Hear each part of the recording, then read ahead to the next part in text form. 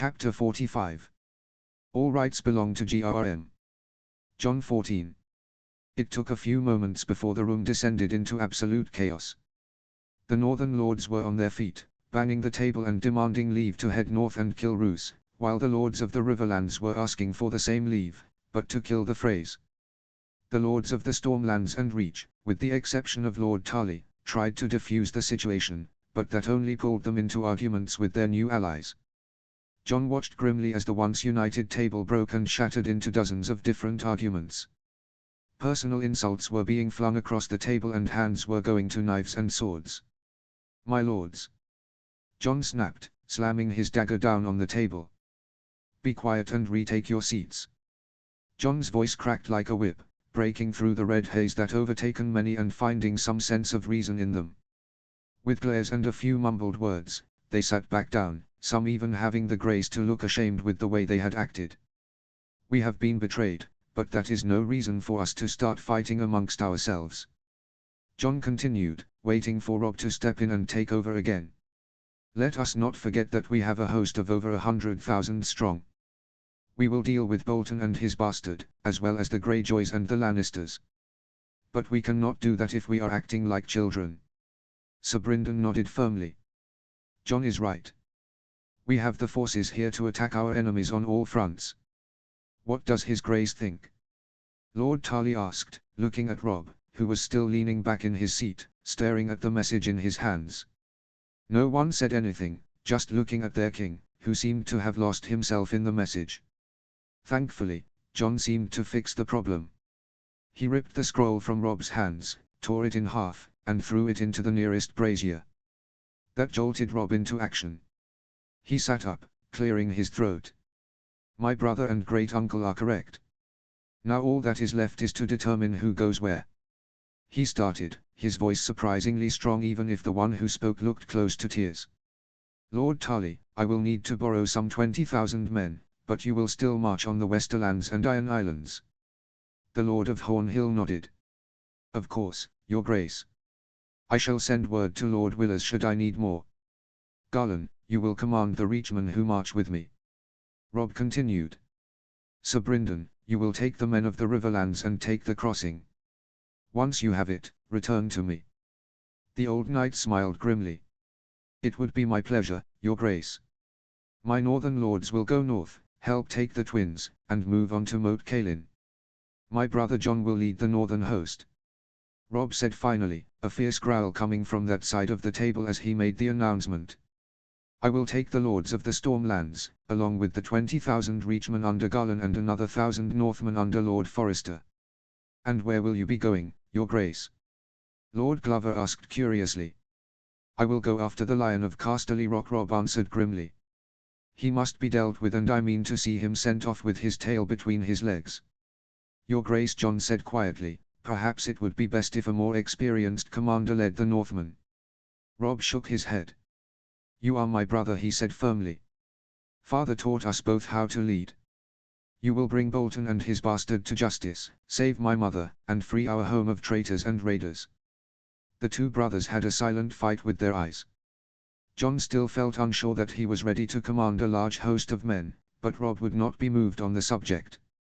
Robb's message was clear: if he could not be in the north to free his mother and make sure she was safe, then John had to be there for him. This was a family matter. He could not entrust it to a bannerman. Finally, John sighed and nodded. "I will do as you command, Your Grace." Robb turned back to his council. "Prepare your men and move out as soon as possible. That is all." That council nodded and left, nodding respectfully to their king as they did. Soon, only John and Garlan were left with Robb, who was slumped in his chair, staring at the table, his mind a million miles away. The two warriors talked quietly a little ways from him. "Do you think it's wise to have the dinner?" John asked. "He just learned that his mother is a prisoner, just like our sisters." Garlan looked over at the king before looking back at John. "I think it is," he replied. "Margaery might be able to bring him out of his black mood. She's always been good at that." John nodded. "I've never seen him like this," he admitted, glancing at his brother. "With all that's gone on, I don't know how he handles it." "Our father," sisters, and now brothers and Lady Caitlin. Not to mention the weight of the crown. Margaery and my grandmother might be able to ease his mind, if only a little. Garland offered. I will work with Lord Edmure and set up a small dinner. Myself, Loras, my grandmother, Margaery, yourself, and Robb. Jon smiled slightly. That would be best. Thank you, Sir Garland. The Tyrell knight shook his head. We will be brothers soon, there is no need for a sir. Garland, please, when we are alone. Jon nodded, then stopped. Robb and Margaery are to be married, are they not? He asked. Garland frowned. They are. We'll have to do it soon, within the next few days. Tomorrow, Robb said, walking up to the two. We'll do it tomorrow. Can it even be set up by tomorrow? Jon asked curiously. Garland grinned. Leave that to my grandmother. She will see that it's done. Robb nodded. Good, he said quietly. Let me know when dinner is set. And with that, he left. Line break. Dinner was a subdued event, thanks in no small part to Lady Caitlyn's imprisonment and the Boltons' betrayal. Robb picked at his food, eating very little of the roasted venison and glazed vegetables. Margaery sat on his right, doing her best to make small talk with him, trying to bring Robb out of his mood, but it had little effect. Talk around the table was kept to a minimum. Lady Olenna and Jon both kept glancing at Robb as they ate, not sure what to say. Garland simply ate, looking the most at ease with the situation, showing that his faith in his sister's ability was absolute. Loras kept his glare on his plate, the only one who looked like he wanted to be anywhere else but in the room with Robb. Jon, Lady Olenna said finally, I hear you trekked across the north to be by His Grace's side. Is that true? Jon nodded, thankful for the distraction. It is, my lady, he said, continuing the conversation. I had my mind set on the Night's Watch for the past few years. Unfortunately, it was not what I imagined and I hesitated when asked to take the Black. When I heard of my father's imprisonment, I came south to be by my brother's side. Will you rejoin the Watch after the war? Garland asked curiously. Jon thought for a moment before shaking his head. Most likely not, he answered honestly. Hopefully I'll find a place in the north, or I will become a sworn sword to my brother. A Kingsguard? Margaery asked. Jon shrugged. If he asks, then I will accept, he answered simply. A rude scoff came from beside Garland where Loras was still staring at his food.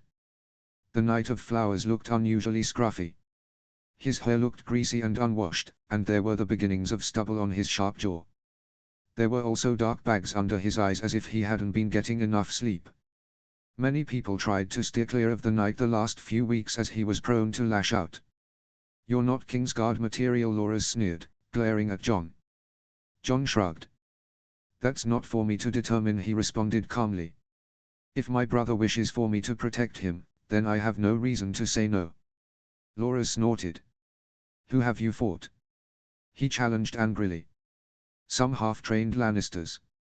At Oxcross, you surprised them before they could put up a proper fight. At the Golden Tooth, you used trickery to enter the castle and once again attacked without the enemy expecting it. You've fought nobody. Loras. Garland said, trying to deter his younger brother from the path he was taking, but Loras would have none of it. Quiet, Garland, he snapped angrily. I am twice the warrior any of you are, twice the man. He cried, slamming both hands on the table as he stood. You all swore loyalty to Renly, and before his body was cold you were ready to swear loyalty to this frozen savage. That is enough, Loras. Olenna said, her voice snapping with command. Her tone alone would have been enough to rein in the hot-headed knight, but Loras disregarded her, his face red and his breathing coming fast and heavy. I am not finished, Loras shouted. You may think me stupid, but I am no fool. You've been planning on marrying Margaery to the Northman even while she was Renly's wife. He snarled. You're all traitors. Margaery shook her head. I was faithful to Renly, she said evenly. Never once did we ever talk about me leaving him for Robb, nor did Robb ever bring it up. It was never a thought, brother. Olenna nodded. Your sister's betrothal to the Northern King was a good opportunity born from a tragic accident, she explained.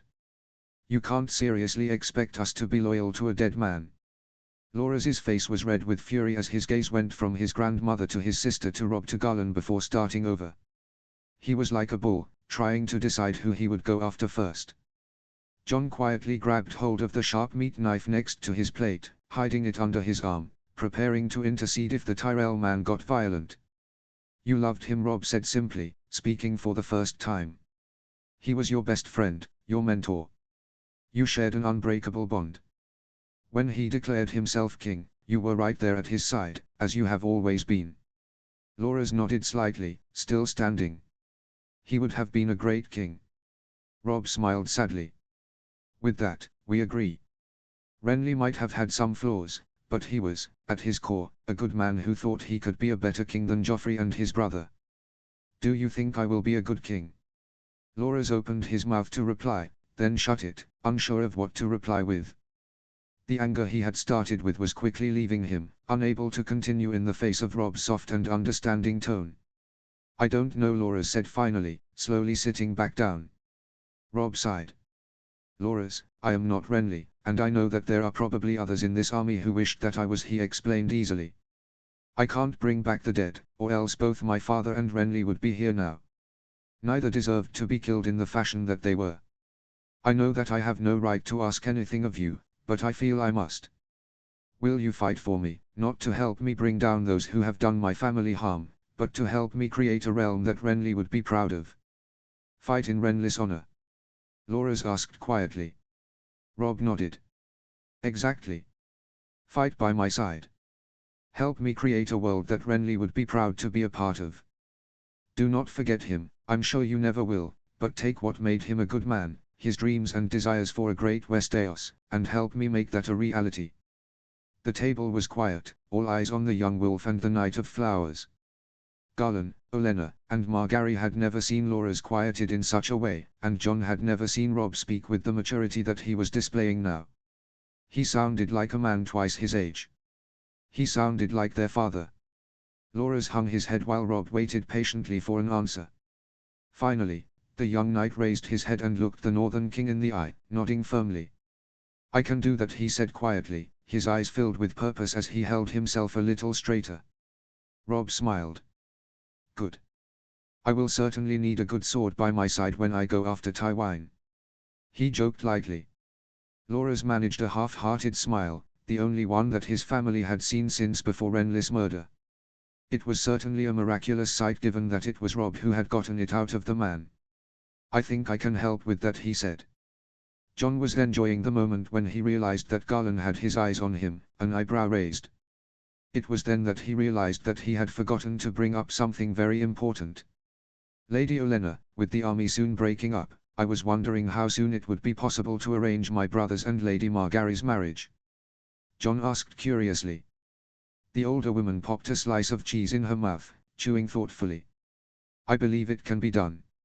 It will be a small affair, mind you, but I will make sure it is done."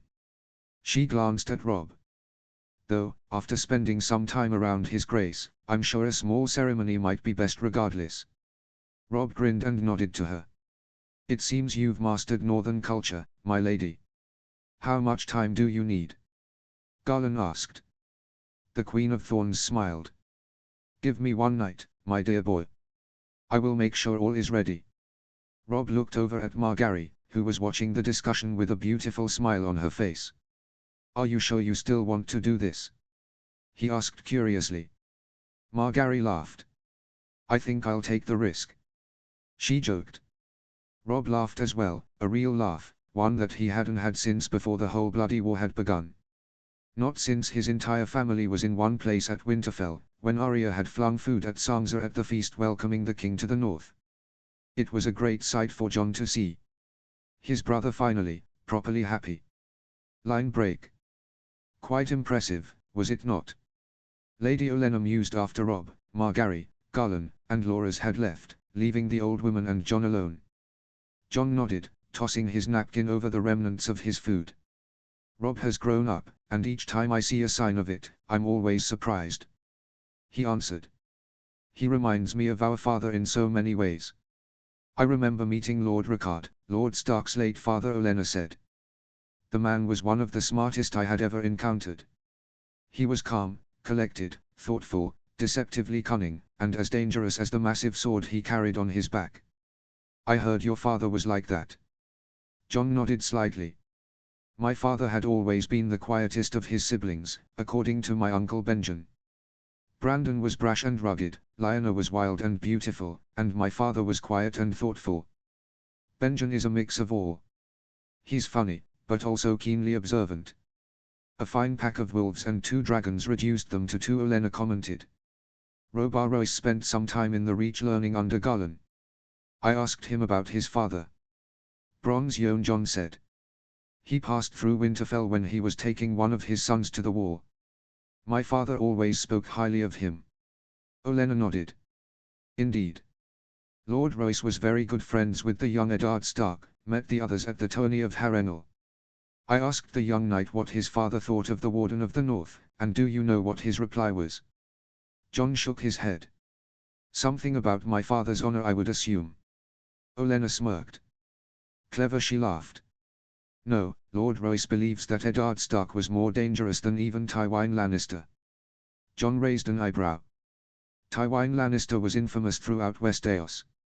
From the Wall to Dawn. He fought in the War of 9 Penny Kings, was hand to the Mad King, sacked King's Landing during Robert's Rebellion. His name was probably feared across the narrow sea. I wonder why Lord Royce thinks that. John wondered. A logical question, and one that I asked immediately, Olenna said. According to Lord Royce, what made Eddard Stark so dangerous was that, while Tywin Lannister is feared, Ned Stark was beloved by all who knew him. Those who fought for him fought out of the love they had for House Stark and the man leading them. There are few things stronger than hate or the desire for revenge, but love tends to win more often than not. Olenna nodded towards where Robb had been sitting. It seems the apple did not fall far from the tree. Or the red leaf from the weirwood. John joked. Robb has always been charming and was as fine an heir as any man would want. But these last few weeks, he's become more than what he was. He's become a king. Olenna agreed. And if he wins this war, Westeros will have the best ruler it's had in over 40 years. He'll have a good wife at his side, John said with a smile. Olenna shook her head. He comes from a great family. Think about it, my young and handsome Northman. Every great family in Westeros has not held power like the Starks have.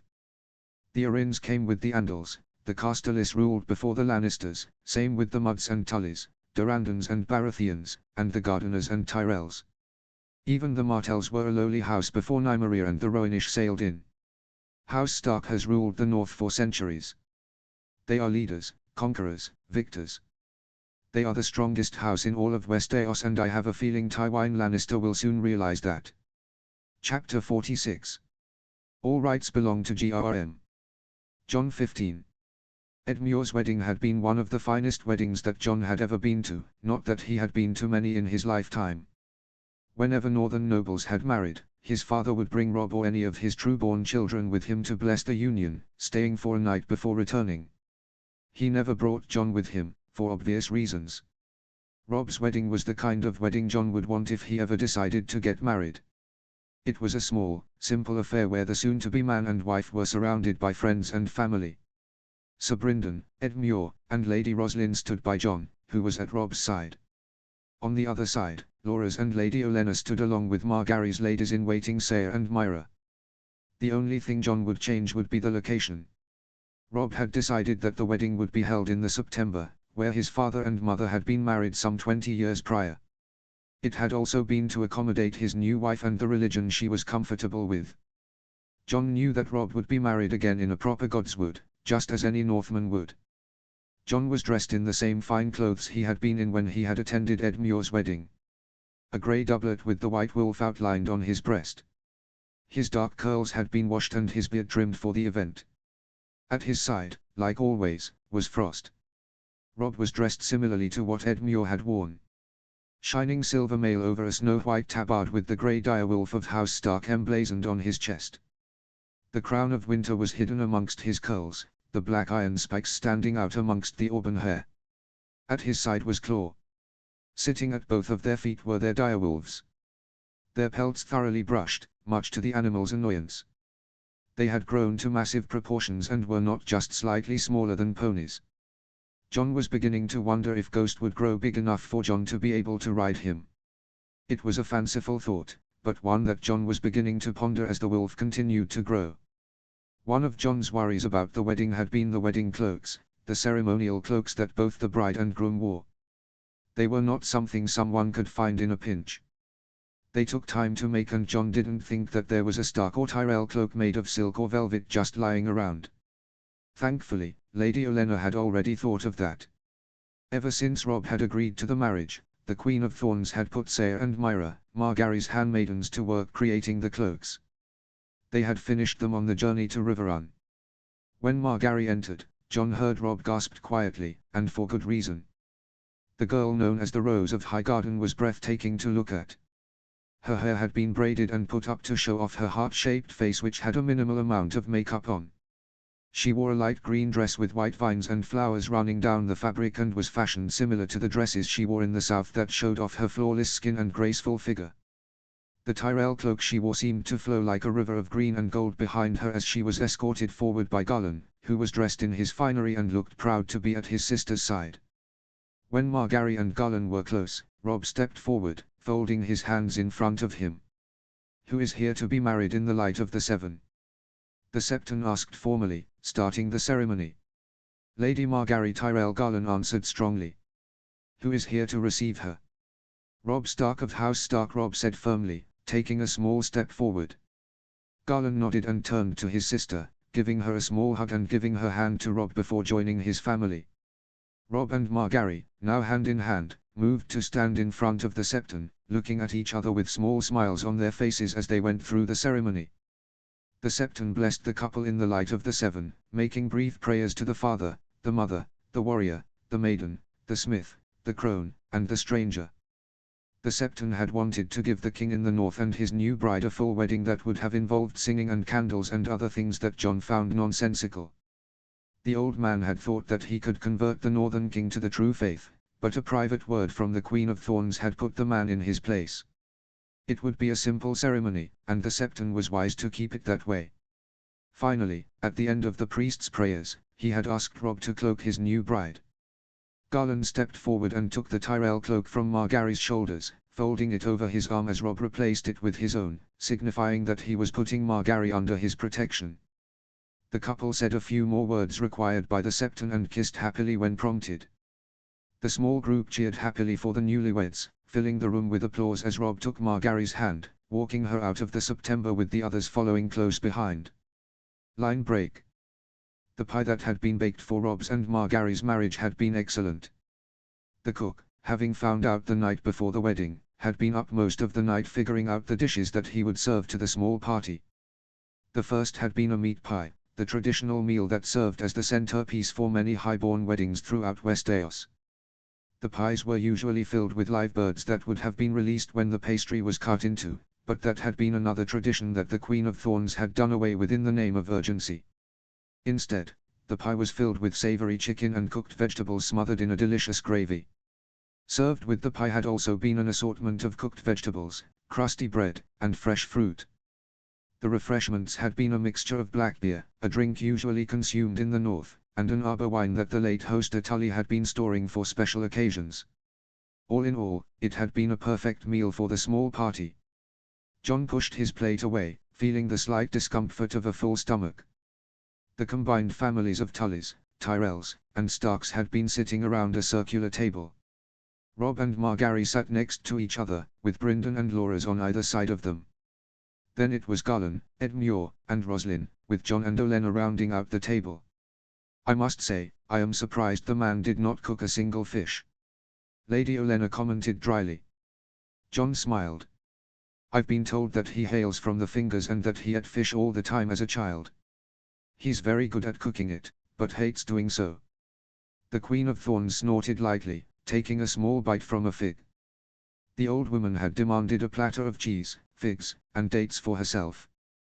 Given her fondness for the food, her demand had been smartly followed. "I understand that you are heading north," Olenna said, looking at John. John nodded. "I am," he said, his goodwill fading slightly. "My brother has put me in command of the Northern Lords. Most men would sound quite pleased with such a position, Olenna commented, noting the tone of reservation in the young warrior's voice. Command of a significant portion of the king's host with an important task of saving the king's mother. Most men I know would kill for that position. Jon tilted his head, glancing towards his brother, who was laughing quietly with his new bride. In the quick lead up to the wedding, Robb had come out of his shell of despair, a reward for Margaery's continued perseverance dragging Robb out. He now laughed and smiled like he used to. It made Jon happy to see his brother do so. I am honored that my brother has such confidence in me, Jon said slowly, turning back to look at the older woman. But I can't help but think that there are others who are more worthy of leading the army. Lord Hawker, for instance. Ah, the War Eagle. Lord Tarlis' long-lost twin. Olenna scoffed. Did His Grace give you a reason for putting you in command? Jon nodded quickly.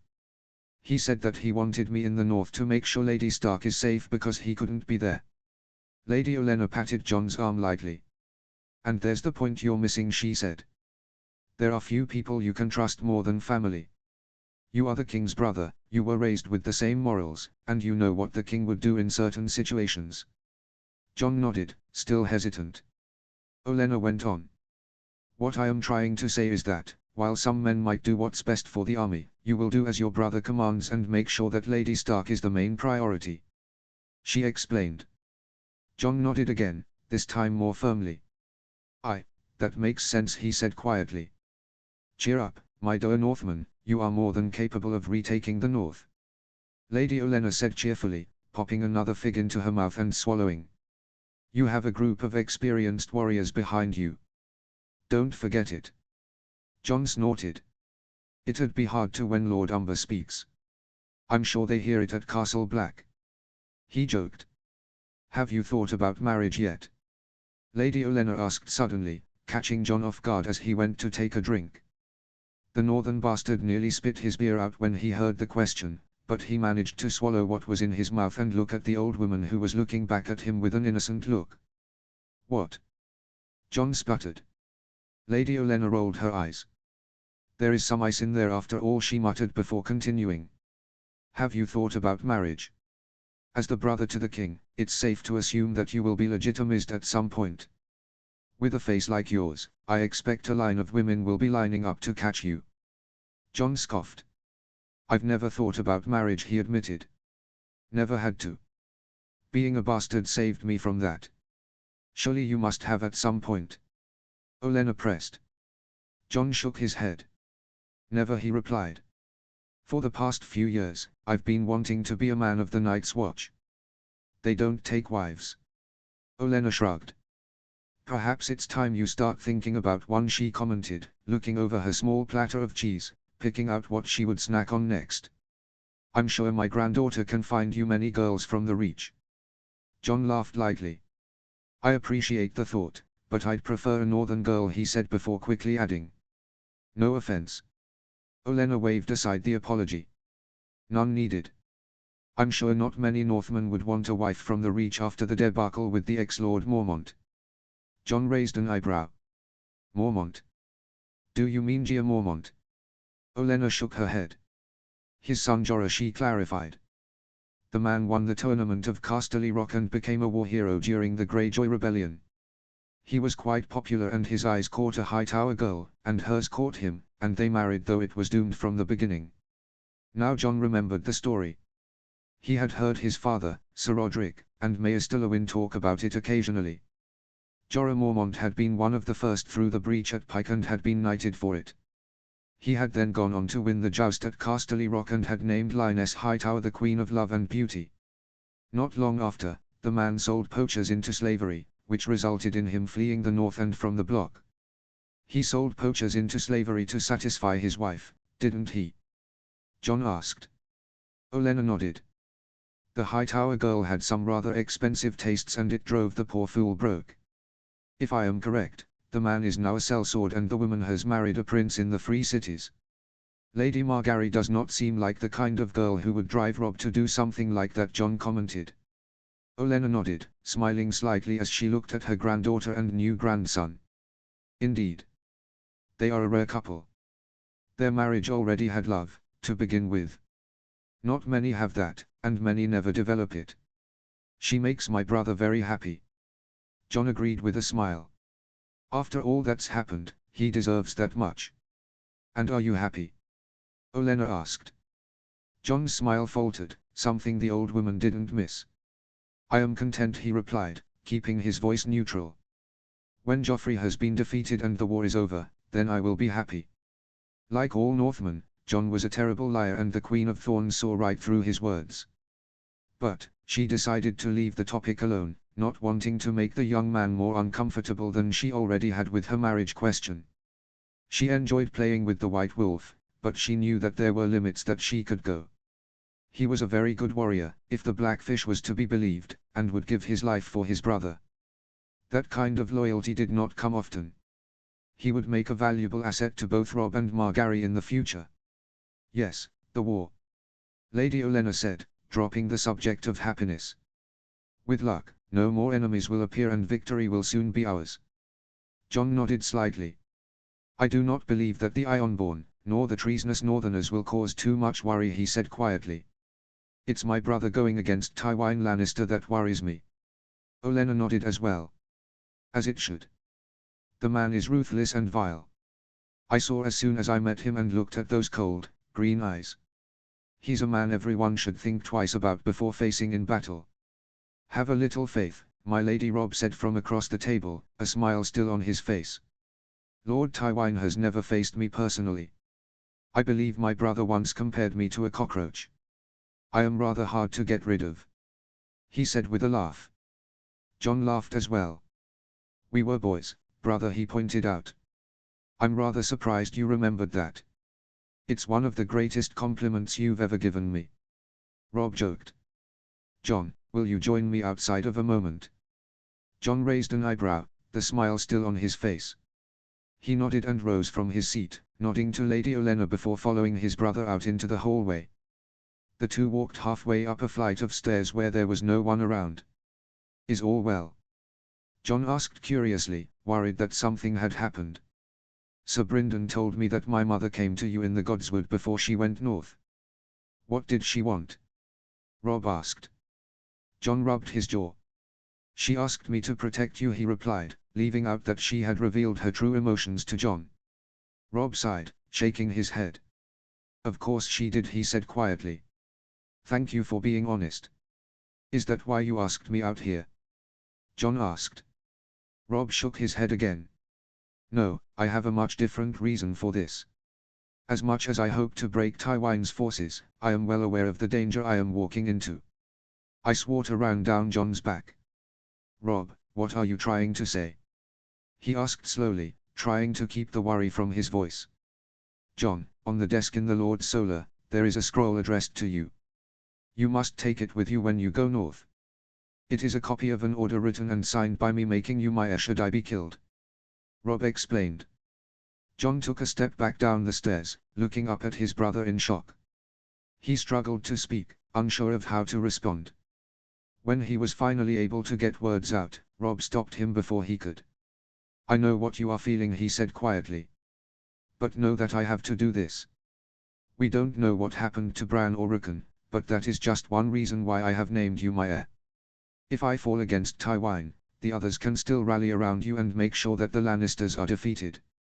It also helps that the men already know and respect you. Second, even if Rickon and Bran were alive, they would not be able to lead an army, let alone 4 kingdoms. They are too young. You would be able to fill in until either one of them was old enough to finally take their place. Robb stepped towards Jon, putting both hands on his shoulders and looking him in the eye. Finally, you are my brother and I know that you will give your life before you let the Lannisters harm Margaery. Robb, I. Once again, Robb stopped him before he could speak. Please Jon, do not say that you are unworthy or any of that nonsense. You are my brother, and you have always been my brother. Jon hung his head, still trying to comprehend what his brother was asking him to do. It was like he was being asked to lead an army, but with 10 times the stress because he was being asked to become king, a thought that had never once entered Jon's mind, not even when it was revealed to him that Rhaegar Targaryen was his father. Who else knows? He asked quietly. Roland Hawker, Sir Brynden, Lady Olenna, and Bryce Caron, as well as myself and you, will have copies of my order, Robb explained. This way, no one can dispute my claim. Robb had come to Lady Olenna with the idea the night before the wedding. She was the one who had insisted on making sure that multiple people knew about the order. Never put all your eggs in one basket was the phrase she had used. Jon continued to look at his boots, still thinking over what Robb was telling him. Finally, after a moment, he looked up at his brother. His eyes had a purposeful gleam to them. "I will do as you ask," he promised firmly. Robb grinned, throwing an arm around Jon as they walked back towards the dinner. "Good to hear. I was afraid I was going to smack you in the head and make you see sense," he joked. "Hopefully, we'll never have to use the proclamation." "Then you better not die," Jon responded, pausing for a moment before adding. "The same goes for me." Tyrion 7. "You look annoyingly happy." Cersei scowled as Tyrion strode into the small council chambers, a skip in the small Lannister's step. Tyrion grinned. "And you're as charming as ever, dear sister," he replied easily. "Not even your beautiful scowling face can threaten my mood." The acting hand to the king had every right to be happy at that particular moment. Over the past week, he had received several messages which had only brought good news for the Lannister cause, which had been on the verge of collapse not too long ago. Now, perhaps there was a chance that Joffrey could keep his spoiled ass still planted on the Iron Monstrosity. Tyrion hopped into his seat, instantly pouring himself a goblet of wine as the other members of the very small council, as Bronn called it, took their seats. Besides the Queen Regent, the only members still present in King's Landing were the Grand Maester and Varys. Baelish was in the Vale, Jaime was imprisoned in Riverrun, and there had been no candidates named to the Master of Law position. The new Master of Ships, Lord Celtigar, was currently at sea battling the Onion Knight and his small fleet. When the council was assembled, Tyrion spoke first. "My lords, I am happy to say that I have quite a bit of good news," he announced. "My father's plan to marry my niece, Princess Myrcella, to the Martells has worked.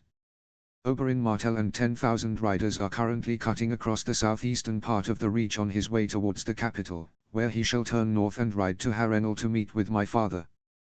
"Great news indeed." Varys simpered.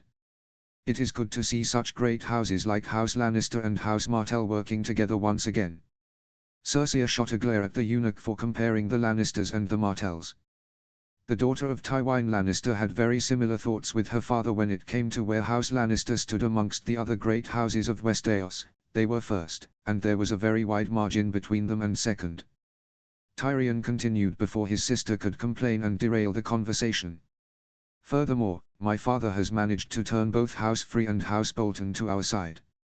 Lord Bolton is currently in the north, gathering more allies, while House Free holds the Twins and Moat Cailin, bearing the Stark boy from his homeland, which is still being ravaged by the Ironborn. I believe the King's proclamation stripping House Stark and House Tully of their titles and status had a part to play in turning the phrase and Bolton's," Varys commented. "Nevertheless, Lord Tywin continues to amaze." Tyrion held in a snort. Joffrey's declaration had been made out of spite as Robb Stark had gained more allies. It had been Tyrion's father who had made it useful as it turned the Boltons and Freys against their former overlords, turning a boy's jealous complaints into political weapons. "Indeed." Pycelle wheezed. "His Grace must have foreseen that his grandfather would use his proclamation in such a way." "What has father promised them in turn?" Cersei asked curiously. Tyrion checked his reports before answering. "Each house will become Lord Paramounts of their respective homelands. For the Freys, there are a few marriages, squireships, things of that nature. For the Boltons, Lord Bolton's bastard will be legitimized, giving the man an heir. I do have news regarding the Boltons." Varys chimed in again. "It seems word of Lord Bolton's cloak turning did not reach Lady Stark." Cersei raised an eyebrow. "Explain." She snapped. "Theon Greyjoy, the last son of Balon Greyjoy, seemed to enjoy attacking the north. So much so that he took Winterfell itself." Varys answered. "He proclaimed himself Prince of Winterfell, a title he did not hold long as a host of Northmen soon besieged the castle." "Get to the point." Cersei barked, tired of the story. Varys simply bowed his head. "My little birds tell me the Greyjoy boy tried to buy his freedom by bartering with Lady Stark's freedom. Ramsay Snow, Lord Bolton's natural son, was in command of the army and took both prisoner before burning Winterfell to the ground, killing the Ironborn and all others within. There was only silence that followed the Unica's story. Winterfell, the heart of the North, the stronghold of the ancient and powerful House Stark, had been burned to the ground by the bastard son of their rival house. For all of Robb Stark's accomplishments thus far in the war, that had to have been another arrow into the young warrior's heart. "Send word to Lord Bolton that I want Catelyn Tully sent here," Cersei ordered, breaking the silence. "Not possible," Tyrion countered, shaking his head. "Lord Bolton, from my understanding, does not control any ports on either coast. Besides, there are still Ser Davos and his raiders in the Blackwater loyal to Robb Stark. They will most certainly jump at the chance to save the mother of their king." Cersei waved her hand angrily. "Then strap the woman to a horse and have her brought here down the King's Road. If you think that Robb Stark and his men will not ride through all manner of country and swim through rivers to save Lady Stark, then you are sadly mistaken," Tyrion drawled, wishing that his sister would finally use her brain for once. "Lady Stark will stay in the north under Lord Bolton's supervision. After the war, we will decide what to do with her. Now, I am curious what our friend Baelish has been up to in the Vale," Tyrion asked, looking at Varys. The man known as the Spider folded his hands over his belly. "Lord Baelish, according to my birds, has done little to win over the lords of the Vale. Except for Lysa Arryn, whom he is now betrothed to marry." Tyrion's jaw nearly hit the table as Varys broke the news. How in the seven hells did the man manage to convince the woman to marry him? At least now he could take what he's seen in his bloody brothels and put it to use. "While that's all well and good for him," Tyrion choked out, "how does that help us? I sent the man there to get soldiers, not a fucking wife." Varys sighed. "Lady Lysa has declared that Baelish will take over as Lord Protector of the Vale as soon as the two are married," the Spider explained. "Such a position would put him in command of the forces of the Vale." Tyrion rubbed his jaw, annoyed that Baelish had been so successful. Then again, the fact that the Martells had agreed to a marriage with a girl who is half Lannister is still more unbelievable. "Pycelle, send a message to Baelish. Tell him he has a week to marry the woman and send the Knights of the Vale to my father's aid in the Riverlands," Tyrion ordered. "Now, what else must I know about?" "Margaery Tyrell and Robb Stark have finally married," Varys answered. "The king in the north has also split up his army." "Why would he do that?" Cersei asked. "Stark is being attacked on two fronts," Tyrion answered. "He has no choice. How is he dividing his host?" "My little birds say that the men of the north and the Riverlands are heading north under the command of Jon Snow and Sir Brynden Tully," Varys explained. "Lord Tully is taking the majority of the Reachmen and is heading into the Westerlands to presumably finish what the Blackfish had started. Finally, the Northern King himself is taking the rest of the Reachmen and the Stormlords and is preparing to march towards Lord Tywine." "Fool!" Cersei snorted. "He would have been better off sending Lord Tully to face my father." Tyrion tapped the table thoughtfully. "Perhaps it is a blessing in disguise," he suggested. "Removed from men like Tully and the Blackfish, Robb Stark is more vulnerable than he has ever been. This is the ideal time to cut the head off the snake. And with no younger brothers left behind to take up the mantle of King of the North, the resistance will falter and break apart," Cersei said, catching on. Tyrion nodded. "It seems that, once again, all of our hopes lay on my father's shoulders," he said. "This war is entering the endgame. We will need to act and act fast to ensure that we are in a better position to end this war than the Stark boy is. Or else we will meet our ends." Line break. Tyrion looked down from the battlements as Bronn sparred with Pod.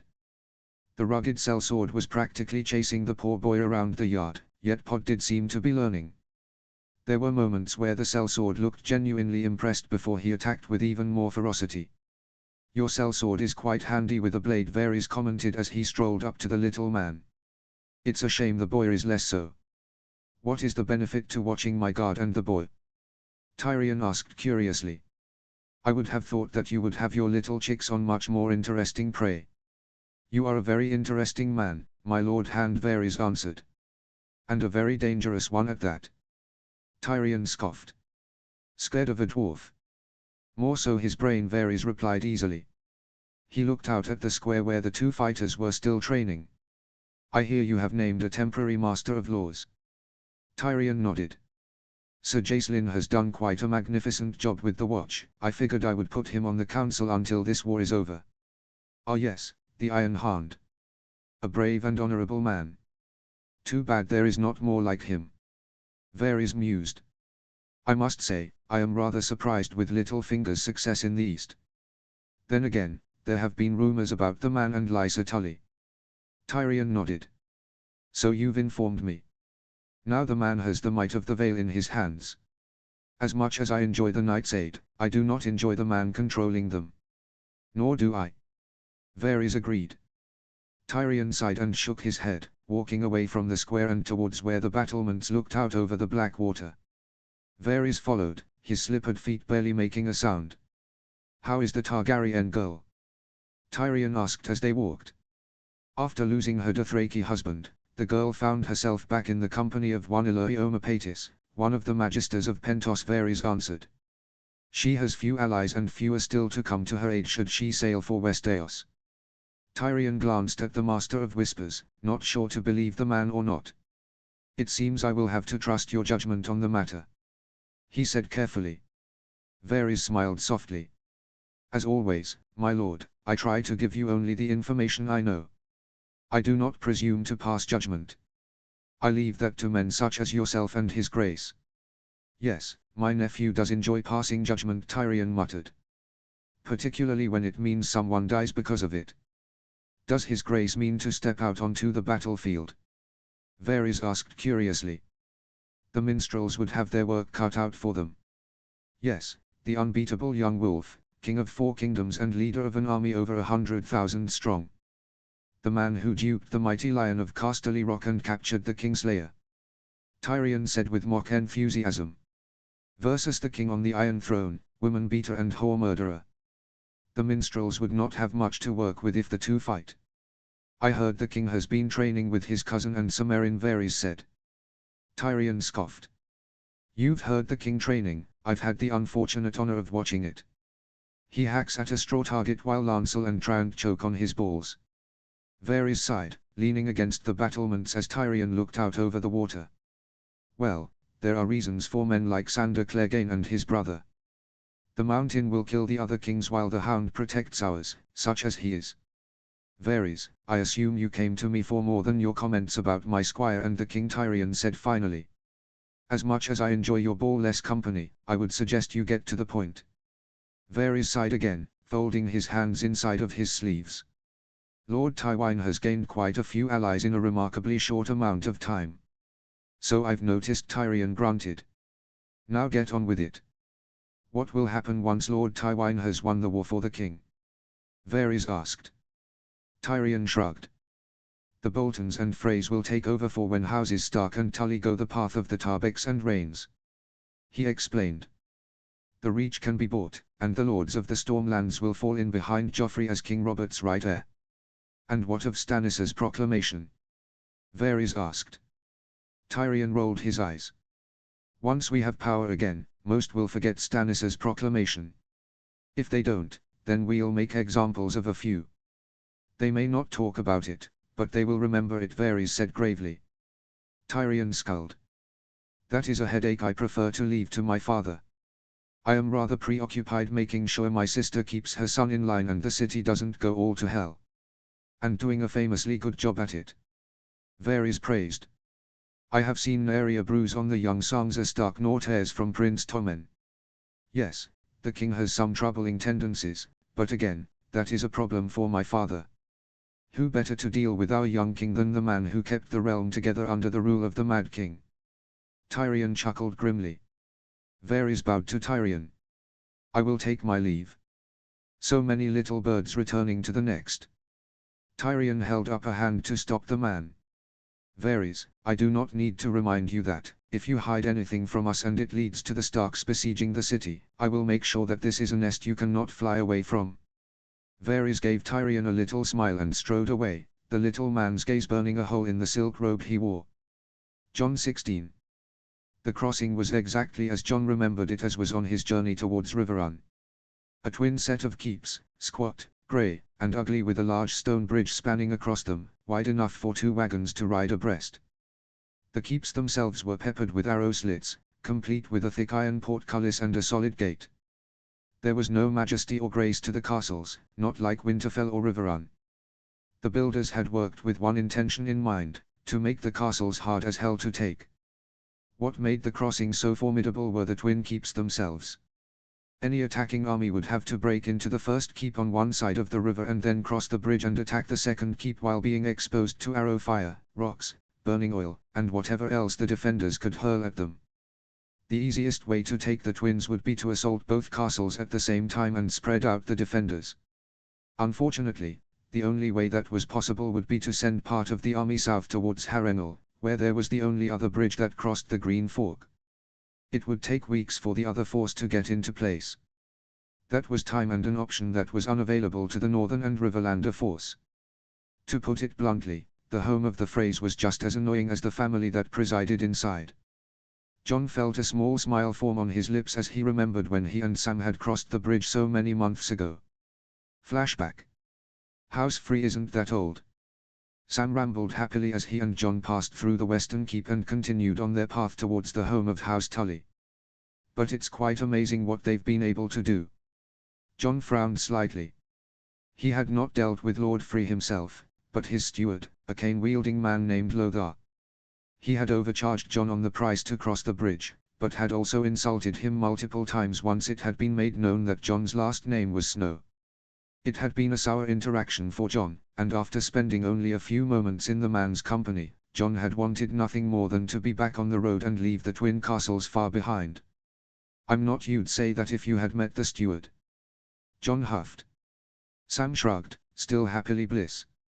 "You shouldn't take it to heart, Jon. Lord Free is known for his many children that are said to be constantly competing with each other. How would you feel if you were constantly arguing with your family?" "I'd feel like I was back at the wall," Jon muttered. "Just without the cold." Sam laughed, bringing the conversation to an end and allowing Jon to brood in peace. The two rode on for the rest of the day and camped in the ruins of Old Stones, where Sam once again launched into a history lecture. King Tristaifer Formud was said to be one of the greatest kings of all the First Men, Sam said excitedly, walking around and looking at the ruins. He won 99 battles and lost only one when the 7 Andal kings banded against him. "Whatever happened to House Mud?" Jon asked, leaning against the log he had laid his saddlebags on. It made for a convenient pillow and backrest. Sam shook his head, taking his seat across from Jon close to the fire. "The same as many other houses, I would guess. Time and war took its toll on the house till it was whittled down to nothing." Jon nodded slowly. "My father always worried that the North was too weak," he said, his mind going to his father for some reason. "I heard him talk about it with Maester Lewin. Apparently, the numbers of some books don't match up." Sam looked confused. "What does your father mean?" "The North helped form the backbone of Westeros when Robert Baratheon took the throne." Jon shrugged. "I know, but I think my father believed that the North was weaker than it should have been." "Wasn't the Company of the Rose formed after Torrhen Stark bent the knee to the Conqueror?" Sam asked. "It was, but I think that the company was formed from a small group of nobles who didn't want to live under Targaryen rule. I can't imagine many Northerners abandoning House Stark." Jon answered. "So what will you do after the war?" Sam asked finally. Jon sighed and leaned back, crossing his arms. "I'm not sure. It's been a long time since I've had so many paths open to me. Whatever it is, I want to help my brother." Jon looked at his large friend. "What about you?" Sam hesitated, his round face half illuminated by the flickering firelight. "I don't know," he said quietly. "I'm not used to making decisions for myself." "Your father," Jon said, already knowing the answer. Sam nodded. "I don't want to talk about it." Jon shook his head, grabbing a small twig from the pile of extra firewood and throwing it at the bigger lad. It was a common tactic Robb had used many times with Jon whenever something was on Jon's mind and Robb wanted to help. "We've spoken about my relationship with Lady Stark," Jon said. "You would think, for a woman who tried her best to make my life miserable, I don't hate her." "You're a good person," Sam explained. Jon shrugged.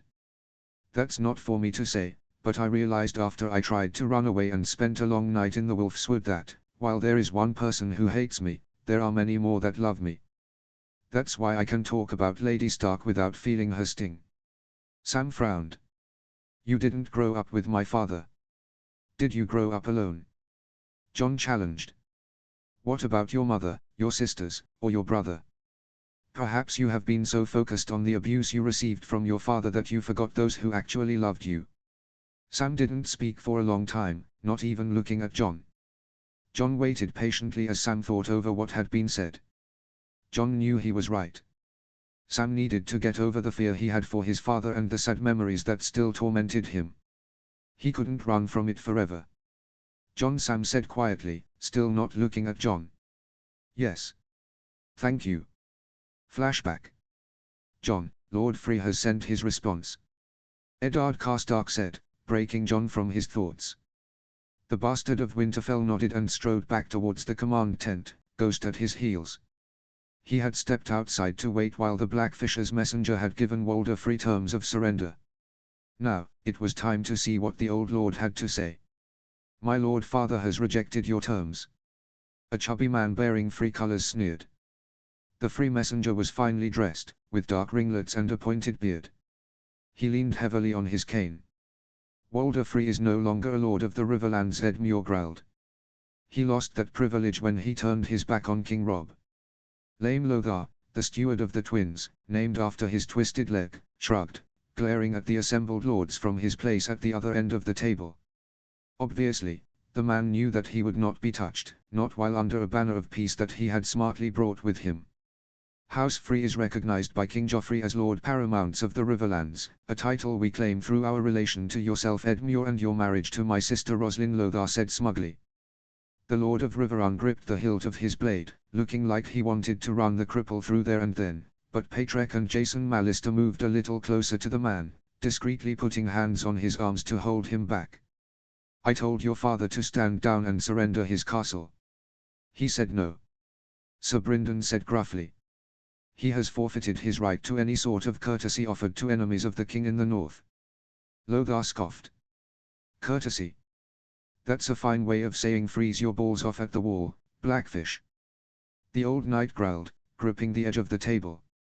Get the hell out of here and tell your father that I will drag him from his bloody table and see him executed for treason. It is only a matter of time. Lothar sneered. The crossing has never been taken. Keep that in mind. Attack us at your own risk.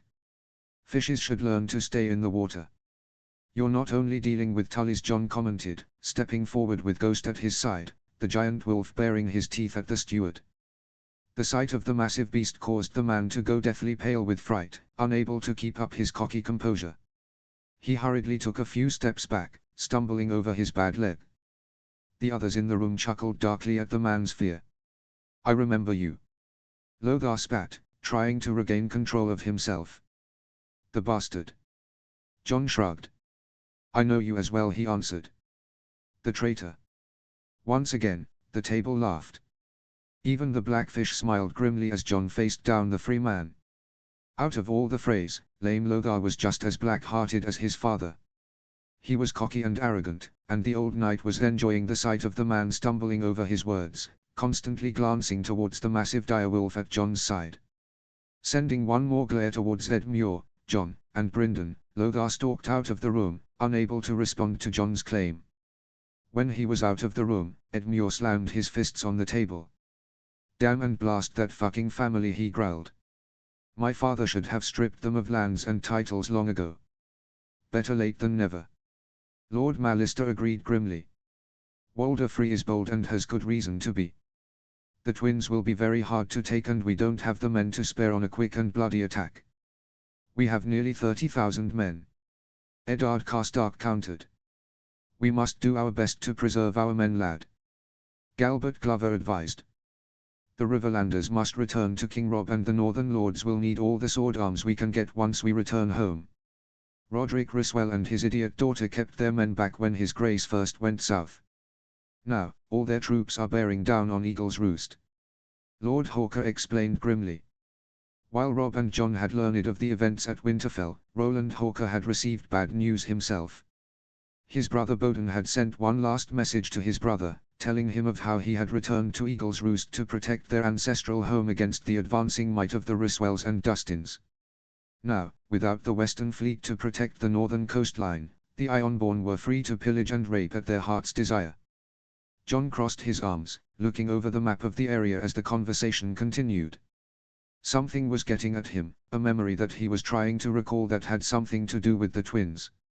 "Sir Brynden, have your men scout down here," John said suddenly, pointing to a spot a mile south of the castle. The old knight frowned as the conversation came to a stop. "There's nothing there, lad," he said. "Just the river." John shook his head. "There isn't. I traveled with Tyrion Lannister when I went to the Wall. He said that there was a small grove of trees on either bank that hides a ford where horses could cross," he explained. "He used it to bypass the twins when meeting with King Robert's party on their way to Winterfell." Brynden's expression hardened. "How does the imp know this?" he asked, his tone dangerously annoyed. John glanced at Ed Muir, who had suddenly gone red. "He had heard it from a drunk Riverlander during a feast," John said vaguely, trying to save the other man from what was about to happen. "Like hell he did," Ed Muir told him. Brynden growled, turning on his nephew. "Damn and blast it, man. Why is that so bad?" Eddard Karstark asked, mystified at the knight's anger. The Blackfish huffed. "The ford is a secret known only to the Tullys. It's how I was able to get into the Riverlands so fast when the Kingslayer attacked Riverrun. Now, apparently, Tyrion Lannister knows of it, and now so does everyone. All because my nephew got fucking drunk." John looked between the two men before continuing with his point. "Nevertheless, we can use it to our advantage. Walder Free expects us to attack one keep, then march across and attack the other. Of course he would expect that," the Great Jon grunted. "That's all we can bloody do." John shook his head. "If we brought some of our cavalry across the ford and attacked the other keep at the same time, we might be able to breach and take Free hostage." Brynden nodded, instantly catching on. "We'll have the men bring grapples and lots of rope. We'll tear down the portcullis and the gate. You'll be shot full of arrows." "It won't work," Lord Karstark said gruffly, crossing his arms. "Not if we commit all our men to the attack here," John said, gesturing out the tent towards the nearest keep. Eddard pointed it out already. "We have more men. Whoever is commanding the defense will have to put most of his defenders in the western keep, if he has not already. By the time we're in on the other side, there will be nothing they can do. Try to charge across the bridge and be slaughtered, or stay holed up in their keep and wait to be killed while the doors below are broken open." That last part had been the clincher for many in the room. The idea was daring, especially since the group of cavalry would have no siege weapons, but ropes and grapples would work just fine as a substitute. "I'll make sure the men bring extra horses to help bring down the gates," Brynden said. "Lord Hawker, you will command the attack in 2 days' time, as close to dusk as you can. Do not be stupid, but commit as many men as you can without too much loss of life." The Lord of Eagle's Roost nodded firmly. "We'll build a few fake rams, give the bastards hope when one breaks. When you're in position, we will begin the real attack. Speaking of which, how will we know that you're attacking the other gate?" Eddard Karstark asked. "My Boyan will go with you," Lord Hawker answered. "He will shoot a signal arrow when the gate is down."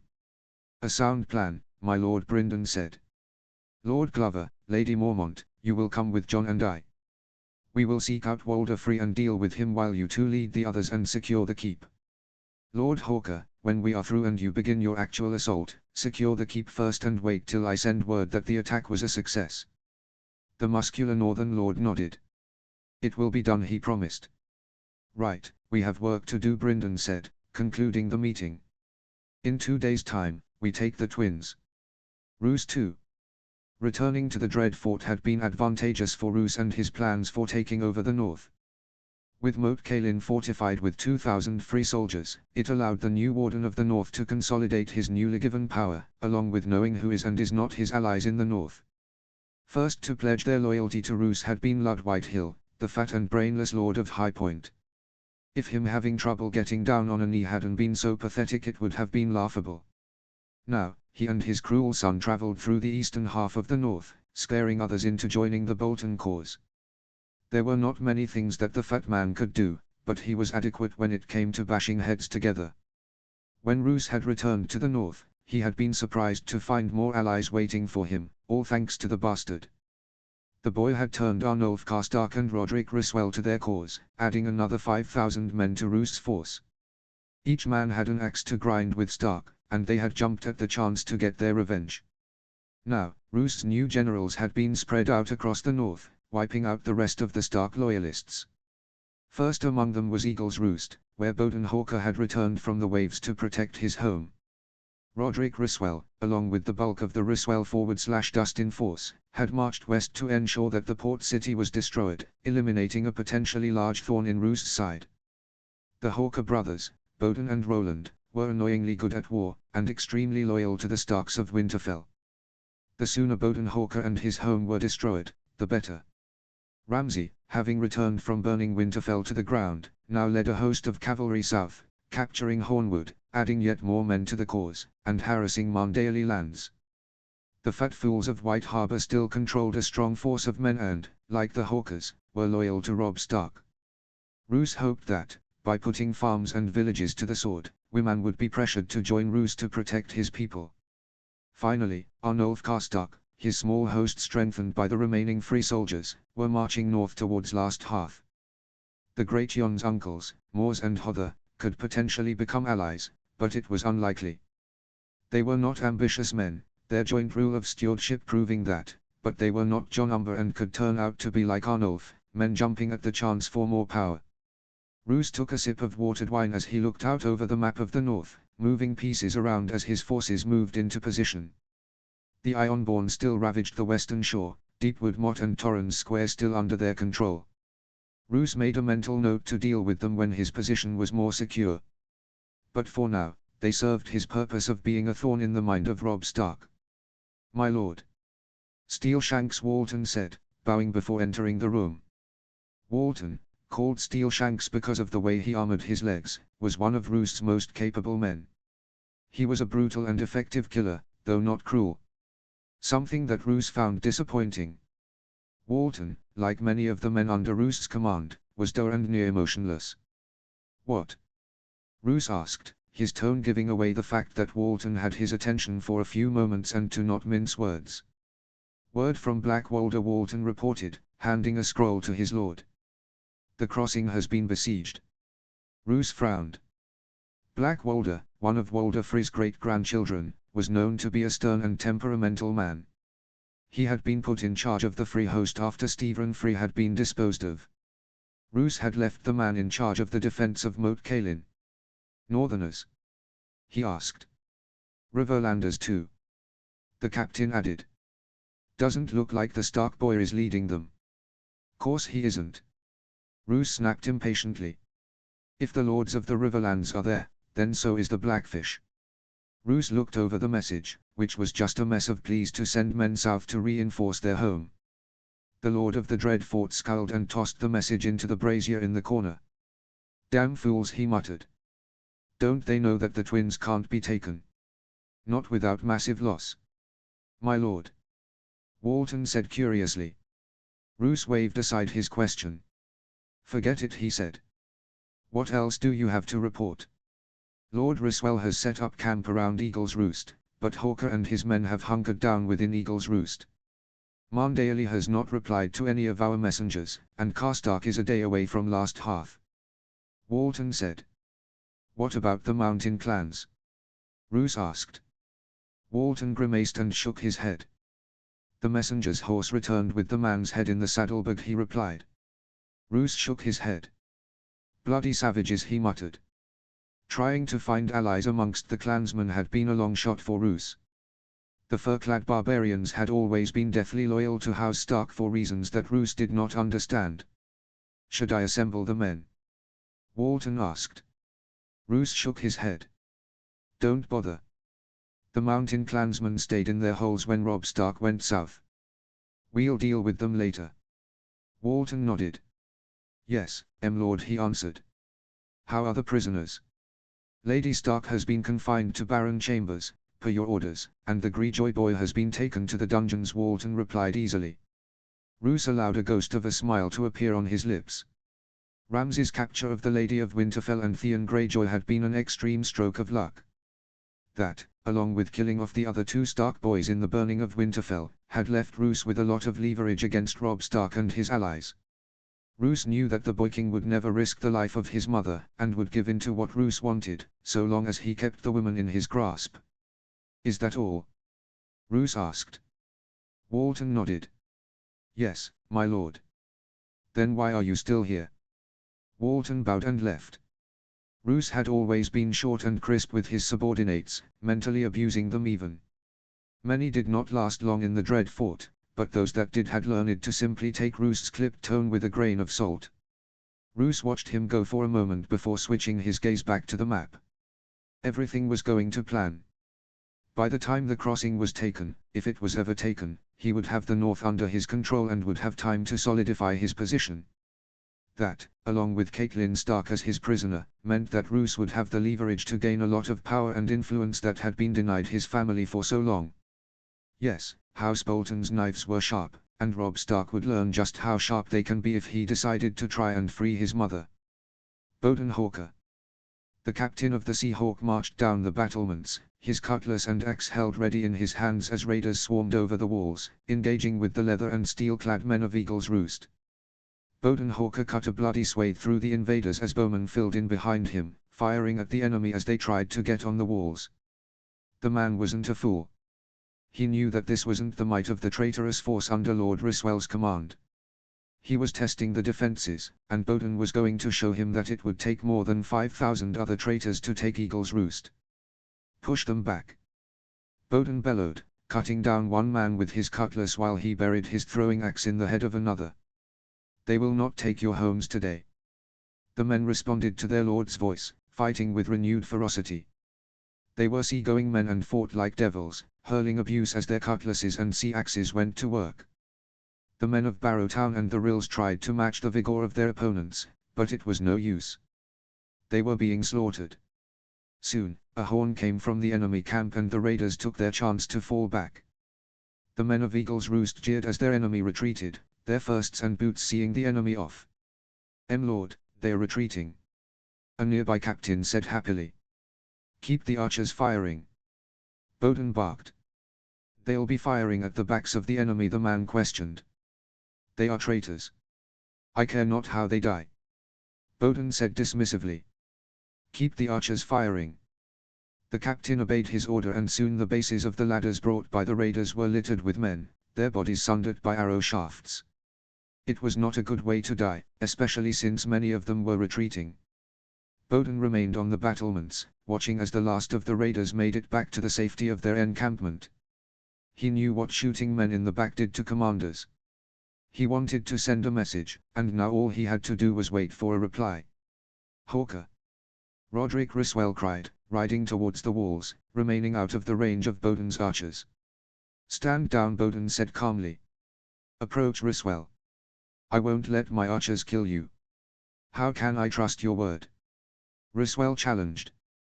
Because I won't allow them to take the pleasure of killing from myself. Boden snapped.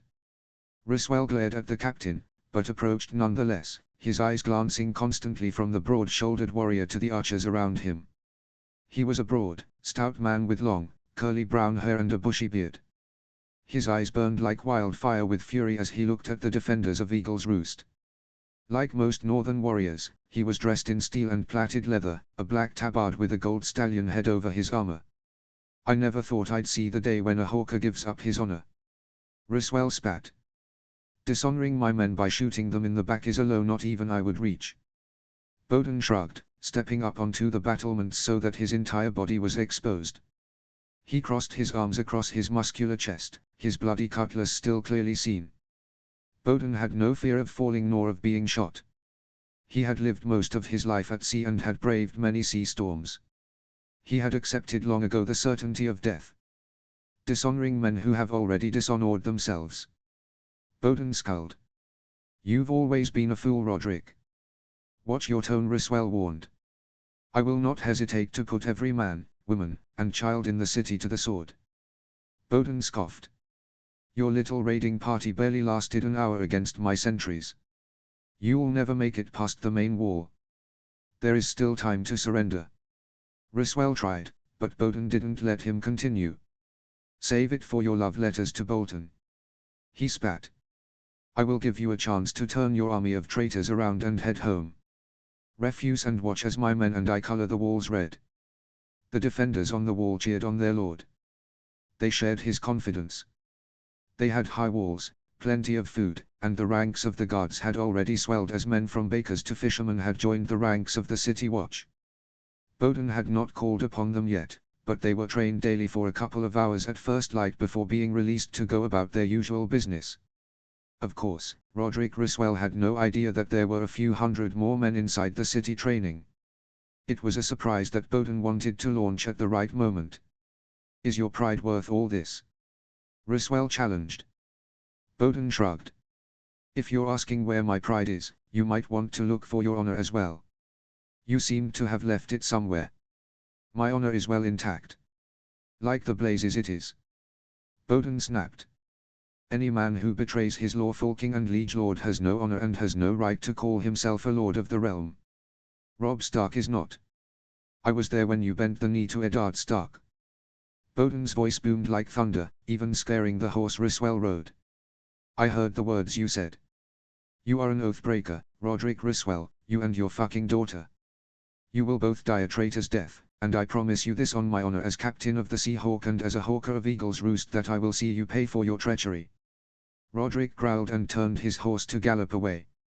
Hundreds will die for your pride. He called as he rode away. And thousands will die for yours. Bowden shouted after him. Tywine too. Lord Riker was much how Tyrion had described. Tall, well-muscled, with a confident stride of a man who knew his business. He was a capable man, of that there was no doubt. He was the kind of man Tywine would entrust to defend a castle or lead a part of the army during battle. But he had his limits, as most men did, and Tywine was well aware of those as well. He was not a thinker nor a strategist of any real skill. He could be told what to do, and he would do it, but he would never be able to see the full picture, unlike Tywine himself. Sitting across from the Lord of Duskendale was a man that Tywine found extremely deadly, with the arrogance to match. The Red Viper of Dawn lived up to his reputations as soon as he swaggered through the door, plopped himself into a seat, propped his feet up on the table, and poured himself a goblet of wine all at the same time. He was a lithe, slender man, with dark, tanned skin and lustrous black hair. He was a handsome man, with a roguish look that came from his sharp nose and dark eyes. A smirk played on the edges of his lips. Tywine saw intelligence in his eyes, though it was hidden behind the man's extreme confidence and swagger. My Lord Lannister. Oberyn Martell drawled casually, taking a drink of his wine. It has been a long while. When we had last met, I was but a boy. Indeed, Tywine said crisply, glancing at the prince's boots before looking back at the man himself. I understand you brought 10,000 men with you. The Prince of Dorne shrugged. Had to move fast, and nothing moves faster than a Dornish stallion. Lord Euronwood is assembling the rest of the Dornish host in Dorne, near Sunspear. So it would seem, Tywine replied in the same slightly annoyed tone. My son says that he intends to sail his army into the Crown Lands. Oberyn nodded. And avoid the Stormlands. It was my brother's idea, he explained.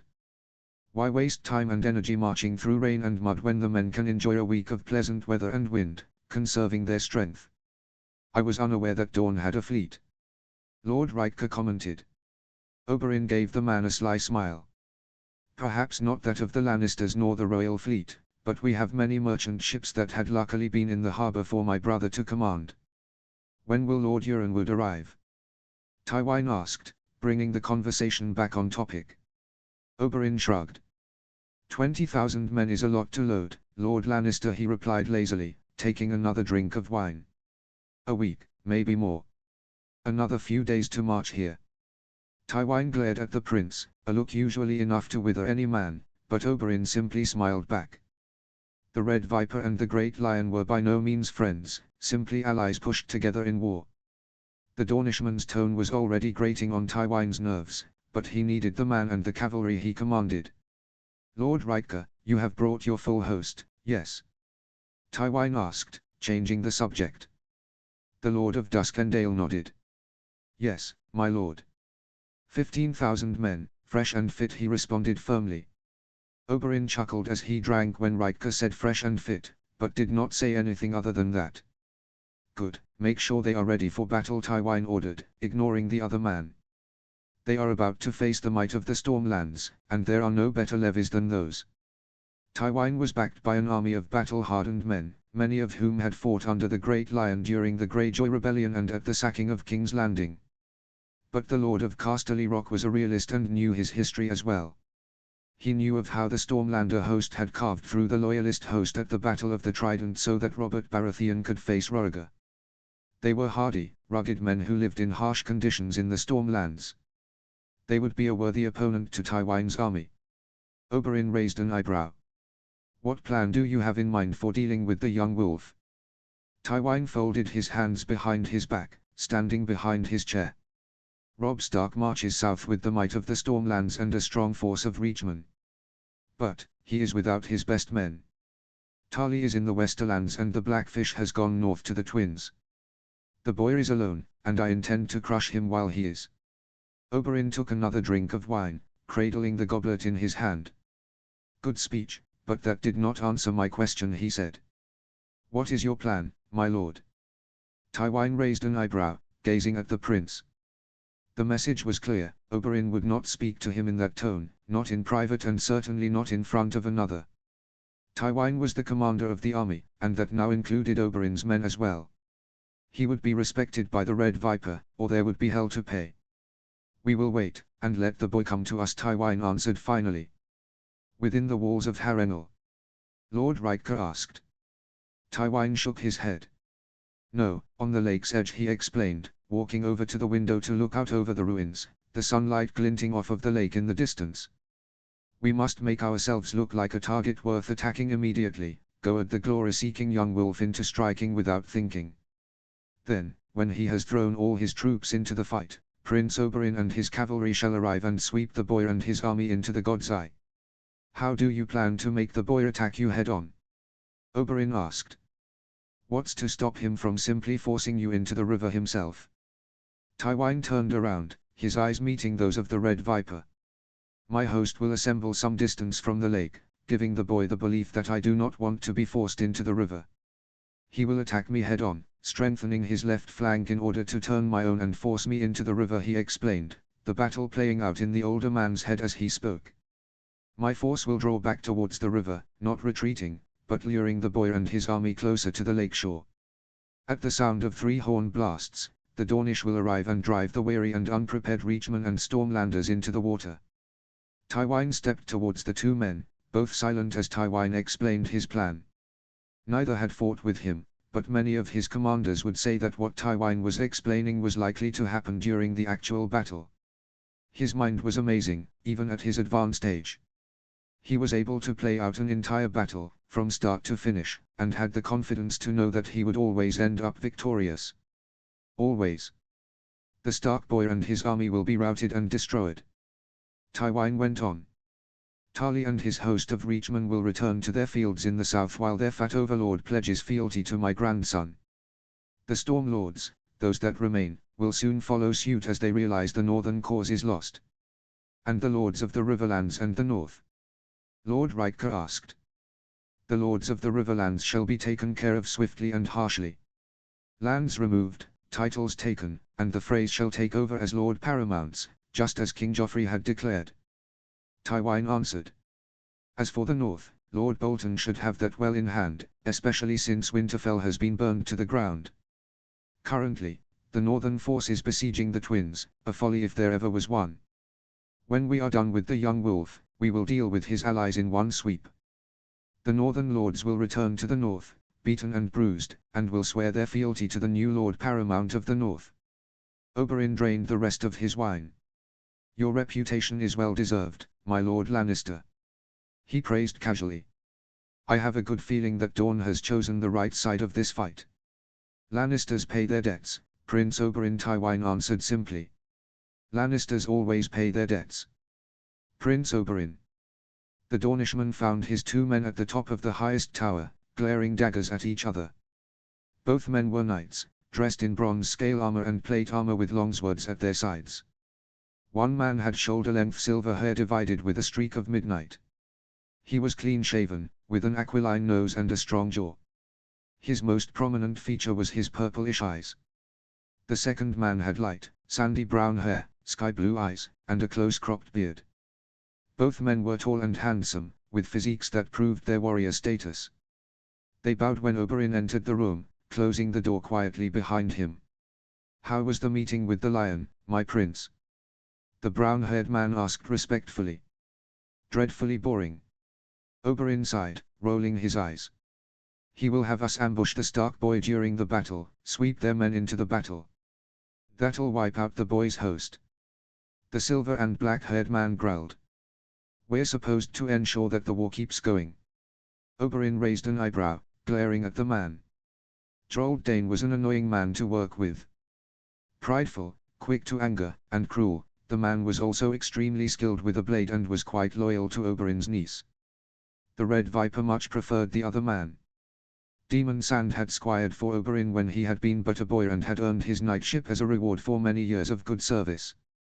He was quietly intelligent, deathly loyal to the Martell family, and is one of the premier knights in all of Dorne. "Do not forget that Stark has plenty of hosts still out in the field," Oberyn answered. "Tywine seems to think that the lords of the Reach and Stormlands will abandon the boy should he lose a battle. I think differently. Tywine will need to fight 2 more battles before the war is over," Demon said, catching on to what his old mentor was saying. "Possibly more than 2. Tarly and the Blackfish won't be easy to fight." Oberyn agreed. "More than enough time for our friends to take the city."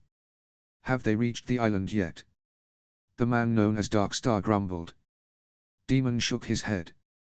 "We would have received a messenger from the company if they had." Darkstar slammed his hand against the wall. "So we fight for the Lannister. Waste more Dornish lives for a man who slaughtered one of our own during the Fat King's rebellion."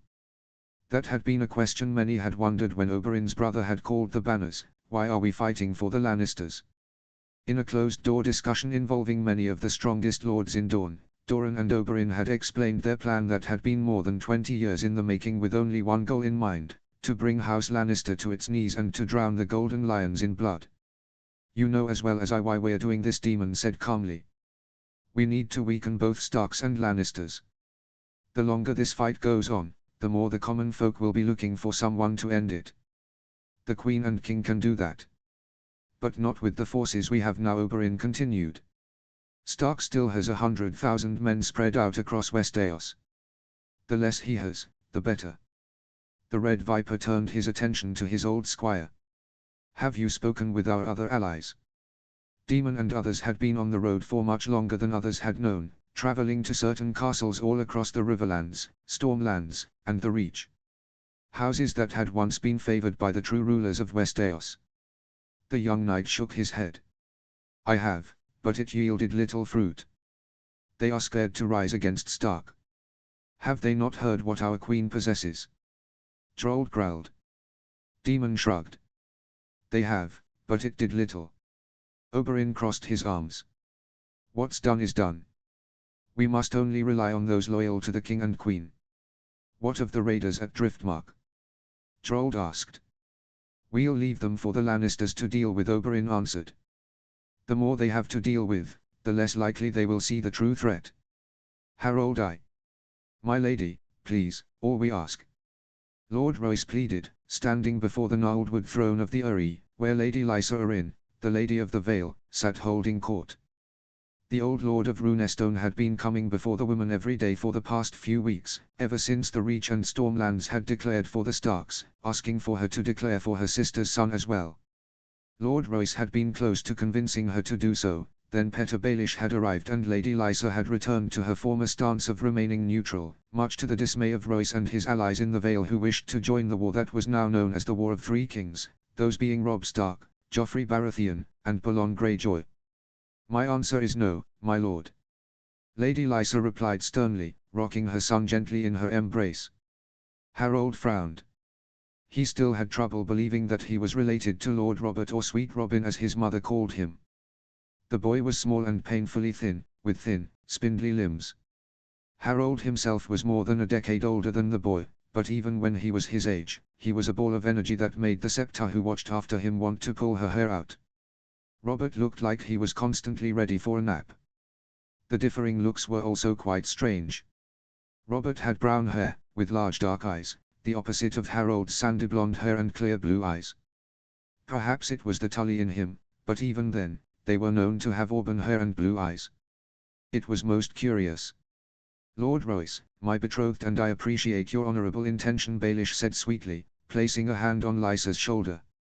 "But as a Lord of the Vale, you should know that your first priority is the safety and protection of Lord Robert." Lord Royce frowned. Lord Robert would be perfectly safe here in the Eyrie, he argued. Baelish arched an eyebrow. "Would he?" he challenged. "The Lannisters once again have a fleet. What's to stop them from landing troops here in the Vale and attacking our lord while the men who are supposed to defend him are away in the Riverlands?" All eyes turned to Lord Royce, who was clenching his massive hand at his side. Harold had quickly learned that Baelish had a way with words that could turn a room against any man. He had seen it done many times against criminals who were pleading their case to the Lady of the Vale. "The Lannisters have no men," Lord Redfort said, taking up the challenge. "The Westerlands have been ravished by the Northmen and every other Lannister host has been destroyed. All Lord Tywin has is his own host against the might of 4 kingdoms." Baelish wagged his finger, stepping down from behind the throne and walking down the steps towards the 2 men, talking all the while. "That is where you are wrong, my friends," he said with mock sadness. "You see, Lord Lannister has not been idle. The Martells have joined their side, as has House Bolton and House Free. Turncloaks." Lord Hunter growled. Baelish tutted. "This is war, my lords, and alliances shift like the wind," he explained. "The Lannisters are now poised to win this war. Robb Stark marches on Tywin Lannister without the counsel of his best strategist. His home had been taken by Boltons and Ironborn. Even Winterfell has been burned to the ground." Baelish stopped in front of Lord Royce, the older lord towering over the slightly built lord from the Fingers. Yet Baelish's slight smirk never left his face. "Now, my lord," he continued in a quieter tone. "Does that sound like a king we should ally ourselves to? One that has his men turn on him, his home taken and torched, and make simple mistakes that not even a child would make?" Lady Anya Waynewd, the last of Lord Royce's allies, stepped forward now. "He is still a Stark, and that makes him better than Balon or Joffrey," she argued firmly. "We all know how mad Balon Greyjoy is, and the boy in King's Landing kills babes." Baelish shook his head, turning his gaze on the Lady of Iron Oaks. "Not his order, my lady," he said. "That was done by the former commander of the Gold Cloaks, Sir Janos Slynt, in an effort to gain favor with King Joffrey. The man has been sent to the wall for his crimes." Royce crossed his arms. "You expect us to believe that the commander of the City Watch had the authority to send Gold Cloaks into the Vale?" he asked. Baelish smiled thinly. "It seems he did," he answered simply. Royce shook his head disgustedly, turning to face Lady Lysa, who had turned her attention to her son, allowing him to nurse in front of everyone. Harold cringed. His cousin should have stopped nursing years ago. Why his mother, and others for that matter, allowed it to happen made little sense to the young warrior. There was a theory floating around the Eyrie that Robert's nursing was what was causing his weakness and shaking fits. Harold was no maester, but the rumor worriedly made sense. "My lady," Royce rumbled. "At least allow me to take some cavalry," he asked. "Lord Eddard was a friend to each and every one of us. He grew up in this very hall. His death must be avenged." Lady Lysa went red in the face, setting her son aside and fixing her dress as she stood slowly, glaring at the large lord of Runestone. "No one will leave the Vale," she hissed. "That is my order. Any who break it shall be thrown through the moon door."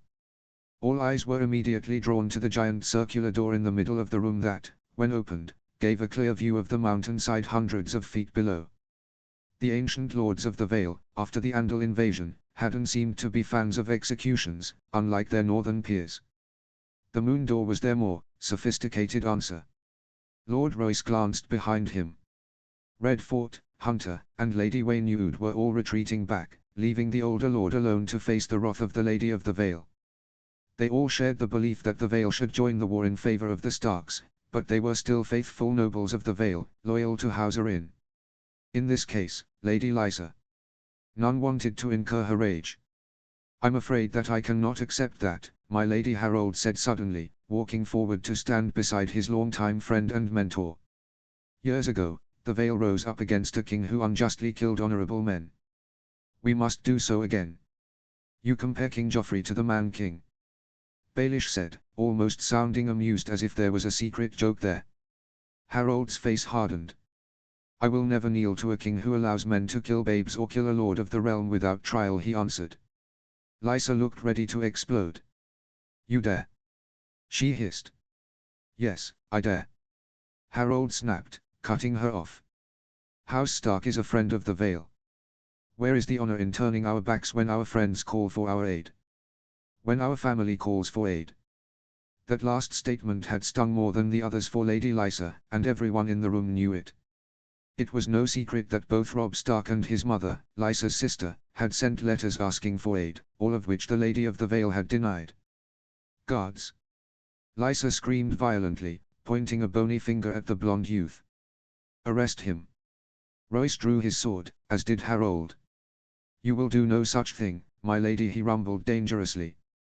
Selyn Corbray strode forward as steel-clad guards marched forward, hands on swords as they regarded the two men.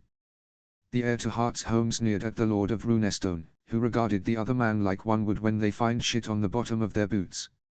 "Let's put those swords down, gentlemen," Lyn ordered, half drawing his own blade, the famed Valyrian steel sword Lady Forlorn. More sounds of swords being drawn filled the air as others came to Royce's side. Lord Redfort and his sons, Lord Hunter and his brothers Eustace and Harlan, Sir Morton, Lady Anya's son, and his brothers. Soon, 2 men had become almost a dozen. "I don't think we will," Lord Royce answered finally. "My lady, we march to King Robb's aid, without your blessing." Lady Lysa seemed to have taken leave of her senses as she screamed and ranted for the group of men in front of her to be killed. Weirdly, Baelish, and the swordsman who had been his shadow, seemed to have disappeared. "Kill them!" Lysa shouted madly. "Kill them all!" Robert covered his ears, tears springing in his eyes as he watched his mother pace in front of the throne. "Make it stop! Make it stop!" he wailed as the Maester came to his side, trying to comfort the boy. "Blood does not have to be drawn here, my lady," Royce shouted over the noise in the room. "Let there be peace." But Lady Lysa was beyond reason. "No. You will not disobey me. I am the Lady of the Vale." Selyn seemed to be finished with talking as well. He launched himself at Lord Royce, his sword sweeping down in a murderous arc, but the blade never landed as the man wielding it was thrown aside. Sir Lucas, Lyn's youngest brother, had leapt from the safety of the crowd into the middle of the two groups, tackling his brother, the two rolling on the ground, struggling. One of the knights loyal to Lysa roared and charged forward, his comrades following him. "At them!" Royce bellowed, his broadsword cutting down the first man who came against the large lord. The battle was short and bloody, with Lady Lysa's being cut down or injured. They were not bad fighters, but against seasoned warriors like Royce, Redfort, Sir Morton, and others, they stood no chance. Harold himself, the greenest of the group, had accounted for 2 of the bodies that now littered the ground. Lord Royce stepped forward, his blade dripping scarlet. There was a dangerous look in the man's eyes, one that Harold had only seen a few times, and only when a dangerous criminal had been brought before him. For how old Yohn Royce was, he was still a very dangerous man. "Must this go further?" he asked, looking up at Lysa. Lysa looked down at the bodies in shock, her face pale and drawn. "No," she whispered. "No, no, no, no, no." With quickness that belied her frail figure, Lysa lunged towards her son and swept him up into her arms, clutching him close to her. The Maester tried to calm her down as well, but she pushed the older man away. "You cannot do this," she screamed insanely. "You cannot. You will not." The woman was moving down the stairs towards the group, all of whom were watching her carefully. The woman seemed to have fully taken leave of her senses and was now spouting nonsense. "You have no idea what I have done," She continued to wail, continually shuffling out of the way of others, still gripping her son close to her chest. I did everything he asked. Everything so that he could finally be mine. You will not take him away from me. Be careful, woman. Lord Redfort shouted. Lady Lysa was now dangerously close to the moon door, which had accidentally been opened during the battle when an Arryn guardsman had reeled back and slammed into the lever. But Lysa was gone. No, she screamed. I did everything he asked. He was going to be mine. I even killed that horrible old man. Royce stepped forward. What are you saying? He asked. Lysa shook her head. No. No. No. No. No, she ranted, her heels on the edge of the door, the updraft from the door fluttering her dress. You will not take him from me. As 5 men ran forward to try and catch the woman and her child, Lady Lysa was quicker than them all. She stepped back, losing her balance, and fell. She and her son disappearing through the massive door, the wind covering their screams as they plummeted to their deaths. The room was deathly quiet as everyone digested what had just happened. Lord Royce huffed in annoyance, flicking the blood from his blade as he unsheathed his weapon. Close the damn door, he ordered, glaring at a nearby knight, who hastily moved forward to do as he was told. Royce then turned to Harold, who was gazing at the door, pale. Sir Harold, you were next in line after your cousin. You must now lead the Vale. Royce rumbled. Harold looked up into the grey eyes of the older lord. He nodded slightly. I will, he promised. Lord Royce, ignoring the blood and gore on the floor, knelt before Harold, bowing his head. Hail, Lord Harold Arryn, Lord of the Vale, he declared. Almost as one, everyone in the chamber knelt as well, echoing the statement. Harold looked around the room, unsure of how to feel or what to do. He nodded nervously. Rise, please, he said, his voice sounding overly loud. When everyone was back on their feet, Lord Redfort was the first to speak. What are your orders, my lord? He asked. Harold glanced at Royce, who nodded firmly. The young warrior and new lord of the Eyrie gripped the hilt of his blade. My lords, assemble your men. We have friends in the Riverlands waiting for us. Eddard Stark, Lord of Winterfell and Warden of the North, woke with a start. The last thing he remembered before waking up was being drugged and dragged out of his cell by 2 men who spoke with distinct Issozi accents. Eddard had been awaiting his trial in the Black Cells after being betrayed by the whoremonger Baelish and being turned over to the Lannisters like a common criminal. While in the Black Cells, his knee had festered, causing the older lord more and more pain, all while he worried about the state of Westeros. Before he had been thrown in cells, his household had been slaughtered, Sansa had been captured by the Queen, Arya had run off, and Robb was calling the banners of the North. Eddard looked around, trying to figure out just exactly where he had been brought. The room was clean and airy, with the sun shining through a high window. His bed was comfortable, built low to the ground. His knee, now wrapped in bandages, was propped up on a mound of pillows and blankets. Amazingly, it no longer ached but felt numb, a welcome reprieve for the aged lord. Lord Stark's hand came up to his face, feeling his beard and hair. Both had grown untamed and wild, meaning that some time had passed since being taken from the Black Cells. The door opened up to reveal a small, mousy man with a mop of curly hair and a pleasant face. He grinned when he saw Eddard awake, setting down the tray he had been carrying on a nearby table. Lord Stark, it is good to finally see you awake, he said happily, pulling a stool up next to the bed. He pressed a cool hand to Ned's head and throat, nodding slightly. It seems you made it through the fever. Fever? Eddard asked, his voice raspy. The man quickly handed the Lord of Winterfell a mug of water. Drink slowly, he instructed. Eddard nodded and sipped the cool water, savoring the feeling of it running down his neck. When he was finished, he handed the mug back to the man, nodding his head. Thank you, he said gratefully. Now, who are you and what do you mean by fever? He asked. The man gestured to Eddard's knee. Your knee was badly infected, my lord. When you were brought to me, I feared I was going to have to take the leg itself, but you Starks seem to be made of sterner stuff, he said with a grin. The infection in your body gave you a nasty fever, one of the worst I'd ever seen. You were unconscious for weeks. I did all I could to coax you through it, keeping you cool and hydrated. Trying to keep your body healthy enough to fight off the terrible sickness. Once in a while, you would start shouting in your sleep, scaring the seven hells out of me more often than not. What did I say? Eddard asked, trying to keep the heart-stopping fear from showing on his face. The man made a vague gesture with his hand. You mentioned your daughters, Sansa and Arya, your son Robb. Once, you mentioned your late sister Lyanna and the promise you made to her, he explained. Eddard felt a cold chill run down his spine. Did I mention what promise? He asked worriedly. The man shook his head. No, he said firmly. It seems even your unconscious mind was determined to keep that secret. He moved down towards Eddard's knee and began unwrapping the bandages. Your knee gave the first indication that the worst was over. I noticed it began to heal a few days ago.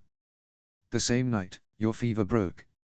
I knew that it was only a matter of days before you finally woke up. He took a moment to devote his attention to the injured knee, moving the joint gently as he made sure the knee was healing correctly. When he was satisfied, he quickly changed the bandages, wiping a thick, slightly yellow paste on the first bandage he put on. This is a concoction I created when I was at the Citadel, he explained. It's a jelly form of milk of the poppy. Just as Maestus used the liquid form as a painkiller, the gel does the same, numbing the injury so that it can both heal properly and not cause the person pain. Eddard nodded. Thank you, he said again. Cersei was very literal when she said she wanted to let me rot in the black cells, he japed dryly. The small man laughed lightly at his joke. Unfortunately for her, it seems your knee will heal just fine, Lord Stark. You will be able to walk again. His face then became very stern. However, your body just overcame a terrible ordeal that would have killed most men. You are not fully healed, and it will take some time before you are. Until I say otherwise, you must walk with the aid of a cane and must be very careful with what you do. No riding, no running, obviously, no weapon work. You cannot put that leg under any sort of pressure until I say otherwise, he said, his voice full of authority and command. Eddard nodded dutifully. I understand, he said. You never answered what your name was. The man smiled and extended his hand. Thomas, he said pleasantly. Eddard took his hand and shook it. Thank you, Thomas, he said gratefully. Now, where am I? You're in Braavos. A strong voice came from the doorway. A man was leaning in the doorway. He was tall, with broad shoulders and a muscular frame. His hair, a dark grey color, was worn long, with a single braid running down the center. His beard was the same color and covered his jaw, gathered under his chin in a tight knot. Thomas, give us some privacy, he ordered. The small healer nodded and left, leaving the two men alone. The new man closed the door behind him and grabbed Thomas's stool, placing it in front of Eddard. Nice to meet you, Lord Stark. Eddard raised an eyebrow. Who are you? He asked. How did I get to Braavos? The man held up a hand, stopping the flow of questions from the injured Stark. Allow me to speak to Lord Stark, and I will explain everything, he promised. You were rescued by my agents in King's Landing, placed there when we discovered that you were named Hand of the King. We watched your tenure with a cautious eye. As you know, Starks are not known to flourish in the south, he said this with a knowing look. There was something in the man's voice that made Eddard think that he knew more than he let on. When my agents told me that you had been betrayed by the Master of Coin, Petyr Baelish, and taken prisoner, I knew I had to act quickly, the man continued. I told my men to take you here, to Braavos, for your own protection. Since you have arrived, my personal healer, Thomas, has been watching over you at my instruction, he finished. He is the best healer in all of Essos. You are in great hands. Eddard took in all this information with a thoughtful face. Why did you save me? He asked. That was the biggest question on his mind. Why bring me here? Why heal me? The man smirked slightly. Lord Stark, I will get to that in a second, he said, dodging Eddard's question. First, we must speak about your sons. Eddard raised an eyebrow. Sons? What about them? Is Robb all right? He asked, suddenly worried that something had happened. The man chuckled. Quite well, my lord. When your imprisonment was announced, your son Robb came south with the might of the north, helping free the northern Riverlands from a host commanded by the Kingslayer.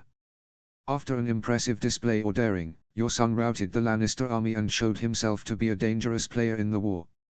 That is when your, bastard appears. He rode all the way from the wall to stand by his brother's side. He deserted the watch. Eddard said worriedly. The man shook his head. Not so. According to my sources and the boy himself, he left the watch before ever taking the black. Do not worry, my lord. He is no deserter. Eddard's breathing came down as the man said this, relieved that Jon would not be executed. Unfortunately, a new worry appeared in the back of his mind as he thought about his sister and what might happen to the boy. Go on, Eddard said. As Robb treated with Renly, who had declared himself king, and his friends in the Stormlands and the Reach, the Blackfish and Jon took the fight to the Westerlands. Things get a little hazy in Robb's case, as Renly was murdered and Robb himself was injured. Thankfully, your son pulled through and managed to gain the loyalty of newly free Reach and Stormlands. While in the north, Jon made a name for himself as the White Wolf, the man explained. Eddard frowned. Pledged their loyalty, he asked, confused. What do you mean? They allied with Robb. The man smiled slightly. Vassal is more likely, my lord. You see, in order to save face, Joffrey and his mother murdered a man who bears a passing resemblance to yourself, claiming it was you. Westeros bought it, and in the aftermath of learning of your passing, the lords of the North and Riverlands declared Robb king in the North. Eddard was speechless. How could Robb become king? Stannis was Robert's rightful heir. Not even Renly, though Eddard held no ill will towards him, had the right to wear the crown. What happened to Stannis? He is Robert's rightful heir, he asked. The man grimaced. Understandable, but Robert's brother was not well liked, and had also turned to a foreign religion. According to your son, he was also responsible for Renly's murder. Again, the facts are hazy as to Stannis' death, but he too died the night before he was about to face off against Robb in battle, hence how your son claimed the loyalty of the Stormlords. The man stopped, collecting his thoughts for a moment. My lord, I will explain as quickly as possible, but only if you do not interrupt me. I will do my best to answer all your questions after. Eddard nodded. Of course, please, explain. The man took a deep breath and dove into the story. I will admit, there is not much left to tell. For whatever reason, Theon Greyjoy returned to his father, and the Ironborn attacked the north. This happened while Robb was in the Reach. Theon, who was helping lead the invasion, also took Winterfell. In an effort to protect the north, the Blackfish, who was leading the force of Northmen and Riverlanders, sent Lord Bolton and the Freys north to help the man's side. Tywin Lannister convinced both houses to turn their cloaks. Bolton's bastard took Winterfell, capturing Lady Stark and Theon Greyjoy before burning the castle to the ground. It is unknown what happened to the rest of your family, my lord, but the Ironborn who followed the Greyjoy boy were all burned to a crisp. Your sons learned of the treachery when Robb returned to Riverrun with his new allies of Reachmen and Stormlords. Here is what the current situation is now. Robb marches towards Harrenhal to face Tywin. Jon Snow and the Blackfish are marching north, most likely to take back the north. And Lord Tarly marches west to finish Sir Bryndon's conquest of the Westerlands. Oh, and the Martells seem to have joined the Lannister cause for reasons unknown. Eddard ran a hand through his greasy hair, trying to wrap his mind around all that had happened while he had been away. It seems that months have gone by while he had been in a long, feverish sleep. His sons were fighting not only the Lancitors but the Greyjoys and Boltons as well. Robb had been named king and Jon now commanded a host of his own.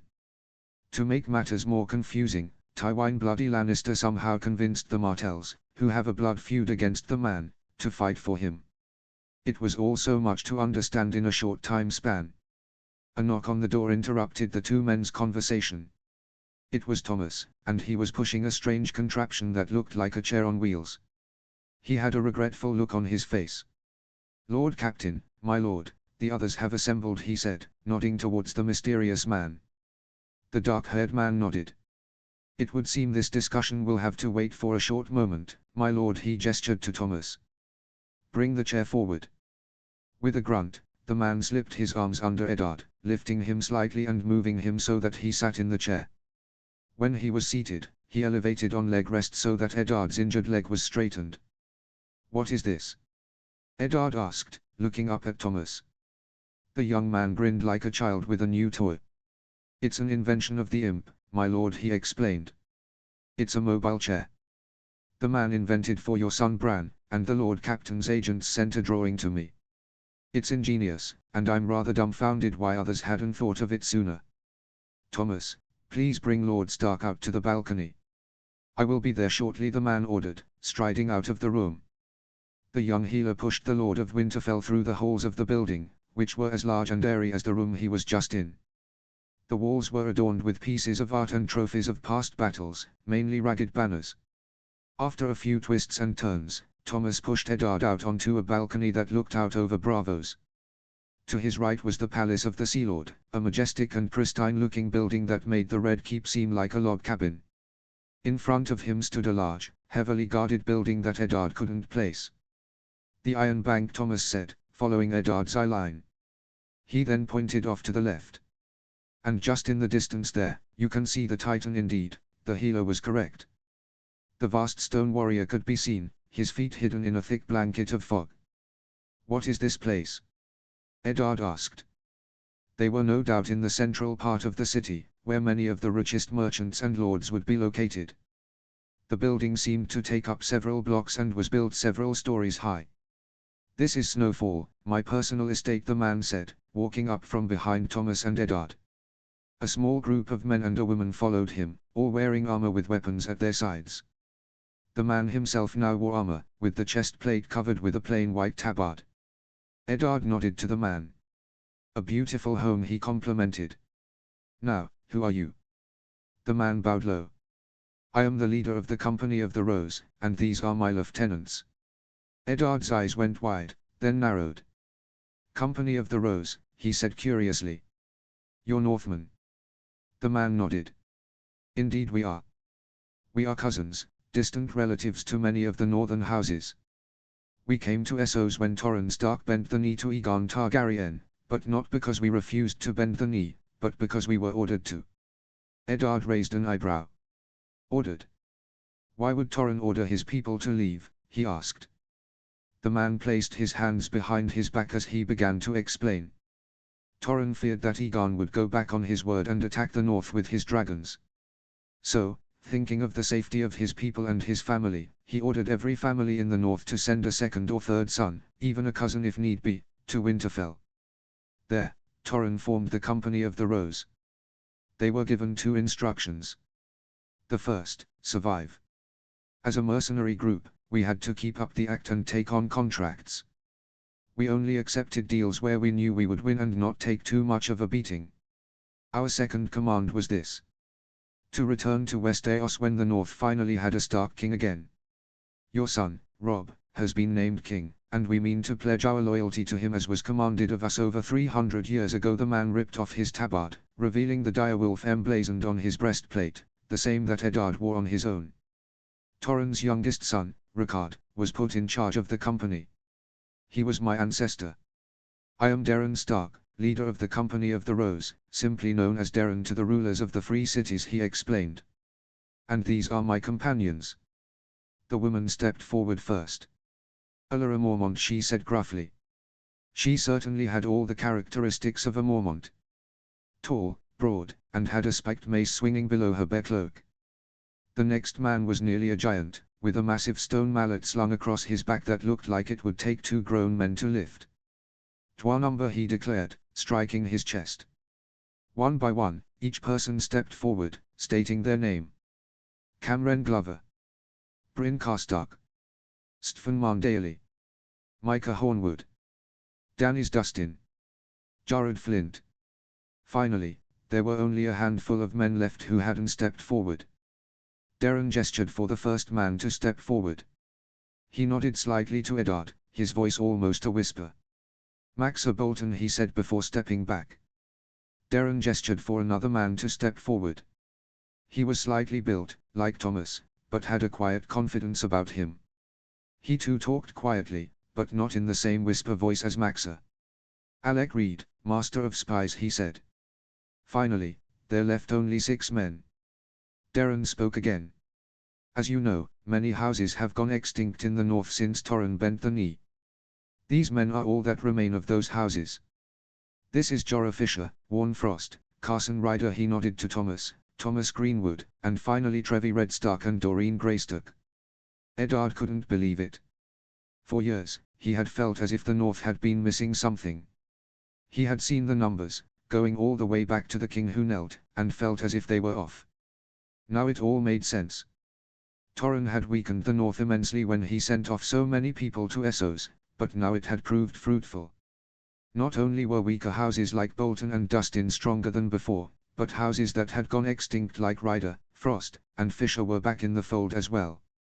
This is unexpected, Eddard said, trying to find words. What should I call you?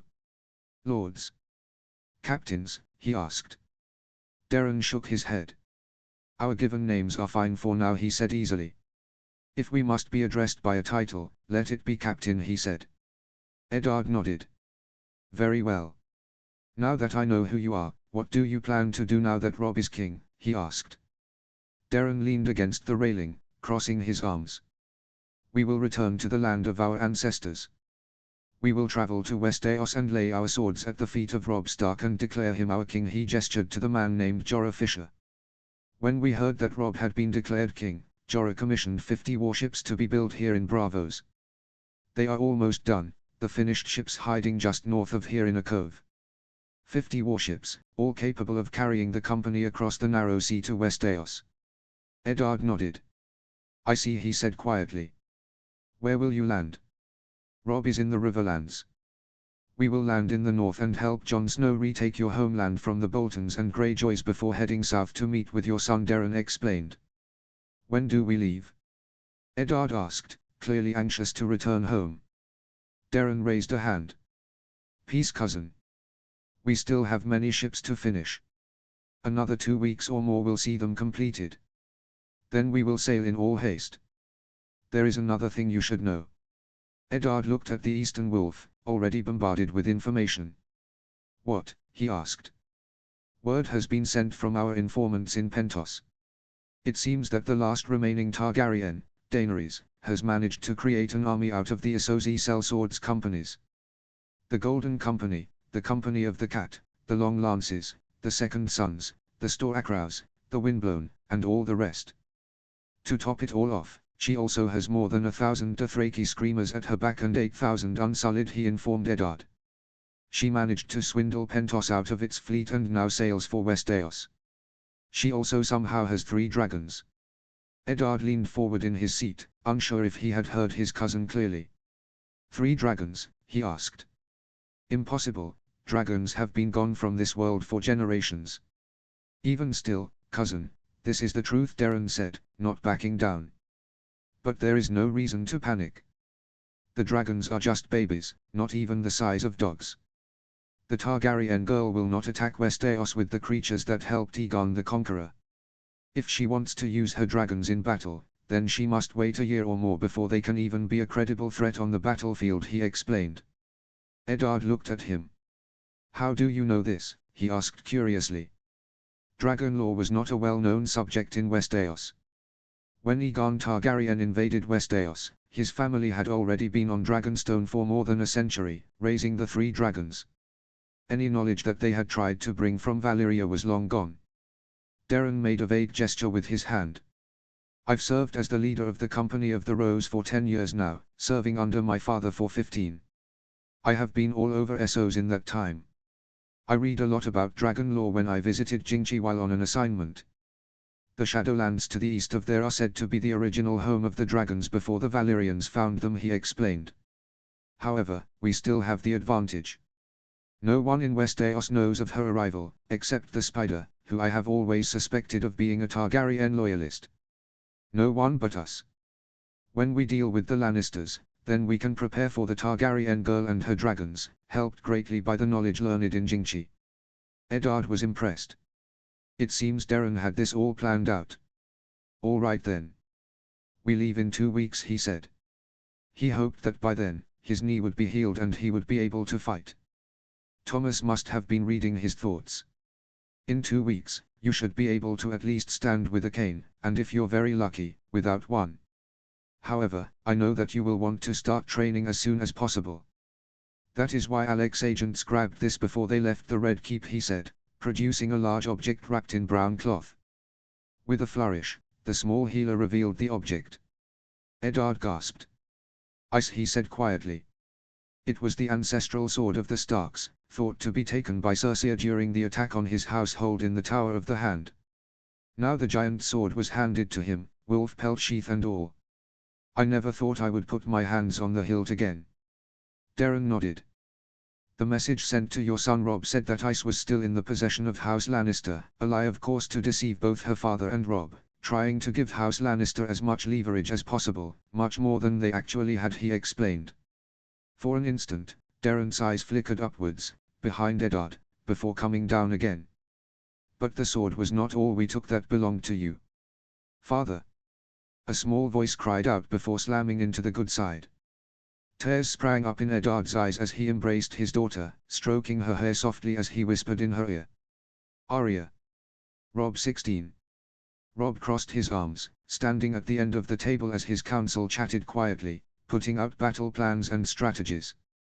Robb was no longer surrounded by his Northmen or Riverlanders, but instead was surrounded by a much smaller council made up of Lord Gregor Forrester, Sir Donal Swan, Lord Bryce Caron, and Garlan. His Northmen and Riverlanders were north at the Twins, and the other Reacher Lords were in the west with Tully. All Robb had were the Storm Lords, some 20,000 Reachmen under Garlan's command, and another 1,000 Northmen under Lord Forrester's command. While Robb's mind should have been on the battle ahead, he could not stop thinking about the argument he and Margaery had before he left Riverrun. Line break. Robb was having Oliver finish his armor when Margaery had burst in, looking none too pleased. The young king had thanked Oliver for his help and had sent the boy away to saddle his horse before Margaery unleashed on him. The Rose of Highgarden had given the boy a sweet smile before closing the door behind. When she turned back towards Robb, she wasn't smiling. When were you going to tell me that I'm staying here? She asked angrily. Robb leaned against his desk, frowning. I thought we had an understanding, he said. We spoke about it on the ride from the Reach. When I go to fight, you stay behind. You are marching towards Harrenhal, surely there is a castle far closer than Riverrun that I can stay at. Margaery countered. Robb shook his head. There isn't, he said firmly. At least not one that I would trust leaving you. Margaery frowned. What's the point of guards then? Garlan had placed 3 of his best knights to protect his sister, and Robb had added to that by ordering the rest of Renly's Kingsguard, Sir Aemon Khuy, Sir Gyard Morrigan, and Sir Parman Crane to protect his new wife. That made 8 capable knights protecting the new queen in the north. The point of guards is to keep you free from blades in the dark, Robb answered. Margaery, you mean more to me than you can possibly understand. I would have you by my side every moment of every day, but that is simply not the case right now. Robb said passionately. If you were to be harmed because you were near the battlefield, then not only would I blame myself, but I would have 2 of my most capable warriors, your brothers, doubting me. That is something I cannot have, now more than ever. Margaery was taken back by Robb's heartfelt words. She knew her new husband was never afraid to say what was on his mind, but she had never seen him so openly speak about her with such care and love. She bowed her head. Thank you, Robb, she said quietly. Robb walked up to her, lifting her head so that her eyes met his. Don't worry, he said with a slight smile. I will return. How can you be sure? Margaery asked. I am the young wolf, Robb joked. The young dragon come again, his smile faded but was somehow filled with more love. I also have a great girl waiting for me. One I will return to. And who might this girl be, my lord? Margaery asked quietly, finding her face very close to Robb's. Oh, I think you know who she is, Robb said before pulling Margaery in for a deep kiss. The two stayed in the embrace for a long time before a knock at the door broke them from it. They looked at each other, smiles plastered on their red and out-of-breath faces. My lord, your horse is ready and the lords are waiting in the courtyard, Oliver called, his voice carrying through the door. Robb chuckled. It seems I must go, his smile faded. I am sorry we did not get to spend much time together, my love. Margaery sighed quietly, resting a hand on Robb's face, running her fingers through his beard. You are a king and a warrior, she said. As much as you are mine, you also belong out there to those who fly your banners. Rob nodded. So it would seem. Margaery kissed him again. Return to me. Please, she whispered, resting her forehead on his. I promise, Rob whispered back. Line break. Where do you plan to meet Tywine, my lord? Sir Donal asked curiously. Our scouts have not reported any host moving from Harrenhal east, west, or north, Rob said after a moment. It seems the Lion means to fight us on his terms. We have no choice but to comply. That does not seem wise, Your Grace. Lord Forrester said honestly. Tywine is feared for a reason. He will have a trap ready. Rob nodded to the man. As I expect he would, he answered. Tywine is outnumbered, my lord. I did not expect him to meet me in the open field, but for me to come to him.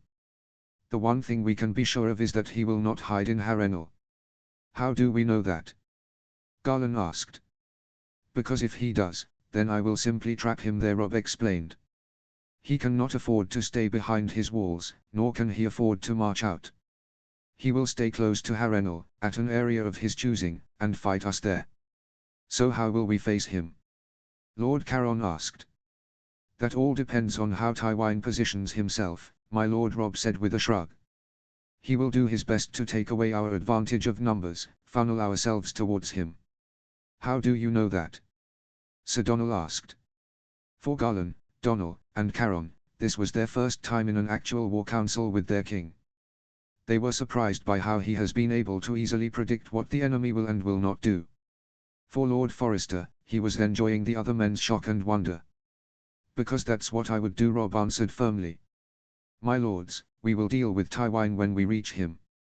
We will be diligent, we will be careful. Tywine expects me to march towards, green as grass and full of bravado. He expects me to be arrogant and stupid. Trust me when I say that the old lion will get a very unwelcome surprise. My lords, what of the rumors that a large cavalry host has joined the Lannisters? Lord Forrester asked. Sir John Fossoe has sent reports that the lords of the Crown lands have been strengthened by more men. Perhaps the Lannisters ordered a mercenary company. Now that host is in Harrenhal. Rob said easily. At most, it's another 20,000 men.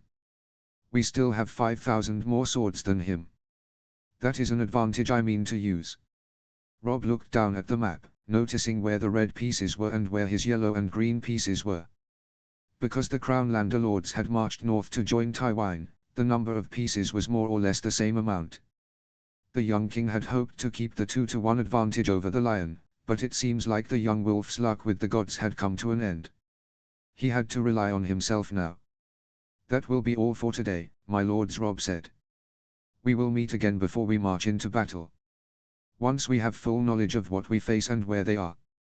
The others nodded and filed out, except for Garland, who was making a habit of staying back after meetings. When the two were alone, Rob poured them both wine, handing a goblet to the man. Something on your mind? He asked curiously. Your Grace. Garland started before Rob cut him off. Please, Garland, we are alone and are now brothers. Call me Rob. Rob stated firmly. Rob, Garland said with a smile.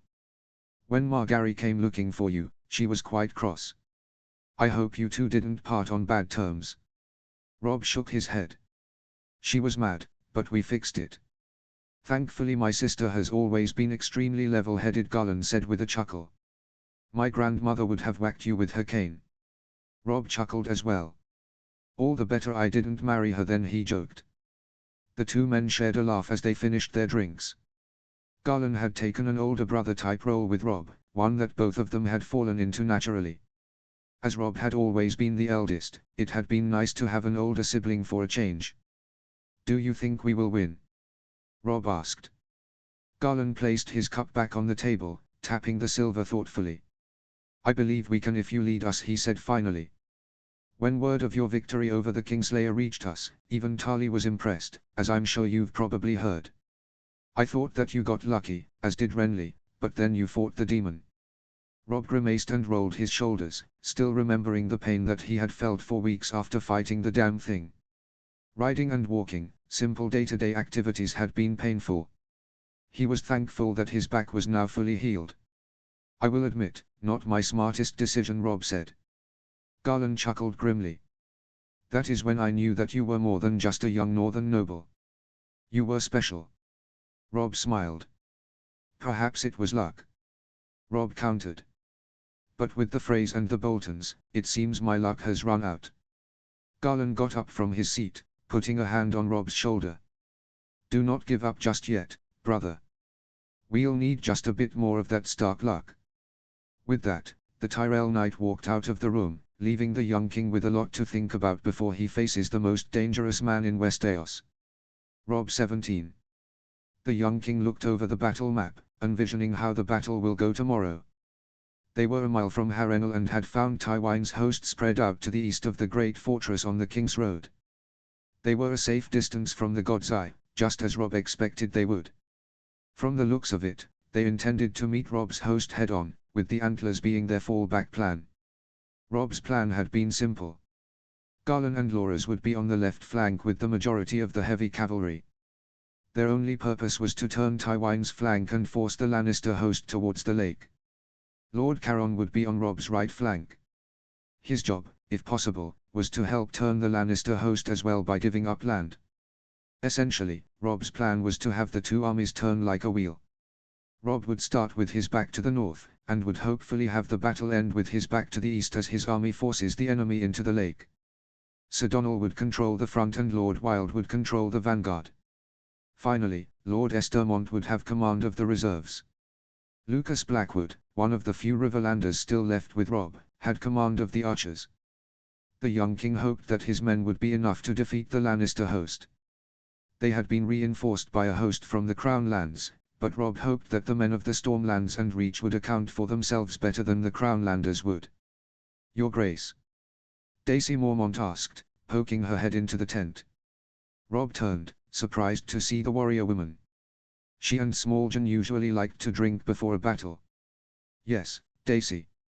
She jerked her head outside. Come have a drink with us.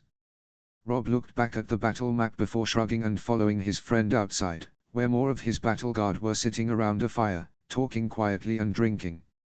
There was Garland, Robar Royce, Smallgen, and Brian. The heir to Last Hearth was teaching the second son of Mace Tyrell how to quaff, which the Reachman was having little success with, but it made Smallgen happy. They all nodded as Robb joined the group, accepting a tankard from Smallgen. Thank you. Do you think we will win tomorrow, Your Grace? Robar asked curiously. Robb nodded slowly. I think if we can execute the plan of forcing Tywin into the lake, then yes. If not, then it'll be a long day of fighting. Then it's on to King's Landing and that royal bastard Joffrey. Smallgen rumbled. Cowardly cunt. Do you mean to take the Iron Throne when we take the capital? Robar asked. The group went silent after the Vale Knight asked his question, looking at their king. The Northerners hadn't considered the possibility that their king would stay in the south, but obviously, the Southern Knights thought he might. Robb shook his head. I haven't decided yet, Robb answered, gazing evenly at the Valyman. But I may end up doing so. What about the north? Daisy asked. Robb pursed his lips. I have full faith Jon can retake the north, he answered. I'm not sure what might happen, but if need be, my mother or Jon will become regent of the region. If my brothers somehow survived the fire, then they shall take over as Lord of Winterfell when they are old enough. If not, then I will legitimize Jon and he will take over as Lord of Winterfell. Either way, House Stark will rule the north and Winterfell. First we must deal with Tywin, Brian said abruptly, going slightly red as she realized that she might have just spoken over the king. Robb smiled grimly, nodding to her. Indeed. We must first deal with Tywin. Brian, have you ever thought about visiting Bear Island? The large warrior woman shook her head. No, Your Grace, she answered quietly. You should. The women of the island are quite impressive. Robb said, nudging Daisy slightly, who had a proud look on her face. They all learn how to fight. I must apologize for not introducing you to Lady Mage when I had the chance at Riverrun. Brian looked between Robb and Daisy. It would be my honor to visit Bear Island, she answered before looking down at her boots. The woman was a curious case to Robb. She was ferocious with a sword and seemed to be extremely loyal to whoever held her loyalty. But she seemed hesitant for whatever reason.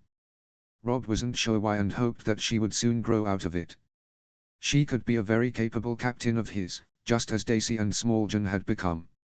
"How did you become a warrior, my lady?" Garland asked curiously. Brian looked up at the night. "My father had a few other children, a son and 2 daughters, before he had me, but all died young. When I was born, I was always bigger than other children and wanted to fight from an early age. After I came back one day with more than a few bruises, my father decided that I should learn properly how to fight." She patted the hilt of her sword. "I began my training the next day." "A wise decision on your father's part," Garland complimented. "Indeed," Robar agreed. "Your duel with Soloras was quite impressive." Brian went red in the face again from all of the praise. Obviously, she was not used to others applauding her skill. She nodded to the 2 men. "You are kind, good sirs," she said awkwardly. The group came to a companionable silence as they all drank and looked into the fire, enjoying each other's company the night before the battle. They were not stupid. There was every chance that any one of them could die tomorrow. But tonight they would spend in each other's company. "Your Grace, what was your father like?" Garland asked. "Lord Stark?" Robar asked. "My father always said that he was one of the greatest men that he's ever met. Honorable, fiercely loyal to friends, and simply a great man. Lord Stark was beloved in the North," Daisy added. "He always put his people and Bannerman first, looking out for their needs. There are few who could rule the North as he did." "He's also a great warrior," Smallgen said, his voice a little slurred from drinking. "My father always said that Lord Stark was one of the deadliest men that Westeros never knew about." "Didn't he face 3 Kingsguard when he went looking for his sister after Robert's rebellion?" Robar asked. "My father said he went south after lifting the siege of Storm's End." Rob nodded. "He did," he said quietly. "He and 6 companions versus Oswell went, Trolled Hightower, and Arthur Dayne. He lived, so he must have beaten one of them," Robar commented. "Say what you will about the Mad King, but none can see he didn't have a truly impressive 7. 2 of the arguably best to ever live in Selmy and Dane. It's a shame their talent was wasted on a madman." "What did Lord Stark think of the South?" Garland asked suddenly, looking over at his good brother. Rob pursed his lips. "My father wasn't fond of the South," he answered honestly. "He was fine in the Vale, where he felt a kinship with the men and women there, but for other places, he did not prefer to exchange flowery words that had no meaning. He said what needed to be said and was a man of action above all things." Rob smiled slightly. "He once told my mother that words don't keep you warm in the winter." Garland nodded. They probably don't," he agreed. "The Reach has always been full of flowery words, as your father put it. The singers say that chivalry was born in the Reach, but I think that's just more talk." Rob patted the man on the back. "I'm not so sure. Lord Tarly certainly isn't much of a talker." Garland chuckled. "Randall Tarly is granite-made flesh," he joked. "But I mean what I say. Words have always been as good as currency in the South, especially the Reach. Perhaps a new king on the throne may change that. One that has the courage that says what needs to be said. Like his father before him." Daisy laughed. "Any Stark can take a group of criminals and turn them into the most good-hearted people in Westeros. I'd stake my life on that. Being around good people brings out the good in others." "Wise words, my lady," Robar said. Rob looked around at his friends. For a time, it didn't feel like they were at war at all, but a group of friends simply sitting around a fire and talking. It was a surreal moment that, right before the most dangerous battle that many of them had ever faced, they were simply sitting and talking. The young king got up, finishing off the last of his ale. "You should all find your beds," he said. "We'll need our strength for tomorrow when we finally face the Old Lion." The others all nodded and finished off their tankards, save for Smallgen, who polished off his ale, then poured himself another and drank that too. One by one, they all walked away to find their beds. Smallgen and Daisy were the last to leave, clasping arms with their king, their northern king, before walking off. Rob walked back into his tent, finding the letter than he had set off to the side. He unrolled it, rereading the words he had read more than a dozen times, still not believing what he was reading. My love. I have spoken with the maester here in Riverrun. I am with child. Come back alive, for me and our child. All my love. Margary. Rob 18. Rob was proud of his army as they marched into position. He, a young man who had not even reached 20 name days, had united 4 of the 7 kingdoms under one banner and now led a significant portion of them into battle against possibly the most dangerous man in Westeros. Unfortunately, pride wasn't all that Rob was feeling. It felt like stone butterflies littered his stomach, an unpleasant experience for the young king as he faced the opposing force arrayed in front of him. Tywin had set his men in a similar formation as Rob, with infantry and archers in the center and his cavalry protecting the flanks.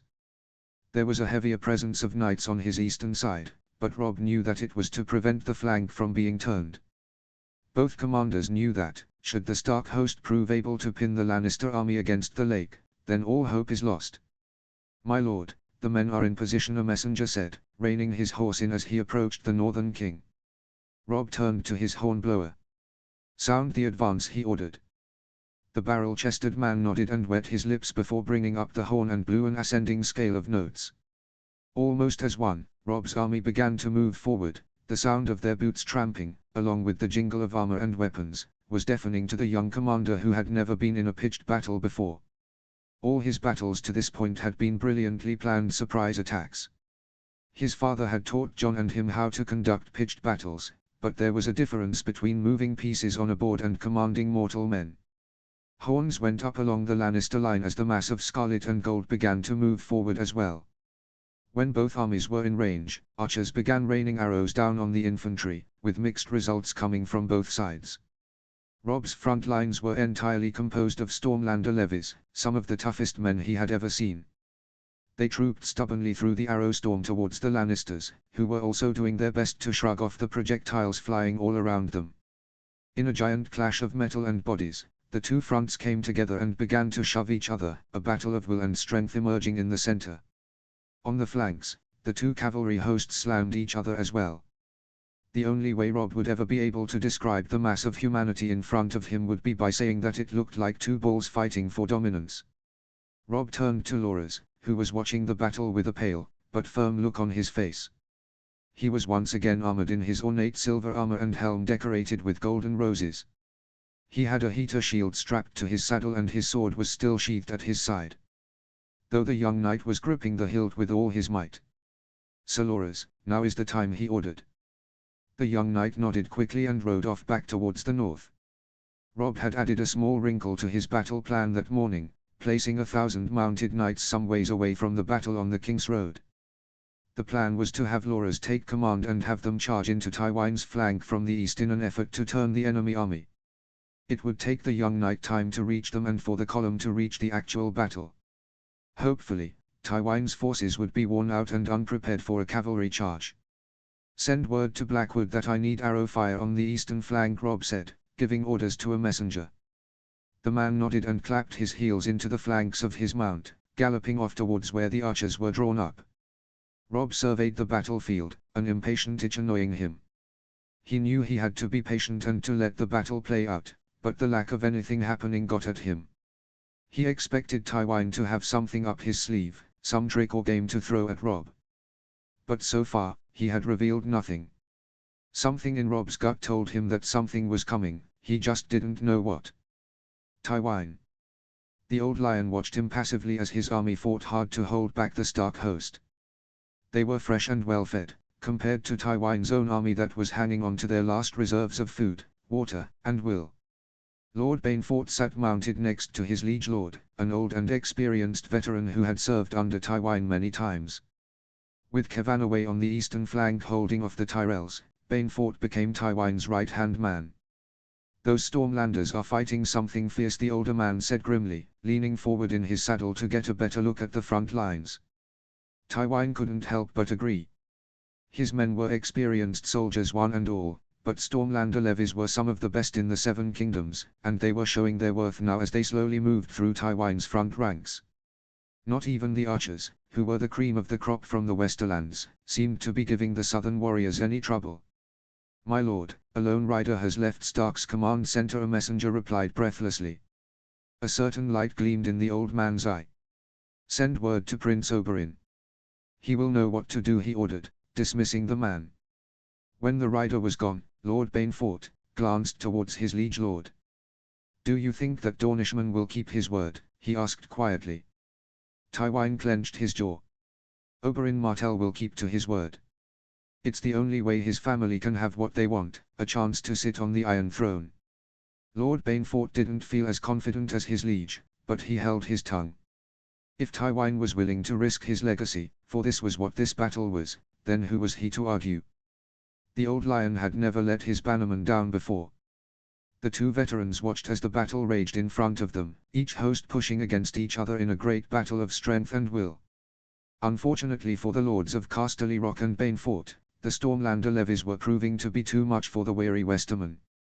They were also backed up by a small host of Northmen, given their chainmail and boiled leather armor. No doubt battle-hardened soldiers that had been with the Stark boy since the onset of the war. They were the steel backbone of the infantry. My lord, our arrows are running thin, a messenger called, riding up to Tywine. Lord Marbrand is asking for any archer you can spare. Lord Marbrand will continue as he is. Tywine barked, glaring at the man. Reinforcements will be arriving soon. Tell him that he is not to disturb me anymore. The rider paled, but nodded, riding off back the way he came. Tywine turned his glare back towards the battle, where the Stark host seemed to be getting the upper hand against the Lannister army. Send word to Sir Gregor. Tywine snapped to a nearby messenger. The rider nodded and clapped his heels into his mount, spurring it towards the ruined castle in the distance. It was time for the old lion to show his claws. Robb. After hours of fighting, Robb finally saw that his men were taking the upper hand in the fight. It was a good sight for the young king, especially since Sir Loras was close with his knights. Just as the thought entered Robb's mind, the Knight of Flowers and his 1,000-strong company came galloping down the road, their steel armor shining in the sun. With spectacular discipline, the armored wedge swung east before swinging back west, now pointed at the Lannisters' unprotected flank. Like an arrow sinking into a target, the wedge of knights slammed into the Lannister cavalry, penetrating deep into the ranks of red and gold. The enemy wavered slightly under the onslaught, but they seemed to retreat and rally, trying to keep their enemy in front of them. Your Grace! Brian cried, pointing towards Harrenhal, where a group of cavalry had suddenly emerged and was charging full pelt towards Robb's flank, where Lord Caron was slowly pushing the enemy back into their own infantry. The massive figure at the head of the group told Robb all he needed to know about who was leading the group. It was the Mountain. Tywine's mad dog and his pack of equally cruel and sadistic raiders. Perwyn, take 1,000 men from the reserve and march to Lord Caron's aid. Robb quickly ordered. The Free Knight nodded and rode off to follow his king's order. Will that be enough? Smalljan asked, he and Daisy riding up to Robb. It'll have to, Robb said grimly, annoyed that he had been caught by surprise. He didn't think that Tywine would attack Robb from the west. He's trying to cause casualties, and Gregor fucking Clegane can do that better than anyone. He knows he can't win and is going down fighting. Smalljan and Daisy nodded, falling back in line behind their king with the rest of their group.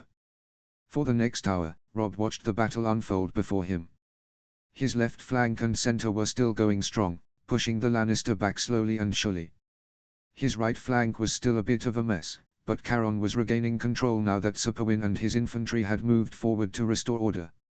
Robb had been tempted to throw his reserves into the battle to try and end the fight, but he knew that it would be a folly.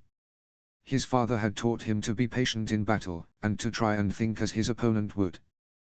That's what Robb had done so far in the war, and it's worked out well for him.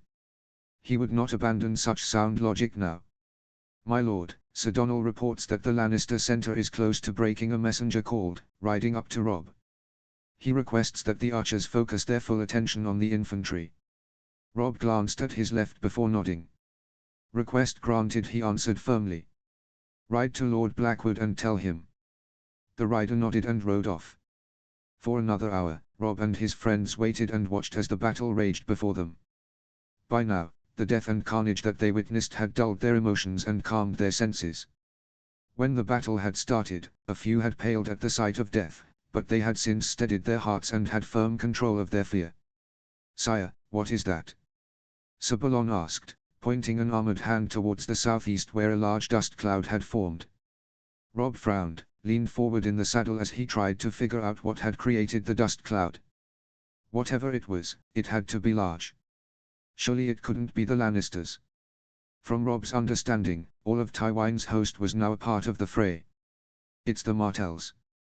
Sabalon gasped, shocked. Robb turned to him. "Are you sure?" The knight nodded quickly.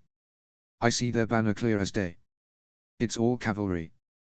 There have to be thousands of them. Surely they are here to help us." Sagath Hightower interrupted. "Prince Doran and his family loathe all Lannisters." A terrible feeling filled Robb's gut, one that he had felt weeks ago when he was in the Reach with Renly the night the Baratheon brother had died in front of him. It was a feeling of fear and uncertainty. Not something that Robb felt often. He felt it again now, far stronger than when he had at the start of the battle.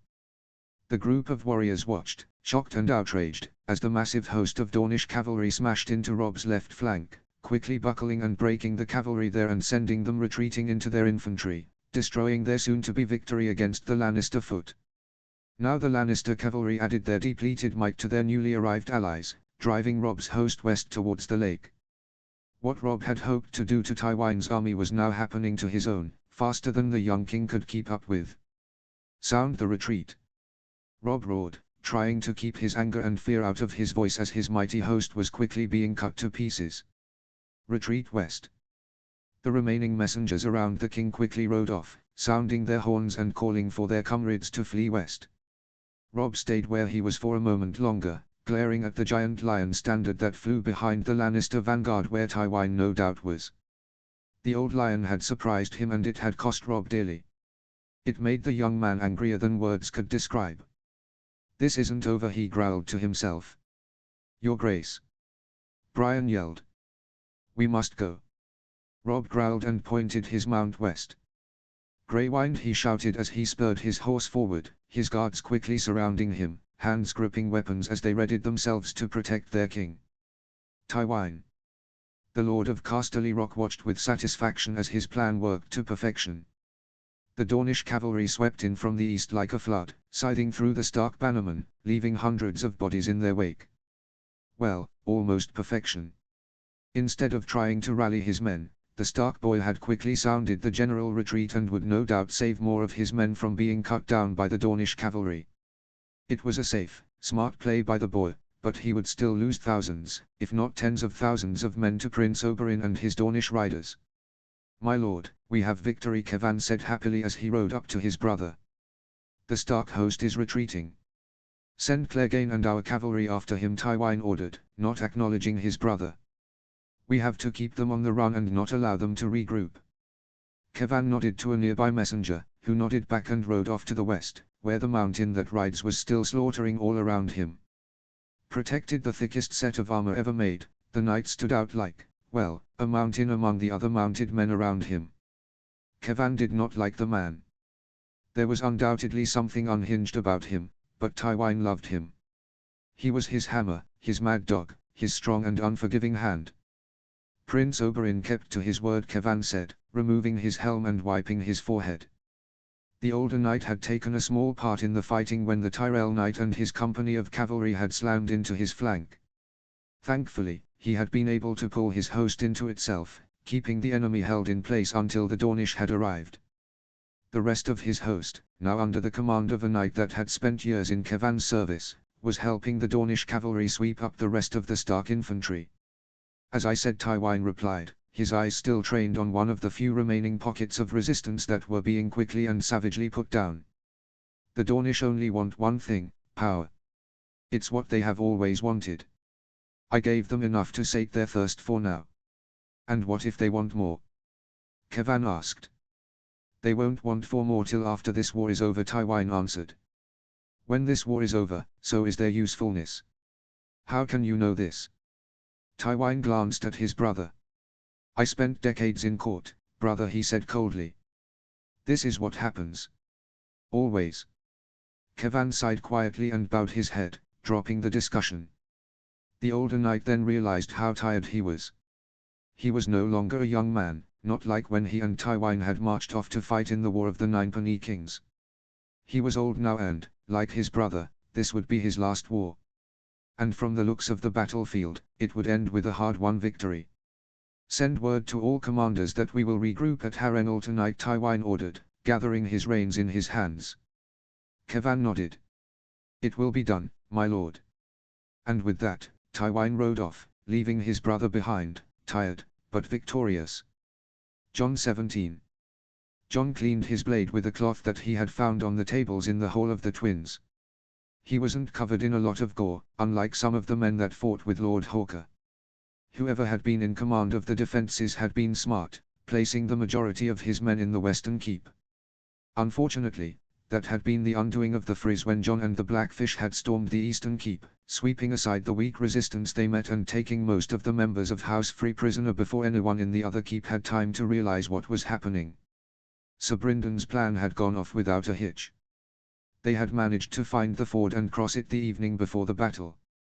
Their attack on the Eastern Gate had also gone perfectly.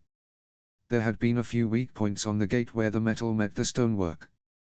Those had been the first to come loose before the rest of the portcullis was torn from its fittings. Just after Jan Hawker shot off a signal arrow is when all hell broke loose. Glover and Mormont took the majority of the men and began to clear out the castle. They had orders not to give any leniency to free soldiers that they found, only to women and children. While they accomplished that, John, Sir Bryndon, and a handful of knights went directly to the main hall where they found an irate Lord Free. John would remember the brief conversation and fight for a long time. Line break. John and Sir Bryndon burst through the double doors, cutting down the few Free guards who had been huddled on the other side.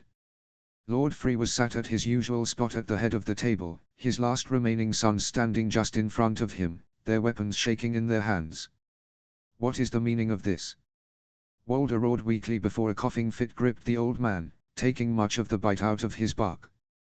"Walder Free, you are charged with treason," Sir Bryndon said fiercely. "I will give you one chance to surrender and end this fight before more of your men die." The old Lord of the Crossing slammed his hand on the table, his face mottled red and purple with rage. "Never."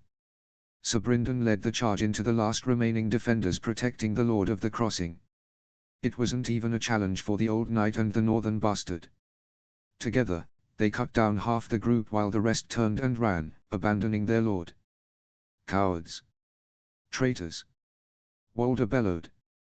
For the first time, the old lord was showing a little fear as Bryndon and John approached him, their blades slick with blood. "Sir Leon, take this traitor and throw him in the dungeon," Sir Bryndon ordered. "I demand trial by combat." Walder threw out suddenly, holding his hands in front of his face. "Trial by combat is reserved for nobles on trial," Bryndon growled. "You and yours have been stripped of any such luxury." He turned to John. "John, what would King Rob do?" he asked. John glared at the old lord. "My brother would behead him," he spat. It was at that moment Walder Free lost control of his bladder, soiling himself as he began to sob fearfully. It was a pitiful sight. The once mighty and arrogant Lord of the Crossing reduced to a soiled, sobbing wreck of a man. "His crimes are against House Stark," John continued, "even though I am no Stark, King Rob is still my brother. I will swing the sword." Sir Bryndon nodded firmly, not arguing with the younger man. "He will be executed in the morning. Now get this sorry mess out of my sight." Line break. After Walder Free had been dragged off, Lord Glover had led more cavalry across the bridge and pinned the last defenders between himself and Lord Hawker's men. Once the gate of the Western Keep was opened, most of the defenders knew that the fight was up. Some tried to surrender, others fought to the last, and a few even threw themselves into the river, forgetting that they were wearing mail shirts and had metal helms strapped to their head. Their death was a lot slower and probably a hell of a lot more painful. Now John sat outside the eastern gate on the leg that would be used for Lord Free's execution.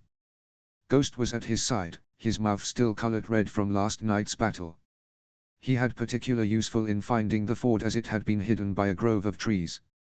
"John," Sir Bryndon called, walking up to the northern bastard, flanked by the rest of the war council. They all still wore their armor and were sporting blood and bruises from the fight. No doubt the great Jon had already boasted about how he got some of his war wounds. "Sir Brynden, are we ready?" Jon asked, standing up. The older knight nodded. "He's being brought up now." Walder Frey looked no better than he had when Jon had seen him last. His long, thick robes were stained with piss and dirt. The old man's face was haggard and sagging, his eyes still red with tears, and his nose was running profusely. He looked like shit. Plain and simple. Jon gestured for the two Tully men to put Walder's neck on the block as he took his spot, planting Frost in the ground in front of him. The Northern lords who had seen Eddard Stark execute someone would say, at that moment, Jon looked like a young Ned Stark. The way he held himself, his sword, the look in his eye. There was no doubt, the boy was a Stark. "Walder Frey, you are charged with treason against King Robb, king in the north and of the Riverlands, Stormlands, and Reach. Do you have any final words?" Jon asked, his voice heard clearly by all present for the execution. "Please, please don't kill me." Frey whimpered weakly. "Please, I'll do anything." Jon frowned. "You made your bed, Frey, now you must lie in it," he said firmly. "I, Jon Snow, brother to his grace, King Robb Stark, sentence you to die." The stroke was clean and strong, taking the old man's head off in a single cut. But in Frey fashion, Walder couldn't even die cleanly, voiding his bowels just before his head was taken from his shoulders. "Put a head on a spike and place outside this gate," Sir Brynden ordered. "Throw the body in the river." The guards nodded and bowed, grabbing the headless body and head and taking them away, leaving the nobles alone to talk. "That was well done, lad," the great Jon praised, laying a surprisingly gentle hand on Jon's shoulders. "Ned would be proud." "As would your brother," Glover added. Jon nodded to them. "Thank you, my lords." Walder Frey's transgressions were against House Stark. "I gave the sentence and I swung the sword. I must admit, that is the first time I've seen northern justice." Edmure mused. "It's quite honorable. It's a northern tradition." Lady Mage explained gruffly. "If you're strong enough to condemn a man to death, then you are strong enough to swing the sword and hear his final words." "Well said, my lady." Lord Mallister praised. "Now, what will be done with this place?" he asked, gesturing to the twins. "I will leave a Castellan in place when we march south to join his grace," Sir Brynden said. "As for what will happen to it, that will be left up for King Robb to decide." "What of the rest of the Freys?" Jon asked. While Walder had been killed, and most of his sons were in the north with the Boltons, that still left dozens of children and women from Walder's many marriages. They had all been confined to the main hall. "They will be kept here until the end of the war," Sir Brynden answered. "Then, the women and their children will be sent home to their mother's family. Those who are unwed shall be sent to a convent to join the faith or silent sisters. Any young man who is unmarried shall either be sent to the wall, the faith, or the citadel." "How many did we lose?" Lord Blackwood asked. 2,000 foot, Edmure answered grimly. "Mostly those under Lord Hawker's command." "Do we know how his grace fared against Tywine?" Lord Karstark asked. "I have not received any riders or ravens," Brynden answered. "Once the twins are secured, then I plan to march south towards Harrenhal." The old knight looked around. "If that is all, my lords, I am sure you all have things to do." As the nobles began to disperse, Sir Brynden pulled Jon to the side, making sure no one is within earshot. "Jon," he said, "I want to wish you luck as you travel north." Jon shifted. He had grown used to seeing Brynden as a grim, brutally honest man. He was unused to seeing a softer side of the man like he was now. It made him slightly uncomfortable. "Thank you, Sir Brynden. I wish the same for you when you march south to join Robb." Jon responded. Brynden nodded. "I wasn't sure what to make of you when you arrived.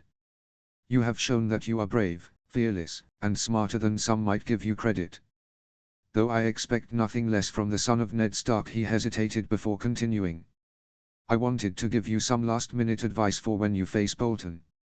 Jon wasn't sure what to say, so he simply nodded. "As we both know, Bolton will not fight fair. He will cheat, lie, and be a dishonorable piece of filth. Do not trust a word he says." Brynden said. You will be surrounded by good advisors, especially Lord Hawker and Lord Umber when you finally face the man. But there is one thing I tell all that come to me for advice. Trust your instincts. What makes Rob a great strategist is that he knows when to trust his gut.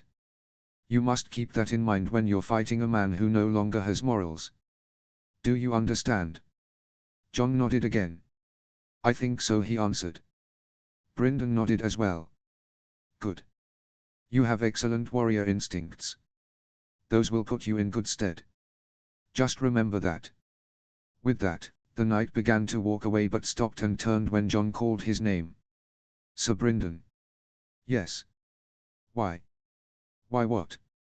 Why have you been so nice to me? John asked. You barely know me. The old knight shrugged. You know Kat sent me letters telling me about you, about her fears of what you might become. John nodded. Kat is a smart woman. But she was wrong in your case. Sir Brindon continued. I've seen a lot of life, lad. I've served in 3 wars, now a 4th. I've seen people, old and young, show more courage than most nobles. I've seen highborn and lowborn fight and drink together. What I'm saying is, life is not black and white. It's grey. I promised myself long ago to never judge a man by what is said about him until I see and talk with him personally. I wasn't sure what to make of you. Now I do. And with that, the Blackfish walked away, leaving behind a stunned and silent John. Tywine 3.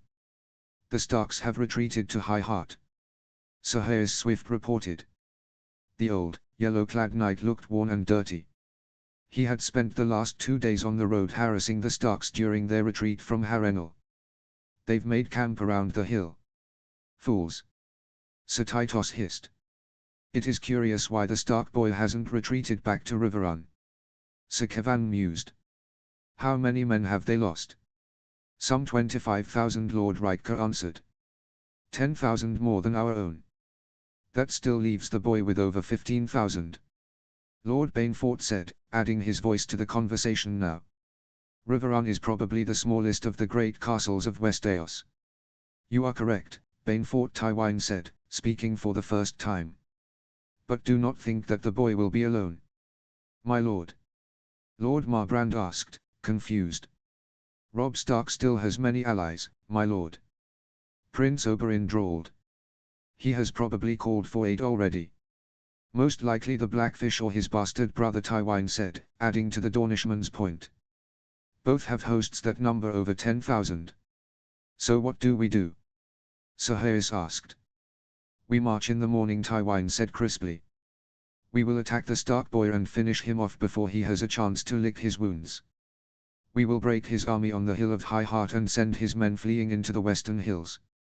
Robb Stark will not be among them. If he is not captured, then I want him killed.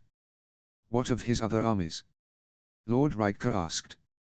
Once the Tyrells and Stormlords are brought to heel, then we shall march on the remaining Rivermen and defeat them as well, Tywine answered. And the Northmen? Roose Bolton can deal with them, Oberyn said, waving aside the man's gesture. Once they see that there is no longer a point being in the south, they will return to their frozen wasteland. You are correct, Prince Oberyn, Tywine said. We will help the Boltons as necessary to make sure they retake control of the region. Other than that, I will not march a host into the north to simply deal with skirmishes. Wise words, Lord Lannister. Prince Oberyn praised as he leaned back in his seat, sipping on what seemed to be an ever-present goblet of wine in his hand. Tywine pretended not to notice the compliment. That will be all, he ordered. Prepare the men. We leave at first light. The lords nodded and left the room, leaving Tywine and 2 others behind.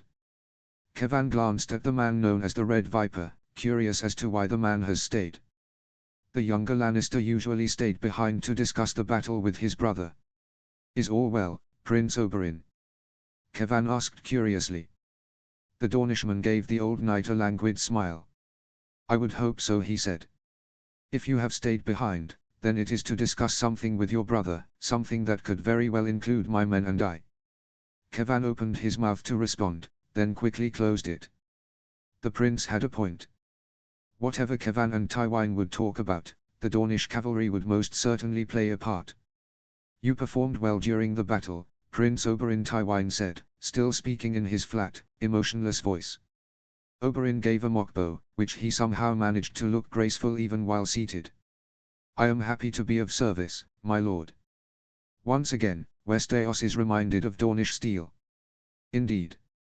The battle was becoming rather frustrating until you and your men arrived. Kevan said. The Stark's front was close to breaking our center. So I heard, Oberyn responded. It seems the Stormlands breeds great warriors. Kevan nodded. Aye, but your riders made quick work of them. I saw you led the charge yourself. The Dornish prince had done just that. Garbed in leather and bronze armor and golden silk, the man wielded a strange spear tipped with a short blade and a shield that shined like the sun. He was a fearsome sight and looked elegant and extremely deadly when he fought. Oberyn shrugged. What better way to prove loyalty to our new allies, he explained. I hear that your flank was close to breaking before I arrived. Kevan grimaced. The Tyrell knights fought well, he said. The Stark boy hammered my flank from the east as well. I was able to bring my host in and put our enemies to our front just before you arrived. So the boy was trying to turn your flank. Oberyn mused. How ironic that it was his men that were driven towards the God's Eye. Is there something you both need? Tywine snapped finally. Kevan cleared his throat, surprised with how easily he had been pulled into a conversation with the Dornish prince. Sorry, my lord. I thought you should know how many nobles die in battle. Any that I should care about? Tywine asked, still annoyed. Sir Lyle Crickehall and Sir Reynold Westerling were lost in the battle. Sir Lyle died fighting Garland Tyrell and the Westerling boy died from the cavalry charge to my flank. Kevan explained. How terrible, Tywine grunted. Have their bones sent back to their homes when the war is over. Kevan nodded. It will be done. Is there something you need, Prince Oberyn? Tywine asked. Oberyn shook his head. No, my lord, he said, standing up. Though, if I may broach a question, has the Stark boy surprised you? Tywine raised an eyebrow.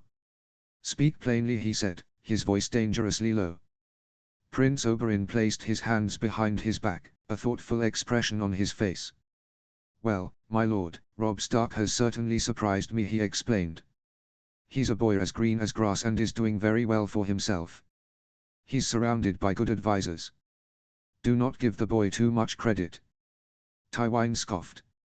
He did not have them when he gained the Reach and Stormlands as his allies. Oberyn countered. The boy has been absurdly lucky that it's getting hard to pass off his achievements as mere good fortune. Well, his good luck seems to have abandoned him. Tywine snapped. He lost the battle and will soon lose his life. Oberyn, sensing that he had pushed the old lion to the brink, simply bowed and left, leaving the two brothers alone. Oberyn. My prince, the rider said, bowing as the prince emerged from the shadows. The two were meeting in Oberyn's personal quarters in the heart of the Dornish encampment. There would be no prying eyes there. You have word from my brother? Oberyn asked, looking up from his reading. The man shook his head. From Lord Euronwood on Dragonstone, the man replied, handing the scroll to the prince. And your nephew? Oberyn raised an eyebrow and opened the scroll, quickly reading it. A sly smile spread across the man's handsome face as he threw the message into the fire. You have done well, my friend. Go, find yourself a woman a drink. The man hesitated before looking behind him. I did not come alone, he said. Oberyn's smile disappeared in an instant, his hand moving slowly towards the dagger he had on his desk. You were followed, he asked. The man shook his head, moving to the side as another person entered the tent. He wore a red hooded cloak, but it failed to fully cover the golden armor he wore or the blue hair that tumbled out of the hood. Hello, uncle, the man said, throwing back his hood. He was a tall, strapping young man, with elegant facial features that seemed a little off due to his blue hair, which hung loosely down his back and shoulders. His armor was bright gold, with one arm adorned with multiple golden bands. Each band marked with a skull over crossed spears. The mark of the Golden Company. Aegon. Oberyn breathed, standing up. You are supposed to be on Dragonstone preparing the attack. Lord Connington can deal with that, he said dismissively. I came to hear your report. The battle went in favor of the Lannisters, just as we planned, Oberyn said. The Stark boy has retreated to a hill called High Heart and has dug in there. And Tywine will go after him. Aegon continued. Oberyn nodded. He will. Good, Aegon said, smiling fiercely. There is word that the Vale is rising up.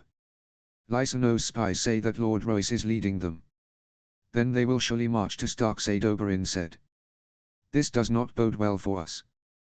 Perhaps it might, Aegon said. When Tywine marches on the Starks, keep an eye to the east. When the Vale forces are close, leave and return to us at King's Landing. Oberyn nodded, realizing what would happen if the Vale joined the fight. I will see it done, he promised. Aegon grinned, clasping arms with his uncle. Next time we meet, I will be on my rightful throne. You know that if the Vale joins the fight, that puts 5 kingdoms against us. Oberyn pointed out. Aegon snorted. They will see our power and kneel before his rightful king, he answered, his voice filled with a young man's passion. Oberyn didn't feel the same, but couldn't bring himself to correct his nephew. Something he and his brother Doran had worried about was the boy being raised by Jon Connington. Would he be told about his grandfather? It seems like he wasn't. I will see you in a few weeks, nephew, Oberyn said finally. When you are seated on the throne. Asher, Nuncle Asher called, walking up to the steel-clad warrior and his group of captains. The uncle and niece were meeting on the docks at Torrens Square. The rest of Asher's men were still at Deepwood Motte under the command of her other uncle, Roderick Harlaw. Victorian had sent her a raven telling her to meet him at the other northern castle under Ironborn command.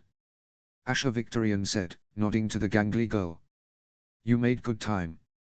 The drowned god was helpful, Asher said. Why did you call me here? Theon's been captured, Victorian said bluntly. The fool took Winterfell and then lost it.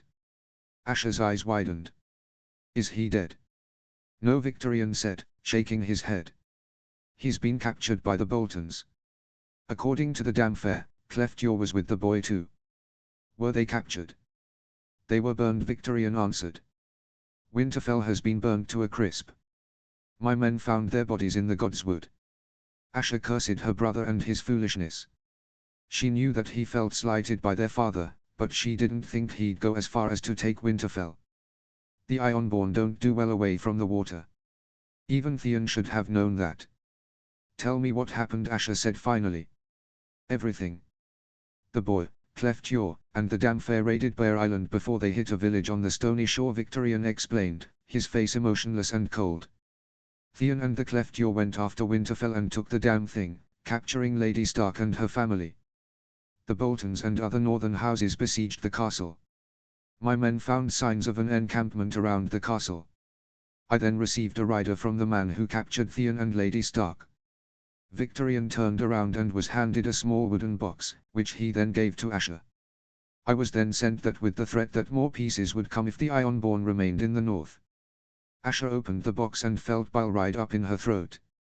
It was a pinky finger that had a gold ring on it. On the ring was a crude carving of a squid. So the Boltons have my brother and Lady Stark, Asher said finally. The Cleftjaw and his men were burned alive. She sighed. We need to rescue my brother. No, Victorian said firmly. We are leaving the north. Asher's head snapped up. What? There is more going on than you know, girl, Victorian grumbled. The Boltons have turned their cloaks. The Northern Army is returning home. Eagle's Roost has been besieged and Bodenhawker has returned to his nest. More men are returning to the north than we need, and they will strike at us as well as the Boltons. We cannot leave my brother behind. Asher cried. He made his choice, and we will not be beholden to the boy, Victorian growled. The Iron Fleet will leave the north and head south to the Reach. Balon has sent word that the Red Wine Fleet is attacking the Westerlands. Asher shook her head angrily. I will stay. She said stubbornly. I will not leave my brother to be flayed. Victorian crossed his arms. Theon is on the other side of the fucking north. You will obey me, girl. I am Lord Captain. The two family members glared at each other, neither giving in to each other. Asher rested her hands on the axes at her side. I lost Theon once. I will not lose him again. Take the rest of my men, but leave me 2 crews. Victorian scowled but nodded. Fine. I will leave you with the first wind and the sea song. You have 2 months to save Theon. If you don't or can't, I expect you in the Reach. Asher bowed slightly. Yes, Nuncle. Get back to Deepwood, Victorian ordered, glancing north. There's no telling how long the Seahawk will remain docked. What happened in the north? Asher asked curiously. The Boltons and others turned their cloaks on the Starks. One of Victorian's captains explained. Roswell's and Dustin's among them. The northern host is close to Moat Cailin. Another added. Asher raised an eyebrow. How do you know all this? Not all my ships have been raiding. Victorian rumbled. They have been my eyes and ears along the western coast of the north. I was not going to be surprised by Hawken or anyone else. Is Stark with them? Asher asked. Victorian shook his head. That is not known. But we do not have the men to repel the Northern Army, not with where we are now. We will return to the Iron Islands, replenish what we need, leave our booty, and head south. Does my father know of this? Asher asked. He will understand, Victorian answered. The Damfair has already set his sails for Pike. Asher was surprised but did not pursue the subject. Her uncle was a mighty warrior and as good a commander on the seas as any. But he was not a thinker, or at least not known as one. He followed Asher's father and the Damfair like a pet bear, the muscle to their brains. It seems that he was determined to not make the same mistakes that had happened in the failed rebellion years ago. I will return to Deepwood and send my men back to Pike, Asher promised. I wish you good fortune in the Reach. I advise you again, girl, do not waste your time with Theon. He chose to go away from the drowned god's strength. Victorian said. Asher shook her head. I will not lose him again. Not while he's still alive. The big man shrugged. Fine. And with that, Victorian turned and left, his captains following him back to the castle. Asher sighed and returned to her own ship, taking her place by the tiller as her crew disembarked and started their journey back down the river and back to Deepwood Motte. Line break. I agree with Victorian, Asher. Roderick Harlaw said, pouring ale for himself and his niece. You know what the Boltons do to their prisoners. I thought flaying was outlawed in the north, Asher argued. Roose Bolton turned his back on the Starks. He can do as he pleases. The man known as the Reader countered. You told me yourself that the sick fuckers sent Victorian a finger. What would you have us do? Trek across the frozen tundra, breaking into a castle, and then go back across the fucking north with a half-dead body? Asher couldn't believe that she was hearing. She and her mother's brother had always had a good relationship. He was the most reasonable of her uncles and she normally went to him when she needed sound advice. The only downside to the man was that he was too damned cautious. He's my brother. I cannot lose him again. Asher cried, throwing her tankard against the wall. I have to try. You can't attack the castle. Roderick scoffed. We have less than 500 men. The rest of our force has sailed for Pike. All I need are a dozen, Asher growled. Roderick crossed his arms, looking at his niece. There are 20 horses in the stable. You can take 20 men. The older man drained his ale and slammed the tankard back on the table. Do not kill yourself trying to save your brother. Asher went to speak, but Roderick held up a hand to stop her. You are your father's heir. He said, his voice slow and deliberate. If you die, then Victorian or the Damfair will become ruler of the Iron Islands. That cannot happen. You are smarter than both. You need to live. Do you understand me?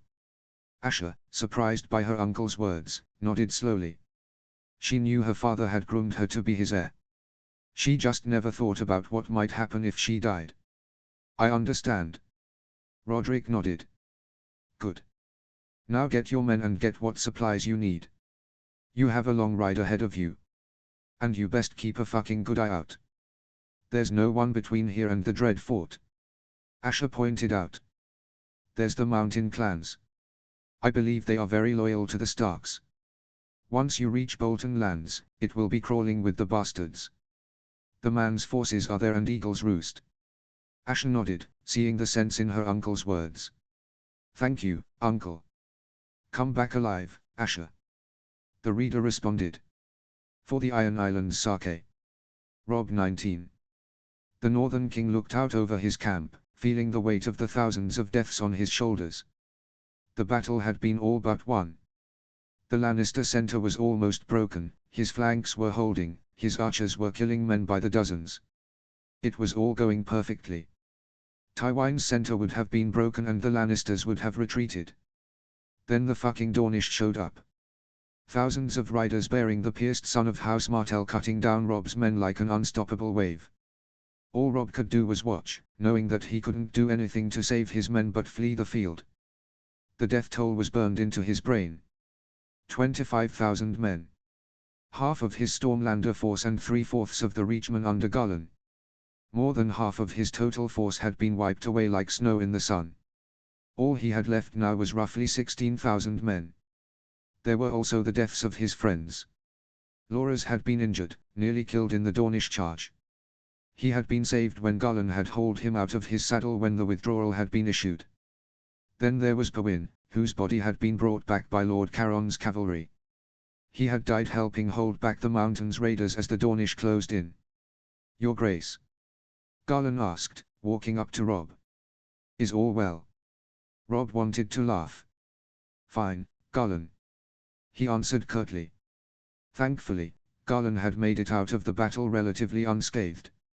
He had a few bruises and cuts but still looked like he could swing his swords without too much trouble. Rob had let out a huge sigh of relief when he had seen him after the battle. He wasn't sure how he would face Margaery again if both of her brothers had been injured. Gullen took Rob's clipped tone without complaint. Your council is ready for you. Rob nodded and walked towards the command tent that had been set up on the top of the hill. High Heart was a natural defensive position. The slope of the leading into the flat ground that made it so that no enemy force could approach unseen. Rob's army was camped on the west side of the hill, ironically facing the Westerlands where Rob's allies were. The command tent along with the tents of Rob's commanders had been set up within the circle of weirwood stumps. When Rob walked into the tent, all his commanders looked at him.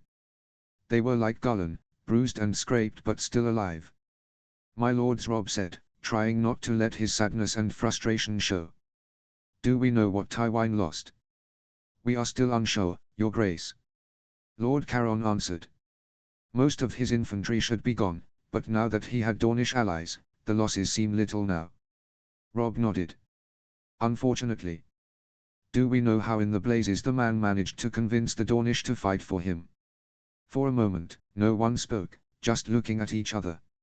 It was clear to Rob that his commanders hadn't come to a clear conclusion of how the Lannisters and Martells had joined forces.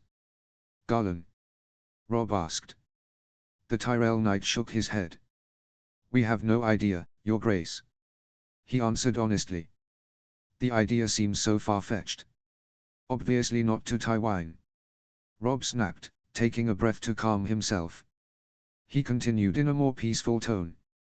Joffrey is a sadistic cunt, that has to be a clear fact by now, but there is still Tommen and Myrcella. Sir Donal nodded. Prince Doran has 2 sons.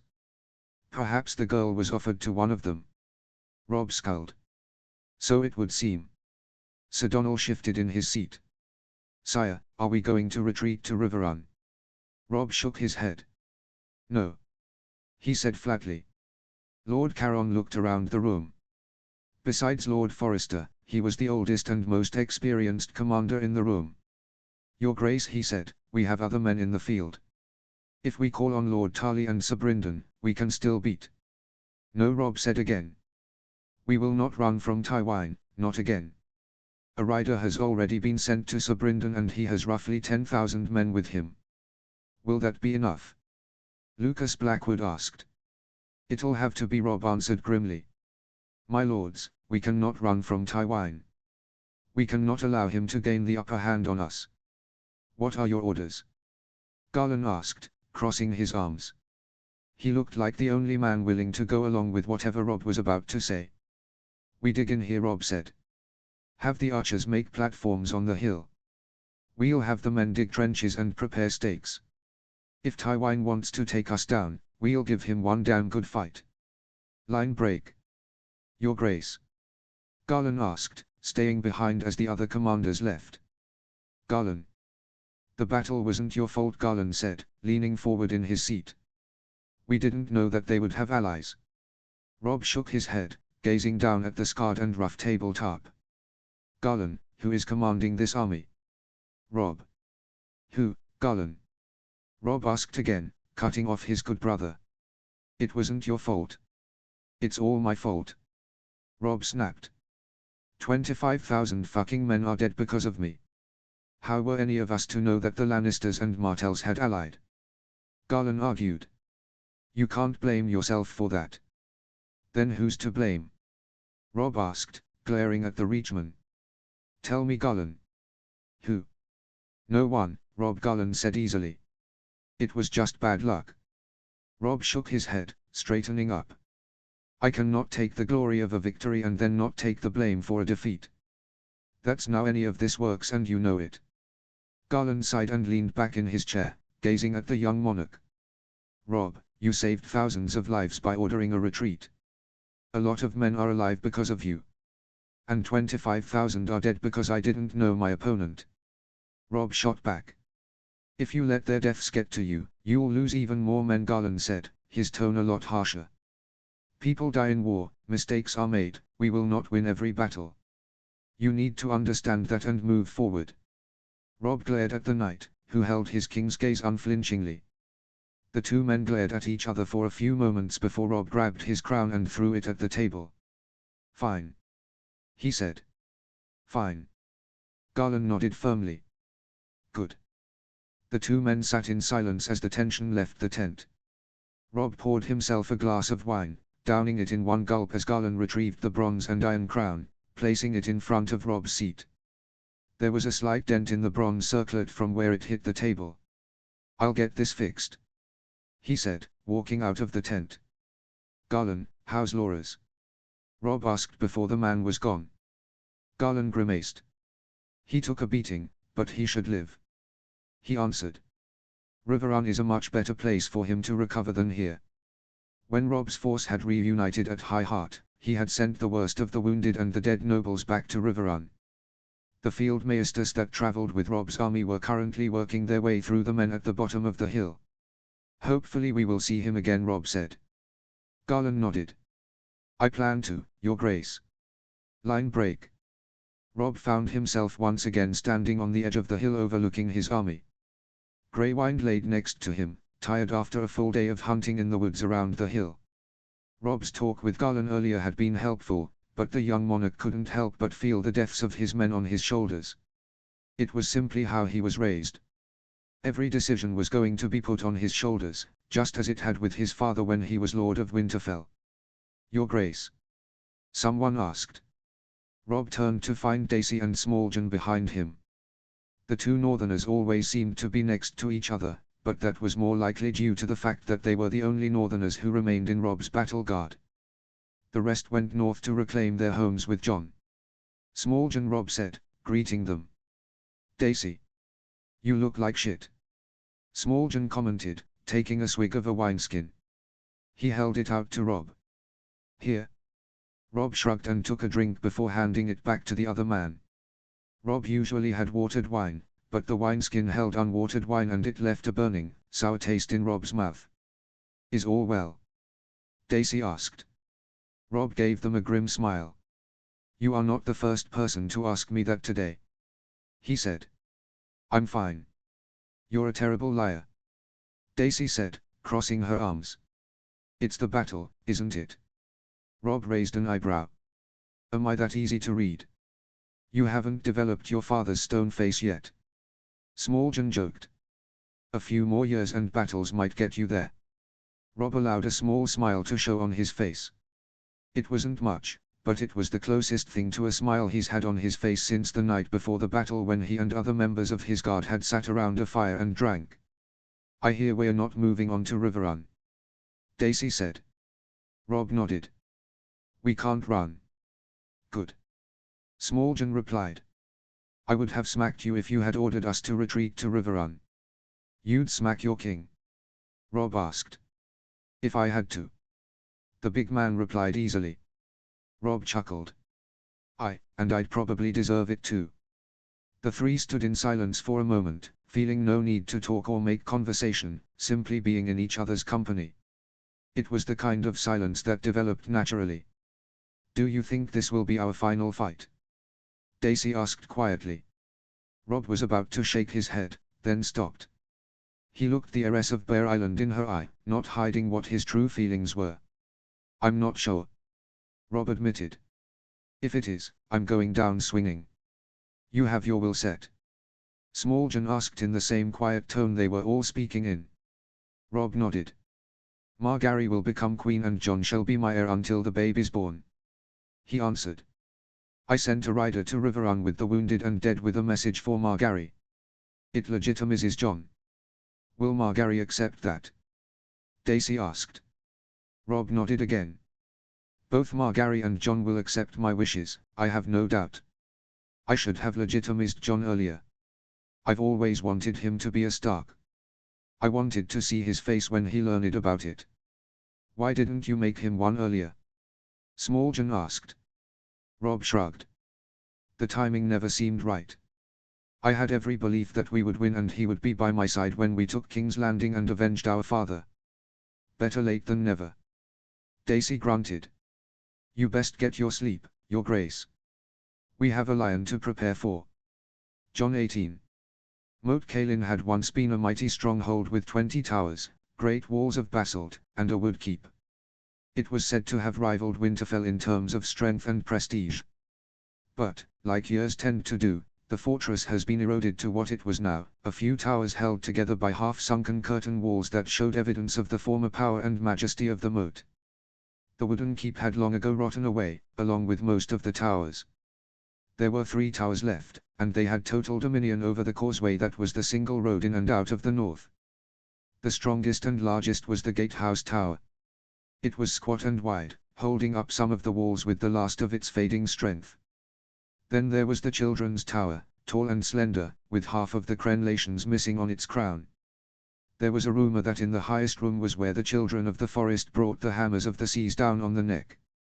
The final tower was the Drunkard's Tower, aptly named because of how the structure leaned. It stood in the ruins of the south and western walls.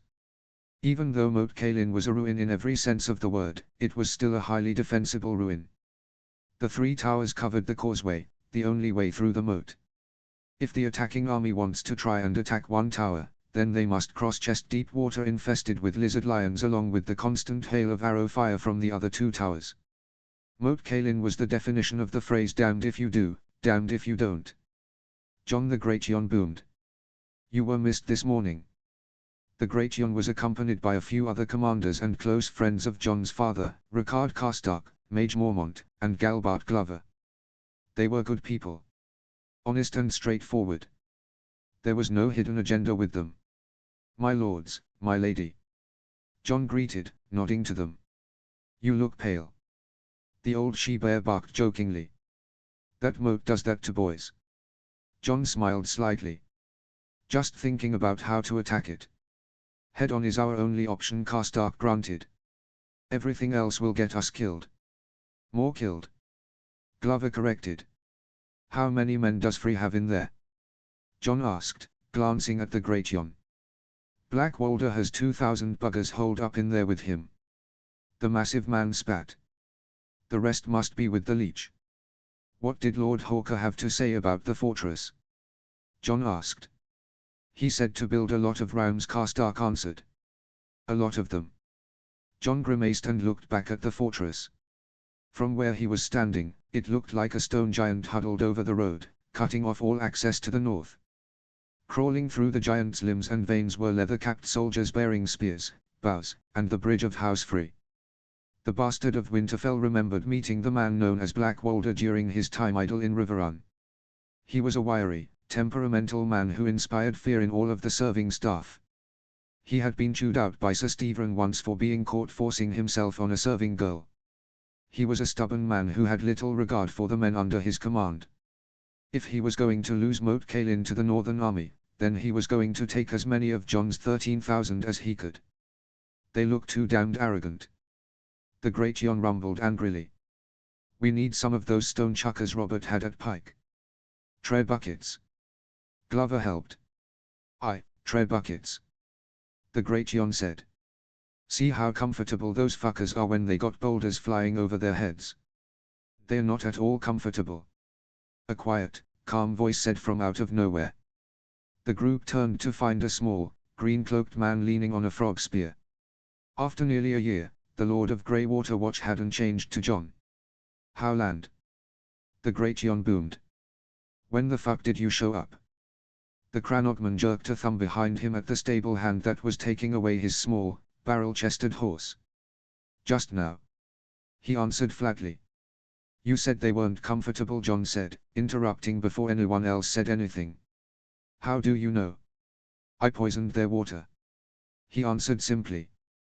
You always were a smart one, Mage said, she and the others chuckling darkly. Why don't they get water from the moat? Jon asked, glancing over his shoulder at the fortress. Tried, Howland answered.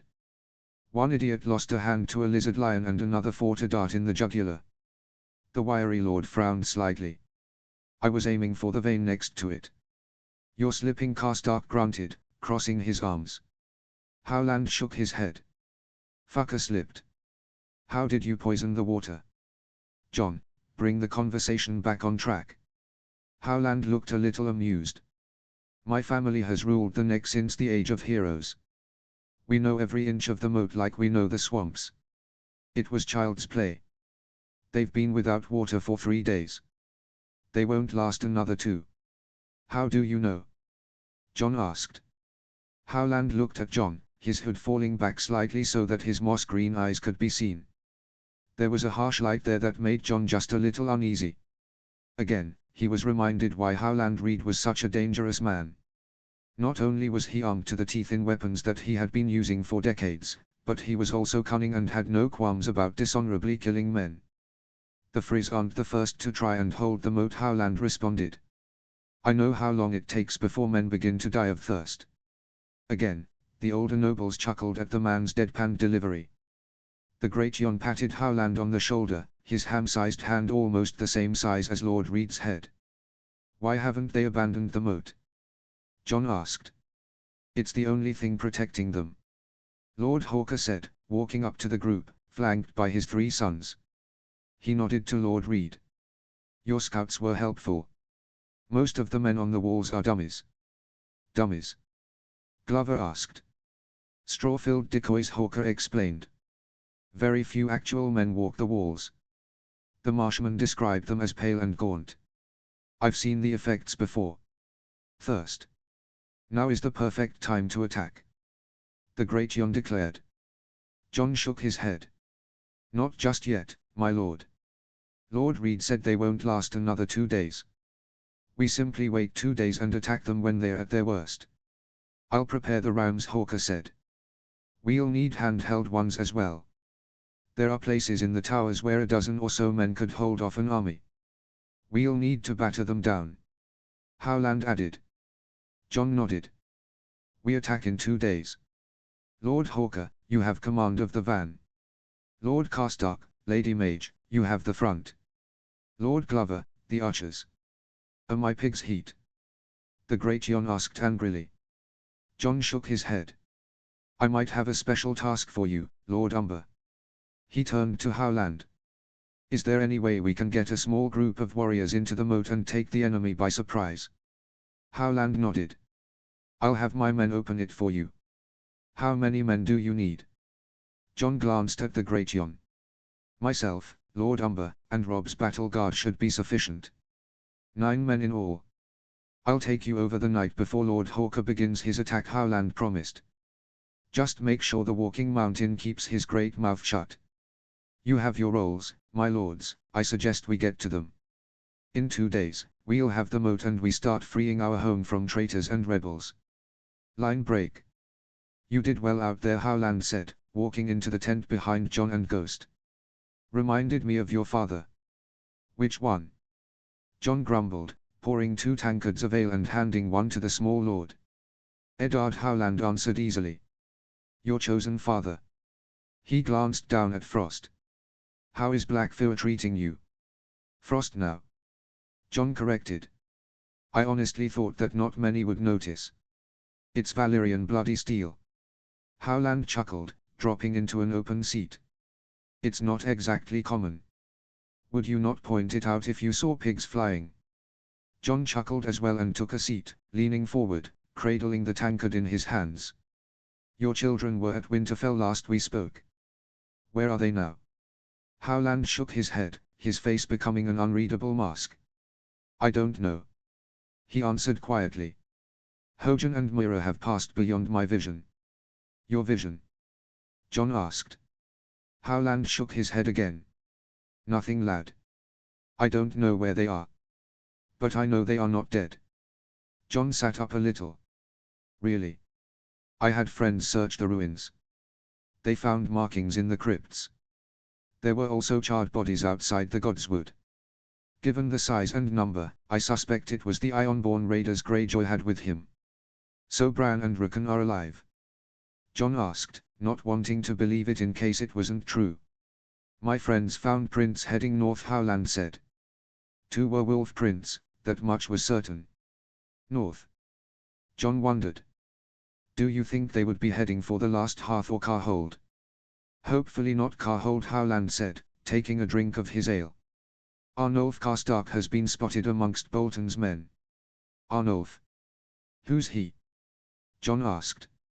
Rickard's Castellan, Howland answered. A grouchy, crooked man. I wouldn't be surprised if he was somehow pressured into joining the Boltons.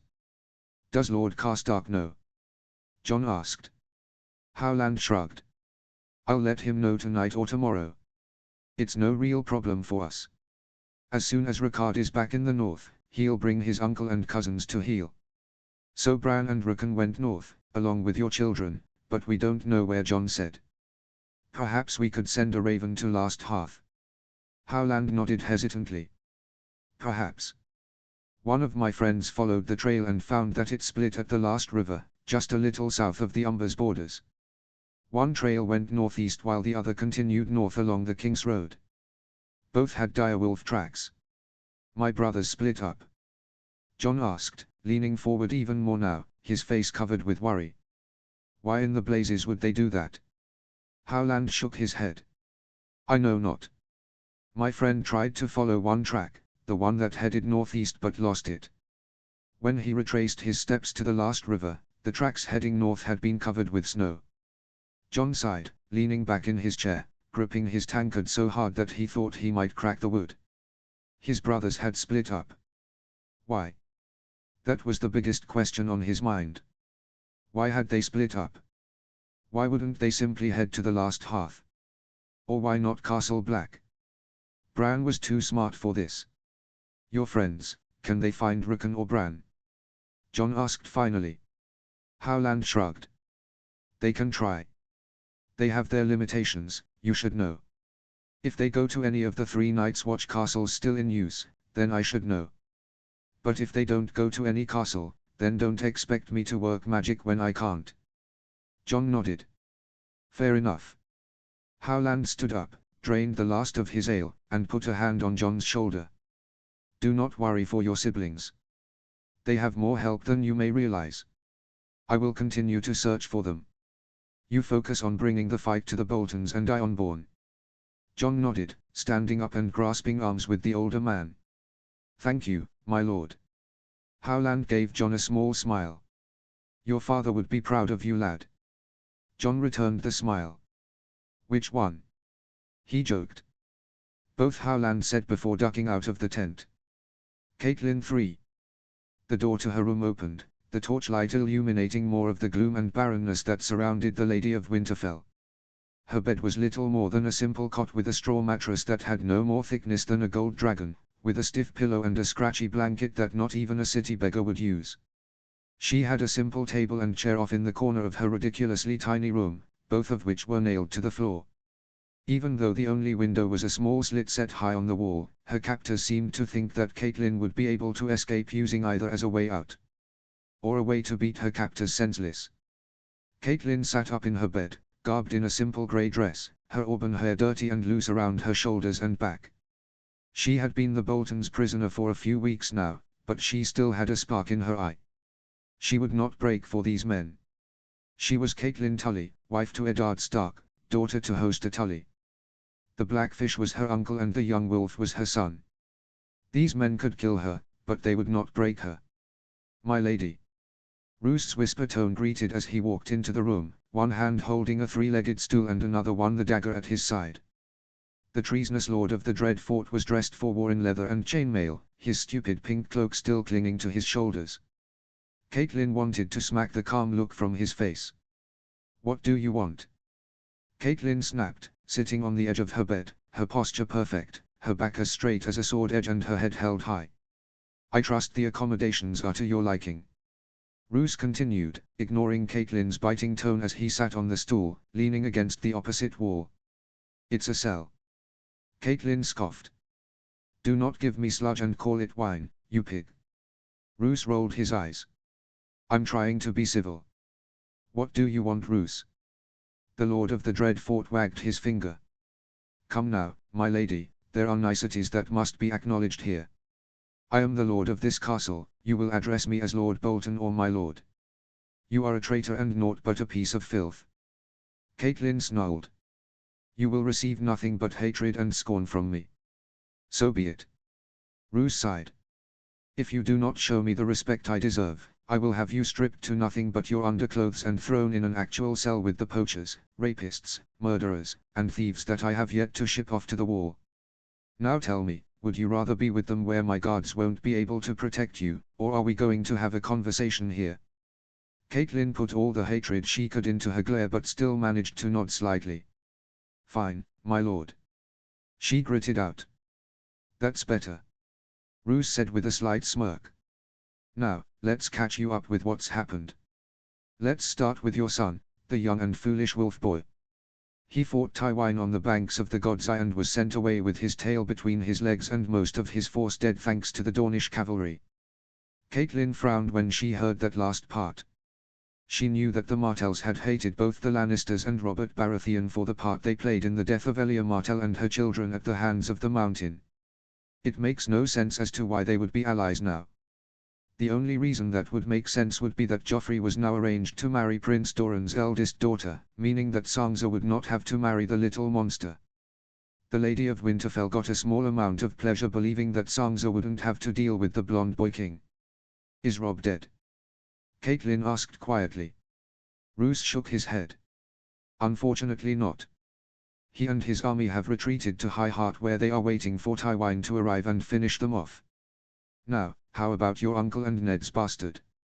The combined might of the North and Riverlands have recently taken the Twins, but the Northern Lords are marching north alone under the command of the bastard Jon Snow." The Liege Lord leaned forward. "How does that make you feel, my lady? Your son sent the bastard to save you. Oh, how Robb Stark loves his family." Catelyn did not give in to the goading, merely shaking her head. "Perhaps he does not see you as a threat," she replied crisply. Roose shrugged again and leaned back against the wall. "Be that as it may, Robb will soon be dead, and since your other sons are as well, the Northern Lords will abandon the bastard. You seem certain that Lords Umber, Karstark, and Glover will follow you?" Catelyn said curiously. "Dangerous arrogance for a man who has no true heir himself." Roose smirked. "Joffrey legitimized Ramsay. I received the declaration myself a few days ago." Catelyn smiled slightly as well, but it never reached her eyes. "The Northern Lords do not owe loyalty to the King in the Iron Throne, but the King in the North. They will never acknowledge your claim. It means nothing to them. And as much as I hate Jon, he is still the son of my husband, and you are a fool if you believe that the Lords with Jon will put aside their love for my husband to follow you." Roose's smile faded slightly. "Agree to disagree," he replied tersely. "But the Dornish have marched to Tywine's aid, and the Vale is now doing the same." The blood drained from Catelyn's face, and from the smirk that now reappeared on Roose's face, it showed.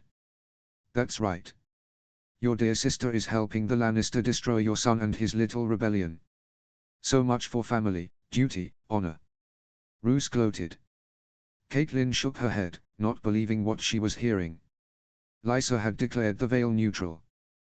The Lords of the Vale would never fight against Robb, never against the son of Eddard Stark. It was impossible. Or it should have been. What are you going to do with me? Catelyn asked quietly, doing everything she could to keep her composure. When the Northern Lords see that their cause is lost, they will be welcomed under my banner, Roose explained, standing up and grabbing his stool. Your son will be executed as a traitor, the Riverlords will be ruled by whatever Free makes it out of this war alive, and the Reach and Stormlands will heal and return to the fold of Joffrey's rule. As for you, you shall become my wife after the war is over and give me a proper heir. With that said, the Lord of the Dreadfort strode out of the room, leaving a pale and shaking Catelyn behind him. Line break. Mors. You're a bloody cunt, Arnulf. Mors snarled, leaning forward and glaring at the crooked man sitting across from the two Castellans of Last Hearth. Known each other for years. Fought with Ned in Roberts and the Greyjoy rebellions, and now you show up on our doorstep with an army at your back. The uncle of the Lord of Carhold glared back at the two massive men, one gnarled hand gripping the pommel of his blackthorn cane. The armor he wore seemed to hang off of his bent shoulders. The belt at his waist was pulled to its last notch. He was a pitiful warrior to behold, but he had his second son, Arthur, behind him. The lad was young and well-built, with the same grey eyes and gaunt face. His hand never left the pommel of the broadsword at his side. This does not have to end in bloodshed. Arnulf spat back. Surrender to my men, pledge your loyalty to Bolton, and let us be done with this business. Like hell we will. Mor's brother Hodder growled. The Great Jon is still alive, and until he says otherwise, House Umber is still loyal to House Stark. Don't you remember your oaths, Karstark? Mors added savagely. The boy is about to be destroyed by the Lannisters, and he's set aside his northern lords to marry a Southron. Is that the king you want? Arnulf argued. I've seen the women in the north. I'd take a Southron too. Hodder said dismissively. I bet you would, Horispan.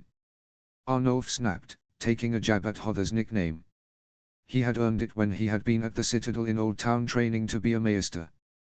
He had gutted a whore who had tried to rob him, though the story is not talked about around Hodder because the whore had apparently been a man. Hodder staggered to his feet, his hand going to the knife at his side, but Arthur stepped forward, half drawing his sword. Careful, old man. The young warrior snarled. We come under a banner of peace. Mors put a hand on his brother's arm and pulled him back down into his seat as he got to his feet, walking around the table till he was chest to chest with the Karstark lad. Mors towered over the boy, his good eye glaring down at him. Mors was a fearsome man, one-eyed, massive, and garbed in a cloak of a snow bear with its head as his hood. He did not need armor nor weapons to look dangerous. He had killed the crow who had taken his eye by biting its bloody head off. This boy playing at war did not scare him. Watch yourself, boy, Mors warned. I dislike oath breakers, but Rickard Karstark despises them. I wonder what he'll do to you when he gets his hands on you. Rickard won't touch us. Arnulf scowled. Bolton will make sure of that. Hodder chuckled darkly. If you believe that, then you're more of a bloody fool than we thought. Bolton cares about nothing and nobody. You are nothing to him. Arthur looked between Mors and Hodder before smartly taking a step back behind his father. Mors scowled under his bushy beard. Get the blazes out of our home, Mors growled. Arnulf bobbed his head and quickly left, his son hot on his heels. When they were gone, Mors turned to his brother. How much food is in the larders? 2 months' worth, Hodder answered. And men? 200 swords, another 50 bows. Hodder said. What will we do when we run out of food? Eat the bloody crows, Mors grumbled as he stormed out of the room. Line break. Theon. The last son of Balon Greyjoy groaned in pain as he regained consciousness. There wasn't a part of his body that didn't hurt. His hands were a bloody mess wrapped in blood-stained stripes of cloth. That's where the bastard had started before making his way to Theon's feet. Finally, there was a large splatter of red on the front of Theon's pants. The bastard himself was eating at a table in front of Theon, munching happily on fat, juicy sausages. He finally noticed that Theon was awake, a wide, cruel smile spreading across his face. Hello there. He said excitedly. How'd we sleep? What the hell did you do to me? Theon groaned, barely able to keep his head up. Ramsay regarded the sausage he had on his fork, wiggling it slightly. The whores I had brought in, they gushed over the size of your cock. So I took it. The bastard of the Dreadfort had said it so casually that it took Theon a moment to realize what he said. His head snapped up, his eyes wide with shock and horror as his mouth tried to form words. You did what? He cried. Ramsay giggled madly. I must say, the hounds loved it almost as much as the whores loved it. He laughed. Unfortunately for them, they couldn't fucking shut up about it. So we went for a little hunt. Reek had quite a lot of fun with them. Theon could barely breathe, his breath coming heavy and fast. He glared at the bastard. You're a fucking madman. He managed to shout finally. You're a dead man. Ramsay chuckled and stood up, grabbing a thin knife as he did. He strode over to Theon, gazing him up and down like a butcher with a newly slaughtered pig. Oh, I don't know about that. Ramsay mused. The fun is just about to begin. Rob XX. The men cheered as the men of the Riverlands trooped in, the Blackfish and the other lords of the Riverlands leading them. 12,000 men, 6,000 foot and cavalry, fresh and rested after their battle at the Twins. Rob couldn't help but feel relieved. As the reinforcements set up their camp, Rob met with his uncle and the others at the top of the hill, where their tents were added to the cluster. Uncle Rob said, clasping arms with the Blackfish. It looks like you didn't lose too many men taking the crossing. We got lucky, Your Grace, the Blackfish answered. John found us a way to get on the other side of the river. We surprised the bastards in the eastern keep while Hawker assaulted the western side. How did John find a way across the Green Fork? Rob asked curiously. The Blackfish shot Edmure with a dirty look before answering. Edmure got drunk and told the imp of a secret ford that is only known to the Tullys. Sir Brynden explained. Then the imp got drunk and told John. It was an accident, Edmure said weakly. Rob nodded. Nevertheless, perhaps it was for the best. We could have lost a lot more men without that knowledge. I see your own force has lost many men. The Blackfish commented grimly. The lion had claws. Desert snakes. Rob scowled. Sir Brynden raised an eyebrow. So the Dornish joined the Lannisters after all. Bastards surprised us from the east when the Lannisters' center was moments from breaking, Rob explained. I sent out the call to retreat almost immediately. There was no way we could have countered Tywin's trap. All our men were committed to the attack. You saved more by getting them out of there. The Blackfish said, a knowing look in his eye. No point in grumbling about it now. We live to fight another day. Aye, and that's what we plan to do, Rob said, motioning for the group of Riverlords to follow him. I refuse to run from Tywin again. We dig in and break the buggers here. Rob led them over to the eastern edge of the hill overlooking what would soon be the battlefield. Men were hard at work digging trenches in the side of the hill under the supervision of Lucas Blackwood and several captains. Further down, Lord Forrester and Garland were mounted and watching as men dug more trenches and set up stakes. It's not curtain walls, arrow slits, and a moat, but it will serve our purposes, Rob explained. While the rest of the lords spoke with one another about what they saw, the Blackfish stepped closer to Rob, dropping his voice so that only the Northern King could hear him. How many men does Tywin have? Sir Brynden whispered. Some 30,000, Rob responded. With Dornish make up a third of his number and they're all mounted. How many mounted men do we have? 11,000 counting your men. Rob sighed. Any tricks up the sleeve? Rob shook his head. Not this time, uncle. We hold here. And if we can't? I have a system of riders set up between here, Riverrun, and Tarlis encampment at Casterly Rock. I also have another rider at Riverrun prepared to go north to John should things go ill here. He will watch out for Margaery and Tarly will finish what we started. The Blackfish patted Rob on the shoulder. Then we best not lose and get you back to your golden rose. Line break. My lords, welcome back, Rob said, nodding to the lords of the Riverlands. Your help is vitally important as you are well aware. What is our plan for Tywin, your grace? Lord Mallister asked, getting right to the point. We make his life hell, Rob said simply. Sir Bryndon and Garland will each hold the flank with the cavalry we have. The archers will be under Lord Blackwood. The infantry shall be under Lord Forrester. How far away is Tywine? Edmure asked. He will reach our position tomorrow, Robb replied grimly. I will not mince words, my lords. We lost all of our advantages at Harrenhal when the Dornish cavalry blindsided us. We both boast some 30,000 men, though the Lannisters have the slight edge thanks to their new allies. Any word from Lord Tarly? Sir Donal asked. Robb nodded. Lord Tarly is marching east with 30,000 men, just under half of the force he took with him into the west. But he has yet to reach the Golden Tooth. We cannot rely on his help for this fight. The air seemed stale in the tent. When they had all been at Riverrun last, there had been so much energy in the air. Tarly took 80,000 men west to conquer Lannisport and Casterly Rock. Jon Snow and the Blackfish had marched north to deal with the traitorous Freys and Boltons with the remaining strength of the North and Riverlands, some 30,000 foot and cavalry. That left Robb with 41,000 men to deal with Tywine Lannister and the last of his Westermen and his Crownlander allies. 35,000 men in all. The war would have been over in one fell swoop if Robb had not underestimated his opponent. Then again, not even the most learned Archmaester could have predicted an alliance between the Lions of Casterly Rock and the Princes of Sunspear. We all know the consequences of defeat, Robb said gravely. We best find our beds or a septon. Whichever you prefer. The lords nodded and left. Garland waited behind so that he could speak with Robb, but the king in the north had disappeared as well. Robb strode out of the tent, Grey whined at his heels as he swung his cloak over his shoulders. He was looking for one person. Oliver. Robb called when he finally caught sight of his squire. The young man jumped at Robb's voice.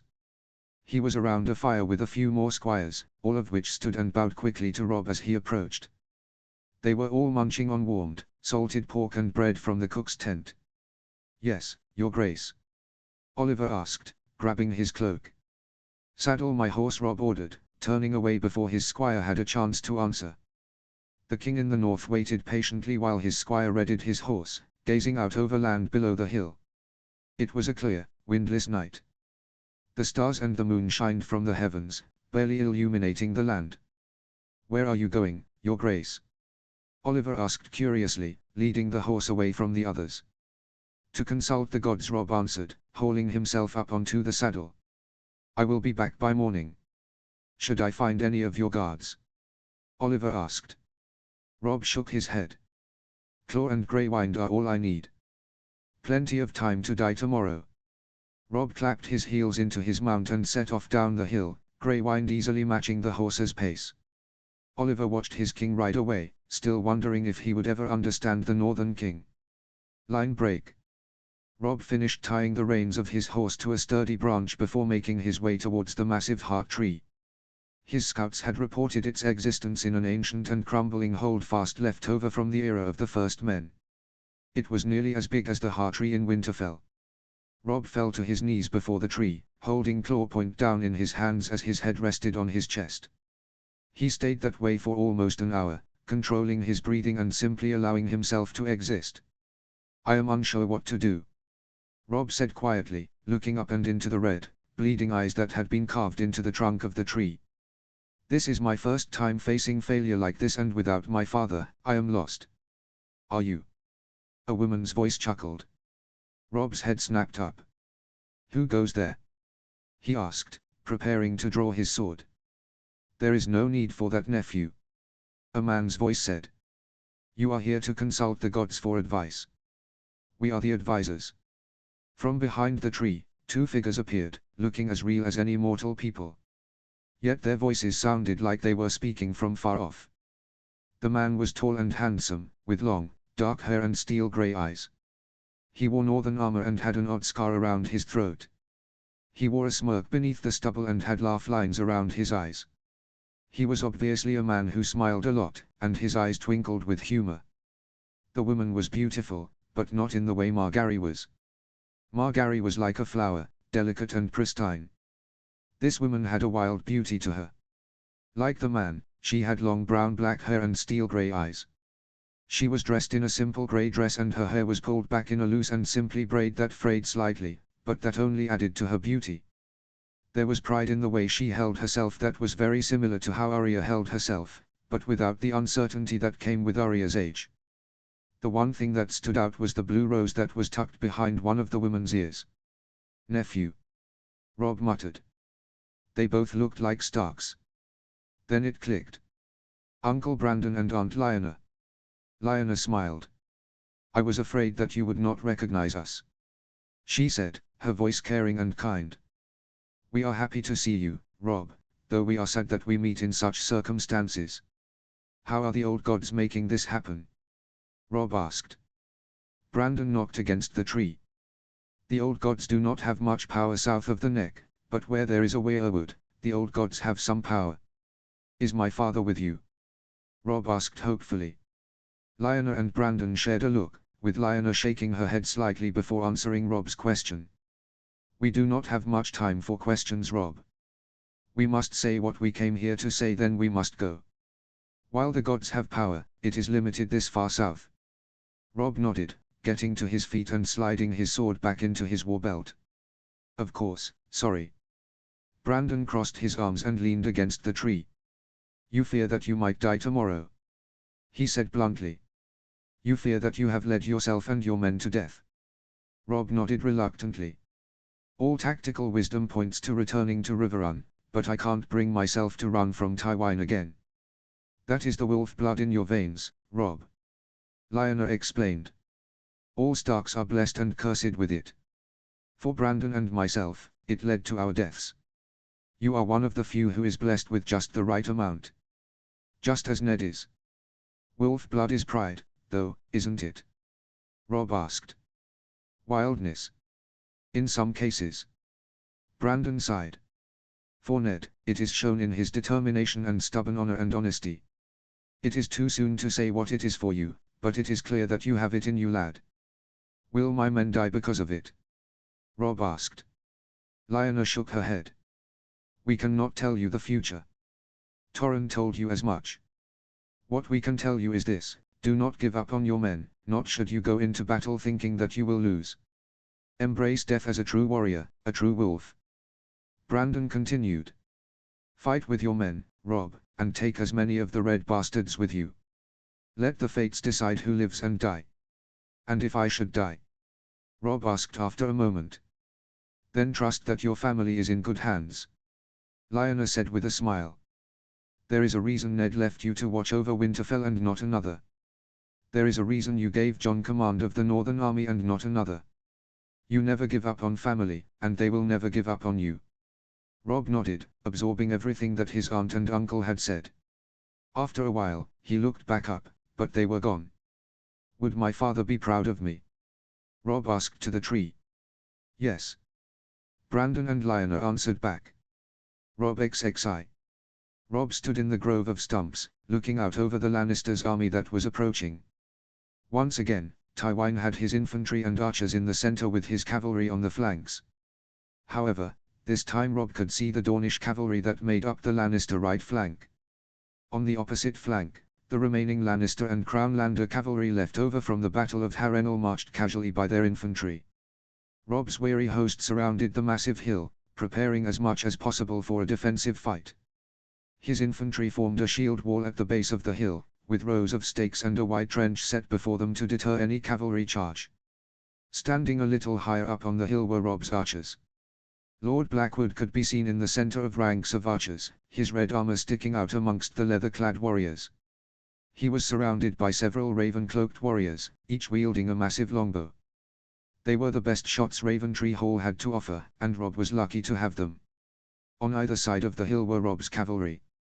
On his right, the Blackfish commanded the Riverlander cavalry, 6,000 strong, while Garland commanded the remaining 5,000 lancers from the Reach and Stormlands. Robb hoped that each flank would be able to hold, though he was not sure how he was going to be able to win this battle. Their backs were against the wall. Or hill, as it were. Robb's men had done a spectacular job with the defenses. Then again, he expected nothing less. Every man under the Stark banner knew that this could potentially be their final battle. The odds were against them, and they were determined to go down with a fight and take as many of the Scarlet Bastards with them. Rob was surrounded by his remaining battle guard, who were all mounted. Rob was the only one who wasn't. His horse was nearby being held by Oliver. Greywind sat at his feet. The young squire looked fearful at the Lannister host, but in the company of older and more seasoned warriors like Balon Swan and Roland Storm, he tried not to show it. Rob knew that his squire was still getting over the death of his brother Perwyn, who would help the young man with his sword work every night after dinner. "Fuck this," Rob muttered, walking over to his horse and hauling himself into the saddle. "Stay here," he ordered his guard before riding down the hill. Rob's sudden order caught his protectors off guard, but they obeyed him, watching as he rode down the hill, past the archers, and into the massed ranks of his footmen, many of which looked shocked that their king had suddenly appeared. "Men!" Rob bellowed, a lone rider in a sea of spear and shield. "Listen to me." Rob's voice could be clearly heard all the way up the hill, and probably even to his cavalry. No one dared speak, not even the enemy, who could no doubt hear the young wolf speaking to his men. The men around him drew back a little.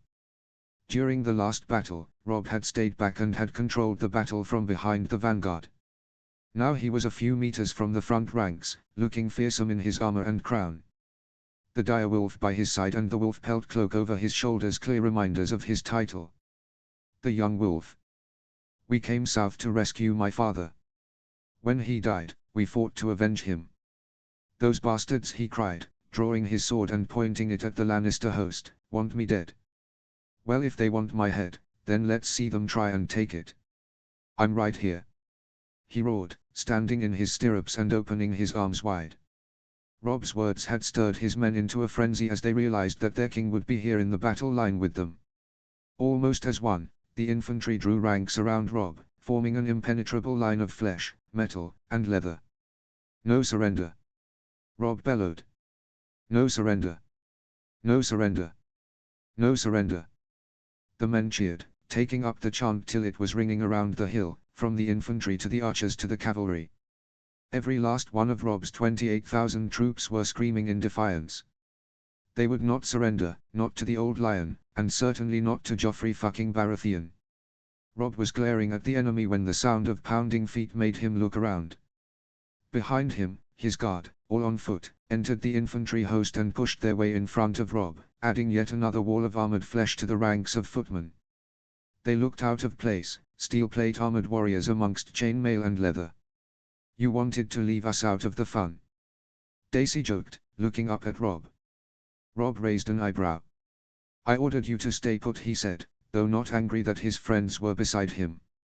"The North knows no king but one named Stark," Daisy replied firmly, her words earning a growl of agreement from those around her. Rob couldn't help but smile fiercely. He strapped his shield to his arm, moving it around to make sure his shoulders and arms were loose for the battle ahead. As always, he wore no helm, just his northern crown. "Let's give these bastards a fight," he roared. "Line break." Tywine. Tywine watched impassively as the Stark boy gave his speech. It was a pretty speech, but it would not help the boy today. Baelish and the Knights of the Vale were close by according to the scouts. The Old Lion was slightly annoyed. He was looking forward to the challenge of defeating the Northern King, but the boy had made it almost too easy.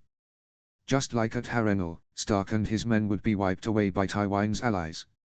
"Send word to Lord Marbrand to advance the front," Tywine ordered. The messenger hesitated. "Lord, the stakes and trench." Tywine turned his emerald glare on the younger man, who visibly flinched and galloped off to give the order to Marbrand. It was a skill that the Old Lion had perfected over the years. A look that could make many men think twice before not speaking again. "Send word to Brax as well," Tywine said, not looking over his shoulder at the cluster of riders. "He's not to hold anything back." "The Stark boy has dug in," Banefort grumbled. "Were you expecting anything different?" Tywine asked, glancing at his bannerman. The older man shook his head. "No, but it is surprising, is it not, the lengths he's gone?" Tywine scowled. "It will not keep him safe for long. Once Kevan or Oberyn break the boy's flanks, they will sweep in and encircle the boy." The two Westermen watched as the infantry, a great block of red and gold, trooped forward as the archers rained arrows down on the enemy. But just like Harrenhal, the men of the Stormlands seemed unaffected, simply raising their shields and creating a shell of wood and metal against the deadly rain. After an hour, horns went up and down the line as footmen began to move forward, keeping their shields up as they transversed the stakes. When they reached the trench, many of the men with spears reversed their grip and hurled them into the packed ranks of the northern army before drawing their swords and leaping across the trench. More and more Lannister warriors leaped over the trench, joining the fray and slowly pushing the enemy back, establishing a firm foothold. Tywine suppressed a smirk. He would end the Stark boy here and cement his family's legacy as rulers of Westeros. Line break. Robb cursed as the Westermen literally threw themselves at his men, jumping over the trench after softening his front with spears and arrows. The young wolf had hoped that the enemy would be arrogant and stupid. He was wrong. They were ready to fight and end Robb's reign here and today. Hold! Robb shouted over the sound of battle. We will not waver. We will not surrender. No surrender. His men cried, fighting with renewed fury. Robb took the time to check his flanks. Tywine had brought his cavalry down on the Blackfish, trying to pull them out of position, but the old knight had a firm command over his men. Tywine was going to have to commit and forcefully move Robb's men if he wanted to encircle the infantry. On Garland's flank, Robb wasn't sure what was happening. The Dornish cavalry, which outnumbered Garland's men by almost 2-1, was only lightly engaged with their opponent. Robb didn't know what the purpose was. The Dornish commander was trying to pull Garland out of position, nor was he throwing waves of men at Garland. It looked like he was trying to preserve his men. Your Grace! Brienne shouted as she threw herself into the enemy that was working towards Robb's position. Tywine had come up with a plan to attack Robb's position. He had dismounted a company of his knights and forced them to the front lines where they were carving back the less skilled and less armored infantrymen like a hot knife through butter. The plan had worked and there was now a wedge that led directly to the Northern King. The only thing keeping them from Robb was his battle guard and his last line of infantry still around him. Robb mentally kicked himself into action as his sword flashed down, striking at the first enemy he saw, a knight from House Lannister. Claw struck against the man's sword, leaving a deep notch in the blade. Robb struck again, which the man tried to counter with his shield, noticing what the young wolf's sword had done to his own. Claw carved into the shield like it was nothing more than parchment and finally bit into something more solid, the knight's hand. The man cried out in pain as half of his hand was lopped off, but he didn't feel the pain for long as Robb put his blade through the man's chest, not watching as the man crumpled to the ground, his blood leaking out of his chest and adding to the muddy ground. Robb continued forward, striking down knights left and right, a single mounted figure in a mass of bodies. Unbeknownst to Robb and his guard, they had formed a wedge of their own and were driving back into the enemy ranks, scattering Tywine's company of knights and rallying Robb's men, who had been close to breaking. Line break. Tywine. The old lion scowled as his knights were pushed back. The Stark boy had managed to rally his men, along with a group of very skilled warriors, and around him and had formed their own wedge to counter Tywine. Now the battle was back on even footing. We could send another company of knights. Bainfort offered. Tywine shook his head. Kevan needs them for the Blackfish. Have you noticed our other flank?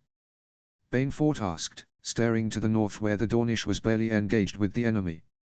What the blazes is the man doing? Send word to Prince Oberyn that he is to commit all his forces to routing Tyrell. Tywine barked at a messenger. Will he listen? Bainfort asked curiously. If he does not, I will have you take over, Tywine answered grimly. Martell is up to something and I like it not. He's our ally, Bainfort grumbled. What the hell could he be up to? I'm no fool, Quentin. Tywine snapped irritably. The Red Viper is not here to help me. He is here for something else. Keep a close eye on him. If he attempts to retreat, turn the archers on him. Lord Bainfort blanched but nodded. Aye, my lord. The older men watched the battle continue. Marbrand's infantry had managed to stop retreating and the two forces were now pressed in a battle of wills as men switched from swords and spears to daggers and fists.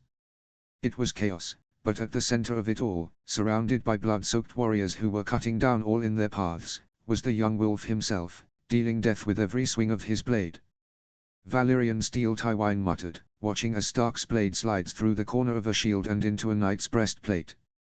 Normal steel was not capable of something like that unless it was wielded by a man like the Mountain. "My lord?" Bainfort asked. "The Stark boy has a Valyrian blade." Tywine hissed. "I thought ice was in King's Landing." "It is. Ned Stark head was taken with it." Tywine agreed. "He's gotten his hands on another. He and his protectors need to be taken care of." The old lion looked over his shoulder. "Get me Clegane." "My lord!" Bainfort cried, pointing at the battle. "Stark is down." Tywine's head snapped over, watching as the boy's horse reared, a spear sticking out from its chest, and toppled over, bringing the Northern King with it. He could be wounded or even killed. "Get me the Mountain now!" Tywine barked. "Line break." Robb. Robb landed heavily on the ground that was a cesspit of mud, blood, and bodies. Fortunately, he was only there for a couple of moments before many hands grabbed him by the shoulders and arms and pulled him back to his feet. "If you go down, my lord, we're well and truly fucked," one man said grimly. He wore northern armor and swung a broadsword in one hand while the other held a shield emblazoned with the symbol of his house, a black tree with a sword in the middle. "House Forrester." "Lord Gregor?" Robb asked. The man was a little taller than Robb, and more than a few years older. His hair and beard were peppered with silver grey, but the Lord of Ironrath looked just as strong and fierce as ever. The older lord smiled slightly. "Your Grace, I do not believe we have much time to talk," he said, moving past Robb as he engaged two of the enemy, striking both down with devastating speed and power. Robb brought himself back to reality and stepped up to fight beside the Lord of Ironrath, the two Northmen striking down any man that dared come across them.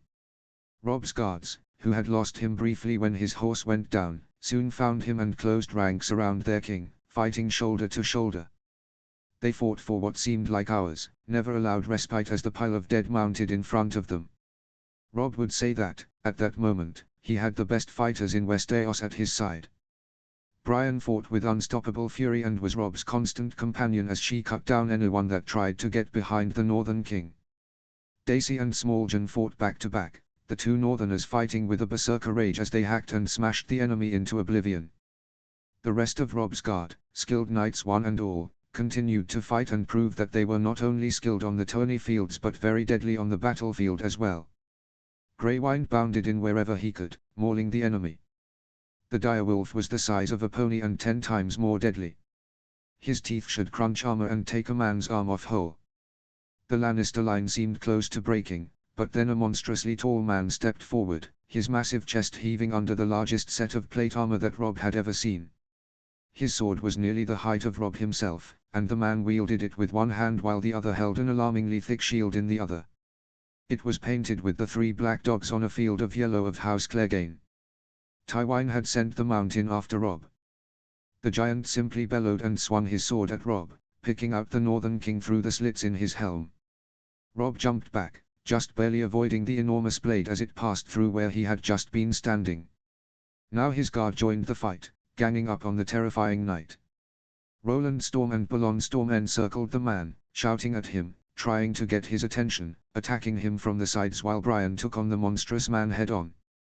The beauty of Tarth was by no means a small woman, but she looked diminutive compared to the man. Brienne was smart and did not try to battle the man strength for strength. She seemed to dance on her feet, looking almost like she was ready to jump as she evaded the gigantic blade, attacking where she could. The Mountain grunted, his breathing labored as he attacked. The man almost seemed to be swaying where he stood. Brienne noticed this and tried to move around more, luring the beastly man away from Robb. The Northern King grunted as he forced himself forward, sliding past Sir Balon and burying his sword in the back of the giant's knee, putting all his strength into the strike. Gregor Clegane was decked almost head to toe in steel armor, reinforced with boiled leather and chainmail, but the back of his knee was a weak point that Robb had exploited.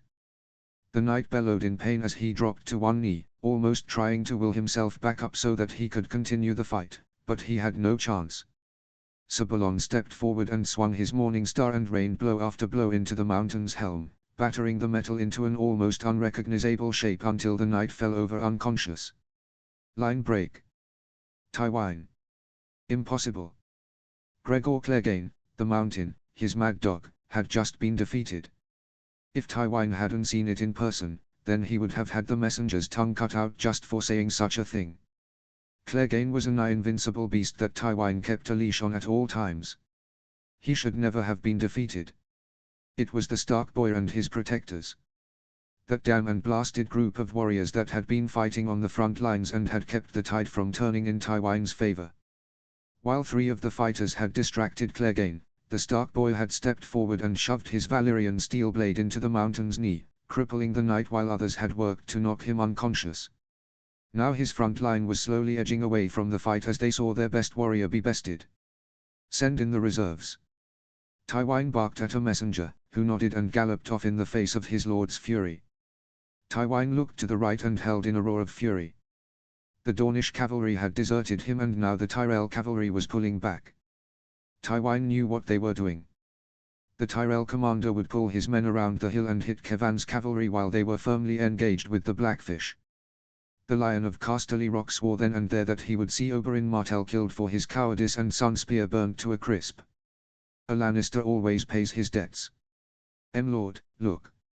Someone shouted, forcing Tywine to look further north. Thousands of mounted men were cantering forward, their armor and lances gleaming in the sunlight. Their banners snapped in the wind, depicting runes, red forts, broken wheels, and so many more.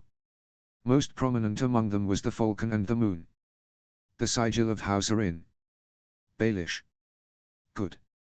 The Knights of the Vale would sweep away Stark's army, just as the Dornish had done at Harrenhal. Horns sounded from the Valyman as they began to charge, lowering their lances and bellowing their war cries. Armored in steel plate on massive chargers, the Knights of the Vale were a fearsome sight to behold and hit their enemy like an unstoppable wave of steel and death. That wave slammed into Tywine's infantry and didn't even seem to slow down as they mowed down the red-clad men. It was almost despicable how easily the knights were cutting through the western men. Like a scythe through wheat. Sound the general retreat. Tywine gritted out, turning his horse around. My lord, what about our men? One of Tywine's knights asked stupidly. The old lord backhanded the man.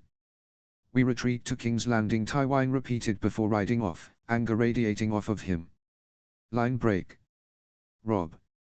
Like an unstoppable wave, steel-clad riders appeared from Robb's left and stormed over the entire Lannister line, the massive war horses ragdolling footmen aside while their riders skewered anyone in sight. Robb lifted his sword and cheered as he watched the Lannister force be swept aside, their lines crumbling under the onslaught of riders. His men followed suit, enjoying the sight of their enemy being slaughtered. They remembered how the Dornish cavalry had swept many of their friends and comrades into the God's Eye, and they were elated to see tables turned on the Lannisters. Your Grace, Brienne said, pointing her sword towards the right flank. The Lannister cavalry was retreating as well.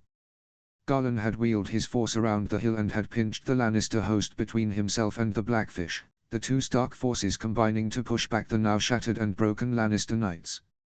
We've won, Robb said tiredly, planting claw point down in the mud, leaning over slightly as he took a deep breath. Don't put your blade down just yet, Your Grace, someone called fiercely. As the Knights of the Vale continued to drive the Lannister host away, now helped by Garland and the Blackfish, 2 riders trotted forward. The man who had spoken was a massive warrior wearing bronze armor engraved with runes. His helm was open, revealing an older, grey-haired man. But Yohn Royce, otherwise known as Bronze Yohn for the armor he wore, carried himself like a man half his age. The Lord of Runestone was a man Robb's father had always spoken about with the highest respect, the two becoming close friends when Ned Stark was a ward for Jon Arryn. Robb Stark vaguely remembered meeting the man when he came north to take his son to Castle Black. Robb had thought that the man was the biggest man he had ever met, and the feeling still remained. The only man who could compare was the Great Jon. The second man was far younger than the Vale Lord. He was a tall, muscular, sandy-haired youth who wore a sigil that confused Robb. On parts of the tabard, there was the Falcon of House Arryn. On others, it was a sigil that he had never seen before. But the young man looked pleasant enough. Robb had never met the late Jon Arryn, but according to Maester Luwin, The Arins usually had blonde hair and clear blue eyes. The young warrior certainly matched the description, the only Arin boy that Rob knew about his cousin Robin, his Aunt Lysa's son. Rob nodded slightly. Lord Yon Royce, I have never been happier to see another man in my life. The two men dismounted and kneeled in the mud before Rob. Your Grace, please forgive us for taking so long to act. The younger man apologized. Rob raised an eyebrow. I am sorry, sir, but I do not know who you are. I am Harold Arin, once Harold Hardyng. The young man explained. Grandson to John Arin's sister and now Lord of the Vale. Rob nodded slowly. I see. Well, I am greatly pleased to see you both. Your timing is impeccable. Please, rise. The two men stood. Your Grace, we have brought 10,000 riders with us while the rest of our host, 20,000 strong, marches to take Harrenhal, cutting Tywine off from finding sanctuary in the ruins, Yon said strongly. Rob smiled. That is excellent news, my lords, Rob said, planting claw more firmly into the ground and stepping forward, grasping arms with Harold and then Yon. We will regather ourselves here for the time before marching on to join our new allies at Harrenhal, Rob instructed. Then we march on King's Landing and Joffrey. Line break. Oberyn. You did well, Oberyn. Oberyn praised as he and his host of mounted warriors rode south towards the Stony September. They would camp there before heading east toward King's Landing, which would hopefully be in the hands of Oberyn's new friends. The Dornish prince never traveled much without his daughters, or the Sand Snakes, as they were known in Dorne. While with the men of the Westerlands, he had disguised the 3 girls he had taken with him as simply cavalrymen, but they were far more dangerous than that. Oberyn, Oberyn's eldest bastard, wielded a spear nearly as well as he did. Nearly. Nymeria, the second eldest, had no less than a dozen daggers hidden on her person and could produce and throw one in seconds. The third and final daughter that Oberyn had brought with him was Tyen, who looked far different from her sisters with her fair skin, blue eyes, and golden hair. Her weapon of choice was poisons. She had been the one that had poisoned the mountain the night before the battle. To protect his daughters during the battle at High Heart, he had dispersed them to the north, east, and south to watch for any reinforcements riding to Stark's aid. Oberyn, who had been to the north, had been the one to bring word about the Knights of the Vale. Oberyn and his men had slipped away when all eyes had been on the mountain's fight with the Northern King and his protectors. Oberyn would be the first to admit, he was quite annoyed that Tywine had sent his rapist dog against the Stark boy. With the Valyman entering the fray, no doubt on the Stark's side, he had been hoping to intercept and cut down Tywine and his men as they treated, capturing the mountain himself in the process. Now the beast was in the hands of the Starks. I do not feel right running, Father Oberyn grumbled. She did not possess the beauty that many of Oberyn's bastards had, but she was by far the most skilled as a warrior. We will give the young dragon his time in the sun. Oberyn shrugged. He and his mentor shall deal with Tywine while his aunt takes the capital. Everything is still as it should be. What about the Stark boy, father? Nymeria asked curiously. A problem for their graces, Oberyn answered, waving aside his daughter's worry. The true threat has been eliminated. Robb Stark will be much easier to deal with. At the table or the battlefield? Tyen asked. We have dragons, my dear, Oberyn said with a savage smile. If the boy is smart, he will meet us at the table. If he is stupid, well, we shall do our best to remake the Field of Fire. Jon 19. The small fleet of boats moved forward at an excruciatingly slow pace, but for good reason. The rowers knew exactly what they were doing and had made it very clear to Jon and his men that they would have to move slow to stay quiet. There were 3 boats in total, each with 3 warriors and 2 rowers. They would land on the north end of the moat and would have to scale the walls to get in. The great Jon had promised that he was more than capable of the feat, but Jon would believe it when he saw it. They had embarked a few hours before midnight so that they could make it through the swamp and be on the north end by the time Lord Hawker started his attack in the early morning. That had been a suggestion that the Lord of Eagle's Roost had made himself. Claiming, if they fuckers are 30, let's have them be tired as well. Jon looked over his shoulder where Lord Hawker's men had lit up the southern end like a piece of the sun had landed on Earth. The battle cries and the banging of weapons on shields were also annoyingly loud. There was no chance that anyone inside the stronghold could ignore it. Finally, John felt the bottom of the boat hit firm land. "Let's go," John called softly, his eyes already accustomed to the darkness. The 9 warriors quickly disembarked and began to make their way towards the ruined curtain wall, crouching and keeping their weapons sheathed as they did. They weren't sure how many men were still on the northern walls, but it was better to be safe than sorry. 2 of the Crannog men came with them, each carrying a length of a rope attached to an iron grapple that was wrapped with cloth. It would muffle the sound of metal against stone. Without an order from John, they twirled the grapples in their hands, building momentum before tossing them up the wall. As usual, the Crannog men did not miss or have to cast a second time. The one nearest to John tugged on the rope and handed it to John. "All set, my lord." "Remember, one at a time," he said quietly, glancing at the Great Yon. "Especially for that one." The Great Yon grinned, his white teeth glowing like stars through his beard. "Cheeky bugger." With agility belying his age and physique, the Lord of Last Hearth grabbed the rope, leaning his weight against it, before slowly placing one boot on the wall. When he felt sure that the rope would hold him, he began to climb, slowly and confidently, up the wall. When he reached the top, he stopped, peered over the top, and then clambered over. His face then reappeared over the top, still grinning wildly.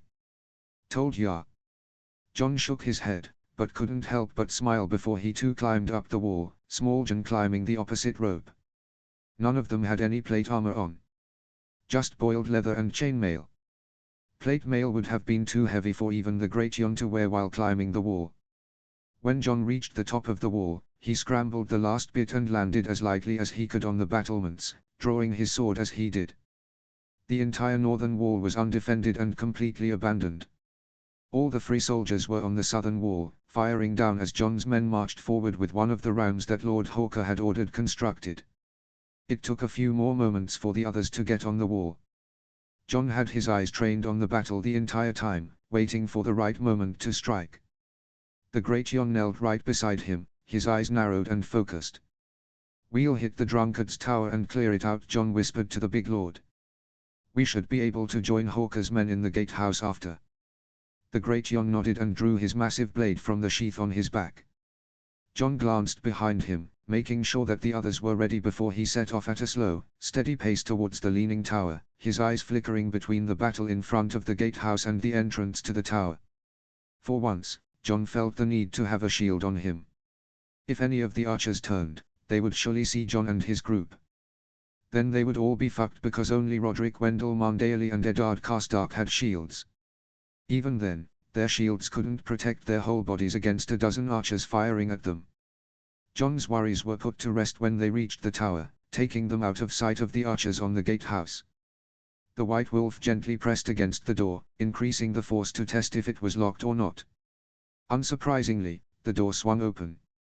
The Freys had no reason to worry about anyone appearing from the northern walls and so had no reason to lock a potential escape route. John stepped inside and looked up. From the sounds of feet on wood, there was no telling how many men were on each floor. He looked behind him, holding a finger to his lips as he climbed the stairs, reaching the first door that was wide open. The Free closest to the door was the first to die as John put his sword through the man's back, covering his mouth as life left the man. The half a dozen archers on the floor were quickly taken care of as John's men spread out and took care of them, following John's model and covered their mouths as they killed them. Except for the Great Yon. He just lopped off the man's head with one swing of his sword. John strode towards the arrow slit and looked out. The ram was working on battering down, but arrows were still flying from all 3 towers and bodies littered the walkway and the swamps around it. "Yin, lock the door we came through," John ordered, keeping his voice low. "We have more floors to go. No one goes up alone." "Understood." The northern warriors nodded firmly. "Try to keep the kills quiet. If not, then we knew we're in for a fucking fight," John said with a grim smile before going up the next flight of stairs, his adrenaline settled now that he had gotten his blade wet. The next floor went almost as well as the first one did. 5 of the 6 archers were killed without a sound, but Brandon hacked off one man's leg, causing the archer to cry in pain before half of his head was taken off. "Great job, Furbrain." Yin hissed at his brother as the sound of footsteps could be heard on the steps. One leather-clad man came running down the steps, stopping in his tracks as he took in the 9 northerners. Intruders! He bellowed before Yin put an arrow through the man's throat, but it was too late. Hold the base of the steps! John cried as more men came running down the steps. The first one to touch the floor was cut down by John, while the man behind him had the misfortune of coming face to face with the great Yon. He lost an arm before he was thrown by the big lord behind the fighting, where he met Darin Hornwood and was stabbed in the chest by the heir of Hornwood. More and more Freys came running down the steps as the higher floors were told, but John and the great Yon held the line, cutting anyone they could and throwing those they couldn't behind them into the waiting swords of their companions. A few of the smarter buggers brought their bows with them, but Yin Hawker made sure that those men went down before they could even reach for their quivers. John and the great Yon held the base of the steps for another half hour before they were replaced by Wendell Marndaley and Brandon Hawker, who kept the process up. After another half hour, they were replaced by Eddard Carstark and Darin Hornwood. Owen Norrie and Roderick Forrester were ready to take over whenever needed. Yin Hawker kept firing away at the enemy, now using the arrows of the downed Freys. John moved over to one of the windows and glanced out. The ram had broken through the gate and now the northern horse led by Mage Mormont was flooding in. The battle would soon be over. John turned back to the battle at the steps as the great Yon pulled a body back behind the fighting. The fur and iron armor identified the warrior as Owen Norrie. Owen, John said, kneeling beside the dying man.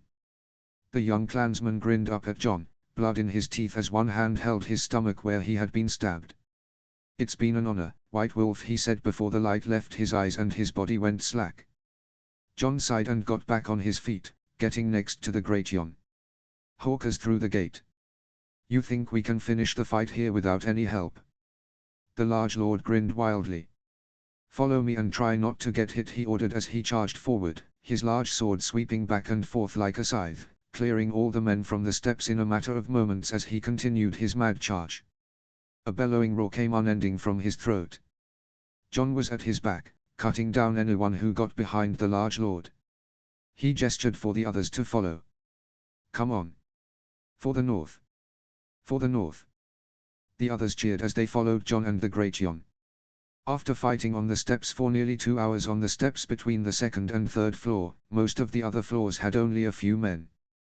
The great Yon led the group the entire time, which had to be a terrifying sight for the Freys. A mountain of a man, soaked from head to toe in blood and gore, wielding a sword bigger than most men. John understood why Northmen were regarded as savages after catching sight of the faces of the archers before they were slaughtered by a berserk great Yon. When the group of northerners reached the final floor, John allowed the others to take care of the last of the archers as he looked out over the gatehouse. John caught sight of one man in the middle of the Free defenders who were desperately trying to stave off the sieging Northmen at the top of the tower. The man wore plate armor and wore the sigil of House Free on his tabard. He was surrounded by another half a dozen men, all wearing variations of the armor, but was obvious that he was in charge. That was the man known as Black Walder. Yin John called as the others cheered and embraced each other after the final man had been killed. The archer jogged over to John, a curious look on his face. John pointed towards the enemy commander. Can you hit him? Yin shrugged and nudged John out of the way. He stuck his free hand out of the window before drawing an arrow and taking aim at the commander. John watched quietly, not wanting to interrupt or distract the warrior.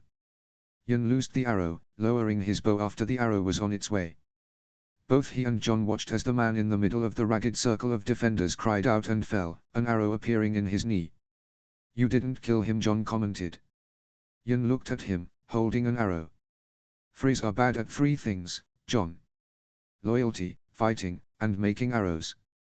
I'd be better off with sharpened sticks. John chuckled and turned back to the others. Let's get down there and finish the fight. Line break. John looked out from the battlements as the surviving Freys were rounded up and stripped of weapons and armor. There weren't more than 100 of them left. According to one of the Free boys who was squire to Black Walder, around 500 men had died because of the poisoned water. The remaining defenders, those who had been deemed well enough to fight, were spread out between the 3 towers, which were about 1,200 men in total. Many of those who couldn't fight died during the battle, succumbing to the poison. Lord Glover found their bodies, and now mass graves were being dug about half a mile south of Moat Cailin where all the free bodies could be buried. John had already ordered that the army would spend 2 days at the moat and send out riders to White Harbour before marching out. They lost 2,000 footmen during the battle, mainly from the archer fire from the three towers, but that's a lot less than if the northern host had attacked the moat with a healthy garrison. Not a bad fight, Lord Reed said quickly as he walked up to John. Unlike many of the northern lords, the Lord of Greywater Watch did not have a speck of blood on him. Heard you and the Great Jon took out the Drunkard's Tower. Had about 300 men in it. Probably saves twice that number of Northmen. Aye, so I've heard. John replied. You know we only won this battle because of you and your men. Howland shrugged, leaning against the battlements. We would have taken the castle regardless. But we would have lost another 3,000 or more men in the process. John countered. I will write to Robb and let him know that you deserve credit for the taking of the moat. Howland shook his head. Don't, it's quite all right. The history books will mark this down as the moment where the White Wolf, brother of the Young Wolf, began his campaign in the north that saw it freed of Ironborn and traitors. I don't want to be in the history books, John said stubbornly. Howland chuckled. Tough luck, lad. Your name became etched in history the moment you were put in command of this army. When this war is over, who do you think is going to be spoken about? Lord Rowan. What about Lord Swan's son? How about Lord Forrester? The wiry lord shook his head. No, the history books will focus on 4 men. Robb Stark, obviously, Randil Tarly and his assault on Casterly Rock, the Blackfish, and you. John sighed, dropping the argument. When I was a boy, I asked my father who his most dangerous bannerman was. The Great Jon had just visited, and you can imagine my first thoughts of the man. He didn't say the Umbers or the Boltons. He said Howland Reed. I told Robb this, and we were both very confused. John turned and looked at the northerner. I'm not anymore. Howland smiled slightly, nodding back to John. I appreciate that. So you have Moat Cailin, what's your next step? I already had a rider sent ahead to White Harbour. With any luck, the Mandaealis wouldn't have turned their cloaks and will be able to send reinforcements. John explained. I and Lord Umber will take half of our force, a little under 5,000 men, and march east towards the Dread Fort. Lord Hawker and Lady Mormont will take the other half and march west to relieve Eagle's Roost, put down the Dustins and Riswells before moving on to retake Deepwood Motte. What about Torrehens Square? Howland asked. John cursed internally. He had forgotten about Torrens Square. That's where Victrarian Greyjoy was apparently. It would take a good force to clear out the raiders. Don't worry about it, lad. Howland said gently. Victorians moved out already. John raised an eyebrow. He's gone. Howland nodded. Aye, he and most of the Ironborn are gone from the north. There are a few raiding ships still huddled around the stony shore, but other than Asher Greyjoy at Deepwood, the north is free of the Ironborn. John felt a smile of relief spread across his face as he heard the news. He now only had 10,000 Northmen, and he had been worrying himself for days, wondering how he was going to deal with both the Boltons and the Ironborn. The traitors could muster about 5,000 to 7,000 men according to the other northern lords, but the Ironborn had another 10,000 raiders. Now, John had Bolton alone. Wait, where have they gone? John asked. Howland shrugged. Not sure. My best guess is that they saw a lot of armed men marching north and left in search of elsewhere to raid. Probably the Reach, since the Westerlands are due to fall soon. We'll have to send a rider to Riverrun warning Margary. John said. I believe Robb left a host of 10,000 there, but it's near Tumbleton and nowhere near the coast. Howland nodded. I'll get on it, he promised.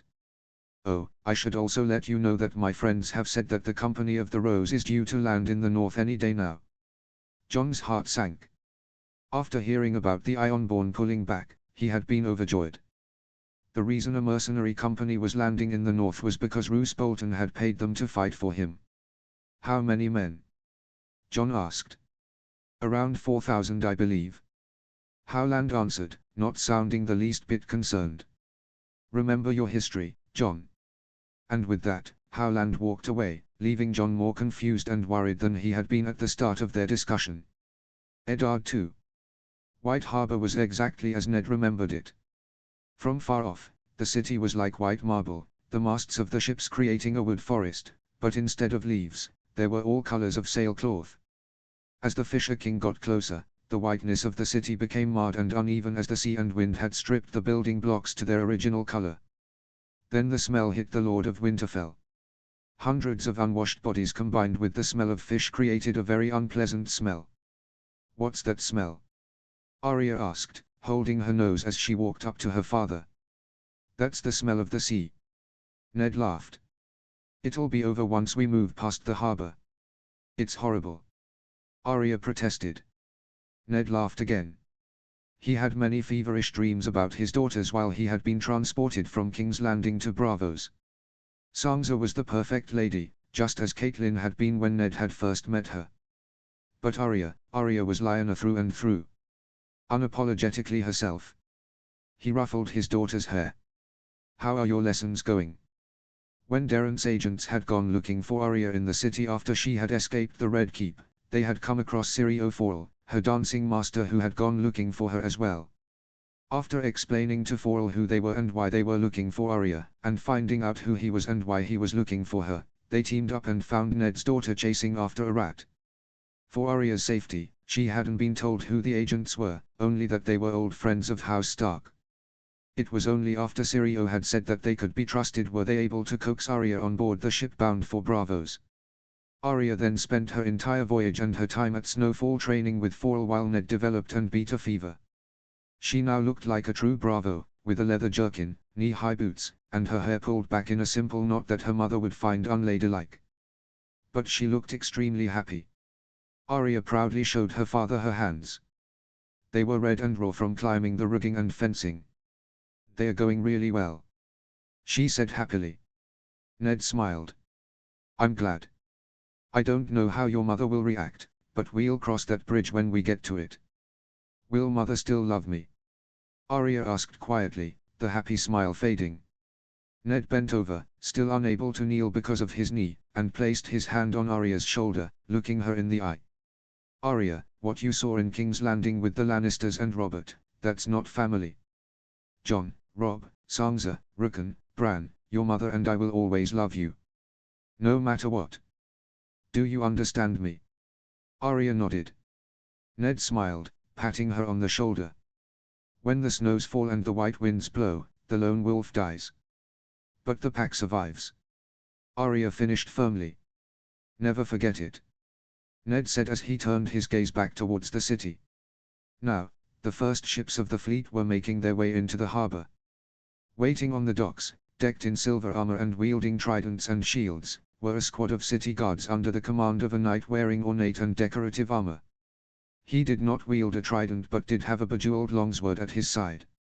As the ship came to a stop alongside the dock, the guards turned and stamped their tridents on the dock as their commander walked to the edge of the ship, a curious scowl on his face.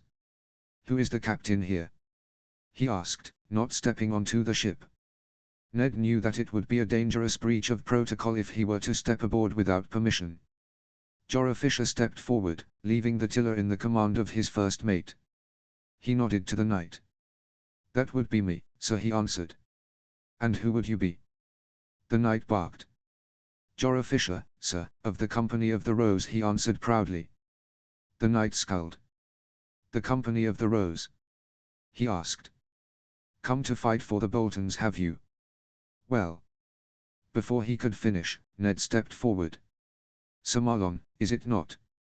Cousin of Lord Wyman." The look on the knight's face was priceless. His jaw nearly dropped into the sea and his eyes widened to comically purported. Ned hid his grin. Sir Marlon Marndaly had always been a bit of a stick, but it was nice to catch him off guard now and then. He immediately dropped to his knee. "Lord Stark, we heard you were dead." Ned resisted the urge to smirk. "As you can see, I am not. The men of the Company of the Rose rescued me and brought me home. Not only that, but there are northern lords among them who have been away from home for a long time.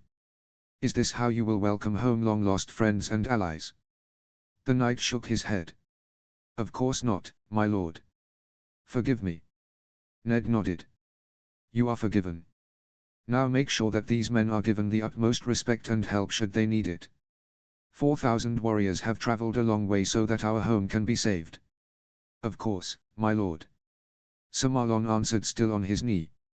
Ned turned to Jorah, who had a small smile on his face as he watched the byplay. Jorah, please tell Darren and Stefan to meet me at the castle. The captain of the Fisher King gave a slight bow. Of course, my lord. Ned, with a little bit of help from Fisher, stepped onto the dock, reaching out a hand behind him to help Arya, Syrio appearing behind her as well.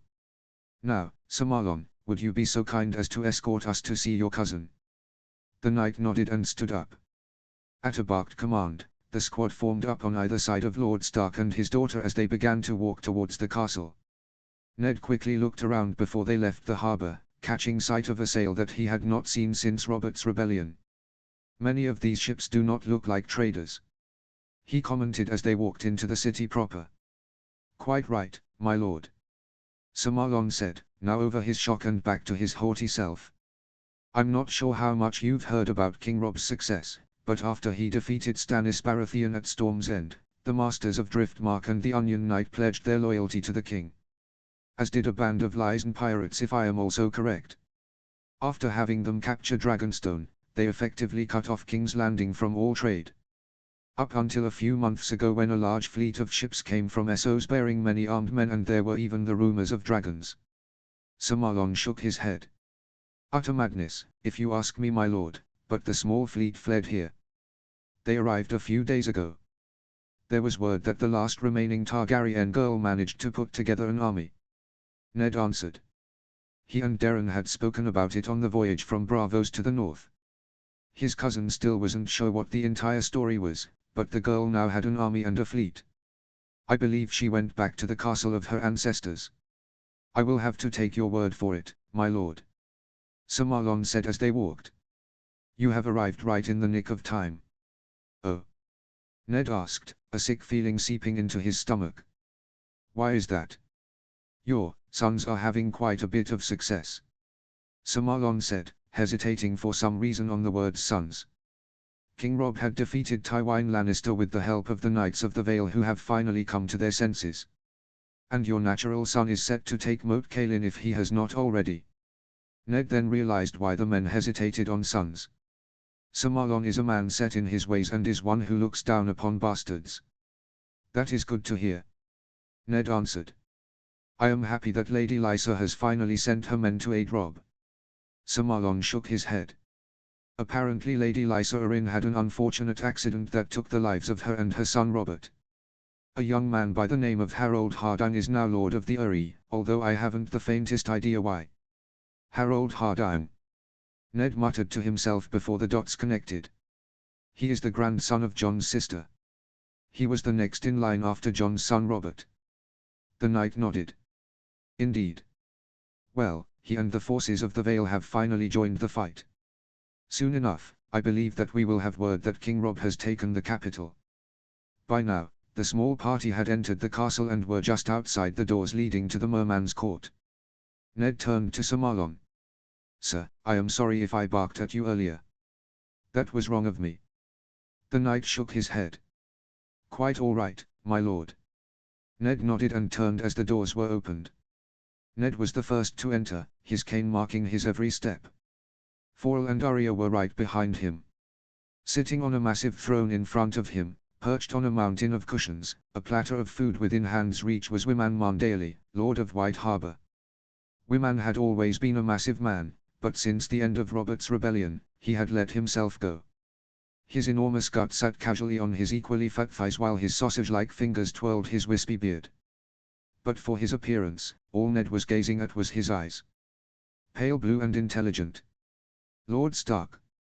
Wyman cried, staggering down from his throne and bowing deeply to his liege lord. When I heard that you were alive, I could scarcely believe it. Ned smiled and clasped arms with the fat man. Wyman, it's good to see you again. I can't tell you how glad I am that you have not sided with the Boltons. Wyman snorted. Oh, Roose tried all kinds of ways to win my allegiance, he said. But he should have known that the North has no king but one, and his name is One.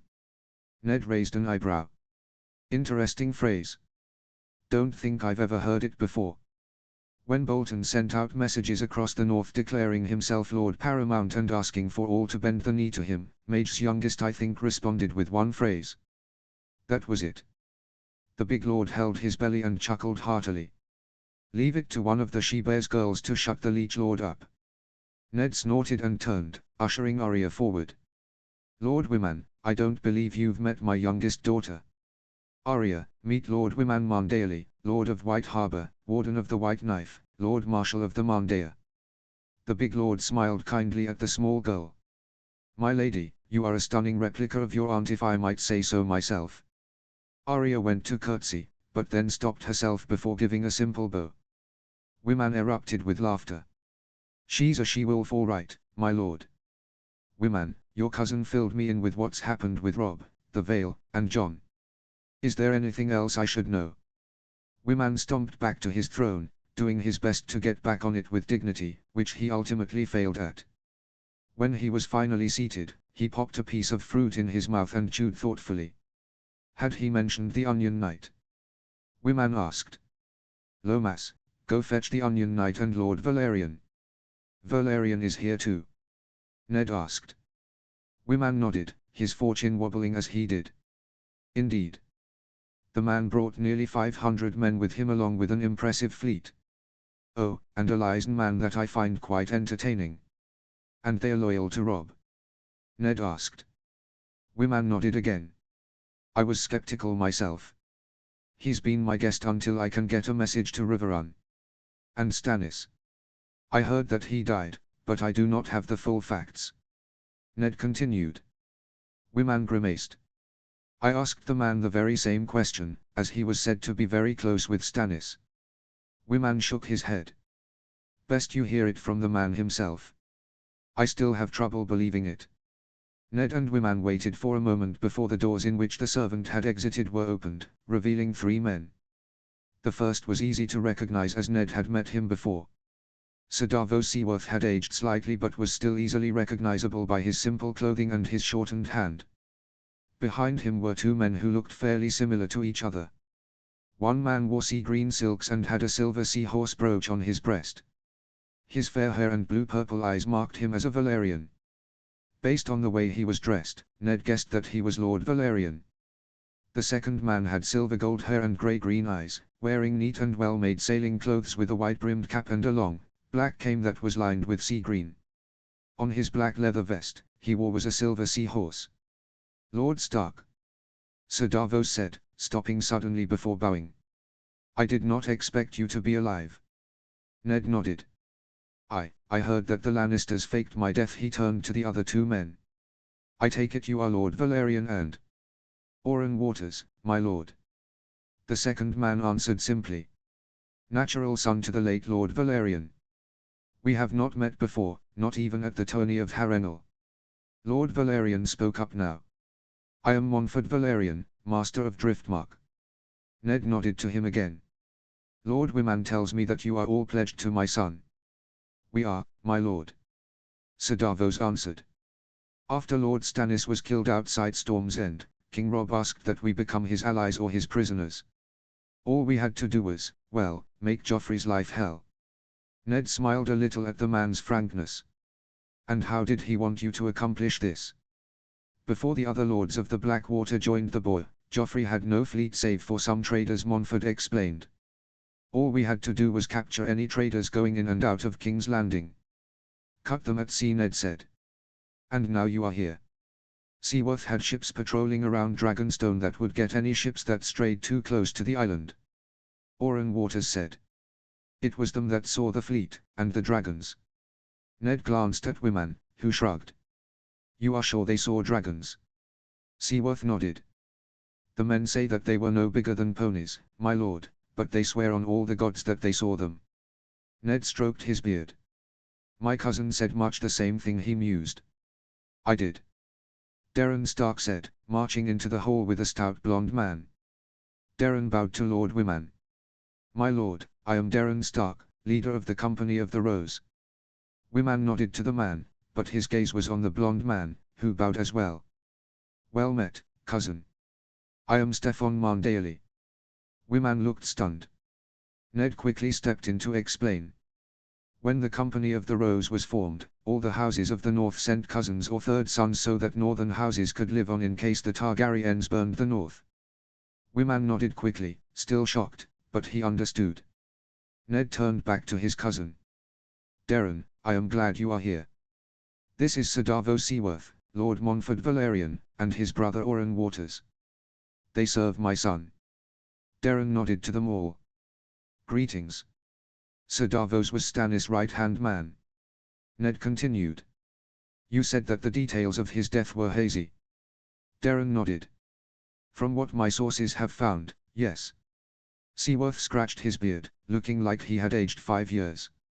"It's a tale that you may not believe, my lord, but it's the truth. I want that to be known before I start." "Very well," Ned said. "Go on." Lord Stannis had gotten mixed up with the Red Priestess. His older brother constantly looking over him to congratulate others might have pushed him towards the woman, but the outcome was the same. He fell under her thrall. Sir Davos began. "She was a witch?" Ned asked. Seaworth hesitated. "I'm not sure what she was, my lord, but she had powers, I know that for sure. She managed to convince Stannis that he was someone called Azor Ahai.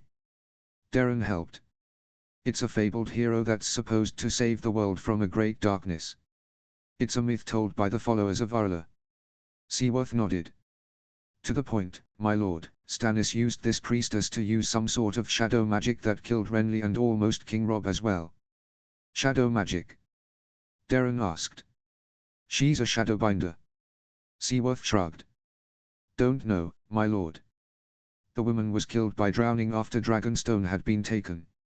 "Probably for the best," Ned said grimly. "How did Stannis die?"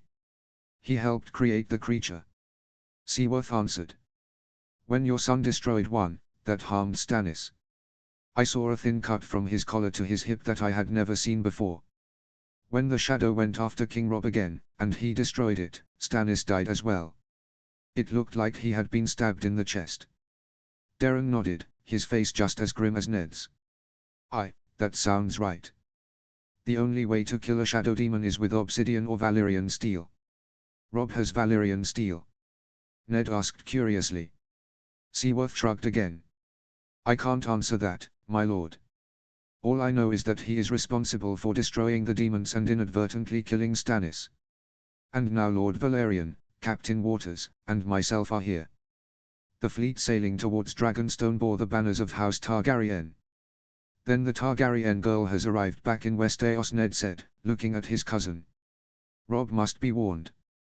I will send out a rider and a raven immediately."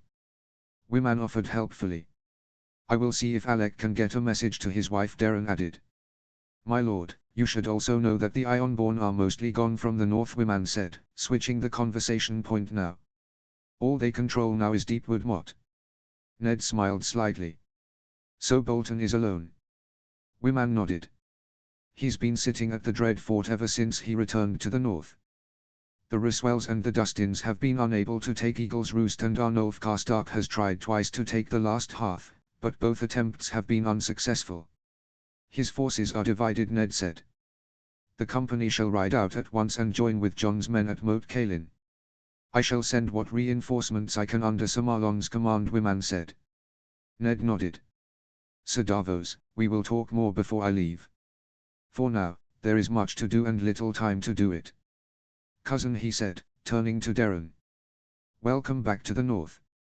Tywine 4. Tywine could feel the relief from his men when the antlers came into view.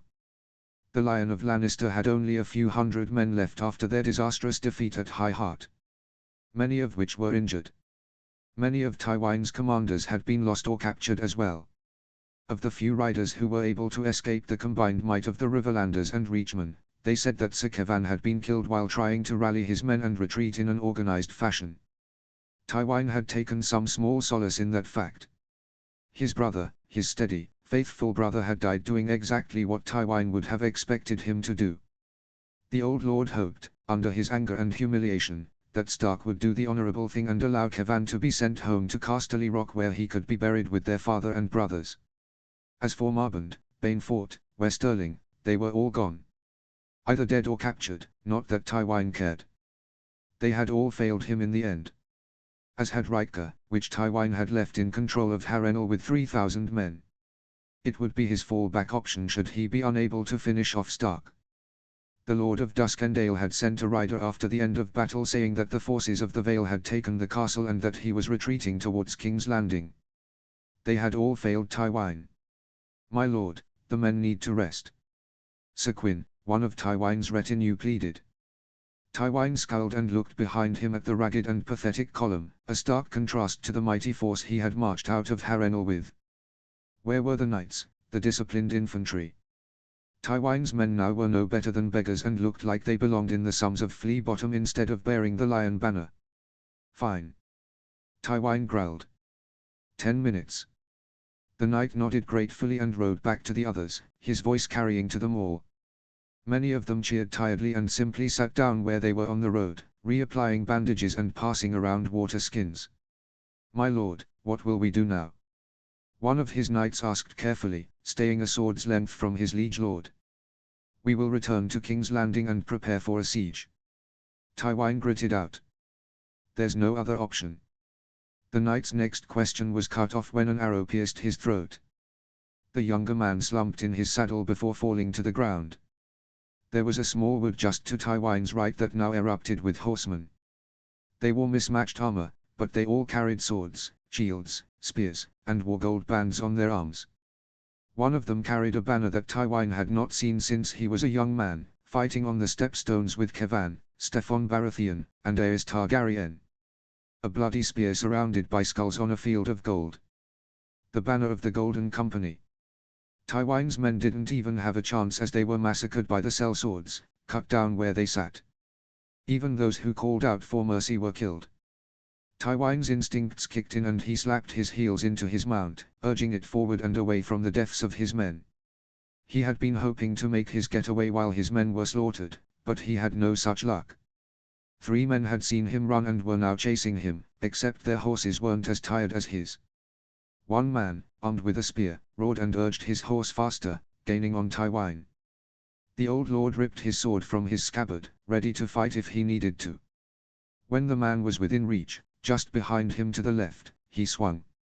The man cried out as the sword cut his face, but he managed to get in an attack of his own before falling from his horse. His spear missed Tywine entirely, instead piercing the heart of the horse Tywine rode. The old lord kicked his feet from the stirrups before the horse catapulted him from the saddle. He landed on his back, losing his sword as the air was taken from his lungs. He was no longer the Lion of Lannister, Lord of Casterly Rock, the richest and most feared man in all of Westeros. When he was able to breathe again, he felt the slight tickle of a blade under his throat. Standing above him were the 2 other men who had chased him.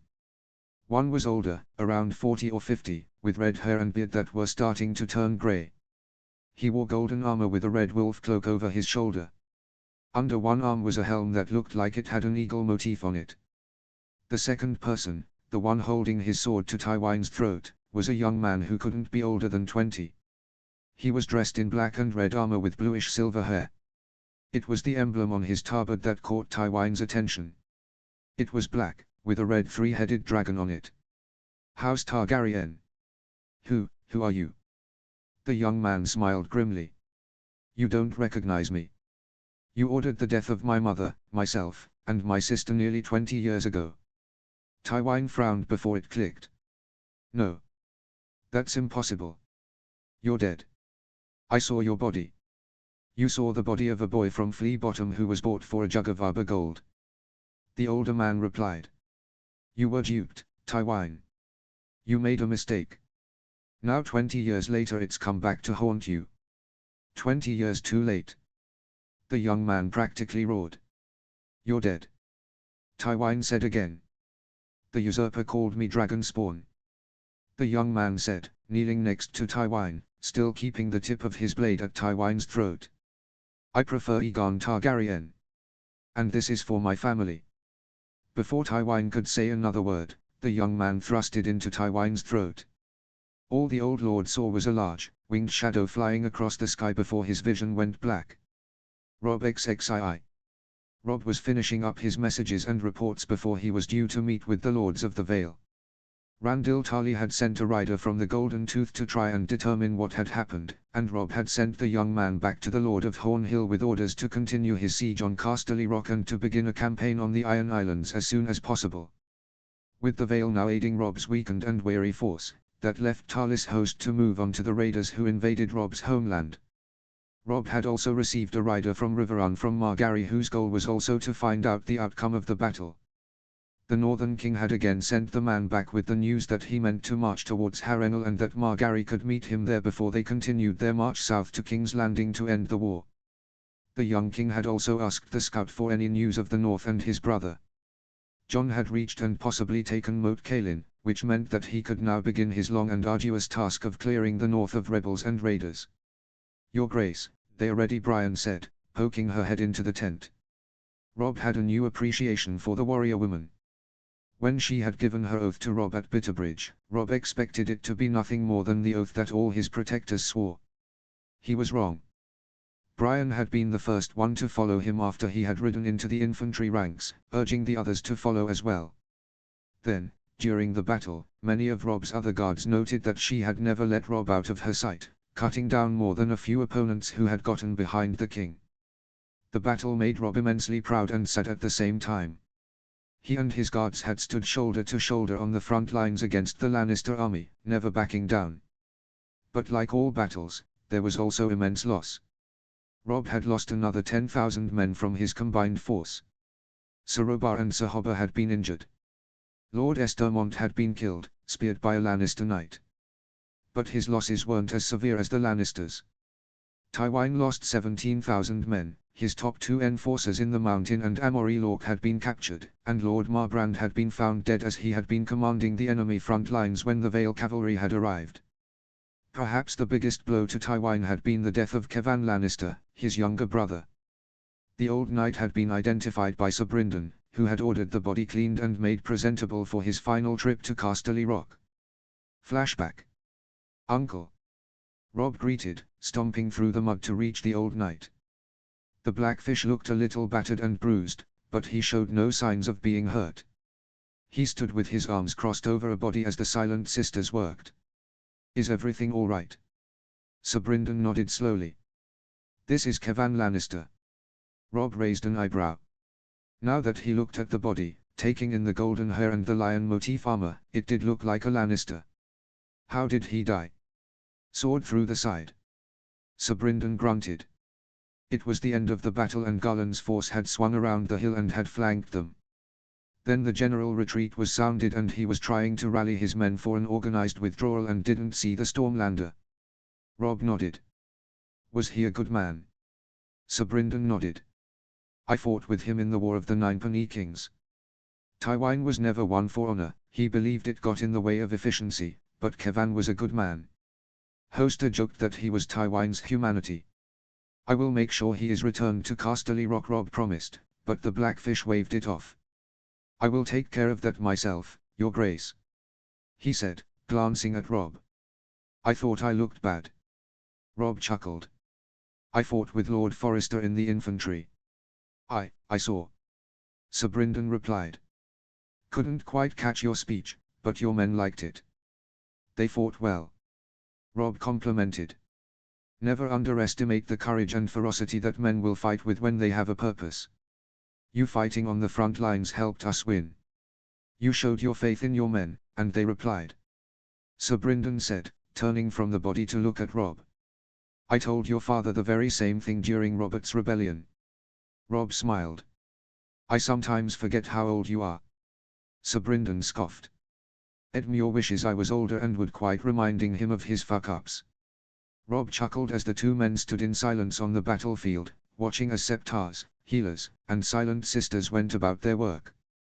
Bodies, both alive and dead, were being loaded on wagons and taken back to camp. "How many did we lose?" Brynden asked. Rob shook his head. "We'll talk about that tomorrow. Right now we'll save who we can." "Fair enough, what's our next step?" Sir Brynden asked, changing the question. According to Lord Royce, Lord Redfort and the rest of the Vale forces marched on Harrenhal, cutting off Tywine from taking safety in the ruins. Robb explained. We'll stay here for a day or two, recover what we can, and then move on towards Harrenhal.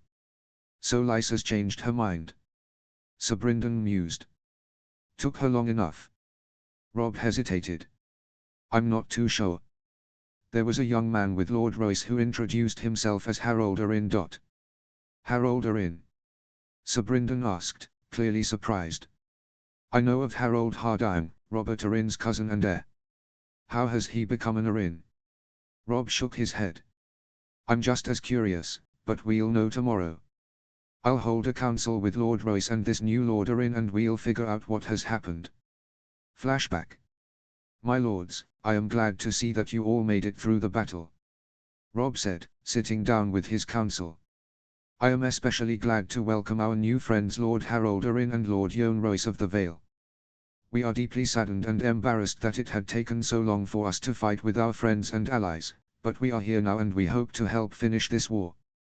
Harold Arryn declared strongly. Wise words, my lord. Lord Forrester praised. When we last met, you were Harold Hardying. Sir Brynden said. What's happened to my niece? Royce and Arryn shared a worried glance before the latter responded. During the entire war, Lords Royce, Redfort, Hunter, and Lady Waynewd had been pushing Lady Lysa to join on her family's side. He started. The North, Riverlands, and Vale had fought together in Robert's rebellion and we wanted to do so again. Lord Royce here was the figurehead for this movement.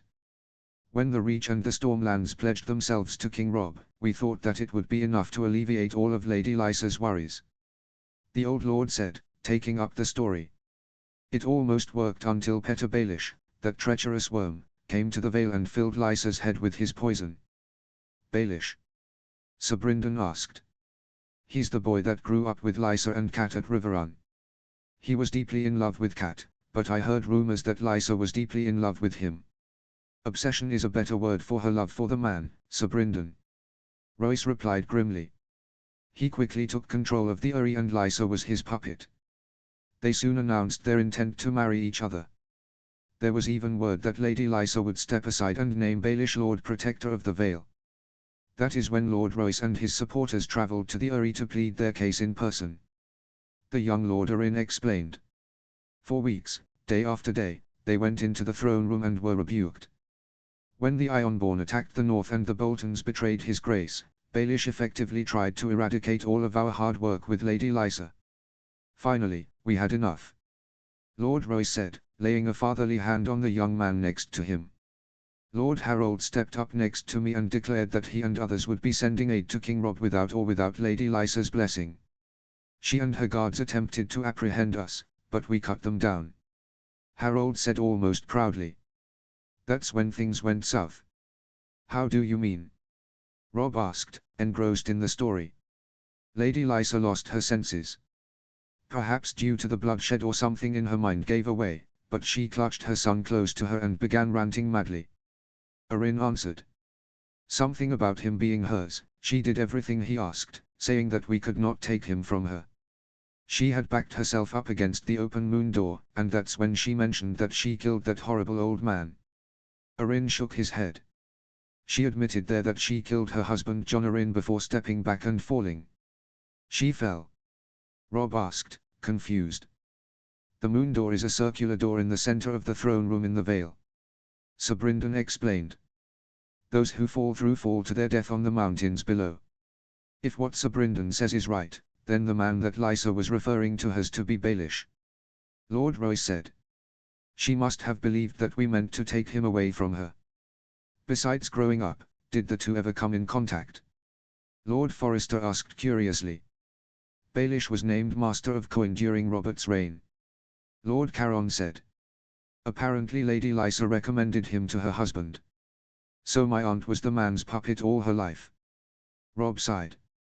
With him in control of the Vale, he would have sent you all to aid the Lannisters, clearly believing that your honor would bind you to him. Baelish fled during the fight. Lord Arryn said angrily. He must have had a plan ready because we searched long into the night for him. When Lysa fell, she brought her son with her. Sir Brynden asked. Lord Yone nodded.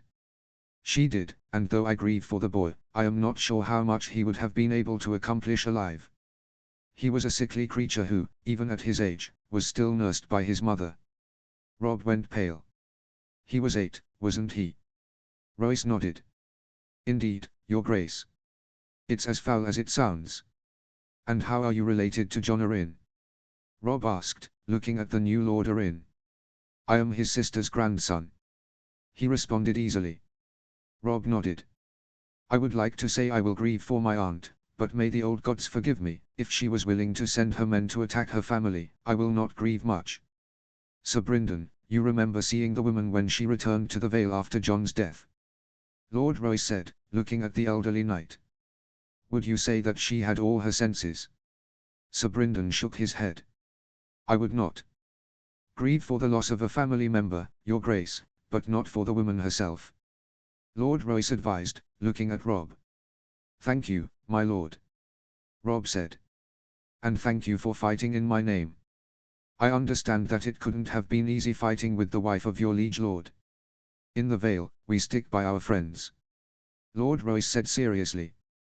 And your father was a friend to us all. Indeed, and now we are poised to avenge his death. Rob said, segueing into his next point of discussion. Lord Redfort and the rest of the Vale forces have captured Harrenhal, and with Tywin's host broken, we now have a clear path to King's Landing. Your Grace, what about the Dornish? Sir Donal asked. They abandoned the Lannisters during the battle, Rob said. Lord Blackwood said that he noticed their disappearance just moments before the men of the Vale arrived. I believe that the Dornish commander might have been playing with Tywin. How so? Lord Caron asked curiously. My lords, we have always wondered how Tywin got the Dornish to fight with him, Rob explained. What if their goal was to exact some sort of revenge against the man for the part he played in Princess Elia's death? So they fight for him, then desert him in his moment of need. Garland mused. It's possible. That still means that they fought against us. You know how many they slaughtered at Harrenhal? Yes, and they will pay for that because we have leverage against them, Rob said with a slight smirk. We have the Mountain and Amory Lorque. The men who murdered Elia Martell. Lord Royce said. Correct, Rob replied. When we are done with the Lannisters, we will make sure that the Martells do not go unpunished. What are your orders, Your Grace? Garland asked, setting up Rob. We will spend another day here before moving on to connect with Lord Redfort at Harrenhal, Rob said firmly. Lord Tarly in the west will soon have orders telling him to take the Iron Islands. My brother Jon should now have Moat Cailin and will have begun his campaign to free the north. This war is almost done, my lords, and soon we will be victorious and our friends and loved ones will have not died in vain. Daenerys I. Dany had expected more of her ancestor's city. Sir Willem d'Ary, the elderly knight who had lived with her and her brother in Braavos, had told her stories of her family and their city of King's Landing. The Dragon Pit was a ruin, but still reminded all those who loved in the city why House Targaryen ruled Westeros. The September of Baelor was a truly beautiful cathedral to behold, hiding the fanatics and greedy priests within. Then there was the Red Keep itself, still filled with banners and ironwork portraying lions and stags. The city was supposed to be alive day and night with people from everywhere in the world. Merchants would be selling their wares. The harbor would be filled with ships from the other cities in Westeros and from free cities. Gold cloaks would patrol the streets, respected and admired by those they protect. What Daenerys found was a half-starved city on the brink of madness and rioting, with its citizens dressed more like beggars than civilized people. The city watchmen were no better than uniformed thugs who did nothing but drink and spend their time with whores. It was a depressing sight for the young queen. Your Grace, is all well? Sir Barristan asked, standing at attention. The older man looked resplendent in his white armor and flowing white cape. Dany nodded. Yes, sorry. What is it you want? The small council is meeting, Your Grace. Sir Barristan replied easily. Daenerys nodded and gestured for the old knight to lead on.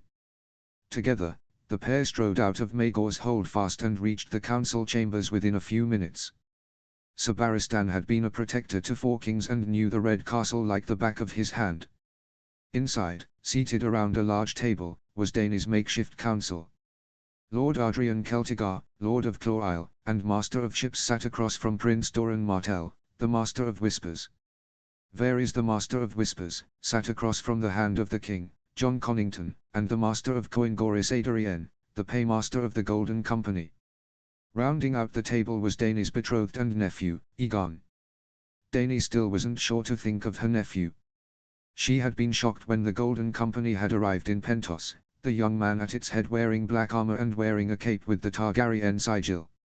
He certainly looked like family, with silver blonde hair still tinged blue and blue-purple eyes. With the advice of Varys, Ser Barristan, and Jon Connington, the two had announced their plans to wed each other when they had taken Dragonstone, declaring that they would not be wed until Westeros was theirs once more. "I am sorry for my lateness, my lords."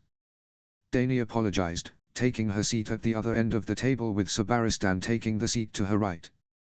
As of right now, both she and her nephew had different groups of sworn swords. His was made up of sellsword knights while hers was made up of those who had served her for the past year or more. "Quite all right," Aegon said with a bright smile. "We were just about to discuss what we should do with our prisoners. I would hear the thoughts of our counselors as to what should be done with them," Dany said, opening the floor for others to speak as well. "I thought the matter was quite simple," Aegon said, his smile not quite as bright. "They are traitors who served the usurper and his supposed son. Death is the only sentence." Dany raised an eyebrow. "For some, that seems acceptable. But what about Tommen Baratheon? He's a boy." Aegon hesitated. "Fair point. My lords, let us have your thoughts." "Your graces, for Cersei and her eldest son Joffrey, execution fits the crime." Prince Doran replied easily. "His Kingsguard should be sent to the wall." "Perhaps not all." Varys countered regretfully. "Sandor Clegane is an interesting case. He was found with Sansa Stark when we took the castle." Ser Barristan added. "It seems he abandoned Joffrey to protect the girl." Aegon shrugged. "So what? Sandor Clegane is known as the Hound for a reason," Sire Varys explained. "He has also been, for reasons unknown, Sansa Stark's defender. He saved her without orders during a riot and also was the first to clothe her in his cloak after she had been beaten by Meryn Trant." "She's probably bedding him," Connington said dismissively. Varys shook his head. "My little birds have been watching Sansa Stark ever since the death of her father. She is nothing but a frightened girl far from her home and her family. The only people who seemed to care about her were Tyrion Lannister and Sandor Clegane. Are we taking Clegane's head off or not?" Aegon snapped impatiently. "More to the fact, what are we doing with the Stark girl?" "She will not be harmed," Dany said instantly, gazing sternly at her nephew. "If Clegane is no longer loyal to Joffrey, then I see no reason why he can't act as his sworn sword for the time being." "Your Grace, Sandor Clegane is the brother of the Mountain," Jon Connington argued. "He's possibly the only man capable of killing his brother." "All the more reason to keep him alive," Dany said easily. "Once we have our hands on the Mountain, why not have his brother fight him? If the Hound dies, then so does a traitor. If he kills the Mountain, then Elia Martell's death is avenged. All the while, no warrior loyal to us dies because of that beast." Dany resisted the urge to notice Prince Doran's sneer when his sister's killer was mentioned. According to his brother, Prince Oberyn, the Mountain was now the Stark's prisoner, along with Amory Lorch, giving the Northern King 3 men who were instrumental in her family's downfall. "Forgive me, Your Grace, but what will be done with the Stark girl?" Lord Celtigar asked, the old man looking bored out of his mind. "Her brother has been proclaimed king by 4 kingdoms." 5. Ser Barristan corrected quietly. "He now has the armies of the Vale on his side as well. His sister can be used as leverage to take the man's crown," Aegon said with a dismissive wave. Ser Barristan shifted in his seat, clearly not agreeing with the young king. Aegon noticed this and leaned forward. "Unless you feel differently, Ser Barristan." "Your Grace, the Lannisters didn't even attempt to trade the girl for the Kingslayer when he was captured," Varys said, helping the old knight. "If he's not willing to give up one man, I doubt he'll be willing to give up his kingdoms." "Not even for his family?" Dany asked curiously. Varys shook his head. I cannot speak for Robb Stark, but I do not believe his lords will agree with the trade. Perhaps we should table the discussion of the Starks for the time being. Prince Doran offered. What of Baelish, Pycelle, and the imp? They can die with Cersei and the boy, Aegon said. The young man had led the charge in the taking of the Red Keep, yet his bloodlust has yet to be sated. Varys tilted his head. Pycelle and Baelish can. I would hold the headsman's sword with Tyrion Lannister. Why is that, Lord Varys? Dany asked. While Joffrey and Cersei have committed horrible atrocities, Pycelle is a loyal agent for the Lannisters, and Baelish is simply better dead than alive. Tyrion Lannister is the only reason why the city hasn't already fallen to fire and ruin, Varys explained. He did his best to make sure that the people of the city were fed. He replaced the command of the City Watch with a man who did a very good job at cutting away the corruption in the higher ranks. He protected Sansa Stark among others. His family helped the usurper take our throne. Aegon growled. Varys tutted. His father and brother played their part, but he was a young boy when that all happened. Aegon looked ready to attack Varys, but Dany quickly stepped in. Perhaps it is best if we decide the imp's fate at a later time, she offered. But Baelish and Pycelle shall join Cersei and her son on the block. I believe Prince Doran's idea of sending the former Kingsguard to the wall is a sound idea that might win us favor with the Starks. Sir Barristan added. They are disgraces to the cloaks, but they are still knights nonetheless. Sound idea. Jon Connington said. Now, Varys, what should we know about the city? It's in a dire state, I'm afraid. The spymaster answered. Food is scarce. It's on the brink of rioting every day. The Queen's Unsullied have done an excellent job of keeping the peace, but they will only do much against starved and frantic commoners who see that the only people eating are those in the Red Keep. What would you have us do? Connington grumbled angrily. The Reach and the Riverlands are sworn to the Stark boy. Tyrion Lannister had a rather brilliant idea, Varys said slowly. We could open trade up as soon as possible, lowering import taxes for the ship captains who bring in hard rations from the free cities. Easier said than done, I'm afraid.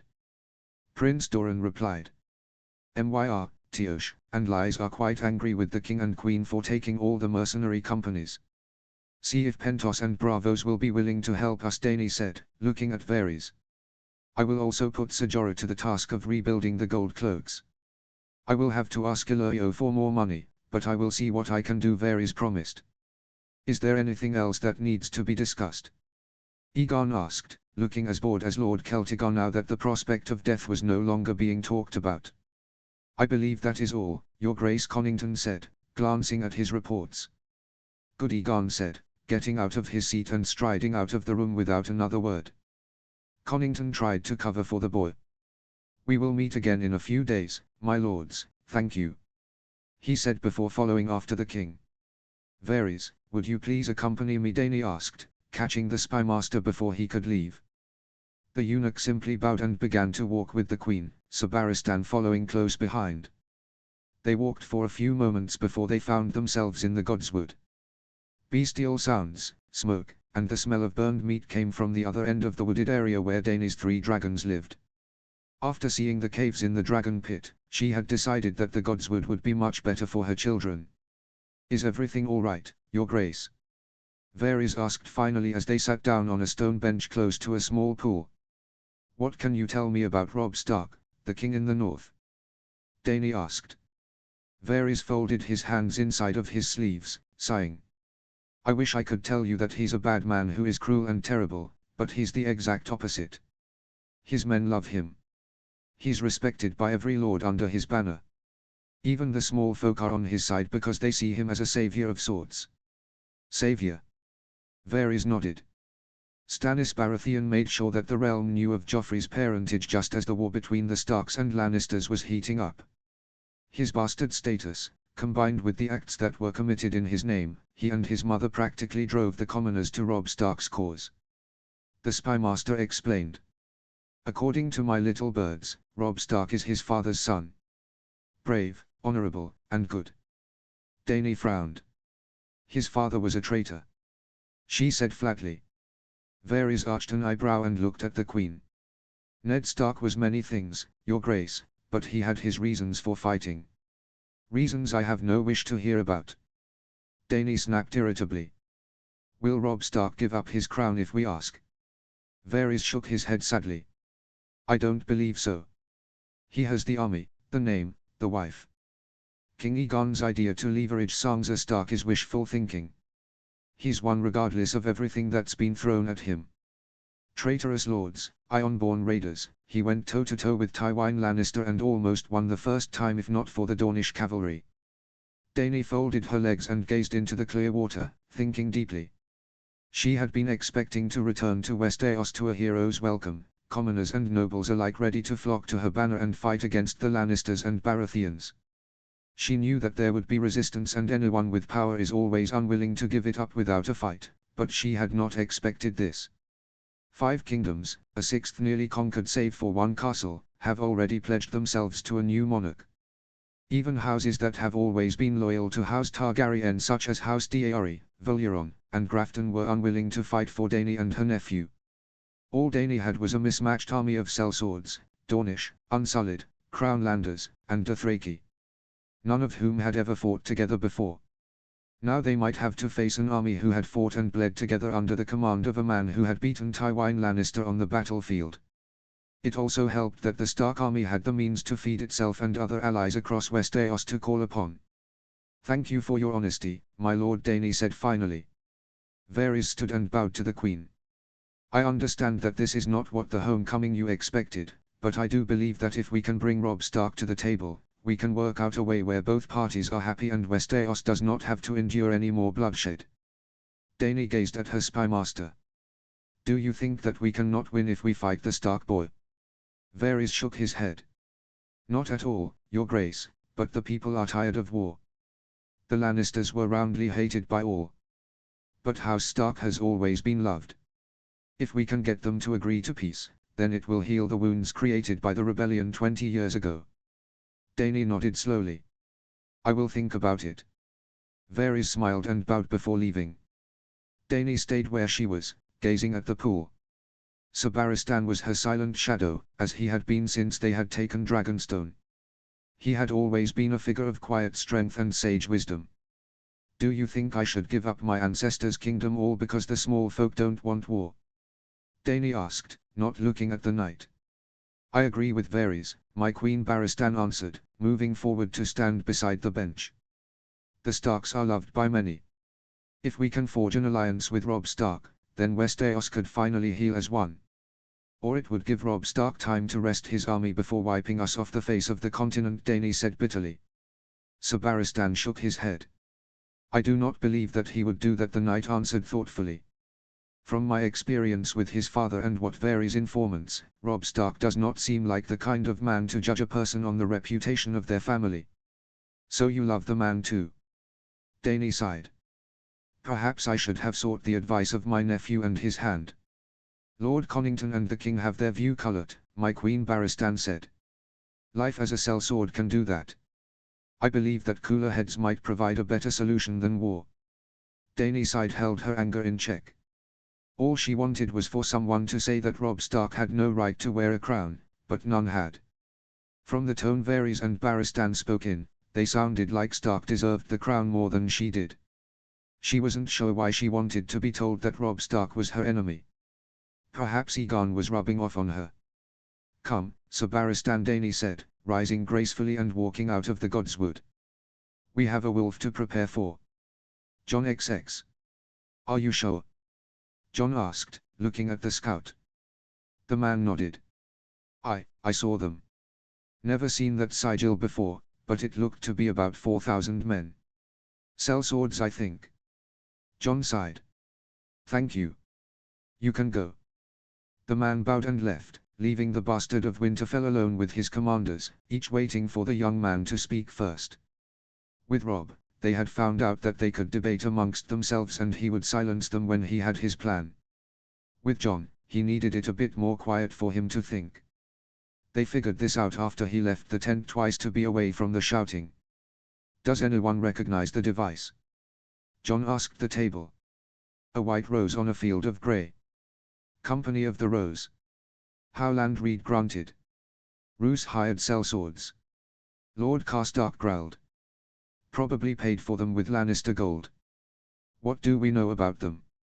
Jon continued. The company was formed by northern nobles who refused to bend the knee to Aegon the Conqueror.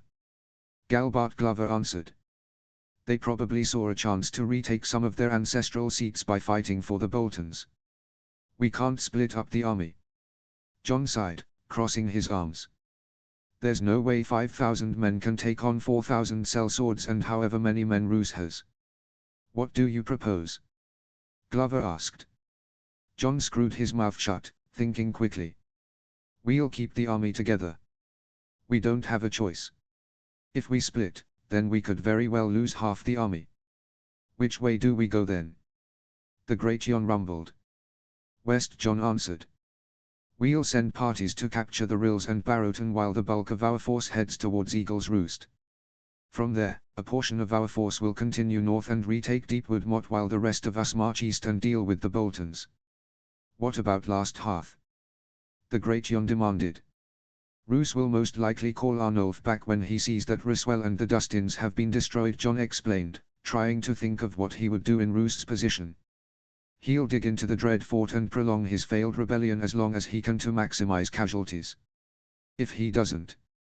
Karstark barked. Then Lord Umber and yourself can go track the man down and take his head, Jon answered firmly.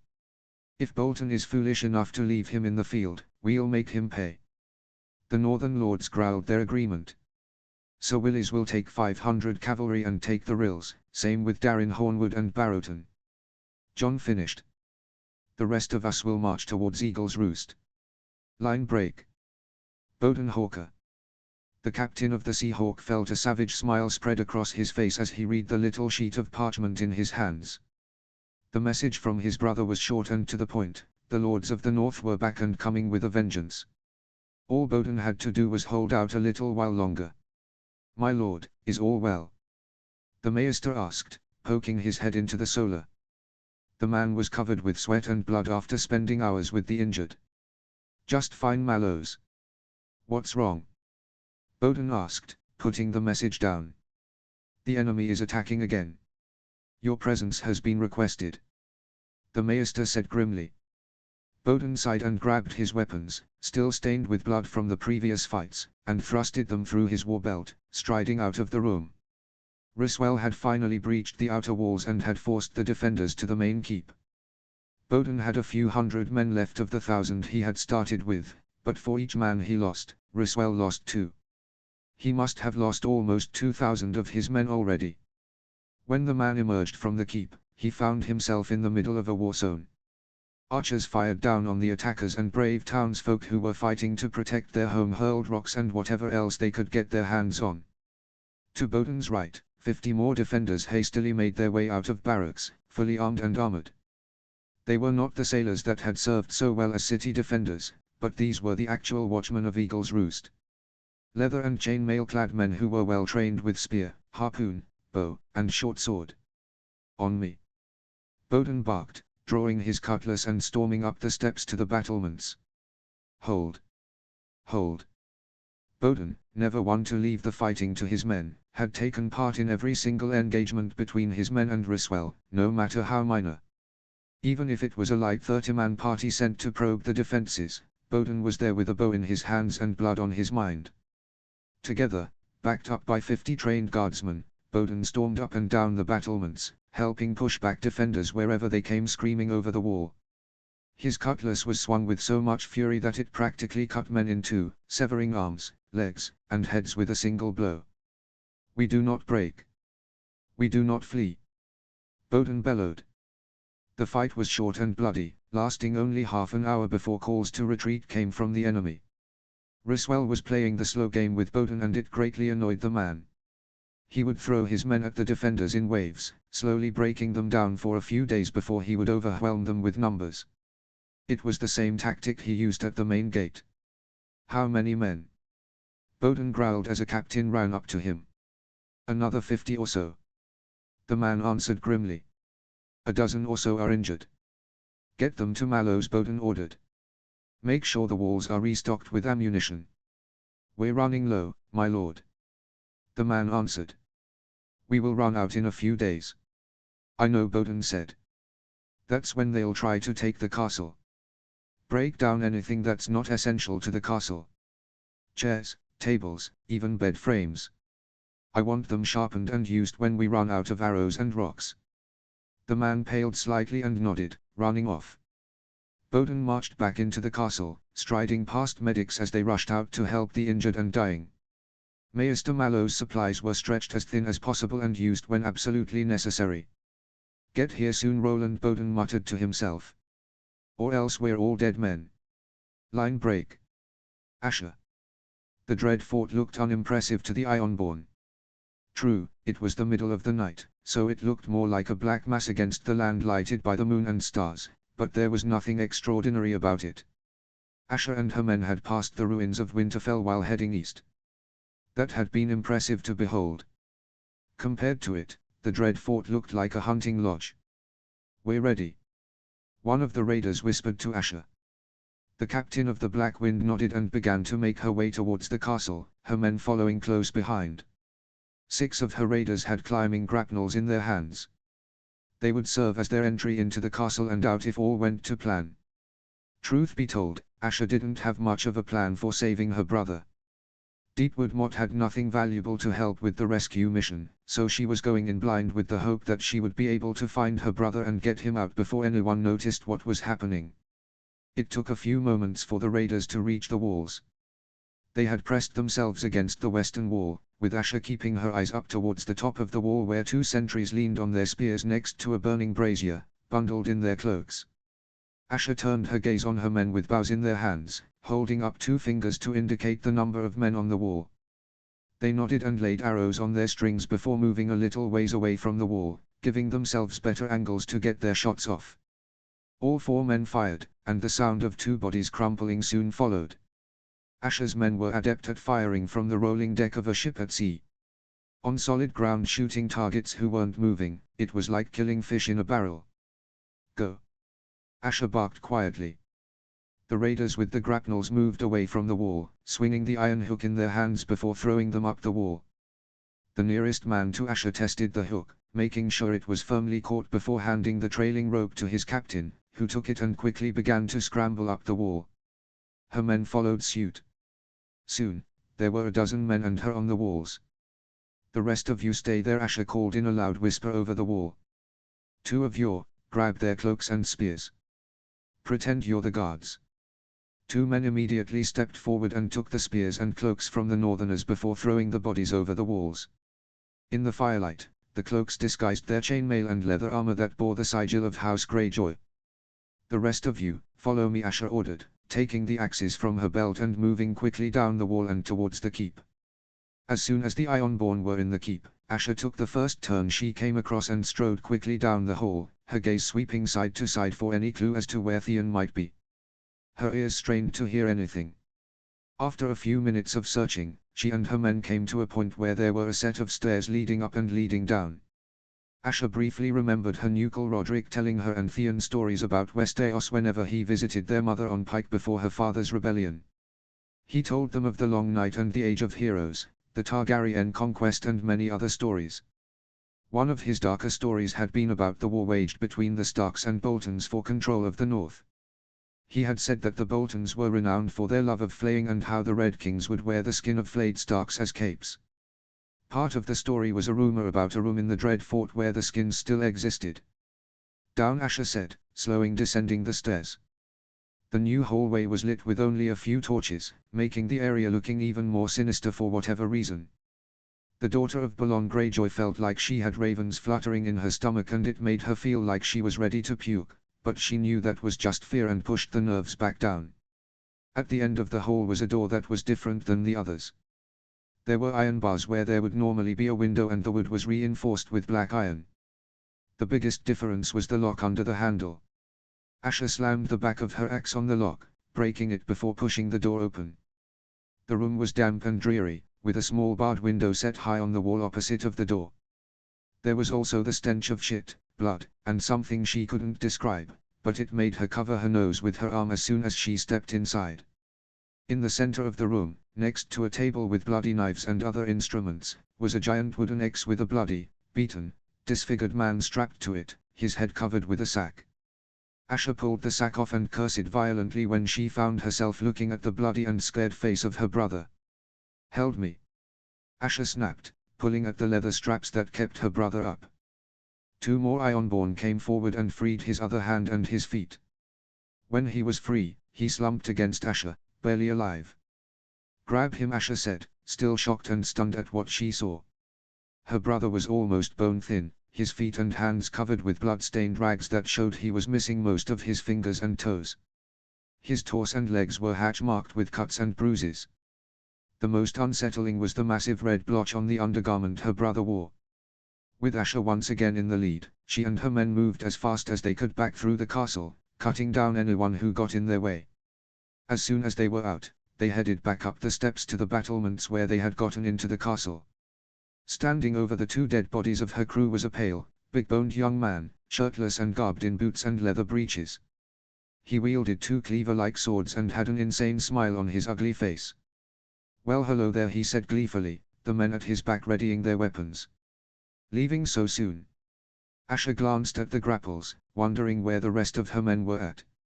She had left nearly 50 men at the bottom of the wall.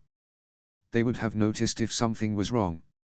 "I'm sure you're wondering where your friends are," the shirtless man said, gesturing with one sword towards the wall. "Take a look." Asha shuffled towards the wall, keeping one eye on the man, glanced over the edge of the wall. Her entire crew lay slaughtered at the base of the wall. "You'll pay for that," Asha growled, readying her weapons. "You're a feisty one," the man snapped. "You'll be fun to break." Asha roared and threw herself at the man, her men at her back. The fighting was fierce, but the Boltons had more men and soon it began to tell. Her men began to go down all around her till it was just her and 3 of her men, their backs against the battlements. The pale man smiled evilly.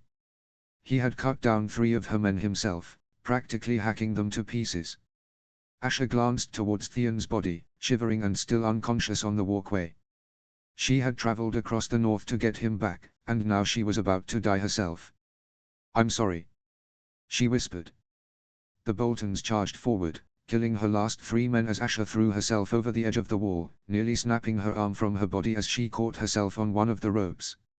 She cried out as the rope burned and ruined her palm, but she fought through the pain and made it to the ground, running as fast as her legs could carry her back towards their camp and the rest of her men. "I'll be back," Theon, Asha swore, humiliation and fury burning the oath into her brain. Victory and I. Old Town was an old and proud city, boasting the High Tower, a giant lighthouse that had been built before man had crossed the Arm of Dawn, Starry September, former center of the Faith of the Seven, and the citadel where Maesters were trained. It was a hub for trading and a city that rivaled Lannisport and King's Landing. In the golden days of the Iron Islands, before the Targaryens had taken over with their dragons, the city had been attacked many times by the Ironborn. Now the city was ripe for the taking. Their fleet was up the coast in the Westerlands with the Red Wines and their city was left defenseless against the Iron Fleet. Victorian had split his fleet in half, one portion led by Gorold Goodbrother and the other by himself. The Honeywine River split the city in half, and each fleet's mission was to take on half of the city. Victorian stood on the bow of his ship, the Iron Victory, armored in heavy plate armor, a thick golden cloak, and had a steel battle axe in one hand and his crooked helm in his other. The new moon was out, and the stars did nothing to illuminate the fleet of dark ships that glided like wolves stalking towards the peaceful city. The Lord Captain had planned the attack with painstaking detail. He would not allow anyone to fuck up. The invasion in the north had reminded Westeros that the Ironborn were still around. Sacking Old Town would remind them why they were feared. The High Tower sat on an island where the Honeywine met the open sea, the fire at its top shining light on the golden kraken on the sails of the ships. Horns began to sound from the tower, and soon after the calls were echoed back by the harbor walls. "Run, little sheep," Victorian muttered, putting on his helm. The hull of the Iron Victory came to a stop after running up on the beach, and Victorian was one of the first off the ship, launching himself down onto the firm ground as more and more ships hit the beach. As soon as he slung his shield onto his arm, arrows began flying all around him as the panicked defenders ran to defend the walls. "Come on!" Victorian roared to his crew, charging up the beach. A sortie of defenders emerged from the small gate that separated the harbor from the city. They were armed with spears and shields, armored in chainmail, but Victorian could see in their eyes fear. They had been caught with their breeches around their ankles and all they could do was delay the inevitable. He hit them like a one-man battering ram. His axe hacked off one man's arm before whirling around and smashing into the ribs of the man next to him. His crew soon joined him and tore into the defenders like sharks who smelled blood in the water. "Take the gate!" Victorian roared. Hundreds of Ironborn had joined Victorian at this point, and while the defenders fought with all they had, it wasn't enough. For each raider that went down, 3 more defenders went down from the hail of arrows, axes, and spears. After a few minutes of a hand-held battering ram hammering at the gates, the reinforced doors finally gave in and swung open, still barely attached to their hinges. The Ironborn poured in like an unstoppable wave, cutting down anyone who got in their path. Victorian's crew stuck close to him, knowing their captain had a special mission of his own. "Greyjoy!" one man shouted, charging down the steps. He was armored in chainmail and had the sigil of House Tyrell on his tabard. Behind him were a dozen or so defenders. The two groups met with a clash of steel as Victorian and the Tyrell warrior faced off in the middle of it all. "Before I kill you, who do I fight?" Victorian asked, his voice booming under his helm.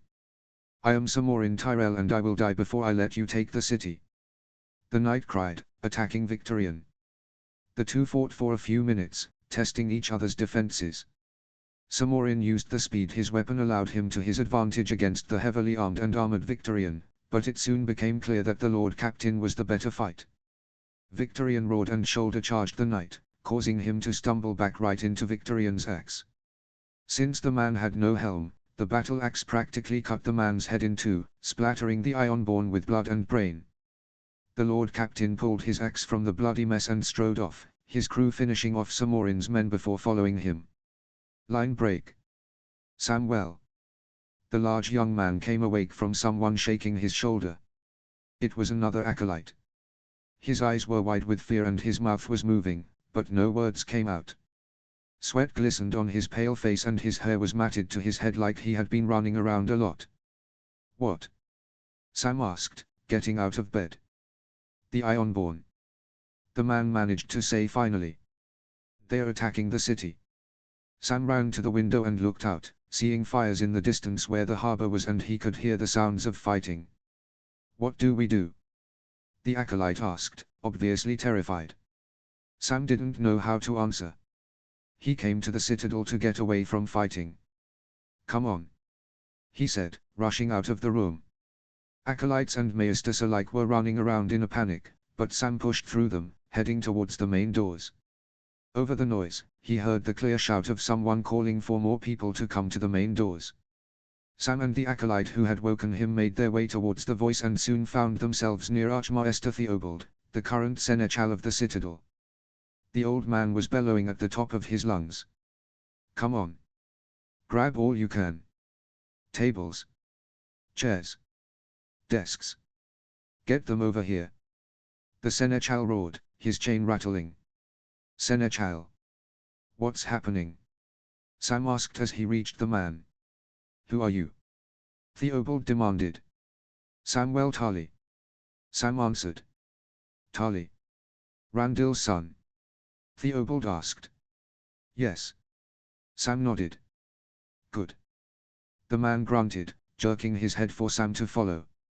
The bloody Ironborn had made it into the city. "What are we going to do?"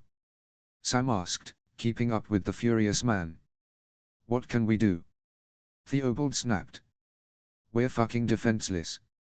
I'm having everything we can get our hands on brought to the doors to barricade ourselves in." He glanced at the acolyte behind Sam. "You, go and make yourself useful." The acolyte nodded quickly and ran off. Sam watched him go before taking a good look around. Maesters were grabbing books and scrolls by the armful and running off with them. The entire citadel had to be on its feet. "Is there anything else we can do?" Sam asked. "I am the foremost expert on warfare in the bloody place, but doesn't mean shit if we don't have anyone who can wield a sword." Theobald scoffed. All maesters have orders to move as many books and scrolls into the vaults, and the archmaesters are clearing out the forbidden section. Sam and Theobald finally reached the main doors, which were mostly hidden behind a mountain of wooden objects. Desks, tables, chairs, bookshelves were being placed in front of the doors. Half a dozen maester, presumably experts on warfare, were showing where to put what. Behind them, a few acolytes who were larger than the normal man were armed with hammers taken from the forges. What happened to the city watch? Sam asked. Theobald shook his head. They won't be able to hold back the Iron Fleet. Our entire fleet is in the fucking Westerlands, and most of our men are in the west with your father. We're defenseless. The Seneschal caught the arm of one maester who was scurrying past. Tell Barton that he is to start preserving as much food as possible. We'll be here for a while. The maester nodded and ran off. It was almost comical to Sam that every person in the citadel seemed to run the same way. It was a cross between a shuffle and a full sprint. It was probably of the long robes they all wore and the fact that they didn't get much exercise other than walking. It would have been funny if there wasn't the terrifying thought that they could all die by the morning. What would your father do? Theobald asked suddenly. My father? Sam asked. I don't know. Probably forced whatever could be used as a weapon into our hands and led the charge against the enemy. Theobald snorted, crossing his arms. We're men of knowledge, Tali. These men have seen more pictures of swords than actual swords. Sam shrugged slightly. My father was a man of action. If he was going to die, he was going to die fighting. He has that reputation, Theobald said grimly. If we make it through the night and even this damn attack, there will be many changes. Changes? Sam asked. Yes, changes. Theobald snapped in annoyance. The citadel will need a set of guards. A group to protect the knowledge we have in this building. It's invaluable to the entirety of Westeros except for the bloody savages who just got here. Forgive me, Seneschal, but shouldn't you be thinking about other things? Sam asked, glancing towards the door. What more can we do, Tali? Theobald scowled. Besides, I'm an old man. If I die here or next year it doesn't matter. I'm still going to end up in the ground. Fair. Sam conceded after a moment. Line break. Victorian. The Starry September was a massive structure of white marble and colored glass. Its massive doors were decorated with carvings of the Seven. Through the windows, Victorian could make out the scared faces of Septons and Septars. The Lord Captain marched up the steps to the church, pressing his hands against one door. The resistance he felt was not of a lock bar, but of many people pressing themselves against the door on the other side. Come on. Victorian barked, chopping into the door with his battle axe. His crew quickly caught on to what he was doing and immediately set to work chopping the door down. As they worked, more and more fearful cries came from the other side as the door was destroyed. Eventually, Victorian threw his shoulder against the door and felt it give slightly. He repeated the action and the doors flew open, many white-robed figures scrambling away from the doors, but it was no use. Victorian's raiders were cutting them down by the dozens, their robes offering little resistance to iron axes and swords. One man, fat and dressed in more ornate robes, stood in the center of the room, shaking with fear. This is... he muttered before swallowing and trying again.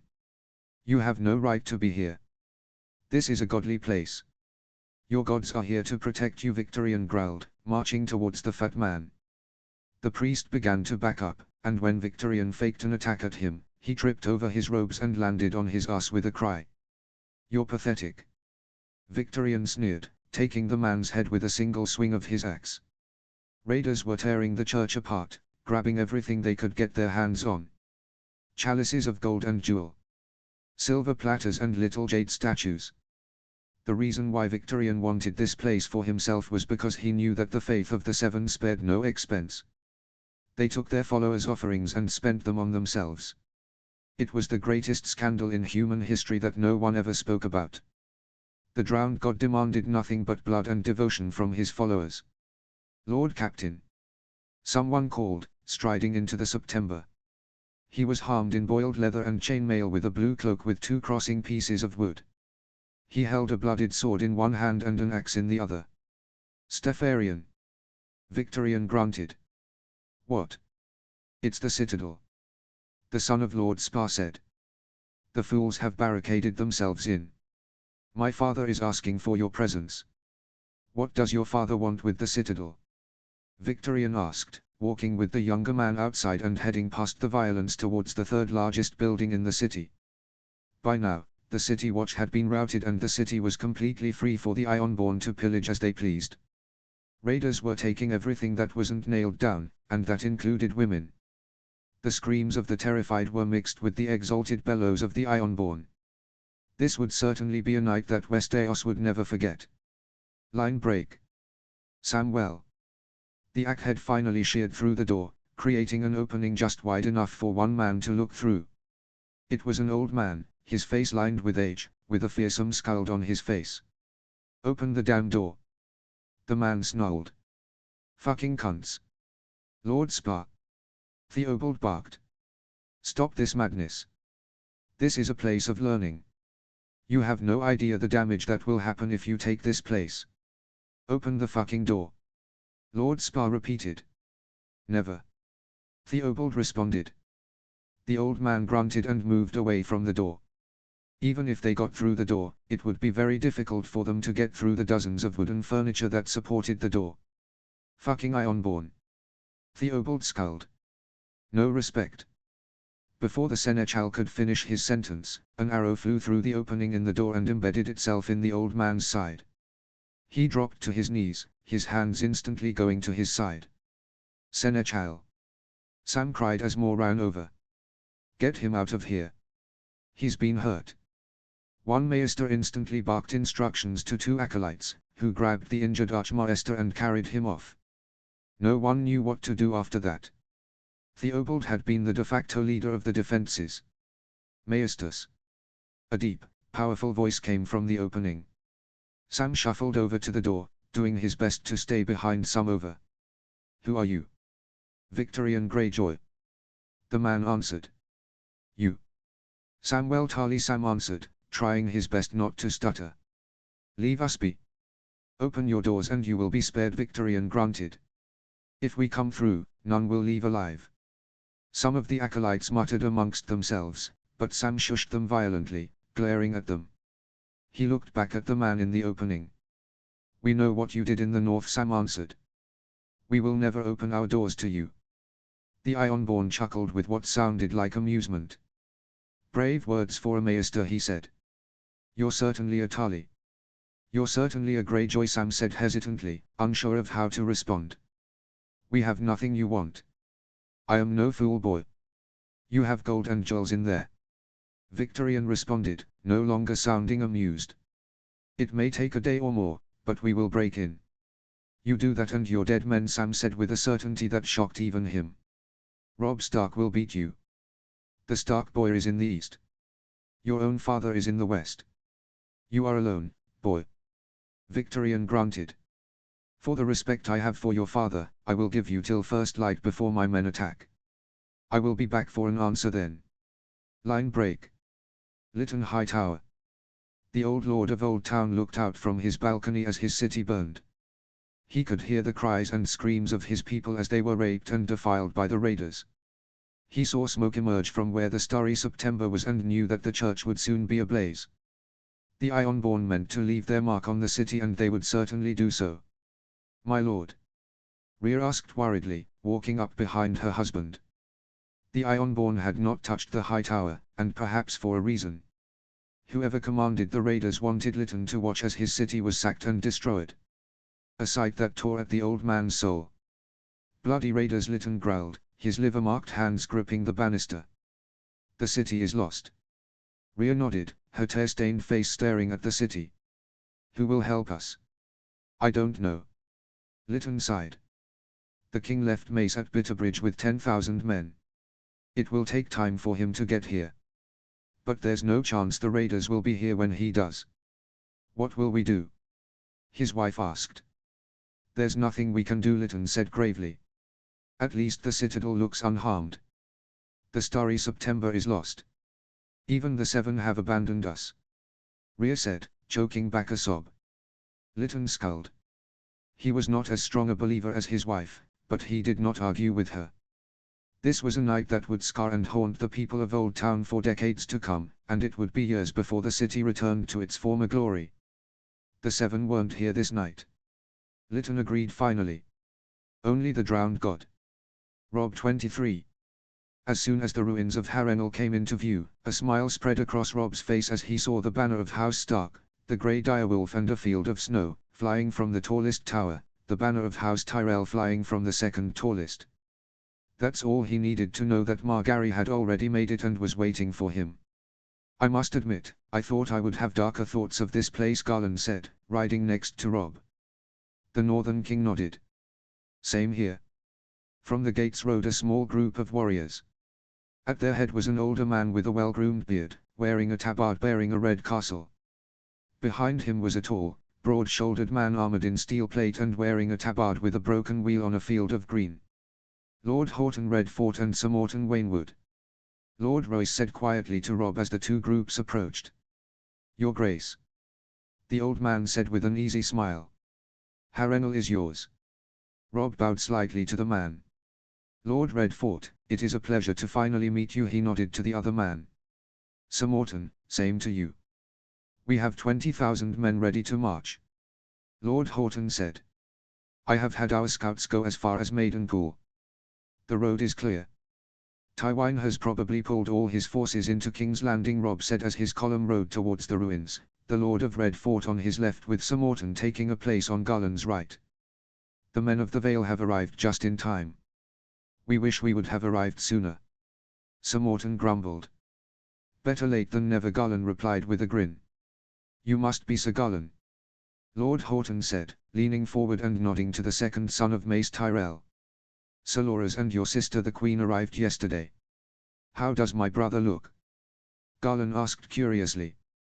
The last time he had seen Loras, the young knight had been close to death. He's rearing to finish the fight. Lord Horton said kindly. He's already duelled Sir Morton and all his brothers. Sounds like Loras. Garland chuckled as the column rode through the gate and into the castle.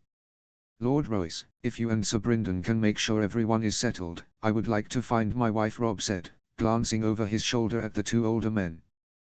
The Lord of Runestone nodded. Of course, Your Grace. I'll find Loras and meet you both later, Garland added. I will bring you to the Queen, sire.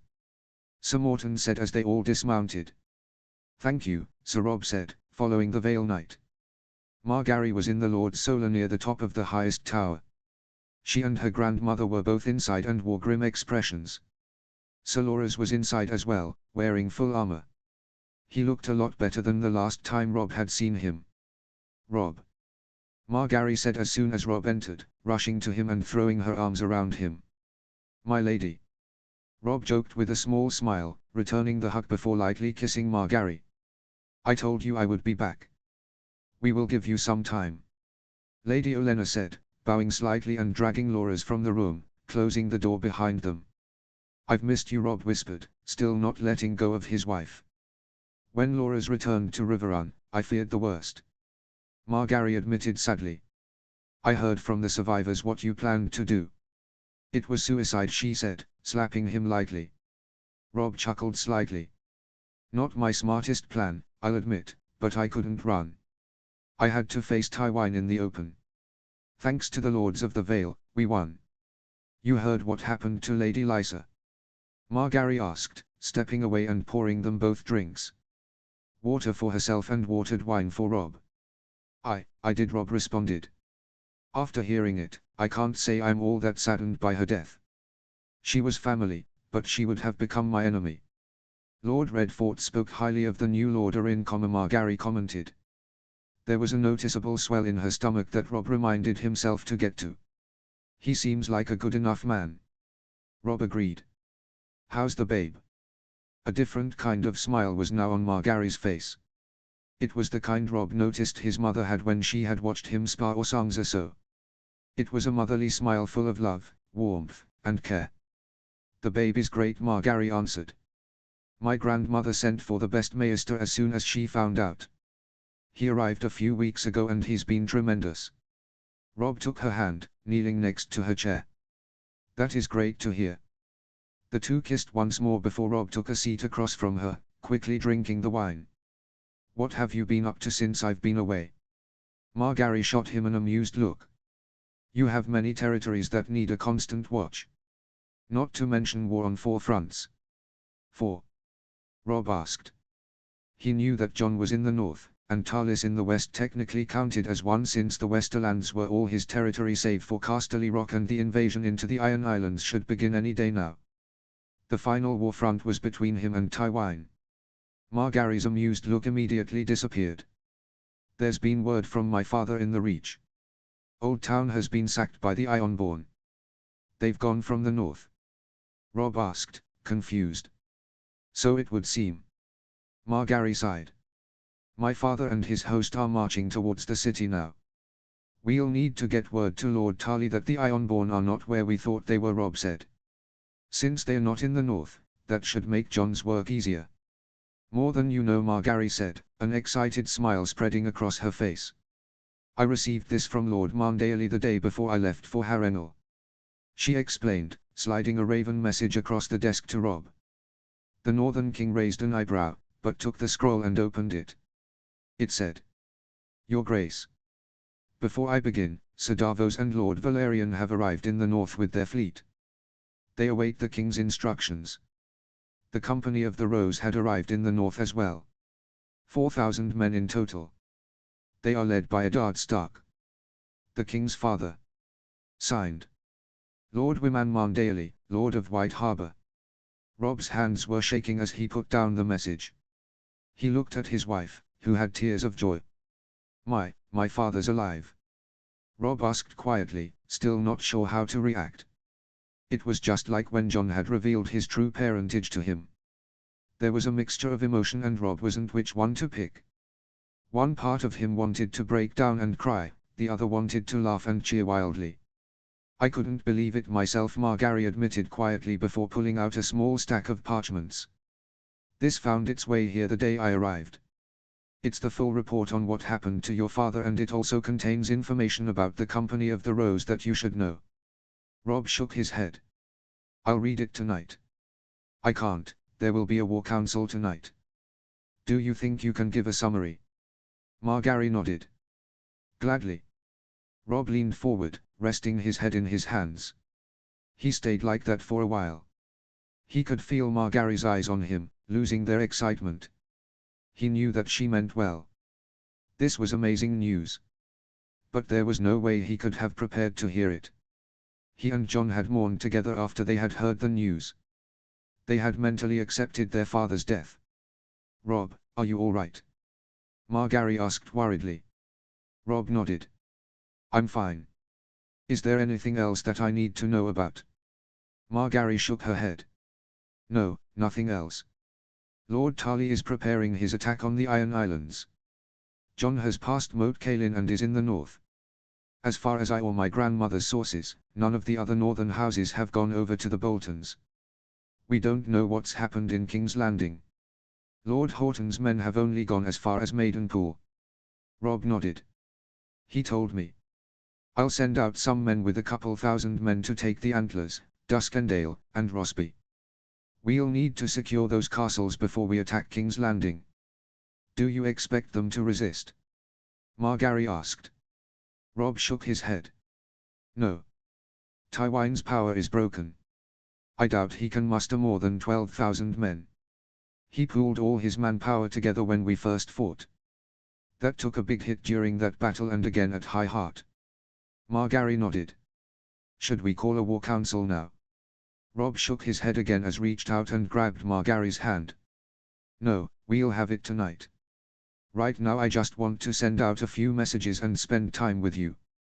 Line break.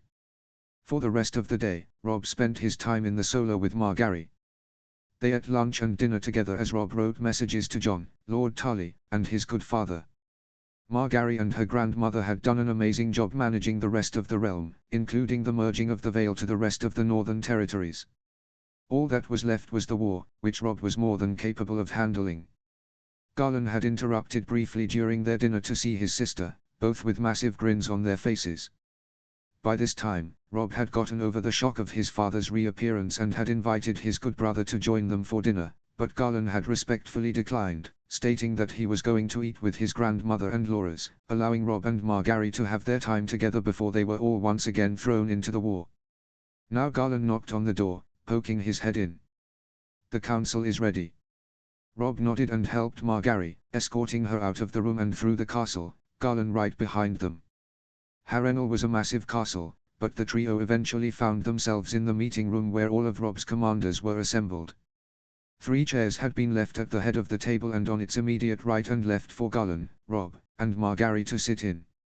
After helping his wife into her seat, Robb stood in front of his. "My lords, I am sorry for the lateness of this meeting. It has been a while since I have seen my wife." Robb apologized. "Once again, I must thank the Lords of the Vale for capturing the castle. It was the least we could do, Your Grace." Lord Redfort replied easily with a smile that seemed just a bit too happy. "Indeed," Robb said, nodding to the man. "Now, to business. The Queen has helped me get caught up with all that is happening." Lord Tarly turned over the siege of Casterly Rock to his son, Daikon, while he prepares his men for an invasion of the Iron Islands. The group of lords clapped politely, happy to know that the raiders will soon be dealt with. None of them had suffered as the northern lords had, but they all had a general dislike for the seafaring people. Hearing that the Ironborn would soon be brought to heel was a relief if nothing else. "While the Ironborn will soon be dealt with, I'm afraid that they have hit my lands once again," Robb said, his voice growing grave as he spoke. "The Iron Fleet has sacked Old Town. Lord Tyrell is currently marching towards the city with his host of 10,000 to retake the city or help rebuild it if the raiders have moved on. The Shield Islands have also been made aware of the attack and have assembled as much of their fleet as possible to protect their keeps," Margaery added, her voice matching her husband's. "Does this mean that the Ironborn are out of the north?" Sir Brynden asked. Robb nodded. "To my understanding, yet.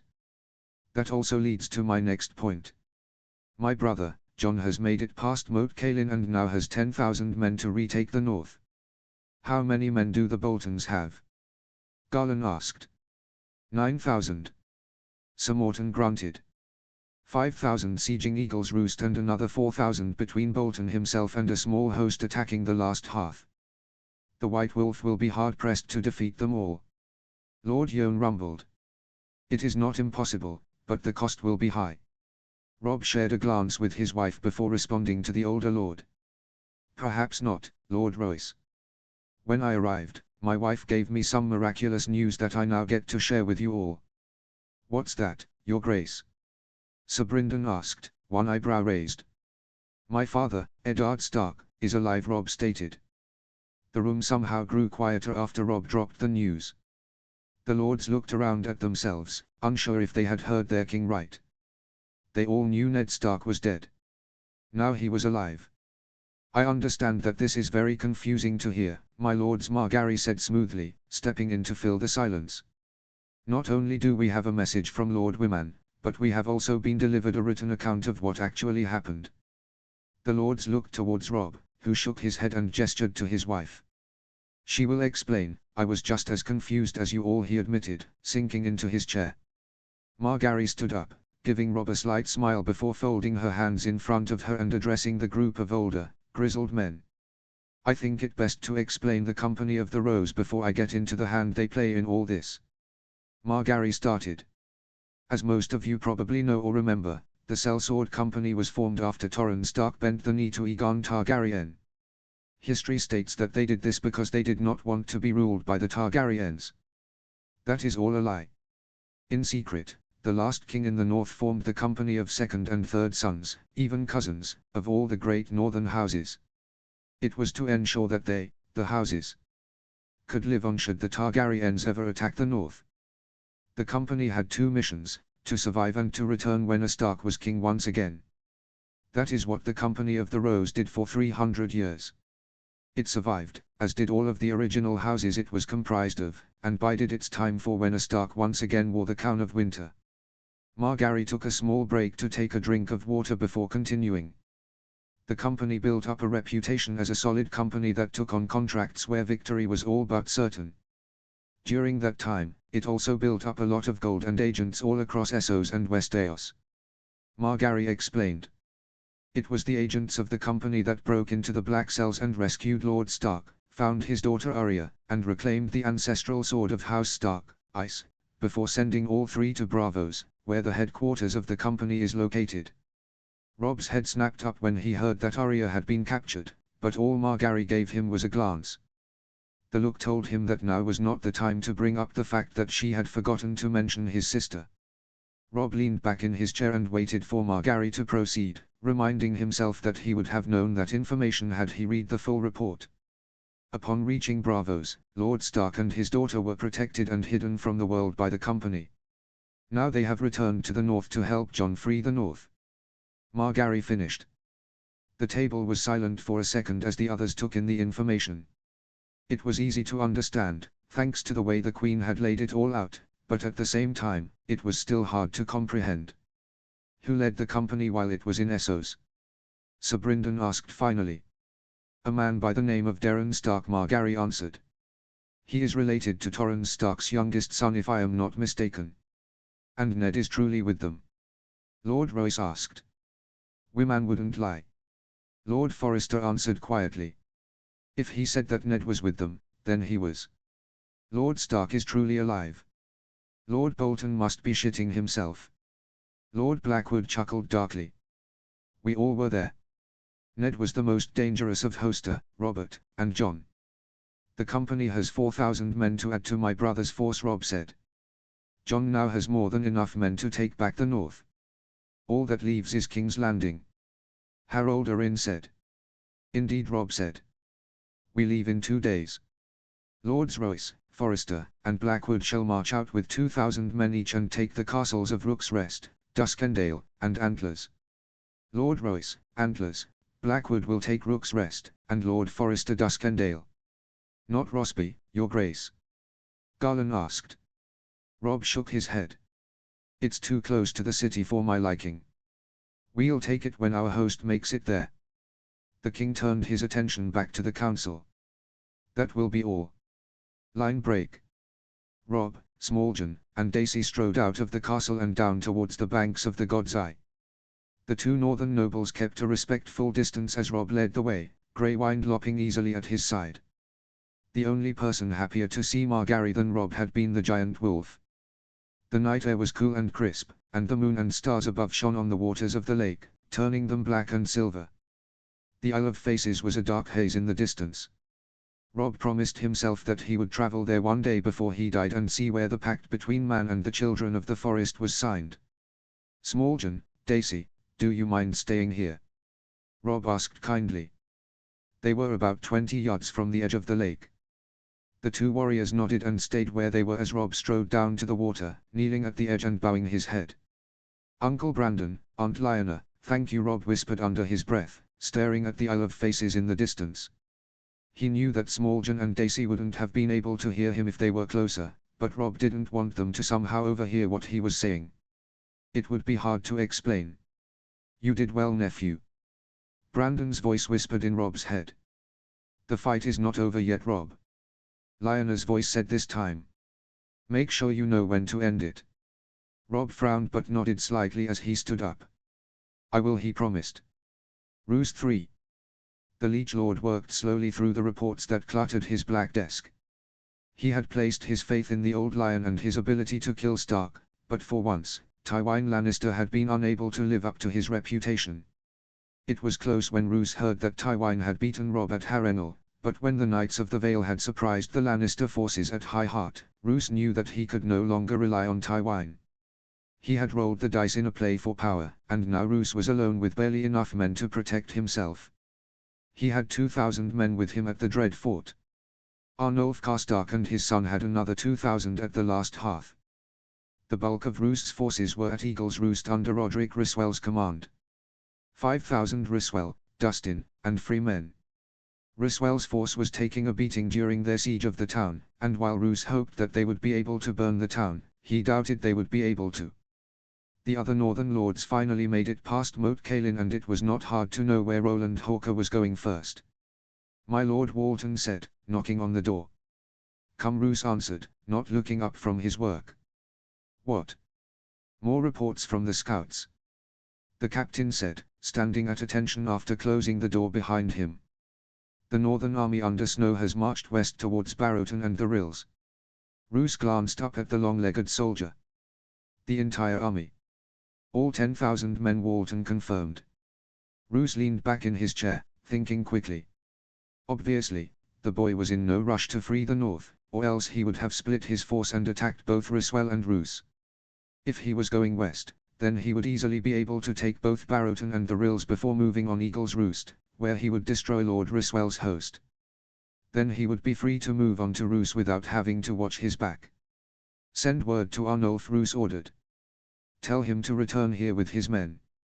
Walton bowed slightly. "We have also investigated the strange disappearance of the Ironborn. They attacked my castle a few nights ago." Roose scowled. "They're not gone. The scouts have found Torrens Square completely abandoned, and Riswell sends word that there are no more raids along the Stony Shore," Walton answered. "We believe that the raiders came from Deepwood Motte, where the Ironborn still remain." Roose nodded slightly. If this was the case, then that would give Roose more time to prepare his defenses. It would also serve to bloody the bastards' forces before moving on to the Dread Fort. "What else have the scouts reported?" Roose asked. "The Company of the Rose has arrived in the north," Walton answered immediately. 4,000 sellswords. Roose cursed internally. If the Starks had bought them, then he was well and truly fucked. "Ride out to meet with them immediately," Roose snapped. "Offer them whatever it takes to bring them to our side." "Will that work?" Walton asked. Roose glared at his captain. "They're sellswords. Money is all they care about. Now go, and tell Ramsay I need him." The captain bowed and left, leaving Roose alone to dwell on his position. He had been a prominent commander in the Northern Army, and he and his men had filled their pockets with the wealth of the Westerlands. Then, when the Ironborn attacked, the Blackfish had honored him with the mission of saving the North. Roose could have made himself a war hero and a savior of the North. Instead, he had thrown all that away in a roll of the dice.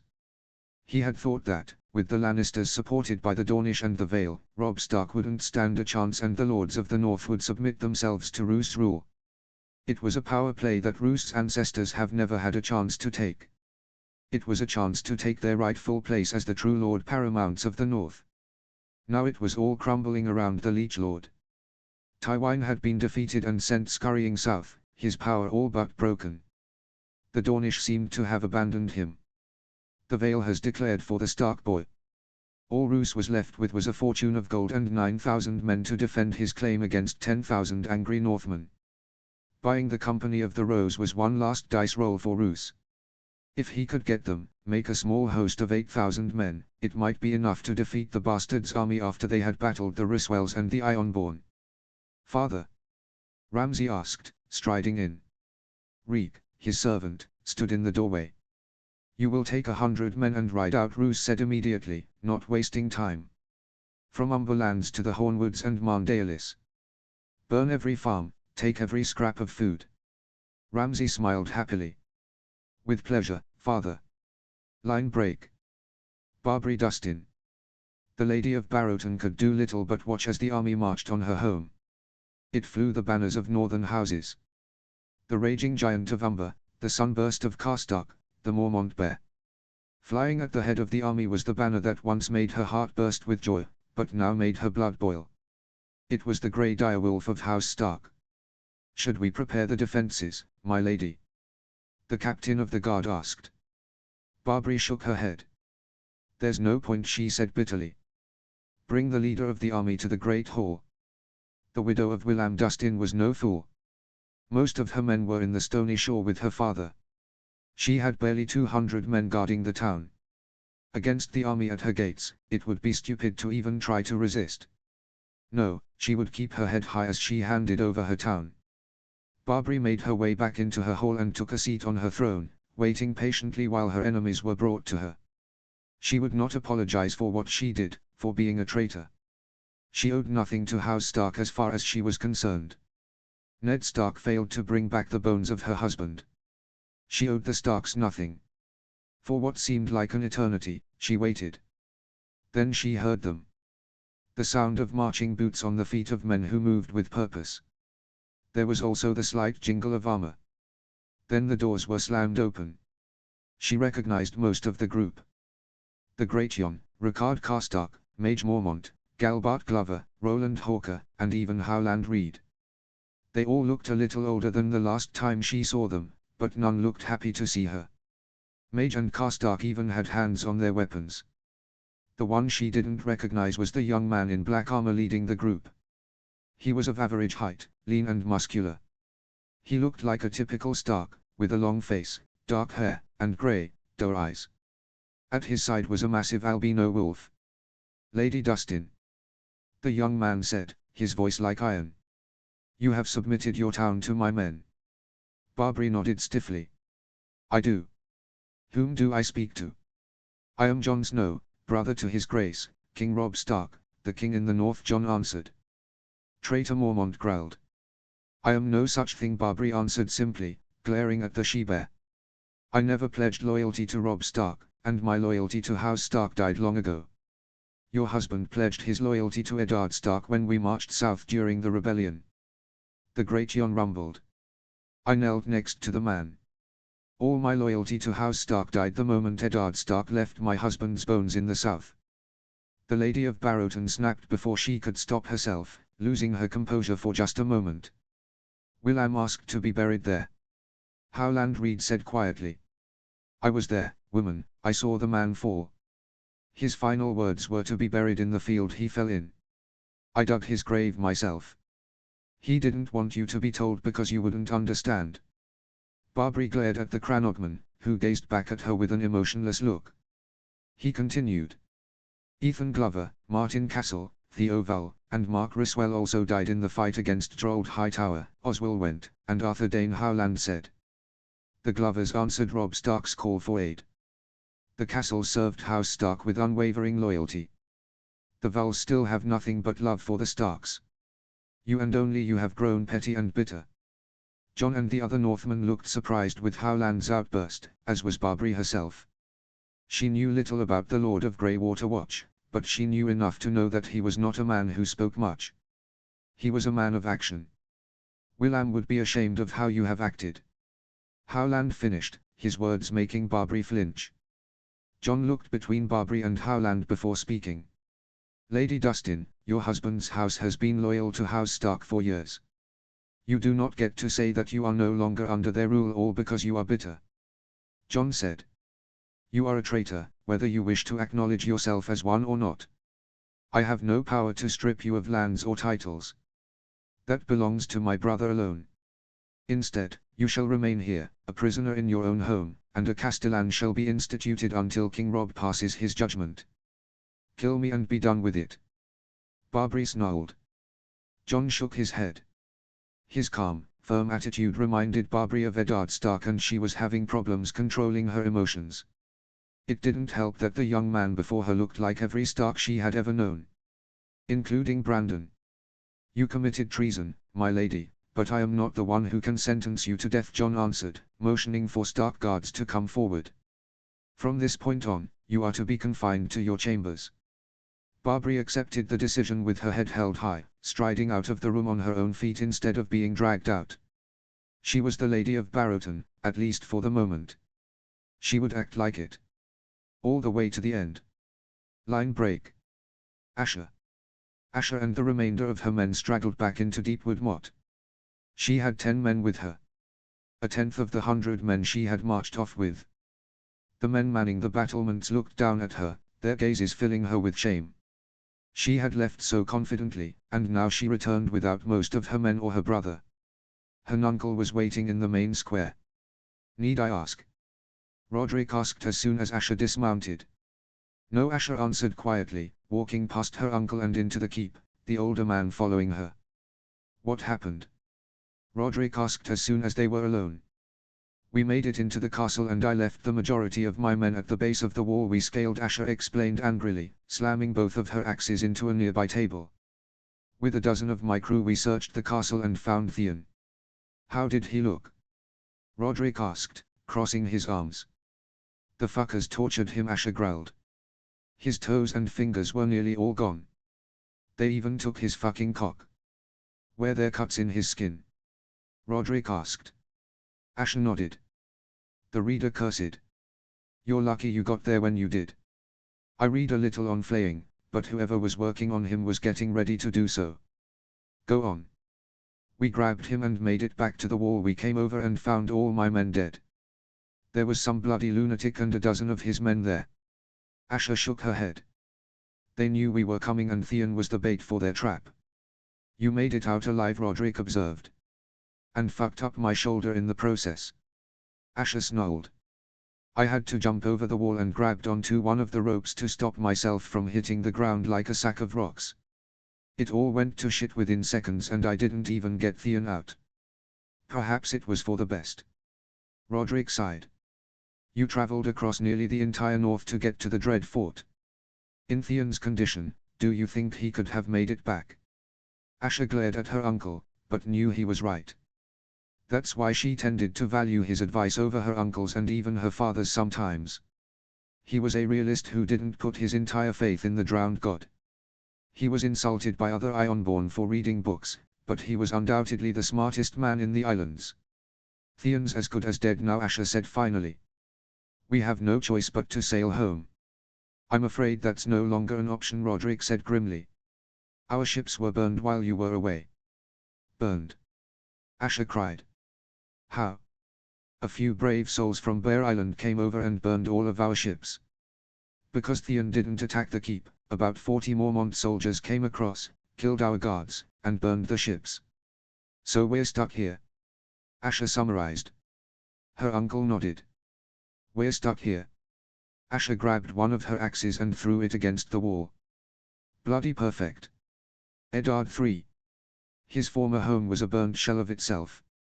The grey curtain walls were stained black, same with most of the keeps and towers. Any building not made of stone, the stables, the kennels, were nothing but ash-or-charred remains. Eddard walked slowly through it all, remembering everyone who served him. Hullen, Veonpool, Mickon, Sir Roderick, and so many others. Arya was right at his side, her little hand in his. It's all gone. She whispered, trying hard not to cry. Eddard felt like crying himself. Winterfell was his home, even more so than the Eyrie. He had raised his family here. His siblings and he had been raised here. Winterfell was, in almost every sense, the heart of the North. Now it was a ruin, one created by the bastard of Bolton. It will be rebuilt, Ned promised, holding Arya's hand a little tighter. And those who died will be avenged. When? Arya asked.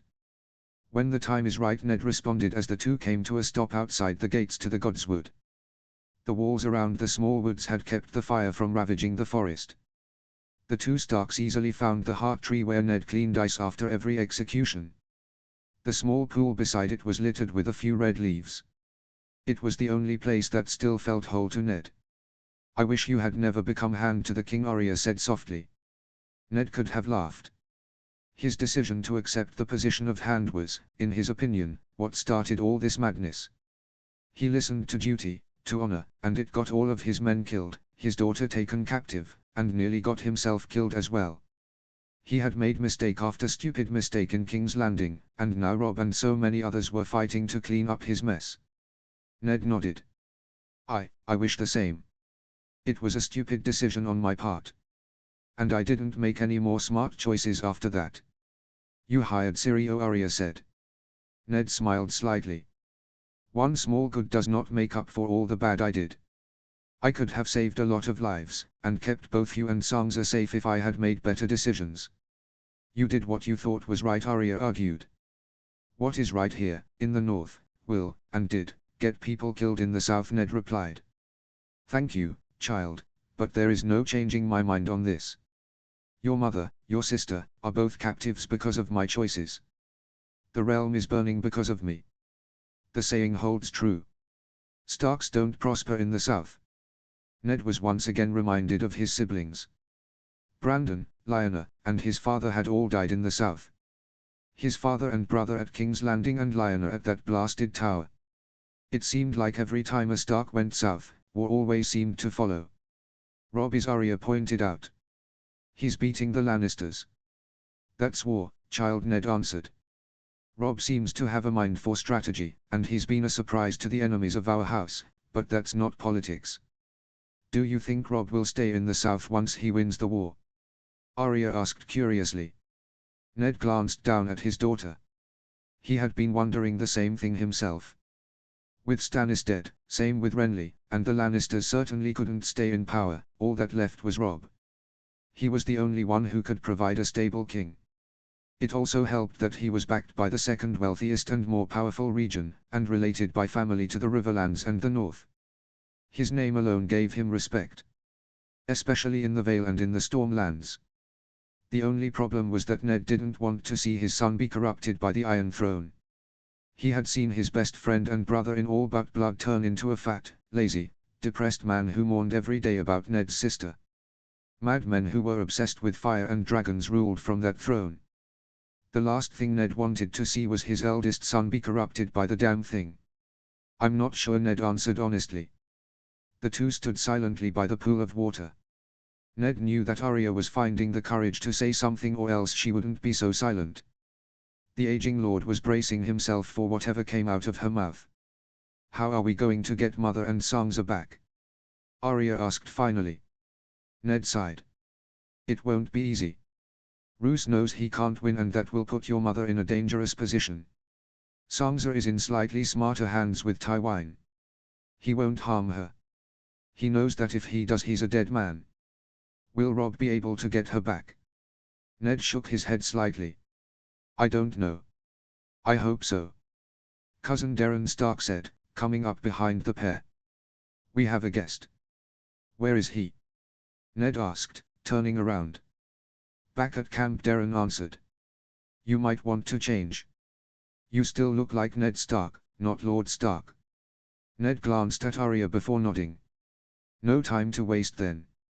As the three walked back towards their horses, Darren continued to look around the ruins. It was probably the first time a Stark from his family had stepped foot in their ancestral home since Rickard Stark, the youngest son of the last king in the north, had left to form the Company of the Rose. I am sorry it is such a ruin. Ned apologized. It's not the homecoming you deserve. This isn't the welcome any of you deserve after so long away. Darren shrugged. We're back in the north, cousin. That is enough for us. Most didn't think we would ever see the day. Besides, we're sellswords. Fighting on foreign land is what we're good at. Ned smiled grimly. Roose Bolton will pay for this. Their blades are sharp, but winter is coming, Darren responded fiercely. Line break. Ned, armored in leather and steel, ice strapped to his back, marched into the tent flanked by his cousin. It felt good to finally be able to wear armor and have a weapon by his side. Thomas Greenwood had been attending him nearly every day, and he was finally able to begin sparring again. He had years to slough away before he would finally be in fighting trim. Inside the tent, the other captains of the company sat around a long table, all dressed for war with weapons at their sides. At one end of the table were two men. Both armored but unarmed. Their tabards bore the flayed man of House Bolton. Ned recognized the first man. He was one of Roose Bolton's top captains. He had heard him be referred to as Steel Shanks. Probably because of the steel greaves he wore on his legs.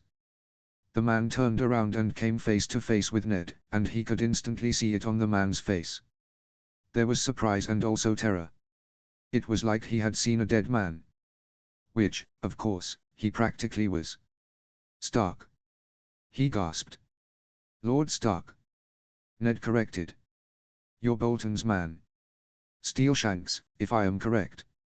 You're supposed to be dead. The second man grunted, also shocked. Joffrey cut your head off. I'm not, Ned responded crisply, crossing his arms. Why are you here? Lord Bolton Steel Shanks started, glancing around the table and noticing for the first time that no one seemed particularly welcoming. Sent us to hire the Company of the Rose. They're not for sale. Ned barked, leaning forward and placing both hands on the table. His grey eyes were like steel. Go back to the Liege Lord, tell him that Eddard Stark is back in the north. Tell him that there is nowhere in the world that he can go that I won't find him. Steelshanks glanced at his friend, who was staring at Ned with quite a lot of fear. More often than not, Ned put on a cold facade that hid his warm, kind soul from all except those he loved.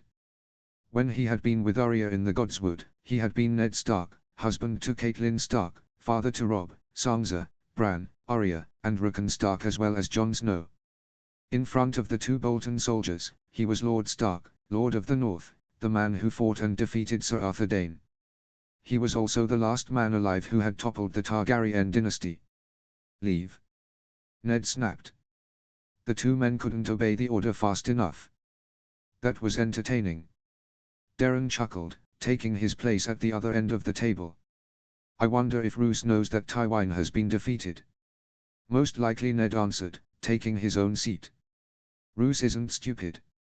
He knows that he is alone. That's why he sent men here, to try and buy the company. When he learns that I'm alive, he'll do two things: hold my wife hostage as long as possible and find a way to use my honor against me. If he's left without those two options, he'll try to cause as many deaths as possible. Make the cost of victory as bad as defeat. Speaking of Lady Catelyn, Alec, what do we know? Darren asked. My friends would have made it into the castle if not the Ironborn. The company's spymaster grunted. Asha Greyjoy attempted to save her brother and failed. Now the castle is guarded carefully night and day. The slight man looked at Ned. I am sorry, my lord.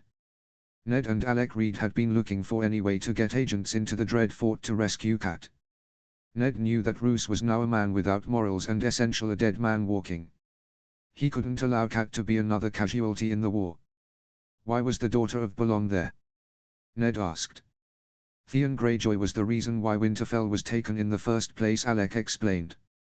It was then burned by Ramsay Snow, Roose's bastard. Somehow the bastard got his hands on both Ramsay and Lady Catelyn. That's why Asha was there. Was she able to make it out with Theon? Darren asked. Alec shook his head. No. Bolton's bastard snuffed out her plans and set a trap using Theon as bait. She made it into the castle, but when she re-emerged with her brother, she found all of her men dead and Bolton soldiers waiting for her. She was the only one to escape the Dread Fort that night. Where is she now? Darren asked. Deepwood Motte, Alec answered. Most of the Ironborn is gone from the north. She and her men are the only ones that remain. What of King's Landing and Lady Sansa? Darren asked quickly before the topic switched. Our agents have been strangely quiet, Alec answered. As of right now, we don't have eyes or ears in the capital. Lady Sansa's life is in King Robb's hands. Ned repressed a curse. His other plan had been to somehow get Sansa out of King's Landing and get her somewhere safe. Highgarden or Storm's End. Robb's army was a long way through bandit-infested territory from King's Landing. Storm's End and Highgarden would have been much better. But now that was no longer an option. Ned shook his head, clearing his thoughts. He feared for his wife and daughter, but there was nothing he could do for them now. All he could to save his wife was to win this damn northern war. Enemies to the east and west, Ned said finally, tapping the table thoughtfully. Jon has control of the northern army, doesn't he? Yes, my lord. Dwanumber replied. Where's he gone? Ned asked. West, my lord, Alec answered. Sir Marlon Marndaeli and his reinforcements are marching towards them now. Then the company shall go west as well, Ned said. I taught both Jon and Robb strategy. If Jon doesn't know why the Company of the Rose has landed in Westeros, he is assuming that they are his enemy. That makes Roose stronger in the west. That means Jon is marching east to take the Rills and Barrowton before marching on Roderick Ryswell at Eagle's Roost. If the company meets up with him, it can be of some use snuffing out the rest of the Ironborn or Bolton men still in the east. Why not attack Bolton now? One of the captains asked.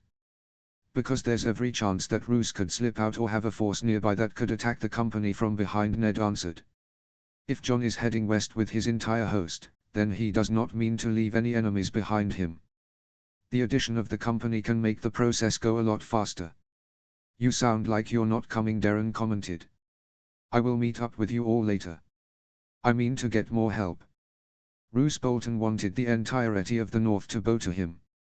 I mean to show him the fury of the entire North. Ned answered. Where will you go? Someone asked. The mountain clans, Ned replied simply. Hugo Val is an old friend. It will take time to rally the clansmen, but I should have them all by the time the company and John march east towards the Boltons. There are also reports that the last hearth is under siege.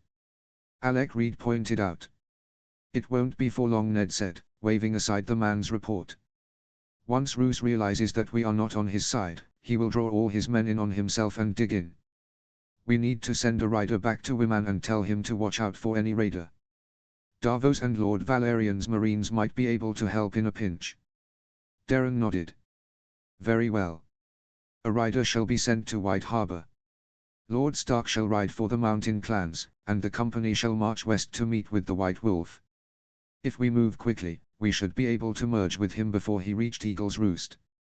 If all goes to plan, we should have the North free from traitors and raiders within a few months, Ned answered. Then we shall see what my other son has been up to in the south. Victorian too. Victorian had given the brave, but foolish scholars the rest of the night in the aftermath of the attack to reconsider his generous offer. He had assumed that they would do what all sheep do, give in to the demands of the wolf. But it seems one particular sheep was no sheep at all.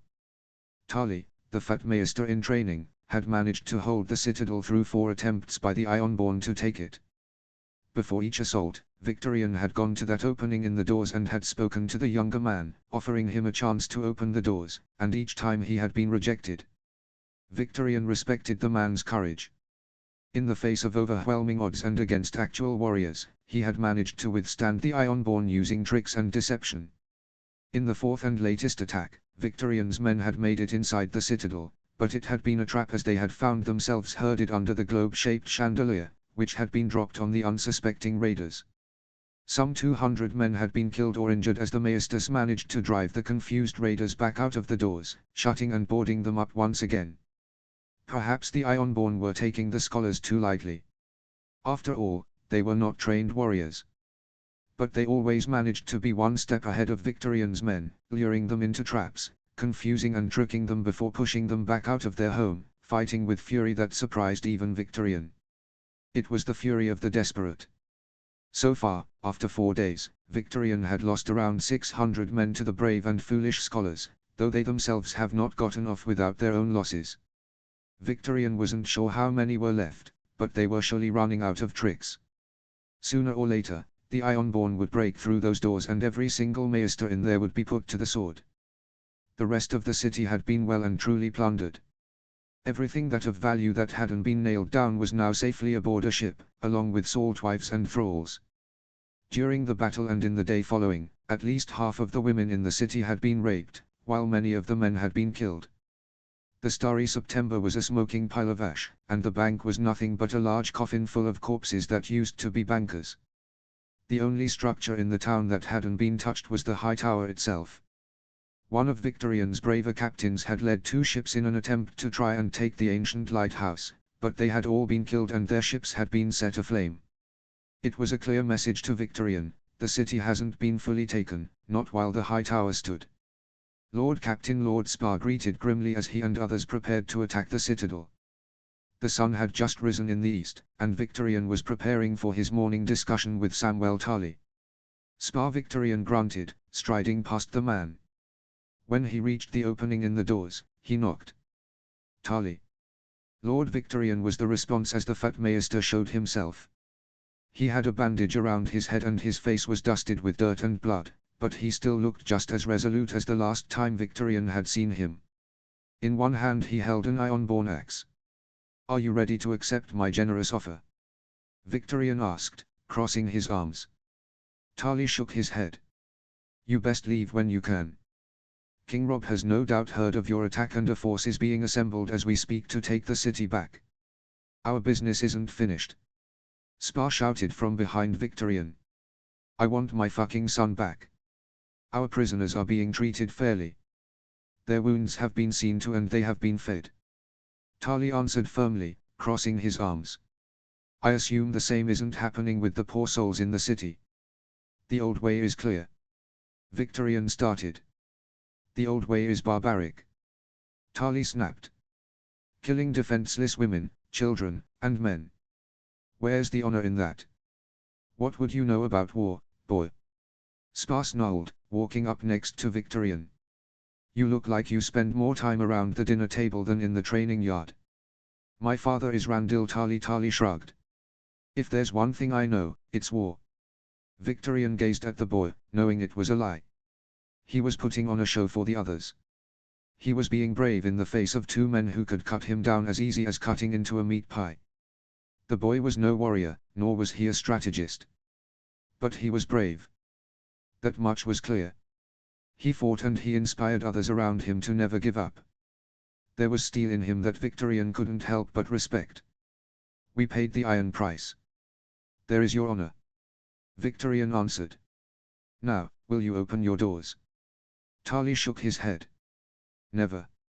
Not to the likes of you. Why, you little. Spar roared, moving forward while one hand went to his axe, but Victorian grabbed him by the shoulder and pushed him back. Enough. The Lord Captain of the Iron Fleet roared. Get the men ready to attack. Spar glared once more at the fat Maester before stalking off, shouting orders for men to prepare for the assault. Victorian's raiders looked tired and worn, their constant defeats at the hands of the scholars taking away from the victorious high they had when they had taken the city. They did not look happy to be attacking the citadel, and there were rumors that the Maesters were using magic. It was all nonsense to Victorian. Lord Victorian, Tali said, sounding much closer. Victorian turned back towards the door to find Tali standing nearly as close to the hole as he was. Now he got a better look at the man who had turned back for Ironborn assaults. He was a fat man in his early 20s with a scraggly beard and thinning brown hair. He had a slight slump in his posture, an almost defeated or worried look on his face, but in his eyes was firm resolution behind terror. He was scared, but he wasn't a coward. Once again, Victorian couldn't help but respect the man. Think about what will happen if you destroy the citadel. Tali continued. Centuries of knowledge are housed here. This is the center of learning in all of the known world. Leave us be. If you kill us, then you destroy an institution that allows houses to message between themselves. You are killing generations of healers, teachers, historians, messengers, and advisors. Maesters are essential to Westeros. Then give up your jewels, Victorian replied. Tali shook his head. I cannot. The citadel does not keep wealth for purely monetary purposes. They are used for scientific research and for forging chains. They will be put to good use here instead of collecting dust in your chests. He raised his hands in a pleading gesture. Surely you see that there's no point in taking the citadel. You think you can appeal to my better nature? Victorian snorted. I am an Ironborn, lad. I take what I want with the iron price. Tali shook his head. Your brother is said to be a man who is lost in despair because of his failed rebellion years ago. The Damfair is said to be a godly fanatic. Euron. Euron is nothing. Victorian snapped. He is nothing. Sam agreed, taking a step back out of fear. You followed your brothers loyally into one rebellion, and look at what it cost you. Now you do so again thinking that it will be different. Choose your own path. What do you know of choosing your own path? Victorian snarled, annoyed that the Maester was trying to lecture him like he was a child. He was the Lord Captain of the Iron Fleet. He knew exactly who he was. My father is one of the foremost commanders in all the realm and is currently besieging Casterly Rock, and yet here I am in the citadel. Sam replied calmly, backing away from the door. Perhaps it's a good thing too. With that, Tali returned to the safety of the barricade, leaving an annoyed and furious Victorian behind. The Lord Captain returned to his men, one hand gripping the haft of his axe. He had half a mind to break the door down and kill the Tali boy himself, but he held himself back. Like all captains, Victorian held his emotions in check and looked to be in total command of himself and situation. Spar, on the other hand, was pacing like a caged lion in front of the 200 Ironborn, making excess with his sword as he loosed up his arms. Lord Spar. Victorian called, about to give the order to attack when a raider came sprinting down the street, his face red and dripping with sweat. Lord Captain N. He cried when he saw Victorian. They are here. Who? Victorian barked. Reachman. The raider answered. Thousands of them. Victorian shared a glance with Spar and began to march towards the city walls. Get every man to the walls now. What about the maestas? One raider asked. Victorian grabbed the man by the front of his armor and pulled him forward till their faces were a few inches apart. Fuck the bloody maestas, Victorian hissed, throwing the man on his ass. All of you, spread word through the town. Everyone get to the walls. The 200 raiders nodded and began to run in different directions, shouting at the tops of their lungs. Victorian and Lord Spar made their way towards the walls, where there was even more activity happening. Victorian had left Graydon Goodbrother, heir to Hammerhorn, in command of the walls. He knew that the Lords of the Reach would put together a force to fight the Ironborn. Depending on the size of the force, Victorian would then decide to fight or retreat. Assaulting the citadel had caused Victorian to stay longer than he wanted to, but he couldn't allow the scholars to outlast him and his men. He had sworn after the first failed assault to stay in the city until he men finally breached the fucking building. Now a Reach army was outside the walls. It took a few minutes for Victorian to reach the walls, fighting against the river of warriors as they ran, armed and armored, to man the defenses. When he finally arrived, he marched up the steps and soon found the loud young man shouting and cursing, shoving men into position. Graydon, Victorian said, approaching Gorald's son. Lord Captain Graydon responded, nodding to Victorian. Just as you said. It's an army of the Reach. Victorian looked out over the walls, and repressed a curse. There had to be close to 10,000 men marching in formation towards the walls. Blocks of infantry marched with their shields up while loose groups of archers walked behind them for support. On the flanks, wedge-shaped companies of cavalry rode easily, their lances and armor shining in the morning sun. Victorian did not recognize many of the banners that flew over the army, but there was one he did. It was a golden rose on a field of green, the sigil of House Tyrell. What are we going to do? Graydon asked. We'll head back to the ships, Victorian growled. Barricade the gates and leave the city. That's no longer an option, Lord Drum said grimly, marching up the steps, followed by dozens of raiders. We've been cut off. What do you mean? Lord Spar cried. Look, Drum said, gesturing with his sword towards the harbor where a giant cloud of black smoke was rising from where Victorian had left his ship. I had the ships inspected at sunrise, just as the Lord Captain ordered, and some men found barrels of oil and tar spilled on the decks. The ships soon showed up and fired flaming arrows at us. The fires started on a few ships, but soon spread to others. How did that happen? Graydon asked.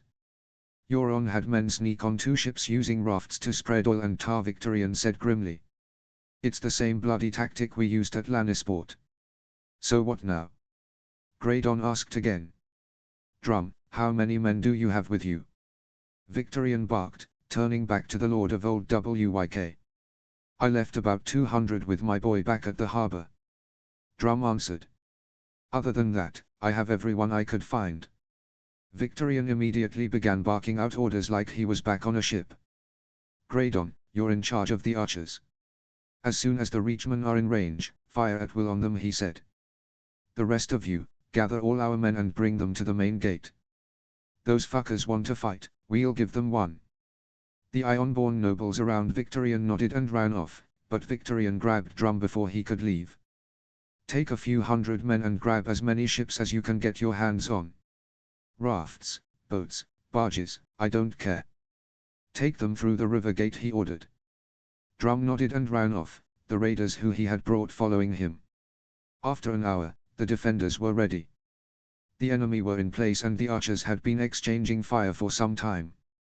Graydon had cursed and barked at his men for about 10 minutes before getting an arrow in his side.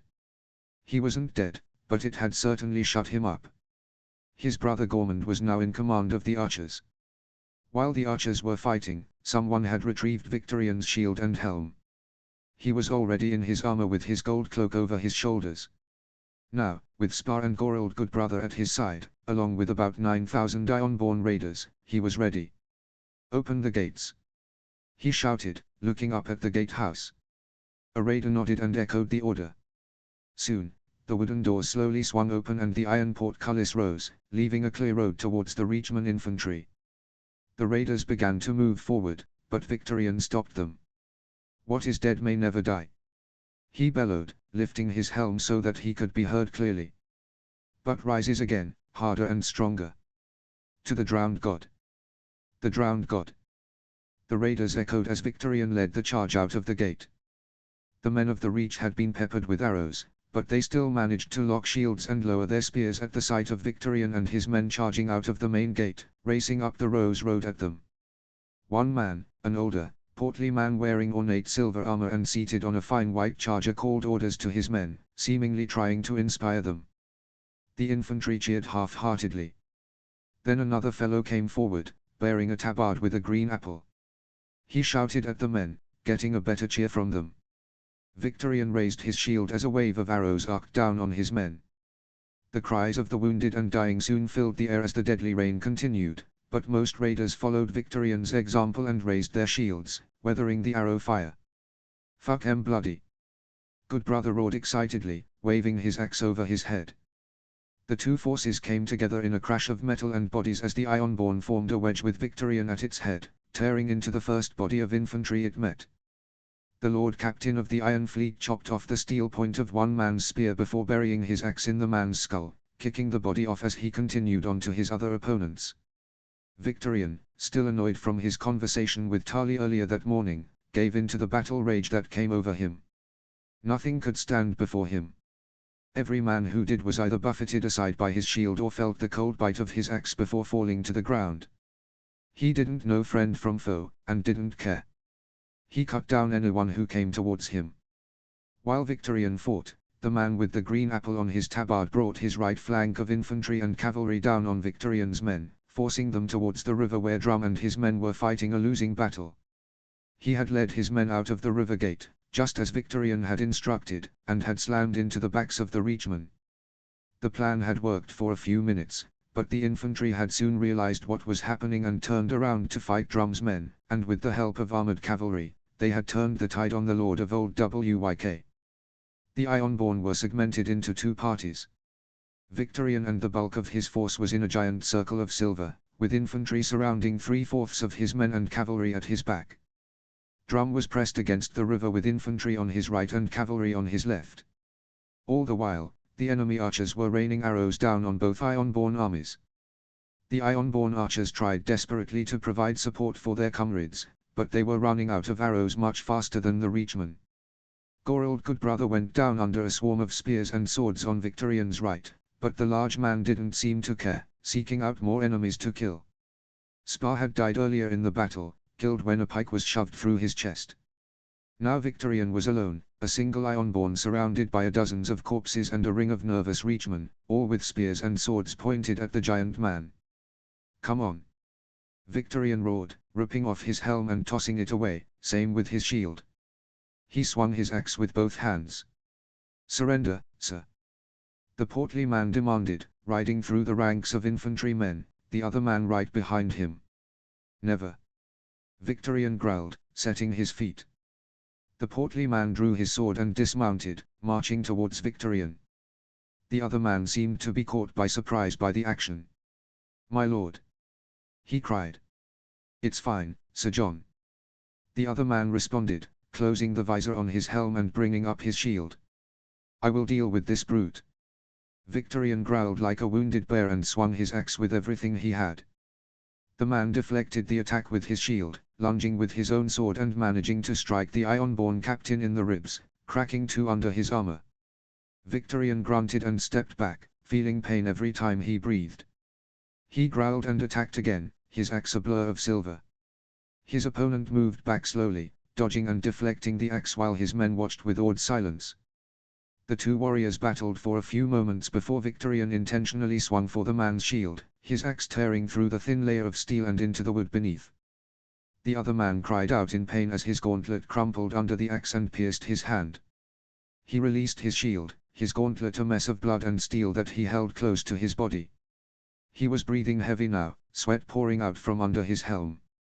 Victorian attempted to shake the ruined shield off of his axe, and became more enraged as he was unable to do so. Finally, he roared and slammed the shield into the nearest thing, which happened to be the other man. The portly warrior was sent reeling, his helmet knocked from his head to reveal sweat-matted curly brown hair and a finely trimmed beard. There was a slight trickle of blood from where the shield had hit his helm. "Mace!" the other mounted warrior cried worriedly. "Mace!" Victorian said, the red haze lifting slightly when he heard the name. He stood up a little straighter, his axe falling to his side, the ruined shield sliding off of its head. "Mace Tyrell." The portly man nodded, glaring at Victorian. "I am." "It will be an honor killing you," Victorian growled, raising his axe. "I am Victorian Greyjoy." "Then you'll go with me," Mace responded. The two threw themselves at each other, but within a few moments, everyone knew who was going to win. Mace had been an average warrior in his youth when he was fitter, but he had given in to the pleasures of the flesh as he had aged, and was no longer in the same fighting shape as his youngest two sons. He had surprisingly held his own against Victorian, but the Ironborn captain was a much better warrior and in much better shape. Mace managed to dodge Victorian's axe a few times, but the final blow was struck when Victorian feinted an overhead blow and instead turned the attack into a sideways swing that cleaved through Mace's armor and into his chest, hitting his lungs. The Lord of Highgarden went down with a weak cry, landing on his back as the blow took him off his feet. His men cried out as their lord went down. They had been surprised with his skill and the fact that he had lasted so long against the Ironborn, but his luck had soon caught up to him. Victorian ripped his axe from Mace's chest, looking around for a new opponent when he felt a blinding pain in his left knee. Looking down, he saw Mace's sword, struck with the dying man's remaining strength, thrusted cleanly through Victorian's knee, severing the muscles and bone. The feared Lord Captain of the Iron Fleet bellowed in pain and fell to one knee, dropping his axe in the process. Mace chuckled weakly, red foam coming from his mouth. "I got you," he whispered before going still, his hand falling limply from his sword. Victorian watched as a line of pikes surrounded him, the man with the green apple striding between them. He moved swiftly and with purpose, ripping the sword from Victorian's knee and holding it against his neck. "It's fitting that Lord Tyrell's sword should finish the job," the man said grimly. "Any final words?" Victorian looked down at Mace's body before looking back up at the man. "He fought well." The man nodded and brought the blade back before swinging it at Victorian's neck. Everything went black after that. John XXI. John and the others watched from the entrance of the command tent as the small army approached.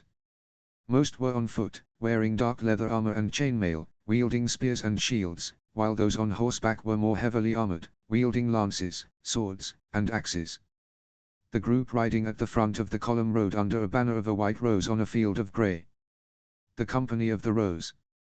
"What are they doing here?" the Great Jon rumbled. "Perhaps we should talk to them and find out," Howland suggested bluntly.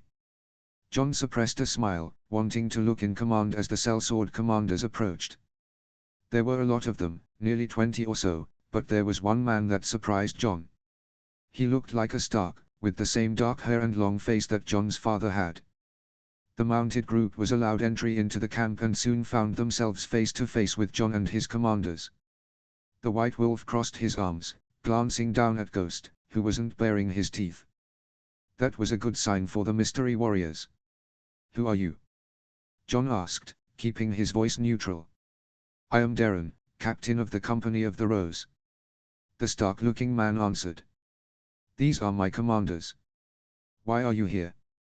Jon asked as soon as the man was done talking. "That is a long story," Darren answered easily. "Perhaps we could speak alone. Myself and your commanders." Jon glanced around at the crowd that was forming, picking out one man. "Roderick, watch the others," he ordered the heir to Ironroth. "Darren, dismount and come in." The leader of the sellsword slipped from the saddle and followed Jon into the tent, where the others were already retaking their seats. They had just moved on from the rills and were now making plans for relieving Eagle's Roost. The scouts had reported that the keep still held, but it was likely to fall any day now. The council had been debating on whether or not to send Lord Hawker ahead with the entire cavalry to try and break the enemy forces. "Do you have a last name, Darren?" Jon asked, taking his place on the other end of the table from the man, though not sitting down. Ghost remained close to the man, almost prowling around him. The man hesitated before answering. "Perhaps I should tell you why I am here before I introduce myself fully." John raised an eyebrow but nodded. "Very well. Explain." "The Company of the Rose was founded over 300 years ago," Darren started. "It was not formed by men who refused to bend the knee to Aegon Targaryen, but by Torrhen Stark himself after he bent the knee. He was worried that the Targaryen king would go back on his word and burn the north, and so he assembled a group of northerners from every family. Second or third sons, cousins in some cases, and created the Company of the Rose. The goal was to preserve family lines should any go extinct."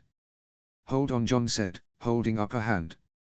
"You're saying that you have Umbers, Glovers, Carstarks, and a member of every noble family in the north in the Company of the Rose?" Darren nodded. "I do," he answered simply.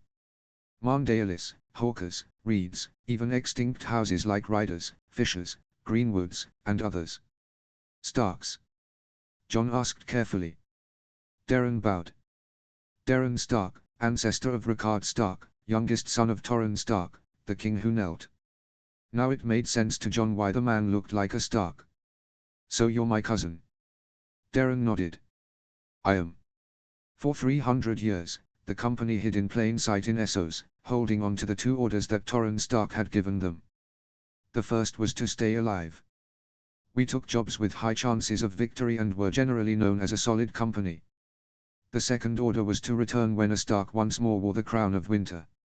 John sighed and ran a hand through his hair. "That makes sense. Did you ever keep contact with the North?" Darren nodded. "We did, though not with the Stark in Winterfell. The Starks were interconnected with every house in the North and with everything they had to handle. That responsibility of communication between the North and the company fell to House Reed." All eyes turned to Howland Reed, who casually took a drink of ale.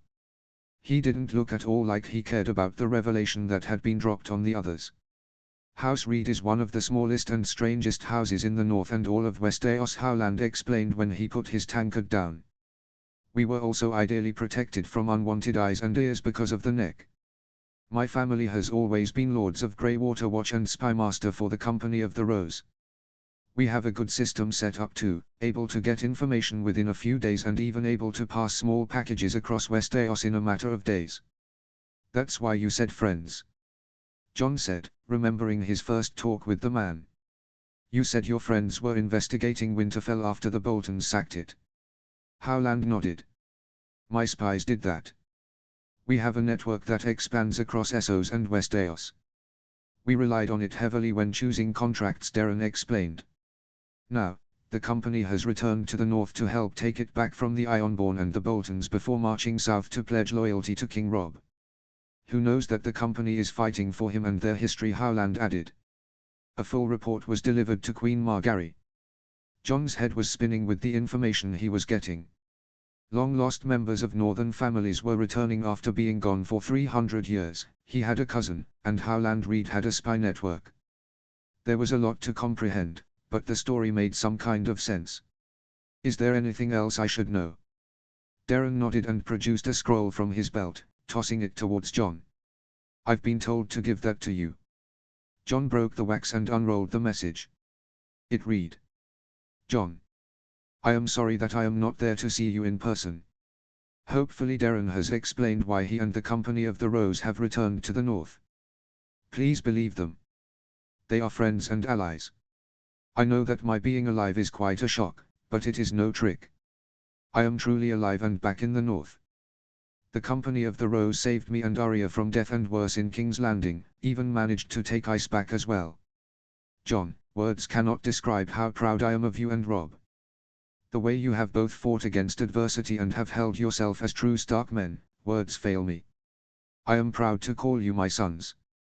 You are probably wondering what will happen now that I am alive and Robb is king. I am on my way to rally the mountain clans, but we will discuss that and more when we meet. I am sorry for what my actions have caused, but know that you have made me proud beyond belief. Your father, Eddard Stark." John, his hands shaking, set down the message. The blood was gone from his face and he was having trouble breathing. He was gazing down at the letter when another scroll rolled into his gaze. That one might make you a bit happier, Darren said quietly. John quickly broke the seal and read. John. I am happy that you're not at the war. When I heard that you left to be with Rob, I knew you would. I don't know what to write, but Father and I are leaving to get the mountain clans. Hopefully we will see you soon. I still have Needle. Your sister. Arya. John cracked a small smile. It had been a long time since he had seen Arya, but he could imagine her breathless, excited voice in his head reading him the letter. It was helping him overcome the shock of the first letter. John. Glover asked curiously. What is it? John looked up at Howland, sending a silent message to the wiry lord, who simply nodded in return. John has just learned that Ned is alive and back in the north, Howland explained, allowing John to comprehend what he had just read. The Company of the Rose managed to save him and his daughter Arya from King's Landing. Sansa was unfortunately too well guarded, Darren added helpfully. The Great Jon leaned forward, glaring at the Cranogman. What the blazes are you talking about? Ned is dead. Beheaded in King's Landing. That was a lie spread by Cersei Lannister and her son, Darren explained. They killed a man who resembled Ned Stark. I thought the Lannisters had both Stark girls. Mage Mormont commented. Another lie, Howland answered. Where's Ned now? Karstark asked. Gathering the mountain clans, John answered, making everyone turn towards him. He and my sister said that they will meet up with us soon. He said that he wanted to bring the entire north down on Roose Bolton, Darren explained. By the time we relieve Eagle's Roost and retake Deepwood Motte, he should meet us on the way to the Dread Fort. My father said that you were friends and allies, John said, gazing at his cousin. Are you ready to prove that? Of course, Darren answered immediately. Lord Hawker, John said, looking at the Lord of Eagle's Roost who had yet to speak. You and I will take the entire cavalry and ride for Eagle's Roost. Darren and the cavalry of the Company of the Rose shall ride with us. And the rest of us? Karstark grumbled. The army shall continue to march north along the stony shore, John answered.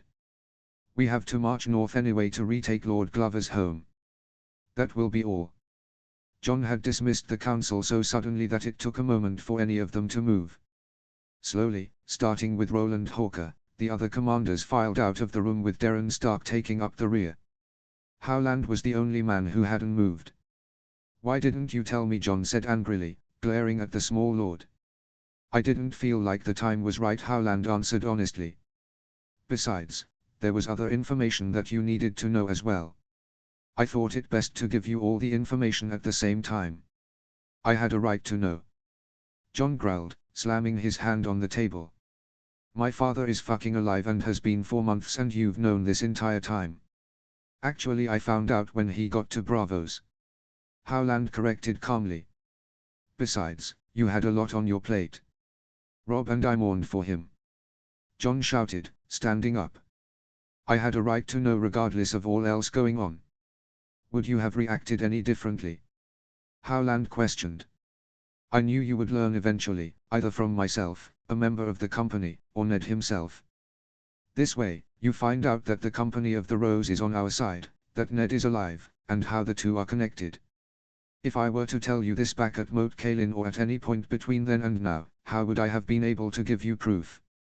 You have a letter from your father. John began to pace, one hand gripping the pommel of Frost as he glared at the Lord of Greywater Watch.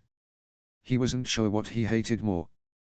The fact that Howland hadn't told him, or the fact that he was making a compelling argument as to why he was right to not tell John. Is there anything else that I or my brother should know? John asked finally. Howland shook his head. Nothing pressing. I don't care if it's pressing or not, John growled. It does actually. Howland retorted in his same quiet and calm tone.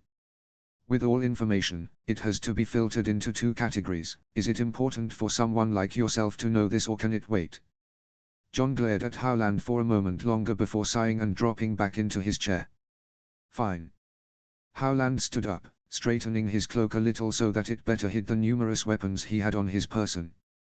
In every aspect of his life, Howland Reed was a mysterious man who had the potential to be the most dangerous man in Westeros. I am sorry that I did not tell you about your father, he apologized. Now both you and Rob know. Lord Glover will be in charge when Lord Hawker and I ride north to free Eagle's Roost, John said, gazing steadily at Howland. Understood, Howland said with a slight bow before leaving. John XXII.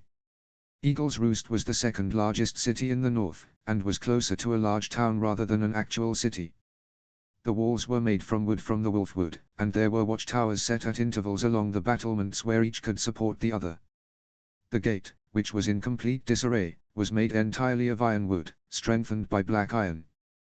The town was supported mainly by trade along the western coast with the cities of Lannisport and Old Town. The Hawkers did not have a large trade fleet, preferring to build ships that sunk iron-borne longships rather than be captured by them. John could physically feel Roland Hawker's anger as the host of cavalry rode towards the town. Towers of smoke rose from the inside the walls, probably from the burnt remains of homes and businesses. John had seen a sacked castle before. It wasn't a pretty sight. A sacked town looked even worse. "Are there any other entrances into the town?" John asked as he and his men came to a stop about a mile from the town. He was surrounded by Hawker, Darren, and other members of Robb's battle guard. "There are gates heading north and south," Roland answered. "Take 2,000 men and take the southern gate. Eric, take the other 2,000 and take the northern gate.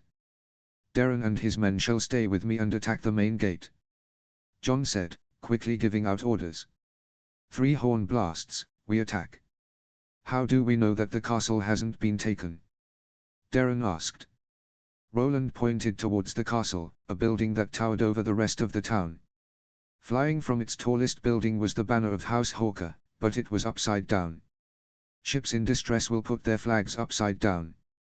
Bowden is still holding out."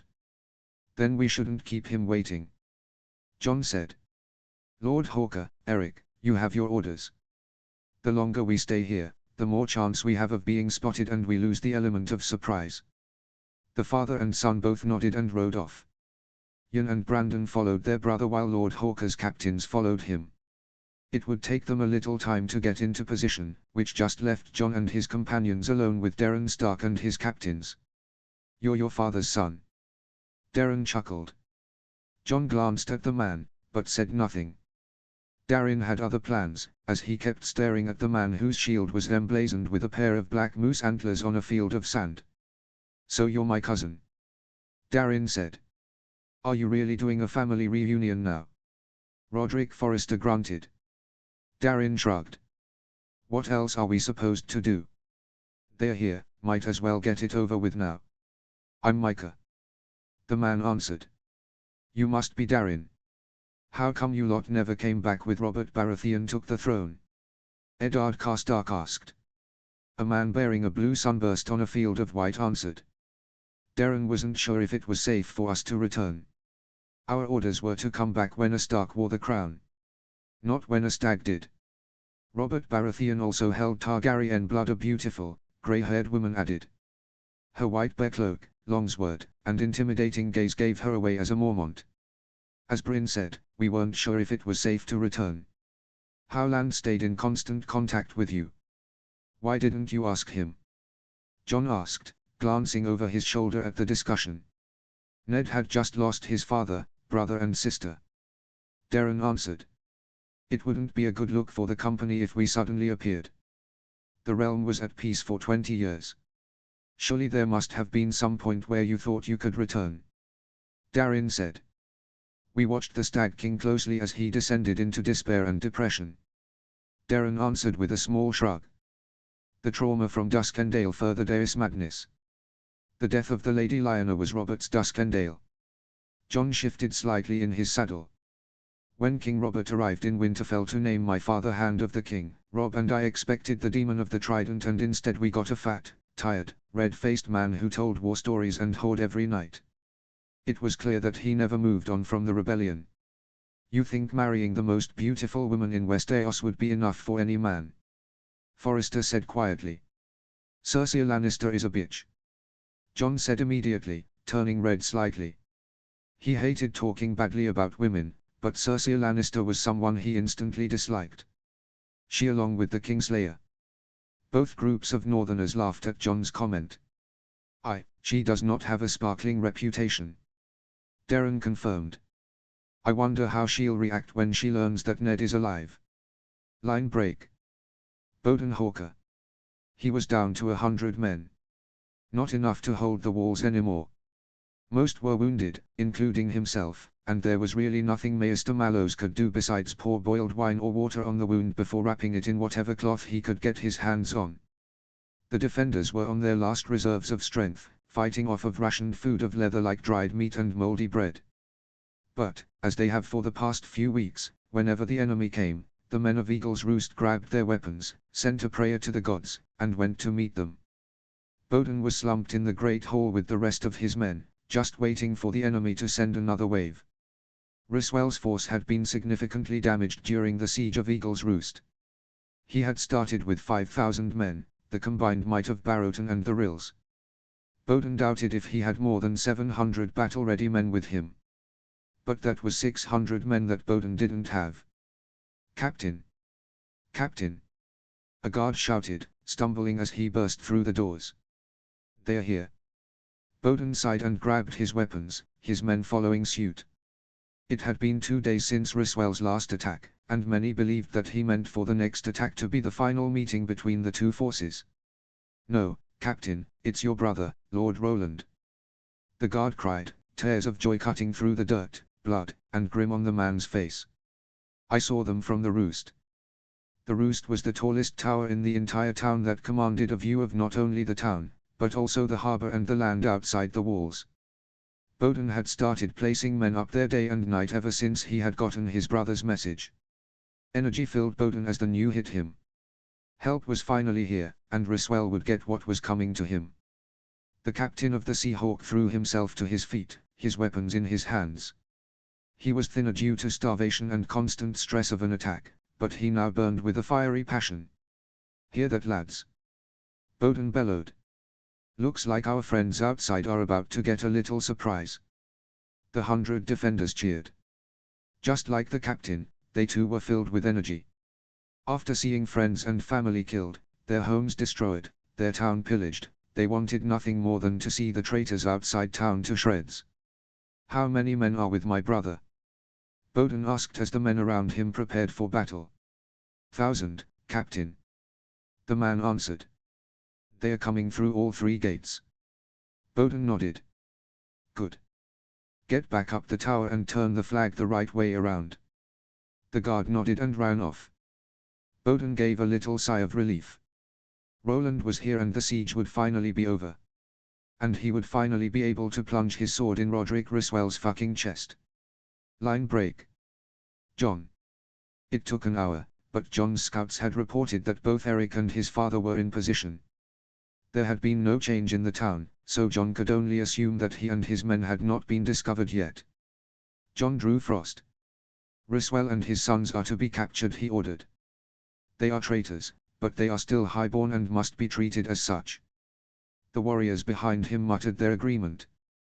There was no telling what they might do in the heat of the battle, but John hoped that at least a few of them would be able to keep their heads. John nodded to his hornblower.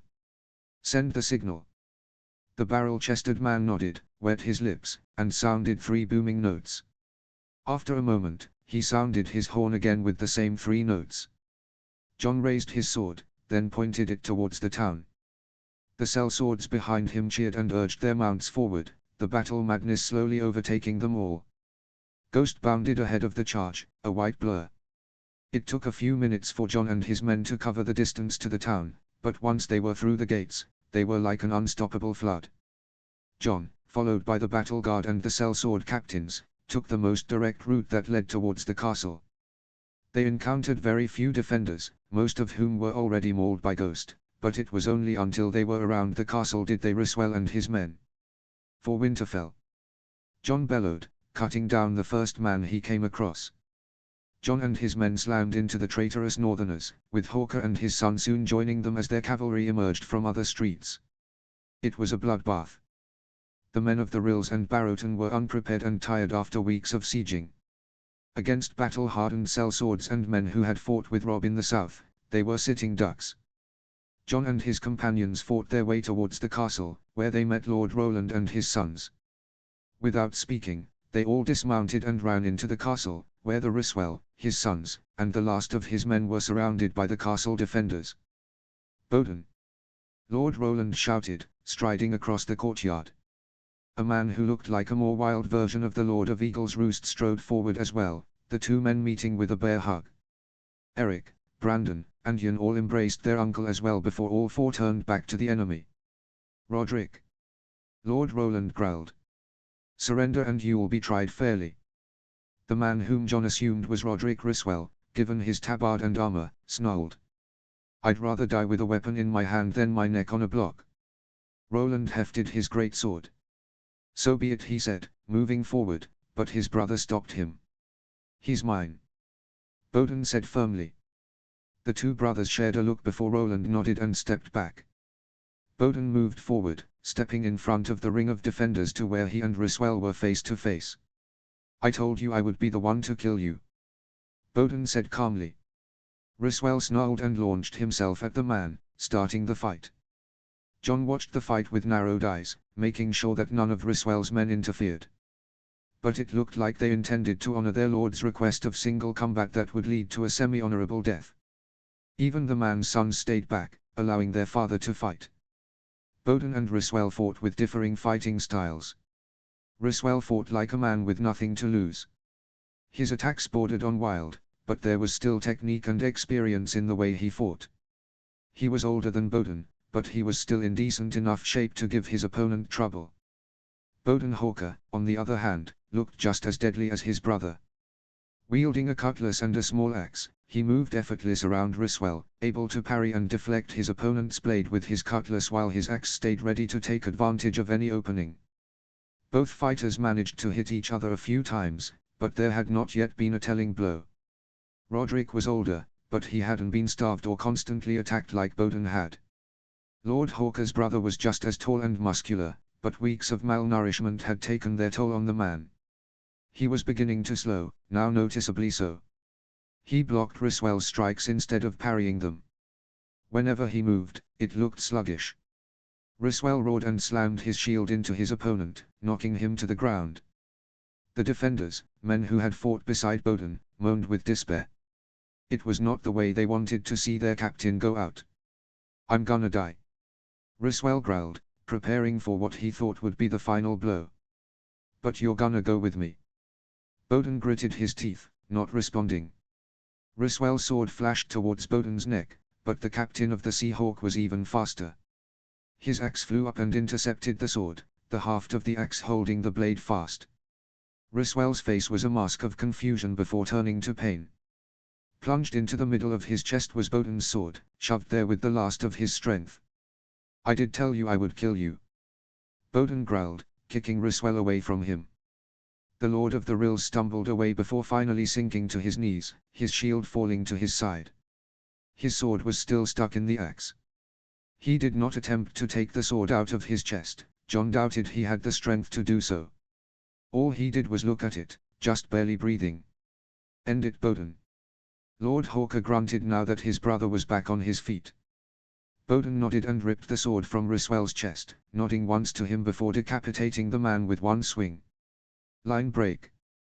The survivors of Eagle's Roost celebrated like never before. The food of the besiegers were torn into and distributed as Roland and Bowden celebrated the victory with their people. It was a joyful sight to behold, yet mournful at the same time as many rose to toast to the dead, the honorable and courageous defenders who had given their life to hold out against Riswell and his men. The captains of the Sellsword Company sat with the Hawker brothers, swapping war stories from their time in Essos. Jorah Fisher, from the extinct Northern House, was comparing fleets with Bowden Hawker and the best way to board and take a ship, while Roland Hawker was deep in discussion with Dwanumber and Alara Mormont about battle strategy and the tactics used in Essos.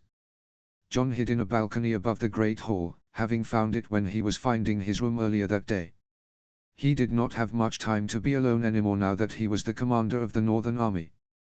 It was tough sometimes, to have men and women older than him look to him to make the hard decisions, but it must be hell for Robb since he wore the crown. I thought you had gone to bed. Darren Stark said quietly, leaning on the railing beside John. I was, John admitted. But I remember finding this room earlier, and once I was in, I didn't feel like leaving. Darren nodded, the two Starks looking out over the feast. So, have you decided yet if my men and I can be trusted? Jon smiled slightly. Considering I don't have a knife in my back yet, I believe you can be trusted. Daeron chuckled. You fought well, but Starks have always been natural fighters. The same for your men. Jon replied. They are happy to be home. Daeron said quietly. It's been a long time since any of our bloodlines have been here. None of them traveled back. Jon asked curiously. Daeron shook his head. My father, and his father before him, preached that the company was the safest place for us. As much as I hate to admit it, our mission given to us by Torrhen Stark was only half the reason the company stayed together as long as it did. The other half is fear. If one member decided to go home, then what would stop the others? Jon nodded. You wanted to keep the pack together. Daeron nodded. For 300 years, we wandered around Essos, fighting in other people's wars and waiting for the day that we got the message to come home. There were times when it was especially tough. The company got hit hard once or twice, but Robert's rebellion was nearly the breaking point of the company. So many wanted to go home, and it took my father everything he had to keep them all together. What do they plan to do once the war is over? Jon asked. Daeron shrugged. That is for Ned to decide. Jon hesitated. How is my father? Daeron glanced at Jon. He's well. Got a nasty wound to his knee during his time in King's Landing, and when my healer got to him, he was afraid he was going to have to take the leg. Thankfully, Thomas was able to root out the infection and save the leg. Before your father and I parted, he was training daily with ice. Probably in preparation for when he got his hands on Roose. Jon smiled slightly. He had rarely seen his father spar, but when he had, he was impressed. He was fast and agile, with a keen sense of where his opponent's weakness was and when to exploit it. There's so much we have to talk about, Jon said quietly. Daeron laid a gentle hand on Jon's shoulder. It's been a long time since you've seen each other. I'm sure you both have things you want to say, he said kindly. Good night, Jon. Robb Xiv. Not what I expected. Sir Brynden grunted, the first to break the stunned silence that had overtaken Robb and his group. Wanting to get a look at the city, the Northern King, along with Garlan, Harold Arryn, Yohn Royce, Caron, Brian, and the Blackfish had ridden to a small hill that would overlook the rest of the journey to the city. Expecting to see a city on the brink of ruin with Joffrey's Baratheon /Lannister banner flying over the Red Keep, they instead found a city on the brink of ruin surrounded by a large host with the banner of House Targaryen flying over the Red Keep. Nor I. Robb agreed. Though this explains why the Dornish abandoned Tywin at High Heart. But it doesn't explain why they fought for the man in the first place. Harold Arryn commented. It was to prolong the war. Robb said grimly, looking over his shoulder at the sandy-haired youth. They leveled the field when they joined the Lannisters because a longer war means more casualties, and both armies would be greatly weakened when the Targaryens made their return. Robb was slightly surprised that he had figured that out so quickly. Perhaps Margaery and her grandmother were finally having an effect on him. But the arrival of the Vale forces stopped that. Garlan added. A war between the Lannisters in the Starks also meant that all eyes were on the Riverlands and not the city. They would have had to sail to the city. Caron said, joining the discussion. There would have been word if they had marched through the Stormlands or the Reach. Hopefully Sir Davos and his men left before they arrived. Robb said. The last report I received from them was that they were cutting off all ships going in and out of the capital. Many were bound for Braavos and other free cities. Joffrey was probably trying to hire sellswords. Sir Brynden said, his eyes narrowing slightly as he gazed at the host around the city. It seems he got more than he wanted. How do you mean? Harold asked. Lord Royce, correct me if I'm wrong, but those other banners belonging to the Golden Company, the Company of the Cat, and the Windblown. Sir Brynden said, pointing out what he was referring to. Those are 3 of the 4 largest sellsword companies in Essos. That looks like quite a lot more than 3 companies. Caron said, glancing at the old knight. It is. The Lord of Runestone rumbled. From the number of banners, I'd say that the Targaryens have every company in Essos with them. It seems the Golden Company has stopped caring which Targaryen they fight for. Robb joked grimly. Will we attack? Harold asked curiously. Robb shook his head. No, I'm curious to see what they do, he answered. Lord Caron, Lord Royce, please make sure that the guard around the camp is double and that there are no weak points in our defenses. Your Grace, you said. Arryn went to say, but Robb silenced him with a hand. I know what I said, but I can be curious and cautious at the same time. Robb said. From the looks of it, they're not preparing their own men. They definitely know we're here. They won't attack us yet. What if they do? Garland asked. We'll fall back to Harrenhal. Robb answered with a shrug. Let them fight us on our terms on the land of our choosing. Besides, if they've sailed here, I can't see them having much in terms of supplies to feed their army. The group of nobles watched the city for a few moments longer before Robb turned his mount around. Let's get back to camp. They are bound to send someone soon to treat with us. Line break. Robb, Margaery, and a few others of his counselors stood in the tent, waiting patiently for the Targaryen emissary. Lord Forrester and Lady Olenna stood on either side of the king and queen, two of the most level-headed people that Robb had with him. Garland, Sir Brynden, Lord Royce, and Harold stood off to the side of the room. As always, Brienne prowled nearby, ready for anything. Since High Heart, she had become Robb's principal defender and was the de facto commander of his guard. The tent flap opened to reveal an old man in white armor which Robb recognized immediately as Kingsguard armor. He did not wear a helm or carry a shield, but instead had a scroll in one hand with another resting lightly on his longsword. The man looked close to 70 or 80, but his age seemed to have no effect on him as he walked with natural grace and looked just as fit and strong as Robb himself. He bowed to Robb and Margaery. My lord, my lady, I am Sir Barristan, Lord Commander of Queen Daenerys Targaryen. The man said, introducing himself. Robb raised an eyebrow. Sir Barristan the Bold, I do not believe we have ever met before, but my father has spoken well of you. Lord Stark was a great man. His death was unfortunate. Sir Barristan replied with what sounded like genuine sympathy. There were not many men like your father. Sir Barristan Margaery said, if I remember correctly, you were Lord Commander to Robert Baratheon.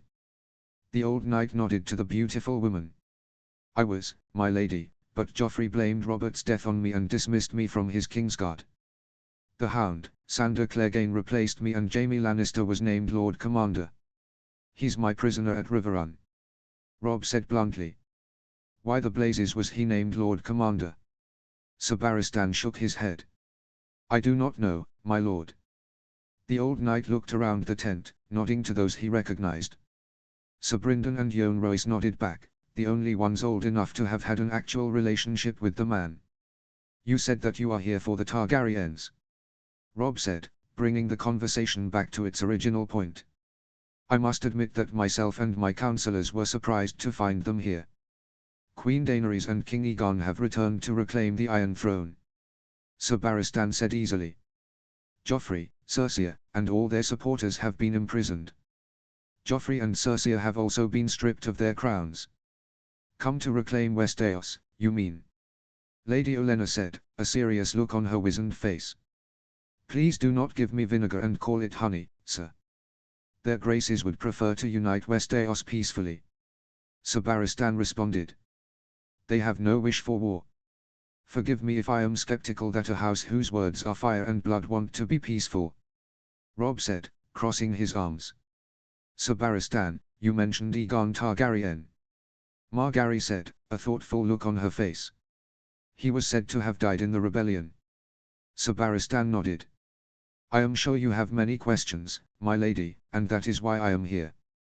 The old knight stepped forward, offering Robb the scroll in his hands. It's an invitation from the Queen to meet tomorrow afternoon to discuss the situation and to hopefully find a peaceful resolution. Where will this take place? Robb asked, taking the scroll. Starks don't do well in King's Landing. There will be a tent set up on land between the two camps. Sir Barristan explained simply. The Queen requests that you bring no more than 5 advisors and a dozen guards. Rob glanced at Margaery, who looked back at him and nodded. Very well. Tomorrow at noon, we will be there. Rob answered. Thank you, Sir Barristan. The knight bowed and went to leave, then stopped himself. My lord, there were some who wanted to attack you as soon as you entered the region. Were it any other man wearing that crown, I would have accepted the decision. But I had the honor of knowing your father, and I know what kind of son he raised. I look around and see the men you, and women, you surround yourself with. They are honorable and good. I hope that we can find a way for both sides to come together without bloodshed. Rob wasn't sure how to respond to the knight's honest declaration, but thankfully Margaery did. That is very kind of you, Sir Barristan, she said easily. It has been a long year for all of us and we all wish to go home. Reaching an agreement without bloodshed would be a fine way to end such a bloody conflict. I just hope that your king and queen understand that compromises must be made in the name of peace. Sir Barristan nodded and left the tent. They were smart to send the man. Lady Olenna mused. The most respected knight in the realm meeting with a member of House Stark. Do you think the Targaryens will hold to their promise, Your Grace? Harold asked. Rob broke the seal on the scroll and unrolled it. The message inside read. Robb Stark, King in the North. I am Daenerys of House Targaryen, the last child of King Aerys II Targaryen. For almost 20 years, my family has been absent from its rightful place in Westeros, and now my nephew and I have returned to reclaim what is ours. I will not lie. We did not expect to find you in the position that you now find yourself. While a few on my council believed that war is inevitable, Sir Barristan and others believe that, since it is you who wear the crown, that peace can be achieved. Perhaps they are right, but it is up to you to prove them so. As Sir Barristan has been instructed to say, a tent shall be placed in the middle of our two camps. A neutral zone, if you will. My Lord Commander will have also instructed you how many advisors and guards to bring. I will do the same. 5 advisors and a dozen guards. I give you my word that, should peace not be found between us, that you and your companions will be allowed back to your camp. Signed. Queen Daenerys Targaryen. Robb passed the message to his wife, who looked over it with her grandmother while the king began to pace. Barristan is right. House Targaryen is really back. Robb said, speaking to his counselors without looking at them. What do they want? Lord Forrester asked. Westeros it seems. Lady Olenna sighed. Then again, after 300 years, I expected nothing less. They promised us safe passage back to our camp if we cannot reach an agreement. Margaery said. It gives us leverage if things go wrong. Their word means little to me. Robb said, shaking his head. The Mad King proved that when he burned my grandfather and had my uncle strangled. This Daenerys doesn't seem like her grandfather. At least she's willing to find a peaceful solution. Margaery offered. But there are those around her who want us dead, my dear. Olenna countered. A knife in the back would solve many of their problems. Your Grace, Sir Barristan nor the letter seemed to mention the Mad King. Harold said. Do you think perhaps this woman doesn't know of her ancestry? Robb looked at the Lord of the Eyrie. Good catch, he said. That's more leverage, especially if she brings Barristan to the meeting. Sir Bryden, Lord Royce, you both shall accompany me as well. That's 2. Olenna said. Who else will go with you? Me. Margaery said immediately. Robb's head snapped up and looked at his wife, who met his gaze, the two having a silent debate of their own. Margaery wanted to be at Robb's side when he met with Daenerys, but Robb clearly feared for her safety and that of their unborn child. Finally, Margaery's side won over and Robb nodded reluctantly. Very well. Robb said. Lord Forrester and Lord Caron shall round out the group. Brian, you are in charge of putting together 11 men for a guard. You shall be the 12th. The large warrior woman bowed slightly. Of course, sire. That will be all for today, my lords. I will see you all tomorrow. Robb said, dismissing his counselors. The men all bowed and left, leaving Margaery, Robb, and Olenna alone. Brian was the last to leave, taking her place just outside the tent as the first line of defense. Do you trust them? Robb asked his wife. Do we have a choice? Margaery asked, sinking into a chair with a slight sigh. Even though the pregnancy had done nothing to diminish her beauty in Robb's eyes, he could see that it still affected her.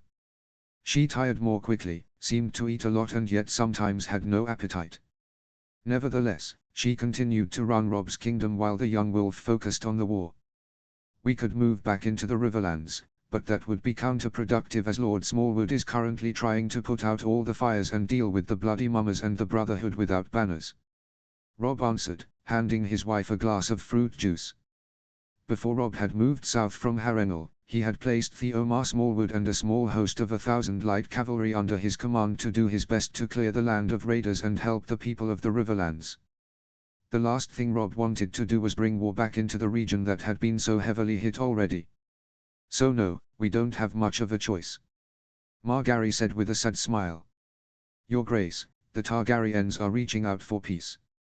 We may not get another chance like this. Lady Olenna said, placing both her hands on her cane.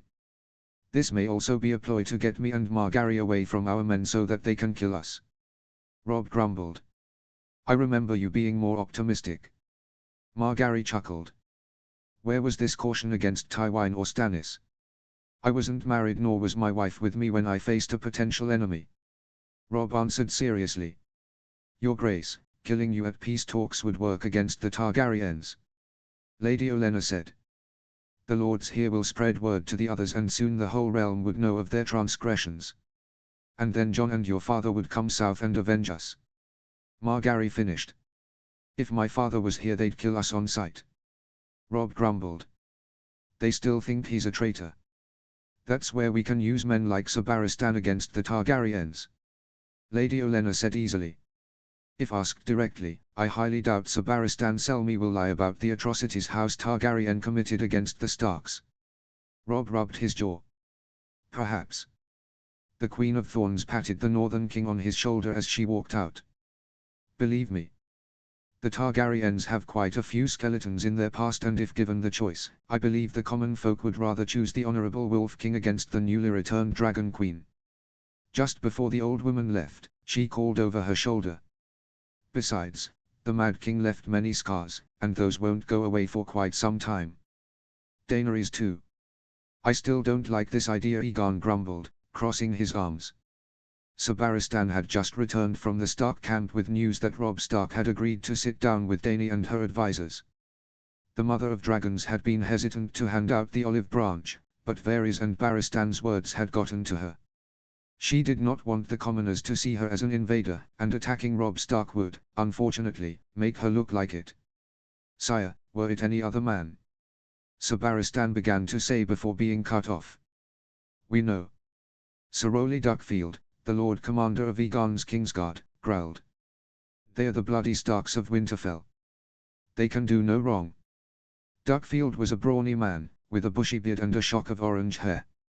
He looked more like a blacksmith than a knight to Dany, which is fitting because he started out in the Golden Company as a blacksmith before becoming a squire. He and Aegon were like brothers and shared the same view on the Starks. Did Robb Stark give his word? Aegon asked. When Ser Barristan shook his head, Aegon laughed victoriously. There we go. How do we know he won't arrive in that tent with 100 men and take us hostage? My lord, Robb Stark is said to be just like his father. Ser Jorah said from his place at the wall. He had been invited by Dany to attend the meeting, particularly since it pertained to the Northern King. Whether he gave his word or not, he will honor the Queen's request. 5 advisors and a dozen guards. I thought you hated the Starks, Connington grunted. I had my issues with Ned Stark, Jorah answered. But I will not lie. He was the most honorable man in Westeros all the way to his death. He rose up against his rightful king. Aegon barked. All at once, Barristan, Jorah, and Varys all shifted slightly in their seats. Dany noticed it but didn't say anything. She had a feeling that there was something about the Usurpers' Rebellion that she wasn't told, but she decided that it was something to worry about after Robb Stark was dealt with. My lady, I believe we can trust the Starks. Ser Barristan said, looking at Dany. They have multiple armies in the field as we speak, and yet they still choose to pursue a peaceful resolution. Or perhaps they are waiting till they have their full strength before tearing apart your precious peace and attacking us," Connington said fiercely. "The Starks rebelled against the Targaryens 20 years ago. I doubt they are willing to meekly make peace now." Aegon and Sir Rowley nodded in agreement. Dany now saw the table for what it was. Sir Barristan and Ser Jorah felt that the Starks could be trusted, though only just, while Connington, Aegon, and Duckfield didn't feel like it was worth the effort. The only men who hadn't spoken were Varys, Corlys, Prince Doran, and Lord Adrian. Corlys and Celtigar looked bored and would go with whatever was decided. Doran and Varys were worth hearing from. "Prince Doran, I would hear your thoughts," Dany said. The partially crippled ruler of Dorne folded his hands on his lap. "My family has no love for the Baratheons, Starks, or Lannisters. But Ned Stark had a reputation for being good, honorable, and honest. I do believe the meeting is worth it if only to see and speak with the man we might see on the field of battle." Dany nodded. It was sound advice from the Dornish prince. Now it was time to hear from the spider. "Varys, you've been quiet. Let us hear what you have to say." Daenerys called down the table. The eunuch gave the queen a small, amused smile. "I agree with Sir Barristan and with Prince Doran at the same time." "Explain," Aegon grumbled. Varys seemed unaffected by the king's sour mood. "Sir Barristan and Ser Jorah are correct. Robb Stark is very much like his father. He will honor whatever he commits himself to. Prince Doran makes a very reasonable point as well. Even if peace cannot be reached by the two parties, at least we have a chance to see what kind of man we will face in battle. Sir Barristan, were there others with Stark when you met with him?" Connington asked. Barristan nodded. "There were, Your Grace. I recognized a few men, notably Lord Royce and Sir Brynden Tully." Jorah grunted and crossed his arms. "Something on your mind, sir?" Aegon asked. "Forgive me, but both men were principal commanders during the rebellion," Jorah answered. "I'm sure Prince Doran, Sir Barristan, and even Lord Connington can agree that Robb Stark is more dangerous because they are at his side. Not to mention that he almost beat Tywin Lannister without them," Varys added unhelpfully. "But no Randyll Tarly," Connington said. Sir Barristan shook his head. "No, but if Varys' agents are correct, then he has an army of his own in the Westerlands. There is also Stark's bastard brother in the north," Jorah commented. "Even if we do manage to kill Robb Stark, there is always the chance that his brother will pick up his crown." Dany resisted the urge to sigh. When Connington had turned the conversation to warfare, Robb Stark still had the advantage. She knew that no man was unbeatable. The death of her son and stars had proven that. But Robb Stark seemed annoyingly unbeatable. Perhaps that's why Sir Barristan was pushing so much for peace. Did he think that Dany and Aegon would be unable to beat the young wolf? "I was the one who invited Robb Stark to sit down," Dany said finally. "I intend to honor my request just as he has. If some here do not wish to attend the meeting, then so be it. But I will go." Aegon shook his head. "We must look united. Now more than ever. If you feel like this will work, then I will accept your decision and be there at the meeting." Her nephew's words slightly surprised Dany. There were times during their short time together that he managed to catch Dany off guard when he managed to sound very mature and kingly. There were times when he sounded immature, or simply naive, but Aegon did seem to have his moments. Connington nodded his approval. "I will join you, my lady, as well." "Sir Barristan?" "Ser Jorah?" Dany asked, glancing at the knights who both nodded their agreement. "If I may include myself?" Varys asked. "I would very much like to attend as well." Dany nodded. "Prince Doran, would you like to round out our group?" The Dornishman shook his head. "I'm afraid that my current condition isn't the best for muddy fields. If you wish, my brother Oberyn can take my place." "Of course," Aegon answered. "I will have Grey Worm put together a dozen Unsullied as an escort," Dany said. "Perhaps we should take the dragons," Aegon said slowly, a slight smirk on his face. Dany glanced at Sir Barristan, who did not look keen on the idea, and shook her head. "Perhaps the best way to achieve peace is to leave behind the dragons." Dany would have loved to bring her dragons, but she knew what message it would send. Besides, she did not want to show them off just yet. They were her secret, and extremely deadly, weapons that no one else in Westeros had. Egon shrugged. Very well.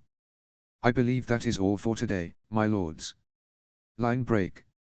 Your Grace. Connington said, looking a little shocked that Daenerys was in his office.